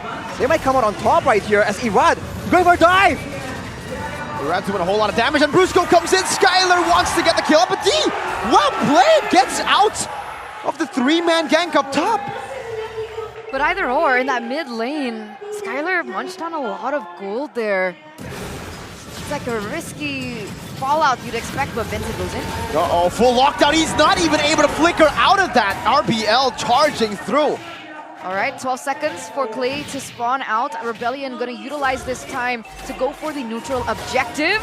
D gonna get Skylar caught quite low. Doesn't necessarily have the amount of time to be able to chunk down that gold shield turret. But here it is, Rebellion with a better setup on the neutral objective. Irad still looking for a possible engagement, cancelled out by AudiTZ, and Cars even gets a knockout strike to stop Dawn from doing anything. It's a great set of strategies from Rebellion to just take out Clay from the picture before the neutral objective is up. That allowed them to get a relatively easy, uncontested turtle, but look at this, Audi. Oh! So good escape, and now it's a full-on dive on the Skylar. Vincent's going to be taking the aggro right now. That's a good cancel on the Nibiru's Passion. Skylar still alone now, taken out by Sway Low. Vincent will be traded back. Now Audi caught in no man's land. Real world manipulation into the midst of it all. Brusco gonna get caught in the immobility field. Irad gets shot down once, but around her apathy and a knockout strike with the jab. Finds another. D locked down by the Petrify of Dawn. He goes back to the Wesker, but he will not be able to find another trade. It is 3 for the price of 2. 3 for the price of 2, but Skylar does get shut down there. That is great value for Rebellion, and they're making great use of this Yve. But look at that play. Whoa. RWM back onto RBL, forcing 2 big flickers from the chip and the Yve. That's a lot of passion from both of these teams. They're going at each other with big aggression on all fronts. That 3-4-2 trade, like you mentioned earlier on, still Rebellion with a 1,500 gold lead. And it looks like D's damage is ramping up. There you go, BOD. And he has a lot more space here to actually do the damage. He has more range compared to Skylar on the carry. So until a full blown out fight really happens, for the most part, I think D will be able to actually deal a bit more damage compared to Skylar. Only the BOD, it's going to be a while before he can really one-shot. But look at Cars, he's trying to, again, make sure that he has influence in the game and he has enough items and damage to be a significant threat. This Paquito is really underrated, man. The fact that they picked in the first phase shows you how comfortable he is on it. 3-0-1. Going with a Hunter Strike as well, he can add more damage onto it after. Now Brusco is in the bottom side, but everyone else already rotating to the turtle side except for Skylar. Melfic Roar, by the way, for Cars. Very aggressive, a lot of damage. Penetration right before this next neutral objective. Dance between both of these junglers. Irad is a level below. Black Dragon form used up as Clay pops into real world inflation as well. Vincent looking for the angle. And Don actually does go for it there. Fraser's path. And Vincent finds the retreat. Circling Eagle to the back as Cars goes in for the knockout strike and displaces Don, but is not able to find that kill just yet. Only Vincent traded for the neutral objective. Meanwhile, in the bottom lane, that's a shot from the Renner's Apathy, I believe, of D. In a 1v1, Skylar forced back. Very low, but Irad is rotating down as well. Has the shield unity. Auditizi catches him in his rotation and stops any possible trade. But meanwhile, Cars boxing the turret. He's keeping busy. He's looking for the trades. He's not standing idly by. If he's not being a nuisance in the team fights, he's focusing on these minions, giving more pressure for Rebellion to work with. But that damage again on Skylar. It's definitely nothing to sneeze at, but look at Irad. Look at Cars. Bit of a drive-by, but Cars, again, with all the space available, with the portals, to really facilitate his participation 2,000 gold lead in big team fights. He can do whatever he wants, and he can be there for the decisive moments of this game. RRQ now struggling to match that pressure coming in from the Chips portals. And Sway Low with the Ice Queen's wand, by the way, is part of the reason why RRQ are just struggling to really move around in these fights as reliably as they would like. I'm still in awe. 2,000 gold lead, what? And 2 levels ahead of his competition. Don on the Yu Zhong too. He really hasn't been able to get a lot of big kills, a lot of snowballing potential on the Yu Zhong, despite the fact that RRQ have been going for a lot of these objective fights off the back of that Black Dragon form. We have to have a game fact here by GoPay. Since his debut in MPL ID Season 10, Eve has been the most pick hero for Sway Low, with 35 picks and a win rate of 57%. And finally, he's back on it. So far, sitting at a 1-1-4. We do see the potential that it has. It did work out for him earlier on in that team fight. Now he's picking up the NOD. Wants to make sure that he can apply that shielding reduction, knowing that he's up against a Mathilda for sure. Now with the turret going down, are Rebellion going to go for an immediate trade? No, it's a portal play! Guiding window. Wow, beautifully done by Brusco. Gets Skylar out. And Skylar had to commit a flicker, but RBL have the portal set up towards the top lane. Circling Eagle, used up by Brusco. Another ultimate. But look at Cars. Proxying the wave, getting the Heptaseas as well. He might be looking for a flank. RRQ holding on to this neutral objective. Actually going for the burst down, going for the commitment. Black Dragon form as well. Now scouting, looking for a possible engagement. And looks for the flank in the back line, but is not able to find it. Cars also in the flank. Not going to go for any further enhanced initiation. Plays caught off guard. Will be able to escape. Ooh, that was a clean objective take by RRQ. Quite a nerve-wracking situation, going 50-50 there. RRQ, they get it. Now they're going for an aggressive play. What? Whoa, Brusco! No, he's just flying by, man. Scouting for information, that is one of the ways you can use the Mathilda pick. But now with the empowered waves, but with Cars hiding here, this is a very familiar sight, by the way. Oh, does he have enough damage? If Skylar walks up, can he actually one-tap him like we did Bunny in the first leg? Caught on the RWM, force a flicker out. Audi now caught on the RWM. And will just take the damage. Oh, Nibiru's Passion takes on very low. Vincent, looking to re-engage. Now with Retry and onto Irad, but the guiding wind. Brusco, what a savior. HP bars for the side of RRQ are still relatively healthy right here. They can pressure Rebellion away and try and get some more damage onto this turret. But Rebellion are too quick with it, and Cars is just too annoying for them to leave alone. 2v1, Cars with a flicker. Now the Black Dragon form committed. Skylar walking as well up top. How are we going to escape from this one, Cars? He goes in with a skill 1, another one to get a little bit more shielding. Knockout strike 2. So many members sent up top, but ODT might just be able to look for a re-engage. He puts the portal down. They look for Skylar. Cars has baited RRQ and even survives RBL. They charge with Cars as the Matador. They have to be careful. They have to remember that in a 1v1, it's never a 1v1 when Chip is present. That was wonderfully played by the Blue Bulls to bait out RRQ. With Skylar and Iran off the board, Rebellion can push the tempo once again, being able to take these turrets one by one as they're falling down like flies. Here's the siege coming through. Brusco gunned down the circling eagle, shot down from the skies. That's the burst potential from Rebellion, man. Paquito with a Heptaseas and a Hunter Strike and the Beatrix. We haven't seen it in a long time, but walking up like that when you're not a full tank frontliner was never allowed against a Beatrix. RRQ are reminded why. What a play! Rebellion 4.9, 5k gold lead against the Kings of Kings in this 13th minute. And it's so difficult, right? Because you do want to punish Cars. You do want to stop him from taking these objectives under your nose when you're looking for the proper setup. With Cars always just constantly split pushing and taking these turrets, it must be a problem.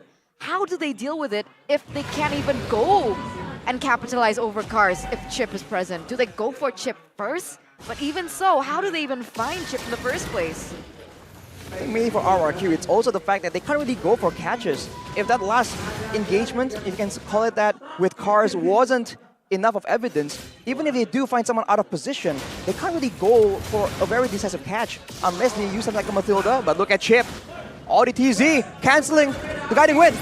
All the way now, Irad will be the sacrificial lamb to save Skylar. Now the re-engage with the real room ablation and the petrify from Dawn in the back. D with a nature, flickering out to the real room ablation. It's Dawn! Gets a 3-man knockup! But now the kite back from the side of RBL. Car still at full HP. Clay getting a big splash of damage onto the Eve as ODTZ pops to conceal defensively. 2 for 1. RRQ with another winning skirmish.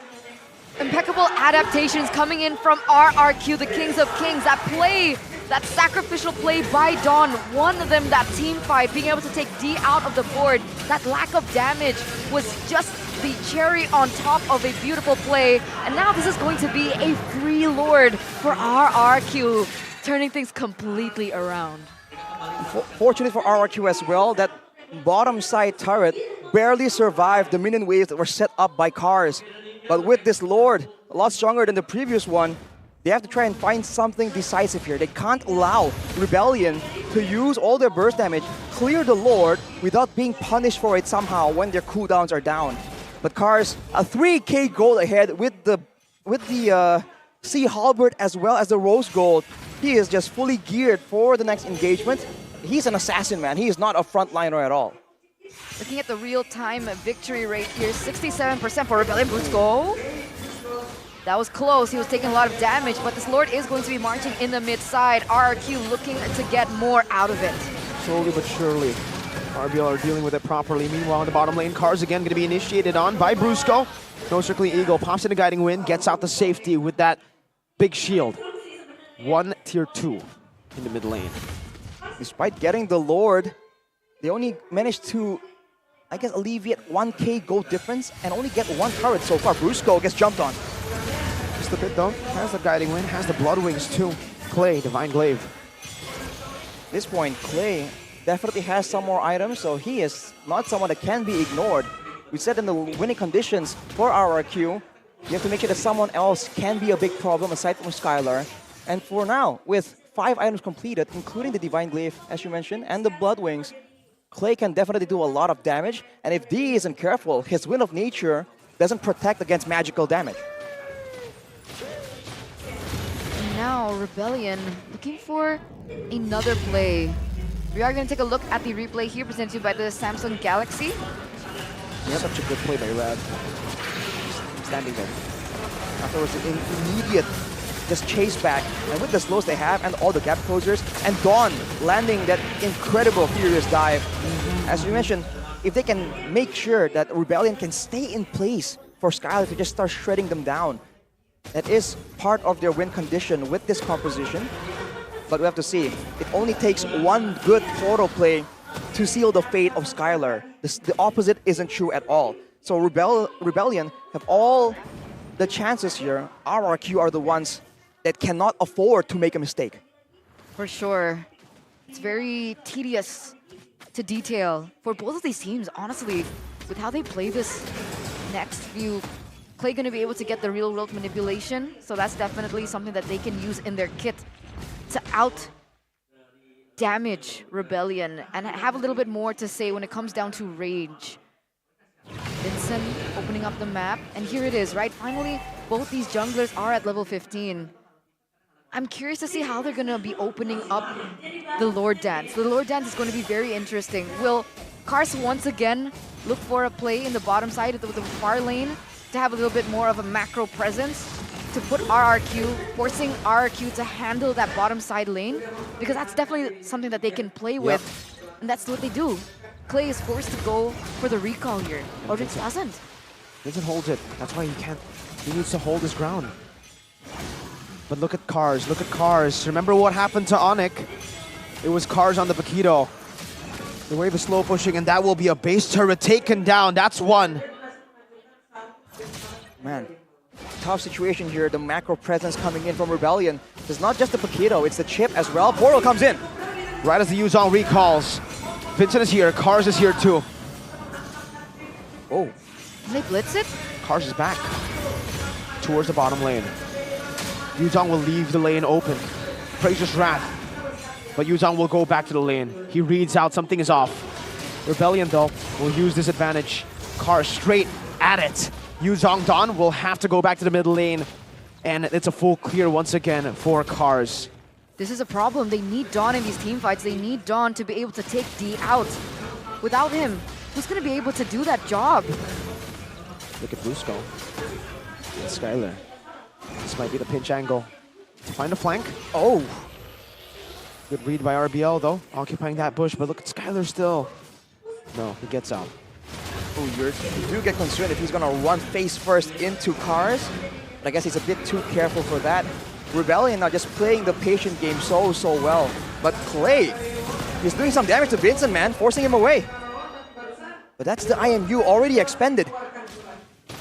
And it gets resetted, the Lord. This is tough without that resource. They need it out of TZ though. Skylar is in the base. This is the right time to go and call the shot. Black Dragon Form used up. Shortcut already there as well. Look at Kars, look at Kars, look at Kars.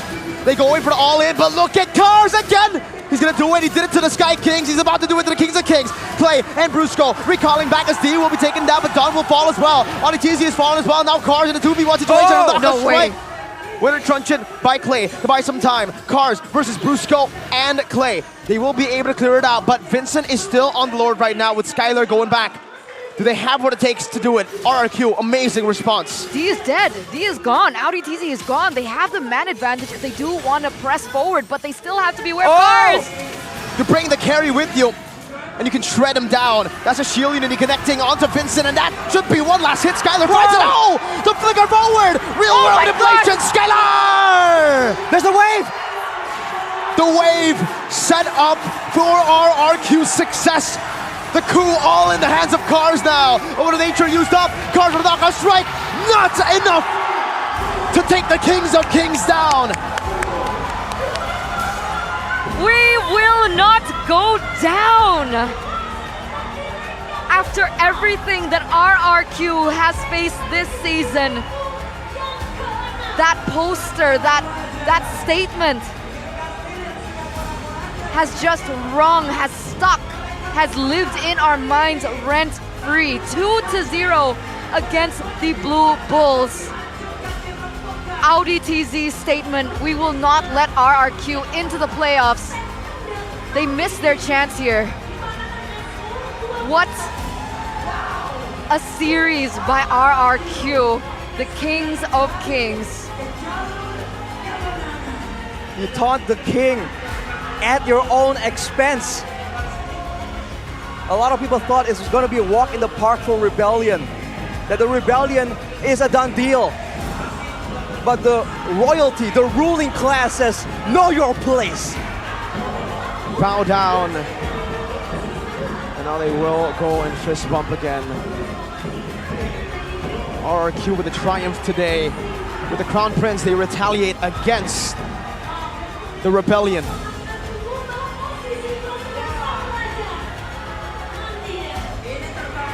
Hear the audience. Look at the kingdom. They are rejoicing. They are loving this.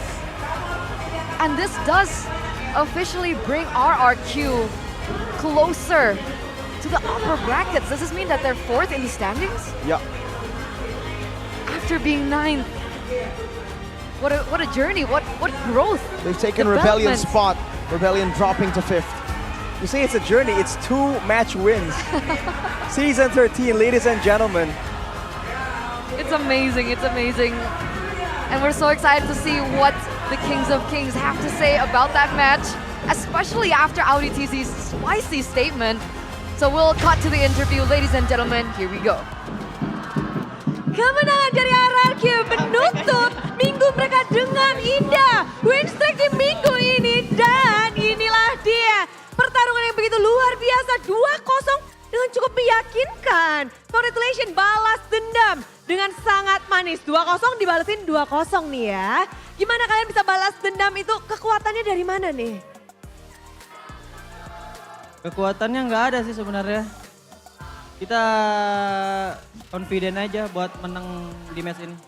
Confident? Ya. Tentu confident tuh ada alasannya dong. Gak mungkin asal pede aja mah.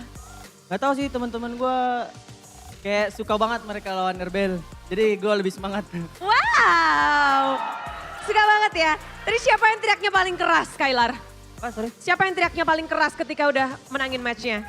Kayaknya semua sih. Ya. Semua ya? Iya semua, karena semangat. Karena semangat. Ya. Maybe these two, Irat and Brusco.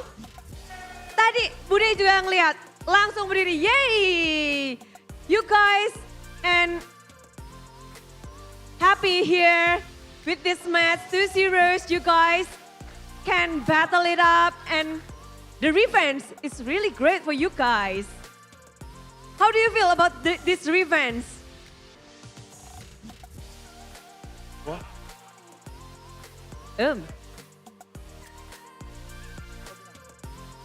How do you feel about this revenge? Because it's 2-0 and then you give them the zeros now. I think I'm so happy right now because ODTC always saying something about us.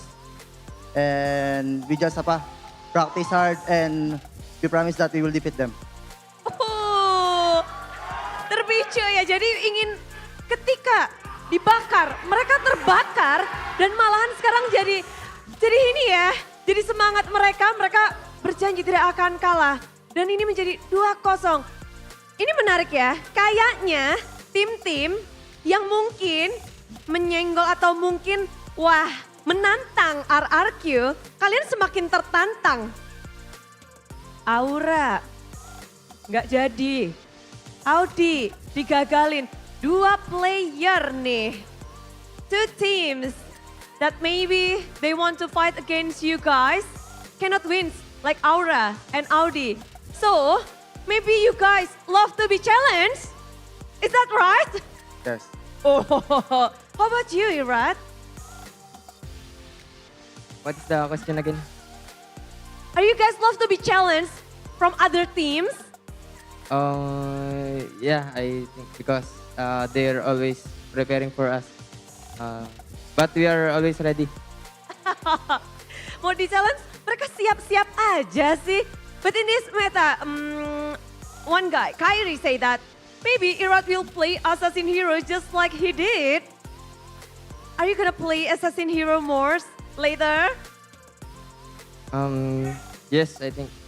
Because last time against Dewa, I play funny. But For the future, I can still play assassin. What hero that we expecting that you want to play in this stage? Mungkin apa ya? Lancelot. Ditunggu Lancelot dari Irat. Dan kalau dari Deden from Bogor ngelihat match kali ini mendebarkan gak sih? Tadi game kedua kayaknya kalian rada-rada dakdikdukser tuh. Posisinya hampir aja ke split push. Gimana kalian memanage untuk tetap tenang dan mengambil game kedua? Ya,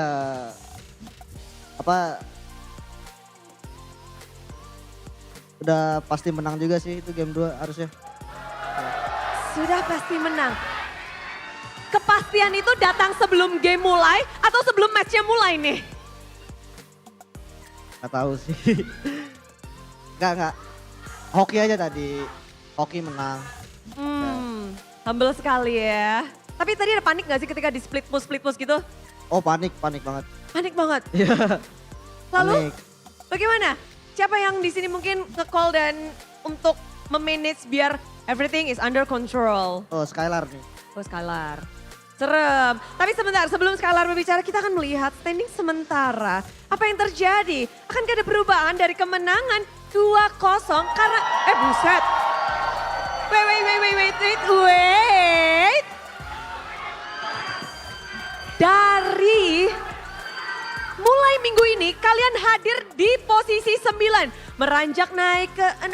Sekarang di posisi 4. Udah merasa aman belum nih di posisi 4 ini? Belum. Udah 4 loh top 4. Kenapa tuh belum? Karena matchnya juga masih banyak juga kan. Kayak masih ada week 7, 8 sampai 9 kan. Benar, 7, 8, 9, 3 minggu. Iya. Dan belum aman, sepertinya kita melihat ada 3 tim dengan 5 match win yang sama. RRQ, Rebellion dan juga Geekfam. Dan dengan kemenangan tadi nge-switch posisi Rebellion ke posisi 5. Wah, ini bakal menjadi match yang mendebarkan untuk RRQ sendiri. Berada di posisi ini, mempertahankan posisi di top 6K yang kalian cari atau ada hal lain yang kalian cari?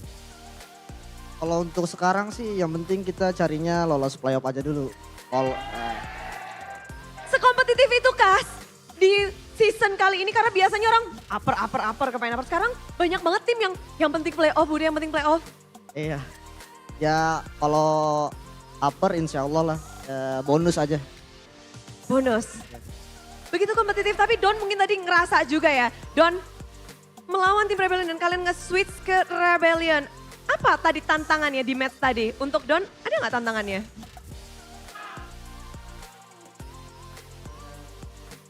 Gak ada sih, biasa aja. Gak ada, biasa aja. Menghadapi mungkin tadi Cars yang dengan bermain split pushnya. Tapi kayaknya kamu lebih fokus untuk team play. Tadi fokus Beatrix aja sih. Fokus Beatrixnya aja ya? Iya. Baca aja, cari di kemanapun dia berada. Dan itu works. Apa? Berjalan dengan lancar. Iya.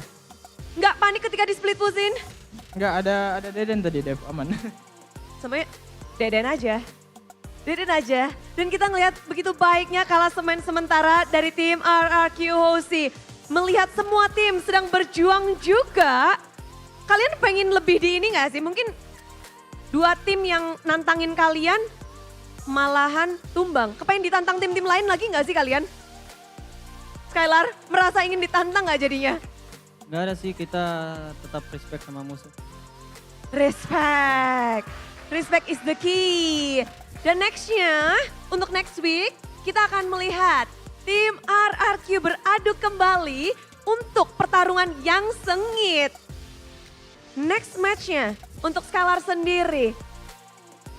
Pertemuannya sama yang di pucuk atas Skylar. Onic BTR. Udah tahu ya jadwalnya? Ya.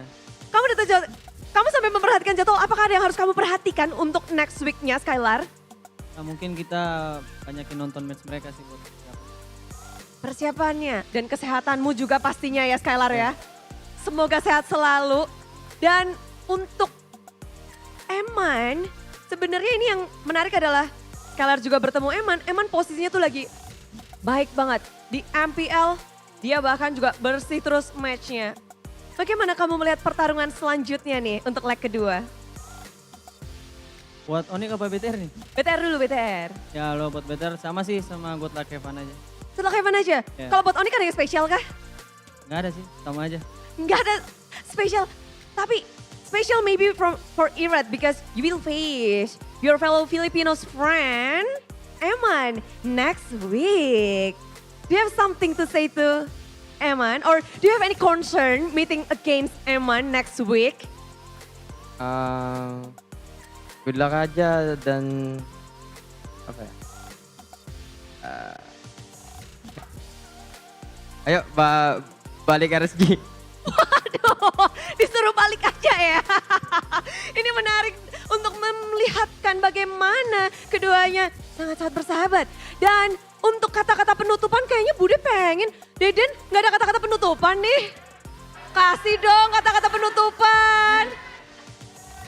Nggak ada. Bentar, Nggak nggak apa-apa. nyiapin soalnya. Bude sambil baca itu kamu siapin ya 10 detik ya. Next Tuh week lah, dari next week, Kingdom. Tuh Kingdom udah pada kepengin loh. Nggak ada. Nggak ada Nggak kata. nyiapin. Biasanya Deden cepet banget tuh. Next week lah. Next week. Ya insya Allah.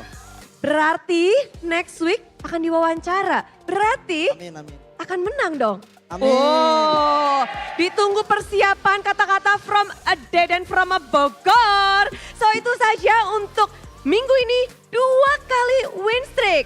Penutupan kata-kata nggak ada? Thank you. Oh thank you semua buat Kingdom yang udah datang hari ini. Yang udah support semuanya, thank you. Terima kasih, inilah dia.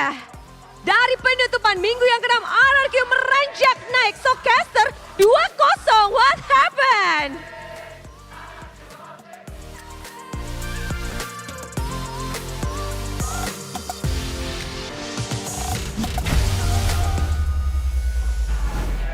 The Kingdoms rejoice once again with that 2-0 against the Blue Bulls. Congratulations. Push-ups. Push-ups incoming. It will be uploaded. Don't worry. What a moment though, man. What a moment indeed. Even in the interview, the Kingdom, they're just like, it's finally our time. After a long, like, drought period. You gotta give it up to the Kingdom, man. The team, the Kingdom, the fans who supported them through their slump, and now back on top. Well, 4th now, right? I mean, it's slow but steady. Clay also said it. Even though they've went from 7th to 4th, it's still a long way to go, and that's why Clay wasn't actually fully celebrating yet. Just celebrating the victory of this game, but not celebrating getting out the red zone because it's still a few matches away, man. Like teams could go back and forth. Definitely. And that's why it's scary, man. The whole team looked, they were happy, but they were like, no, on to the next one. Even Skylar during the interview was like, we're gonna watch a lot of games and try and figure out our opponents, man. We wanna get back up there. I mean, you can imagine the kind of pressure and the expectations that are currently on RRQ right now. So the fact that they're able to win it, it's a step in the right direction, but their job is not over yet. But let's take a moment to celebrate this guy, right? Skylar, the player of the match, POTM, on the carry. I think it's quite self-explanatory. No Skylar, no win so far. And this guy is just so good. He's so good. I don't even know what to say about it. Then don't say anything and let's take a look at the player of the match highlights by our official gold partner, UBS Gold. Of course, aside from Skylar, Clay, after coming back with a performance that's not really highlight-worthy, he comes back and has some really solid moments in this game. But overall, as a team, despite going up against a chip, we were just talking earlier about how the chip was just so deadly, so difficult to deal with, and yet when the shoe is on the other foot, RRQ managed to just take down Rebellion. And of course, it was a very, very close game, and this moment right here, it seemed like all was lost. Skylar immediately deleted, and Cars didn't even get taken out, right? The machine just is so clean with it, but afterwards, they try, it's like deja vu, same fight, but look at the difference here when Skylar is in the mix. That's the value of the Matilda, right? Something we were talking about, why RBL picked up the Matilda in game number 1. And we see it used up by Brusco to actually turn that fight around. And even look at that furious dive by Dawn. And here, even the play onto D. This guy was just doing so good in this game. Trading 1-for-1, but all things considered, that was enough to really edge RRQ over. And when you're up against this composition, against a Matilda, you can't step up like this, man. No. RRQ immediately smell blood in the water, and they go for the chase. Sway, no chance, Sway low. Deleted immediately. Man, I mean, I said it after they picked up the Yuzong. It's like, oh, dude, as a Beatrix player, I know how disgusting the Yuzong is. And yeah, it happened, man. D, it looked like it was so promising in the start, outlaning Skylar, doing so well in the mid game too. But then every time you saw that dragon, you almost knew for sure, goodbye, D. It's been nice knowing you. Like inevitable. And the same thing can be said for Sway Low on the Yve. You know, as a Yve player, I can also confirm that when there's a Yuzong, you're like, man, now you just have to change your whole game plan, your whole play style in the Land of Dawn. Looking at the items though, Dawn went for Hunter Strike, and the War Axe came a bit later, as far as I could see in the game earlier, and he went full tank. A stark contrast to Cars on the Paquito, who went for the full damage, and as a result, you do see that in that split push scenario, even 1v2, when Clay and, I believe Clay and Brusco went to try and stop the push coming in from Cars, he's able to almost take Clay out, burn some battle spells, and escape with his life. So, for sure, Rebellion themselves have a solid game plan, but when it comes down to it, in the Land of Dawn, it only takes one. We were saying it earlier, in one of these fights, if Skylar slips up, makes a mistake, if Clay slips up, if Dawn didn't land like a big furious dive in one of those fights in the top side of the map, everything can immediately get turned around in the blink of an eye. If we take a look at the whole items, the landscape again, right? I mean, it's not like Rebellion were behind. They were actually ahead for the better part of the game. I think early on, 2.5k, and then after that big play from Cars and ODTZ's teleport, they pushed it to 5k. Then they were playing the skirmishes really well. It looked like they had the game too, with Cars pushing in. Almost looked poetic, because they did that to the Sky Kings. Paquito split push, but RRQ, so aware. You gotta give props to Clay and Brusco for recalling, finding the place to recall, but also the rest of the members for getting the space for them to recall, to cancel that out. And that read was just phenomenal, and the commitment from RRQ as well. Right as they saw Cars there, they went straight for the fight, but Valentina went back, and then once they've dealt with Cars, they go straight back to the winning team fight that they were able to get. It was just really well managed, man, by RRQ. It's almost ironic that, of course, Rebellion were going for a split push strategy, but the moment the fight really gets split up, right, with Dawn going in, remember, it was a 3v4 near the Lord Pit, and yet I believe RRQ Hoshi were able to get a 1-for-2 trade. Yeah, they traded exactly Dawn on Yuzong, and they took out D, and I believe they took out... I think it was Audi. I think it was Audi, yeah. So, shows you again, the carry threat is still very much there. It's only about how you can really build around it, right? Carry can do a lot of damage, more than a lot of the other marksmen in the game right now, but he needs tools to survive, like the Matilda. He needs someone else to really take some of the attention away, like the Yuzong. And RRQ showing again that in the drafting phase, it's also a lot more solid. 717 gold per minute. Skylar, not really aiming for the high gold stat, but considering how this game was going, it's still impressive that he's still the rich guy, because he was under pressure for a long time before things really took a turn. It's all about that consistency, right? I mean, Skylar just understanding when to be the executor, when to be doing damage, and when to delegate that task. Clay, you take over for now for the damage dealt. I'll go in and execute the two last members to actually take the game.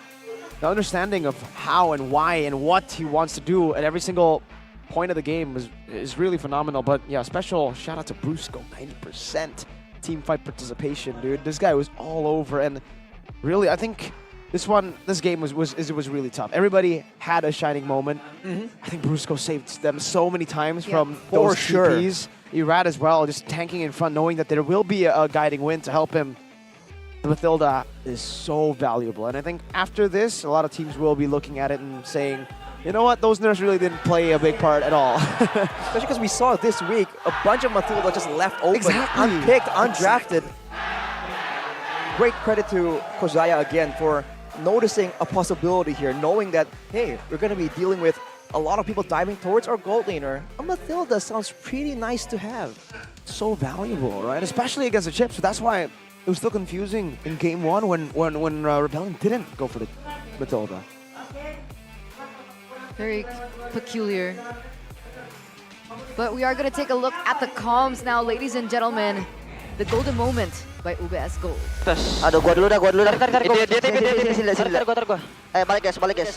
Bisa sekarang. Battery guys. Lihat. Battery guys. Udah. Mati. Perangin. Gas. Perangin guys. Gas dong. Lord. Sini. Gua tarik. Ayo Viking Jo. Ayo, kena. Lihat atas saya. Ready. Sama gua, battery sama gua guys. Ready dulu boy. Mati Freddy. Udah. Atas. Lihat atas guys, gua enggak bisa. Bisa gua. Mati battery. Mati battery. Gas. Mati. Mati dia. Bantu satu dong, guys. Aman deh, ada gua. Aman sih. Mati galer. Aman.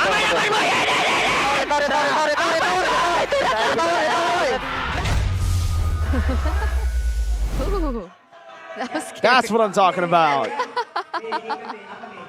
Was that screaming from Skylar? Yeah. That's what I'm talking about. Calm down. I mean, it must feel super good. The fans are still here, man. Usually you see people start trailing out. They want to go for pictures. They want to go for the bathroom breaks. They're still here. And they're still chanting. They're still chanting. So good. We have amazing fans in Indonesia. Gotta love them. Absolutely, especially the Kingdom, one of the standouts for sure. Especially when they win. Like we saw a little bit of a slump as well in their support. It seemed like they were protesting yesterday, but the protest has ended. No more protests. Now they're happy. 5-5, I believe, is their current standing in their 4th place. So Brusco as well. That's who he said in the interview. I promise that I'll get you to playoffs. I think he kind of he walked the walk on that one, man.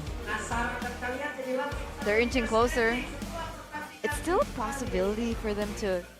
Is there upper brackets? I think there's still a possibility, obviously, but we'll take a look at the standings again. This is why no team is safe, not just yet. Even with Bigetron winning, it's not 100% guaranteed that they'll make it to playoffs, not just yet. Let's take a look. Ladies and gentlemen, you got a little sneak peek earlier on, but here are the standings presented to you by the official tournament smartphone Samsung Galaxy. And there it is, RRQ Hoshi officially number 4. Rebellion Esports and Geek have been dragged further down, further and closer to the red zone. And yet, if you look at the match win-lose percentage, or the rate, it's not far at all. It's only a matter of 1 or 2 matches before someone climbs all the way up from the bottom as well. That's why Mirko was saying, even on top, there's still a bit of that pressure going on. Like, okay, are we safe really? Right? So we have to see, man. With all the teams, RRQ, Onic, everyone's just like stepping up here. All teams that seem to be in a slump. Even Geek Fam to a degree. They're just getting up there, man. But you know, honestly, looking at the standings, Onic number 2, but the net game win is so far off from Bigetron. Yeah. Bigetron have been losing 2-1 and have been winning 2-0 a lot. So the net game win is quite crazy, 10 compared to 5 of Onic. But here it is, Rookie and Player of the Week vote mechanism. For the Rookie of the Week and the Player of the Week, they will undergo a voting process. But there is a definition first that we need to look at. What brings you? What allows you to become Rookie of the Week?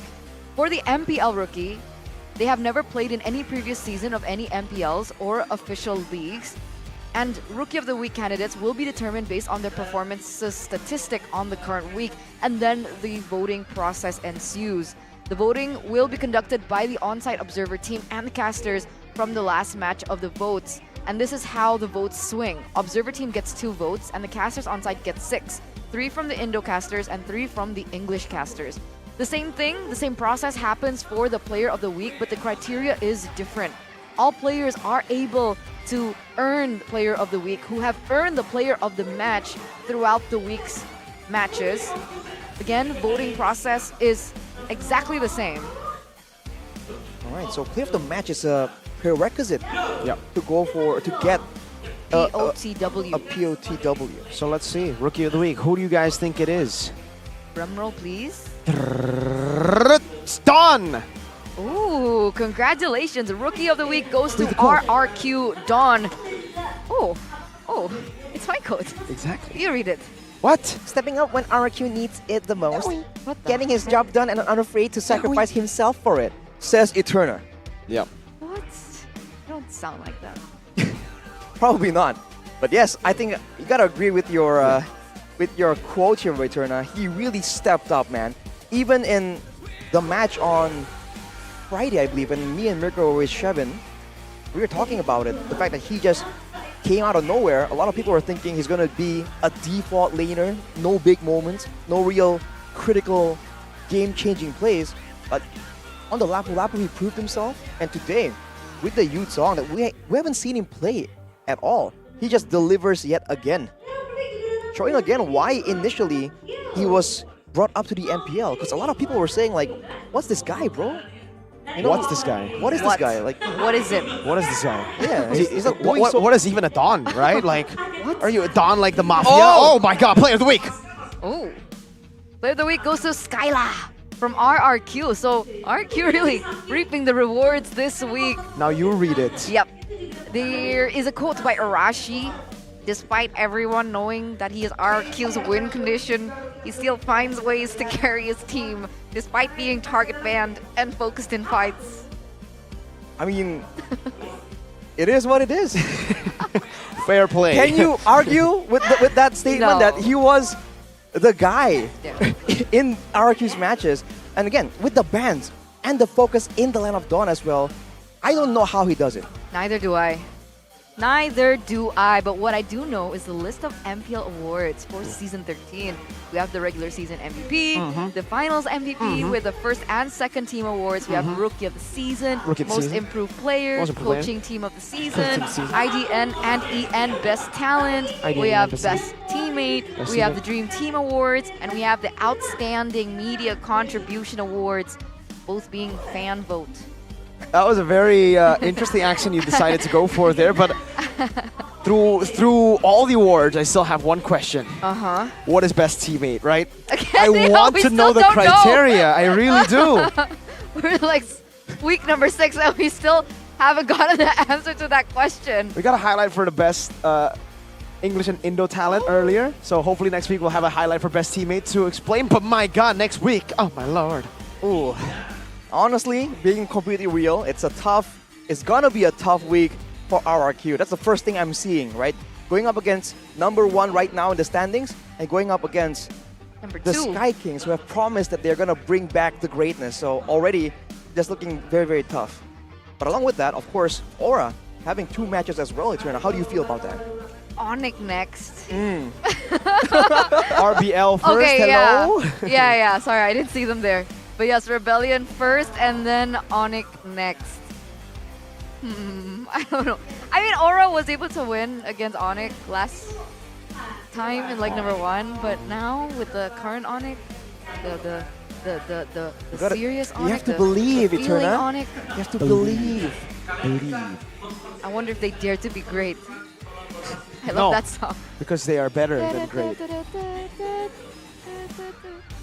That's better than great. That's not Dare to be great. Yeah. Dare to be great is the different one. That's M4. Eterna, you have the makings of like a pop singer. I think what would look better is if you went with a different look right here. Yeah, take those non-Saturdays glasses. Ew, get that off, Eterna. Put on the pink, beautiful Saturdays glasses because you guys can gear up as well for the launch of Saturdays and MPLID's collaboration on the 4th of March. It was already out. This eyewear is the secret weapon for dominating the battlefield, available at www.saturdays.com. And you have the glasses on, so can you read it? And all Saturday stores. For more info, follow at saturdays.lifestyle on Instagram and TikTok. And TikTok. Don't forget the TikTok. The Mannequin Challenge is so long ago, man. Why are you doing it now? The what? The Mannequin Challenge. Because I'm dumbfounded with how great this Samsung is, man. Experience more wow in gaming, bro. Wow. Wow. Enjoy stutter-free and smooth gameplay with the Neo QLED. It's not just any QLED, it's Neo QLED. It's the enhanced version. Dramatic.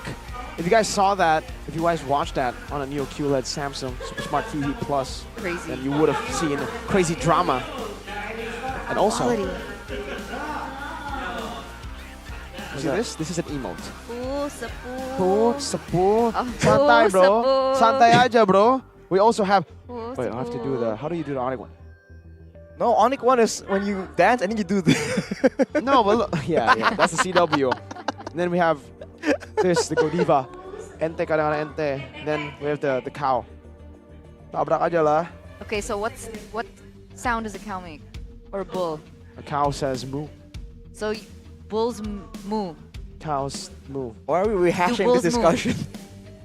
I saw your clip on TikTok. We're not gonna fall for it again. Yeah, we saw that clip, Returner. What you didn't see is the barcode right beneath Arashi. I see it. Ladies and I'm not talking about you.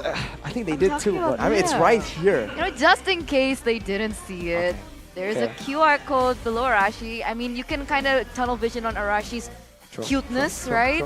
So don't forget to check that out, because for you students who are interested in esports, let's register now for the MDL CSR program 2024. Get the opportunity for mentorship with expert mentors in esports, internship opportunities at partner companies of mlbb Indonesia, and of course, internship opportunities from Moonton Cares. All you need to do, ladies and gentlemen, is peel your eyes away from Arashi for once and down. scan the QR code down below him to register. Just like that. Just easy It's as a modern time, man. that. Easy as pie. Back then, you would have to type this link out bit by bit. QR codes. What a lifesaver. Mhm.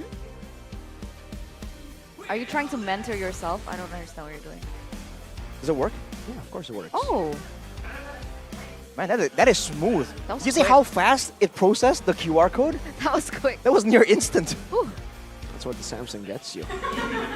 S24, baby. Don't miss out, guys. And girls. So up until week number 6, we still have not found a counter to Harith. We have. Ban it out. Onic beat the Harith, Nino, Brody. Remember? Oh yeah. So there is a counter to the It's not Harith. really a lane counter, but it's like it makes it a skill matchup. So, Brody does okay against the Harith. But if the Harith snowballs, goodbye. So it's basically like if me and Mirko play Harith and Brody, Okay. the Brody will win because I'm playing it. And he's playing the Harith. I'm Interesting. Interesting. Yeah, it'll be a skill issue. That's why For him. the Brody will not win. The No, Harith it's for will him. destroy the Brody. No, it's for him. You want to do push-ups No, again? it's for him. You want to go? You wanna do shake push-ups on it again? You wanna one shake more on it? Look, I'm time. cosplaying Audi at the moment. Oh. You know, saying things that you can't prove. Oh my. Oh. Oh my. It's gonna relax. Yo, hey man, don't do that to my boy Audi. Yeah, we love We love all Audi. love him. I know Audi, we Auror's doesn't logo is stop. fire, but you gotta tone it down. We love you, Audi. Damn. We love you, Audi. Okay, done. So this marks the end of the day and week, ladies and gentlemen. We're Week gonna 6. see you in week number 7. Are you ready? Because I don't think I'm ready. Emotional damage is coming as we're nearing the end of the season. So with that, ladies and gentlemen, Ni Eterna, Mirko. Arashi. we're signing out for the day. MPL ID Season 13. We own this!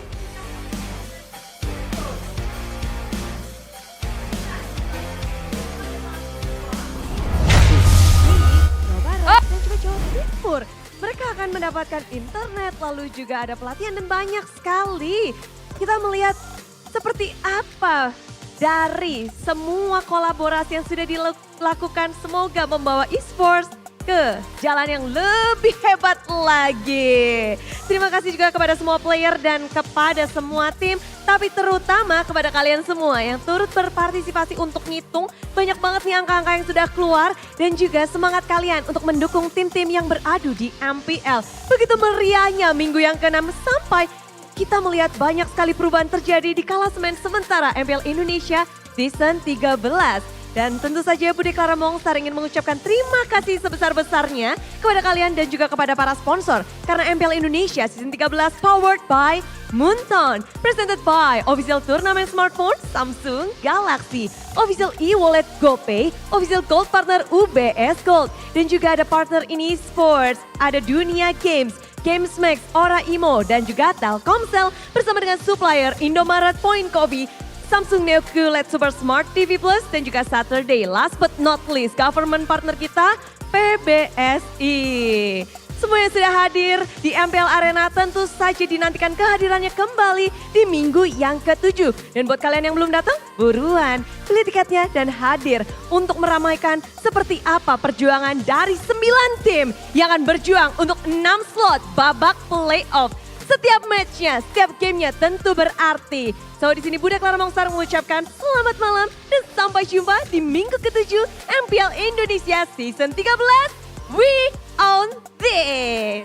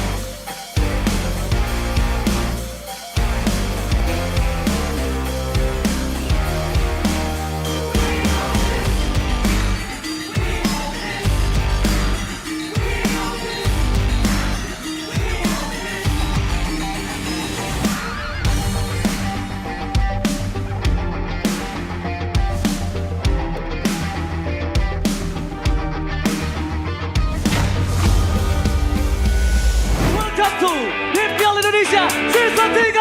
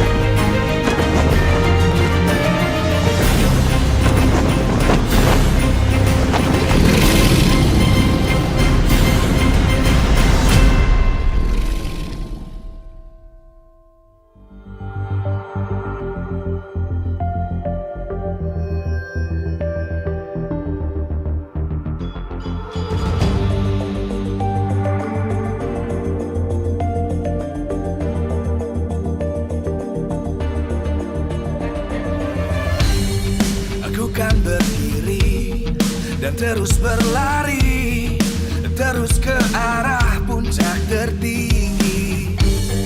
Ku takkan berhenti, hanya sampai di sini. Kemenangan abadi menanti. You know we won't miss if we unite our focus. And if you haven't noticed, we all live. Nyalakan apimu, hadapi semua tantangan.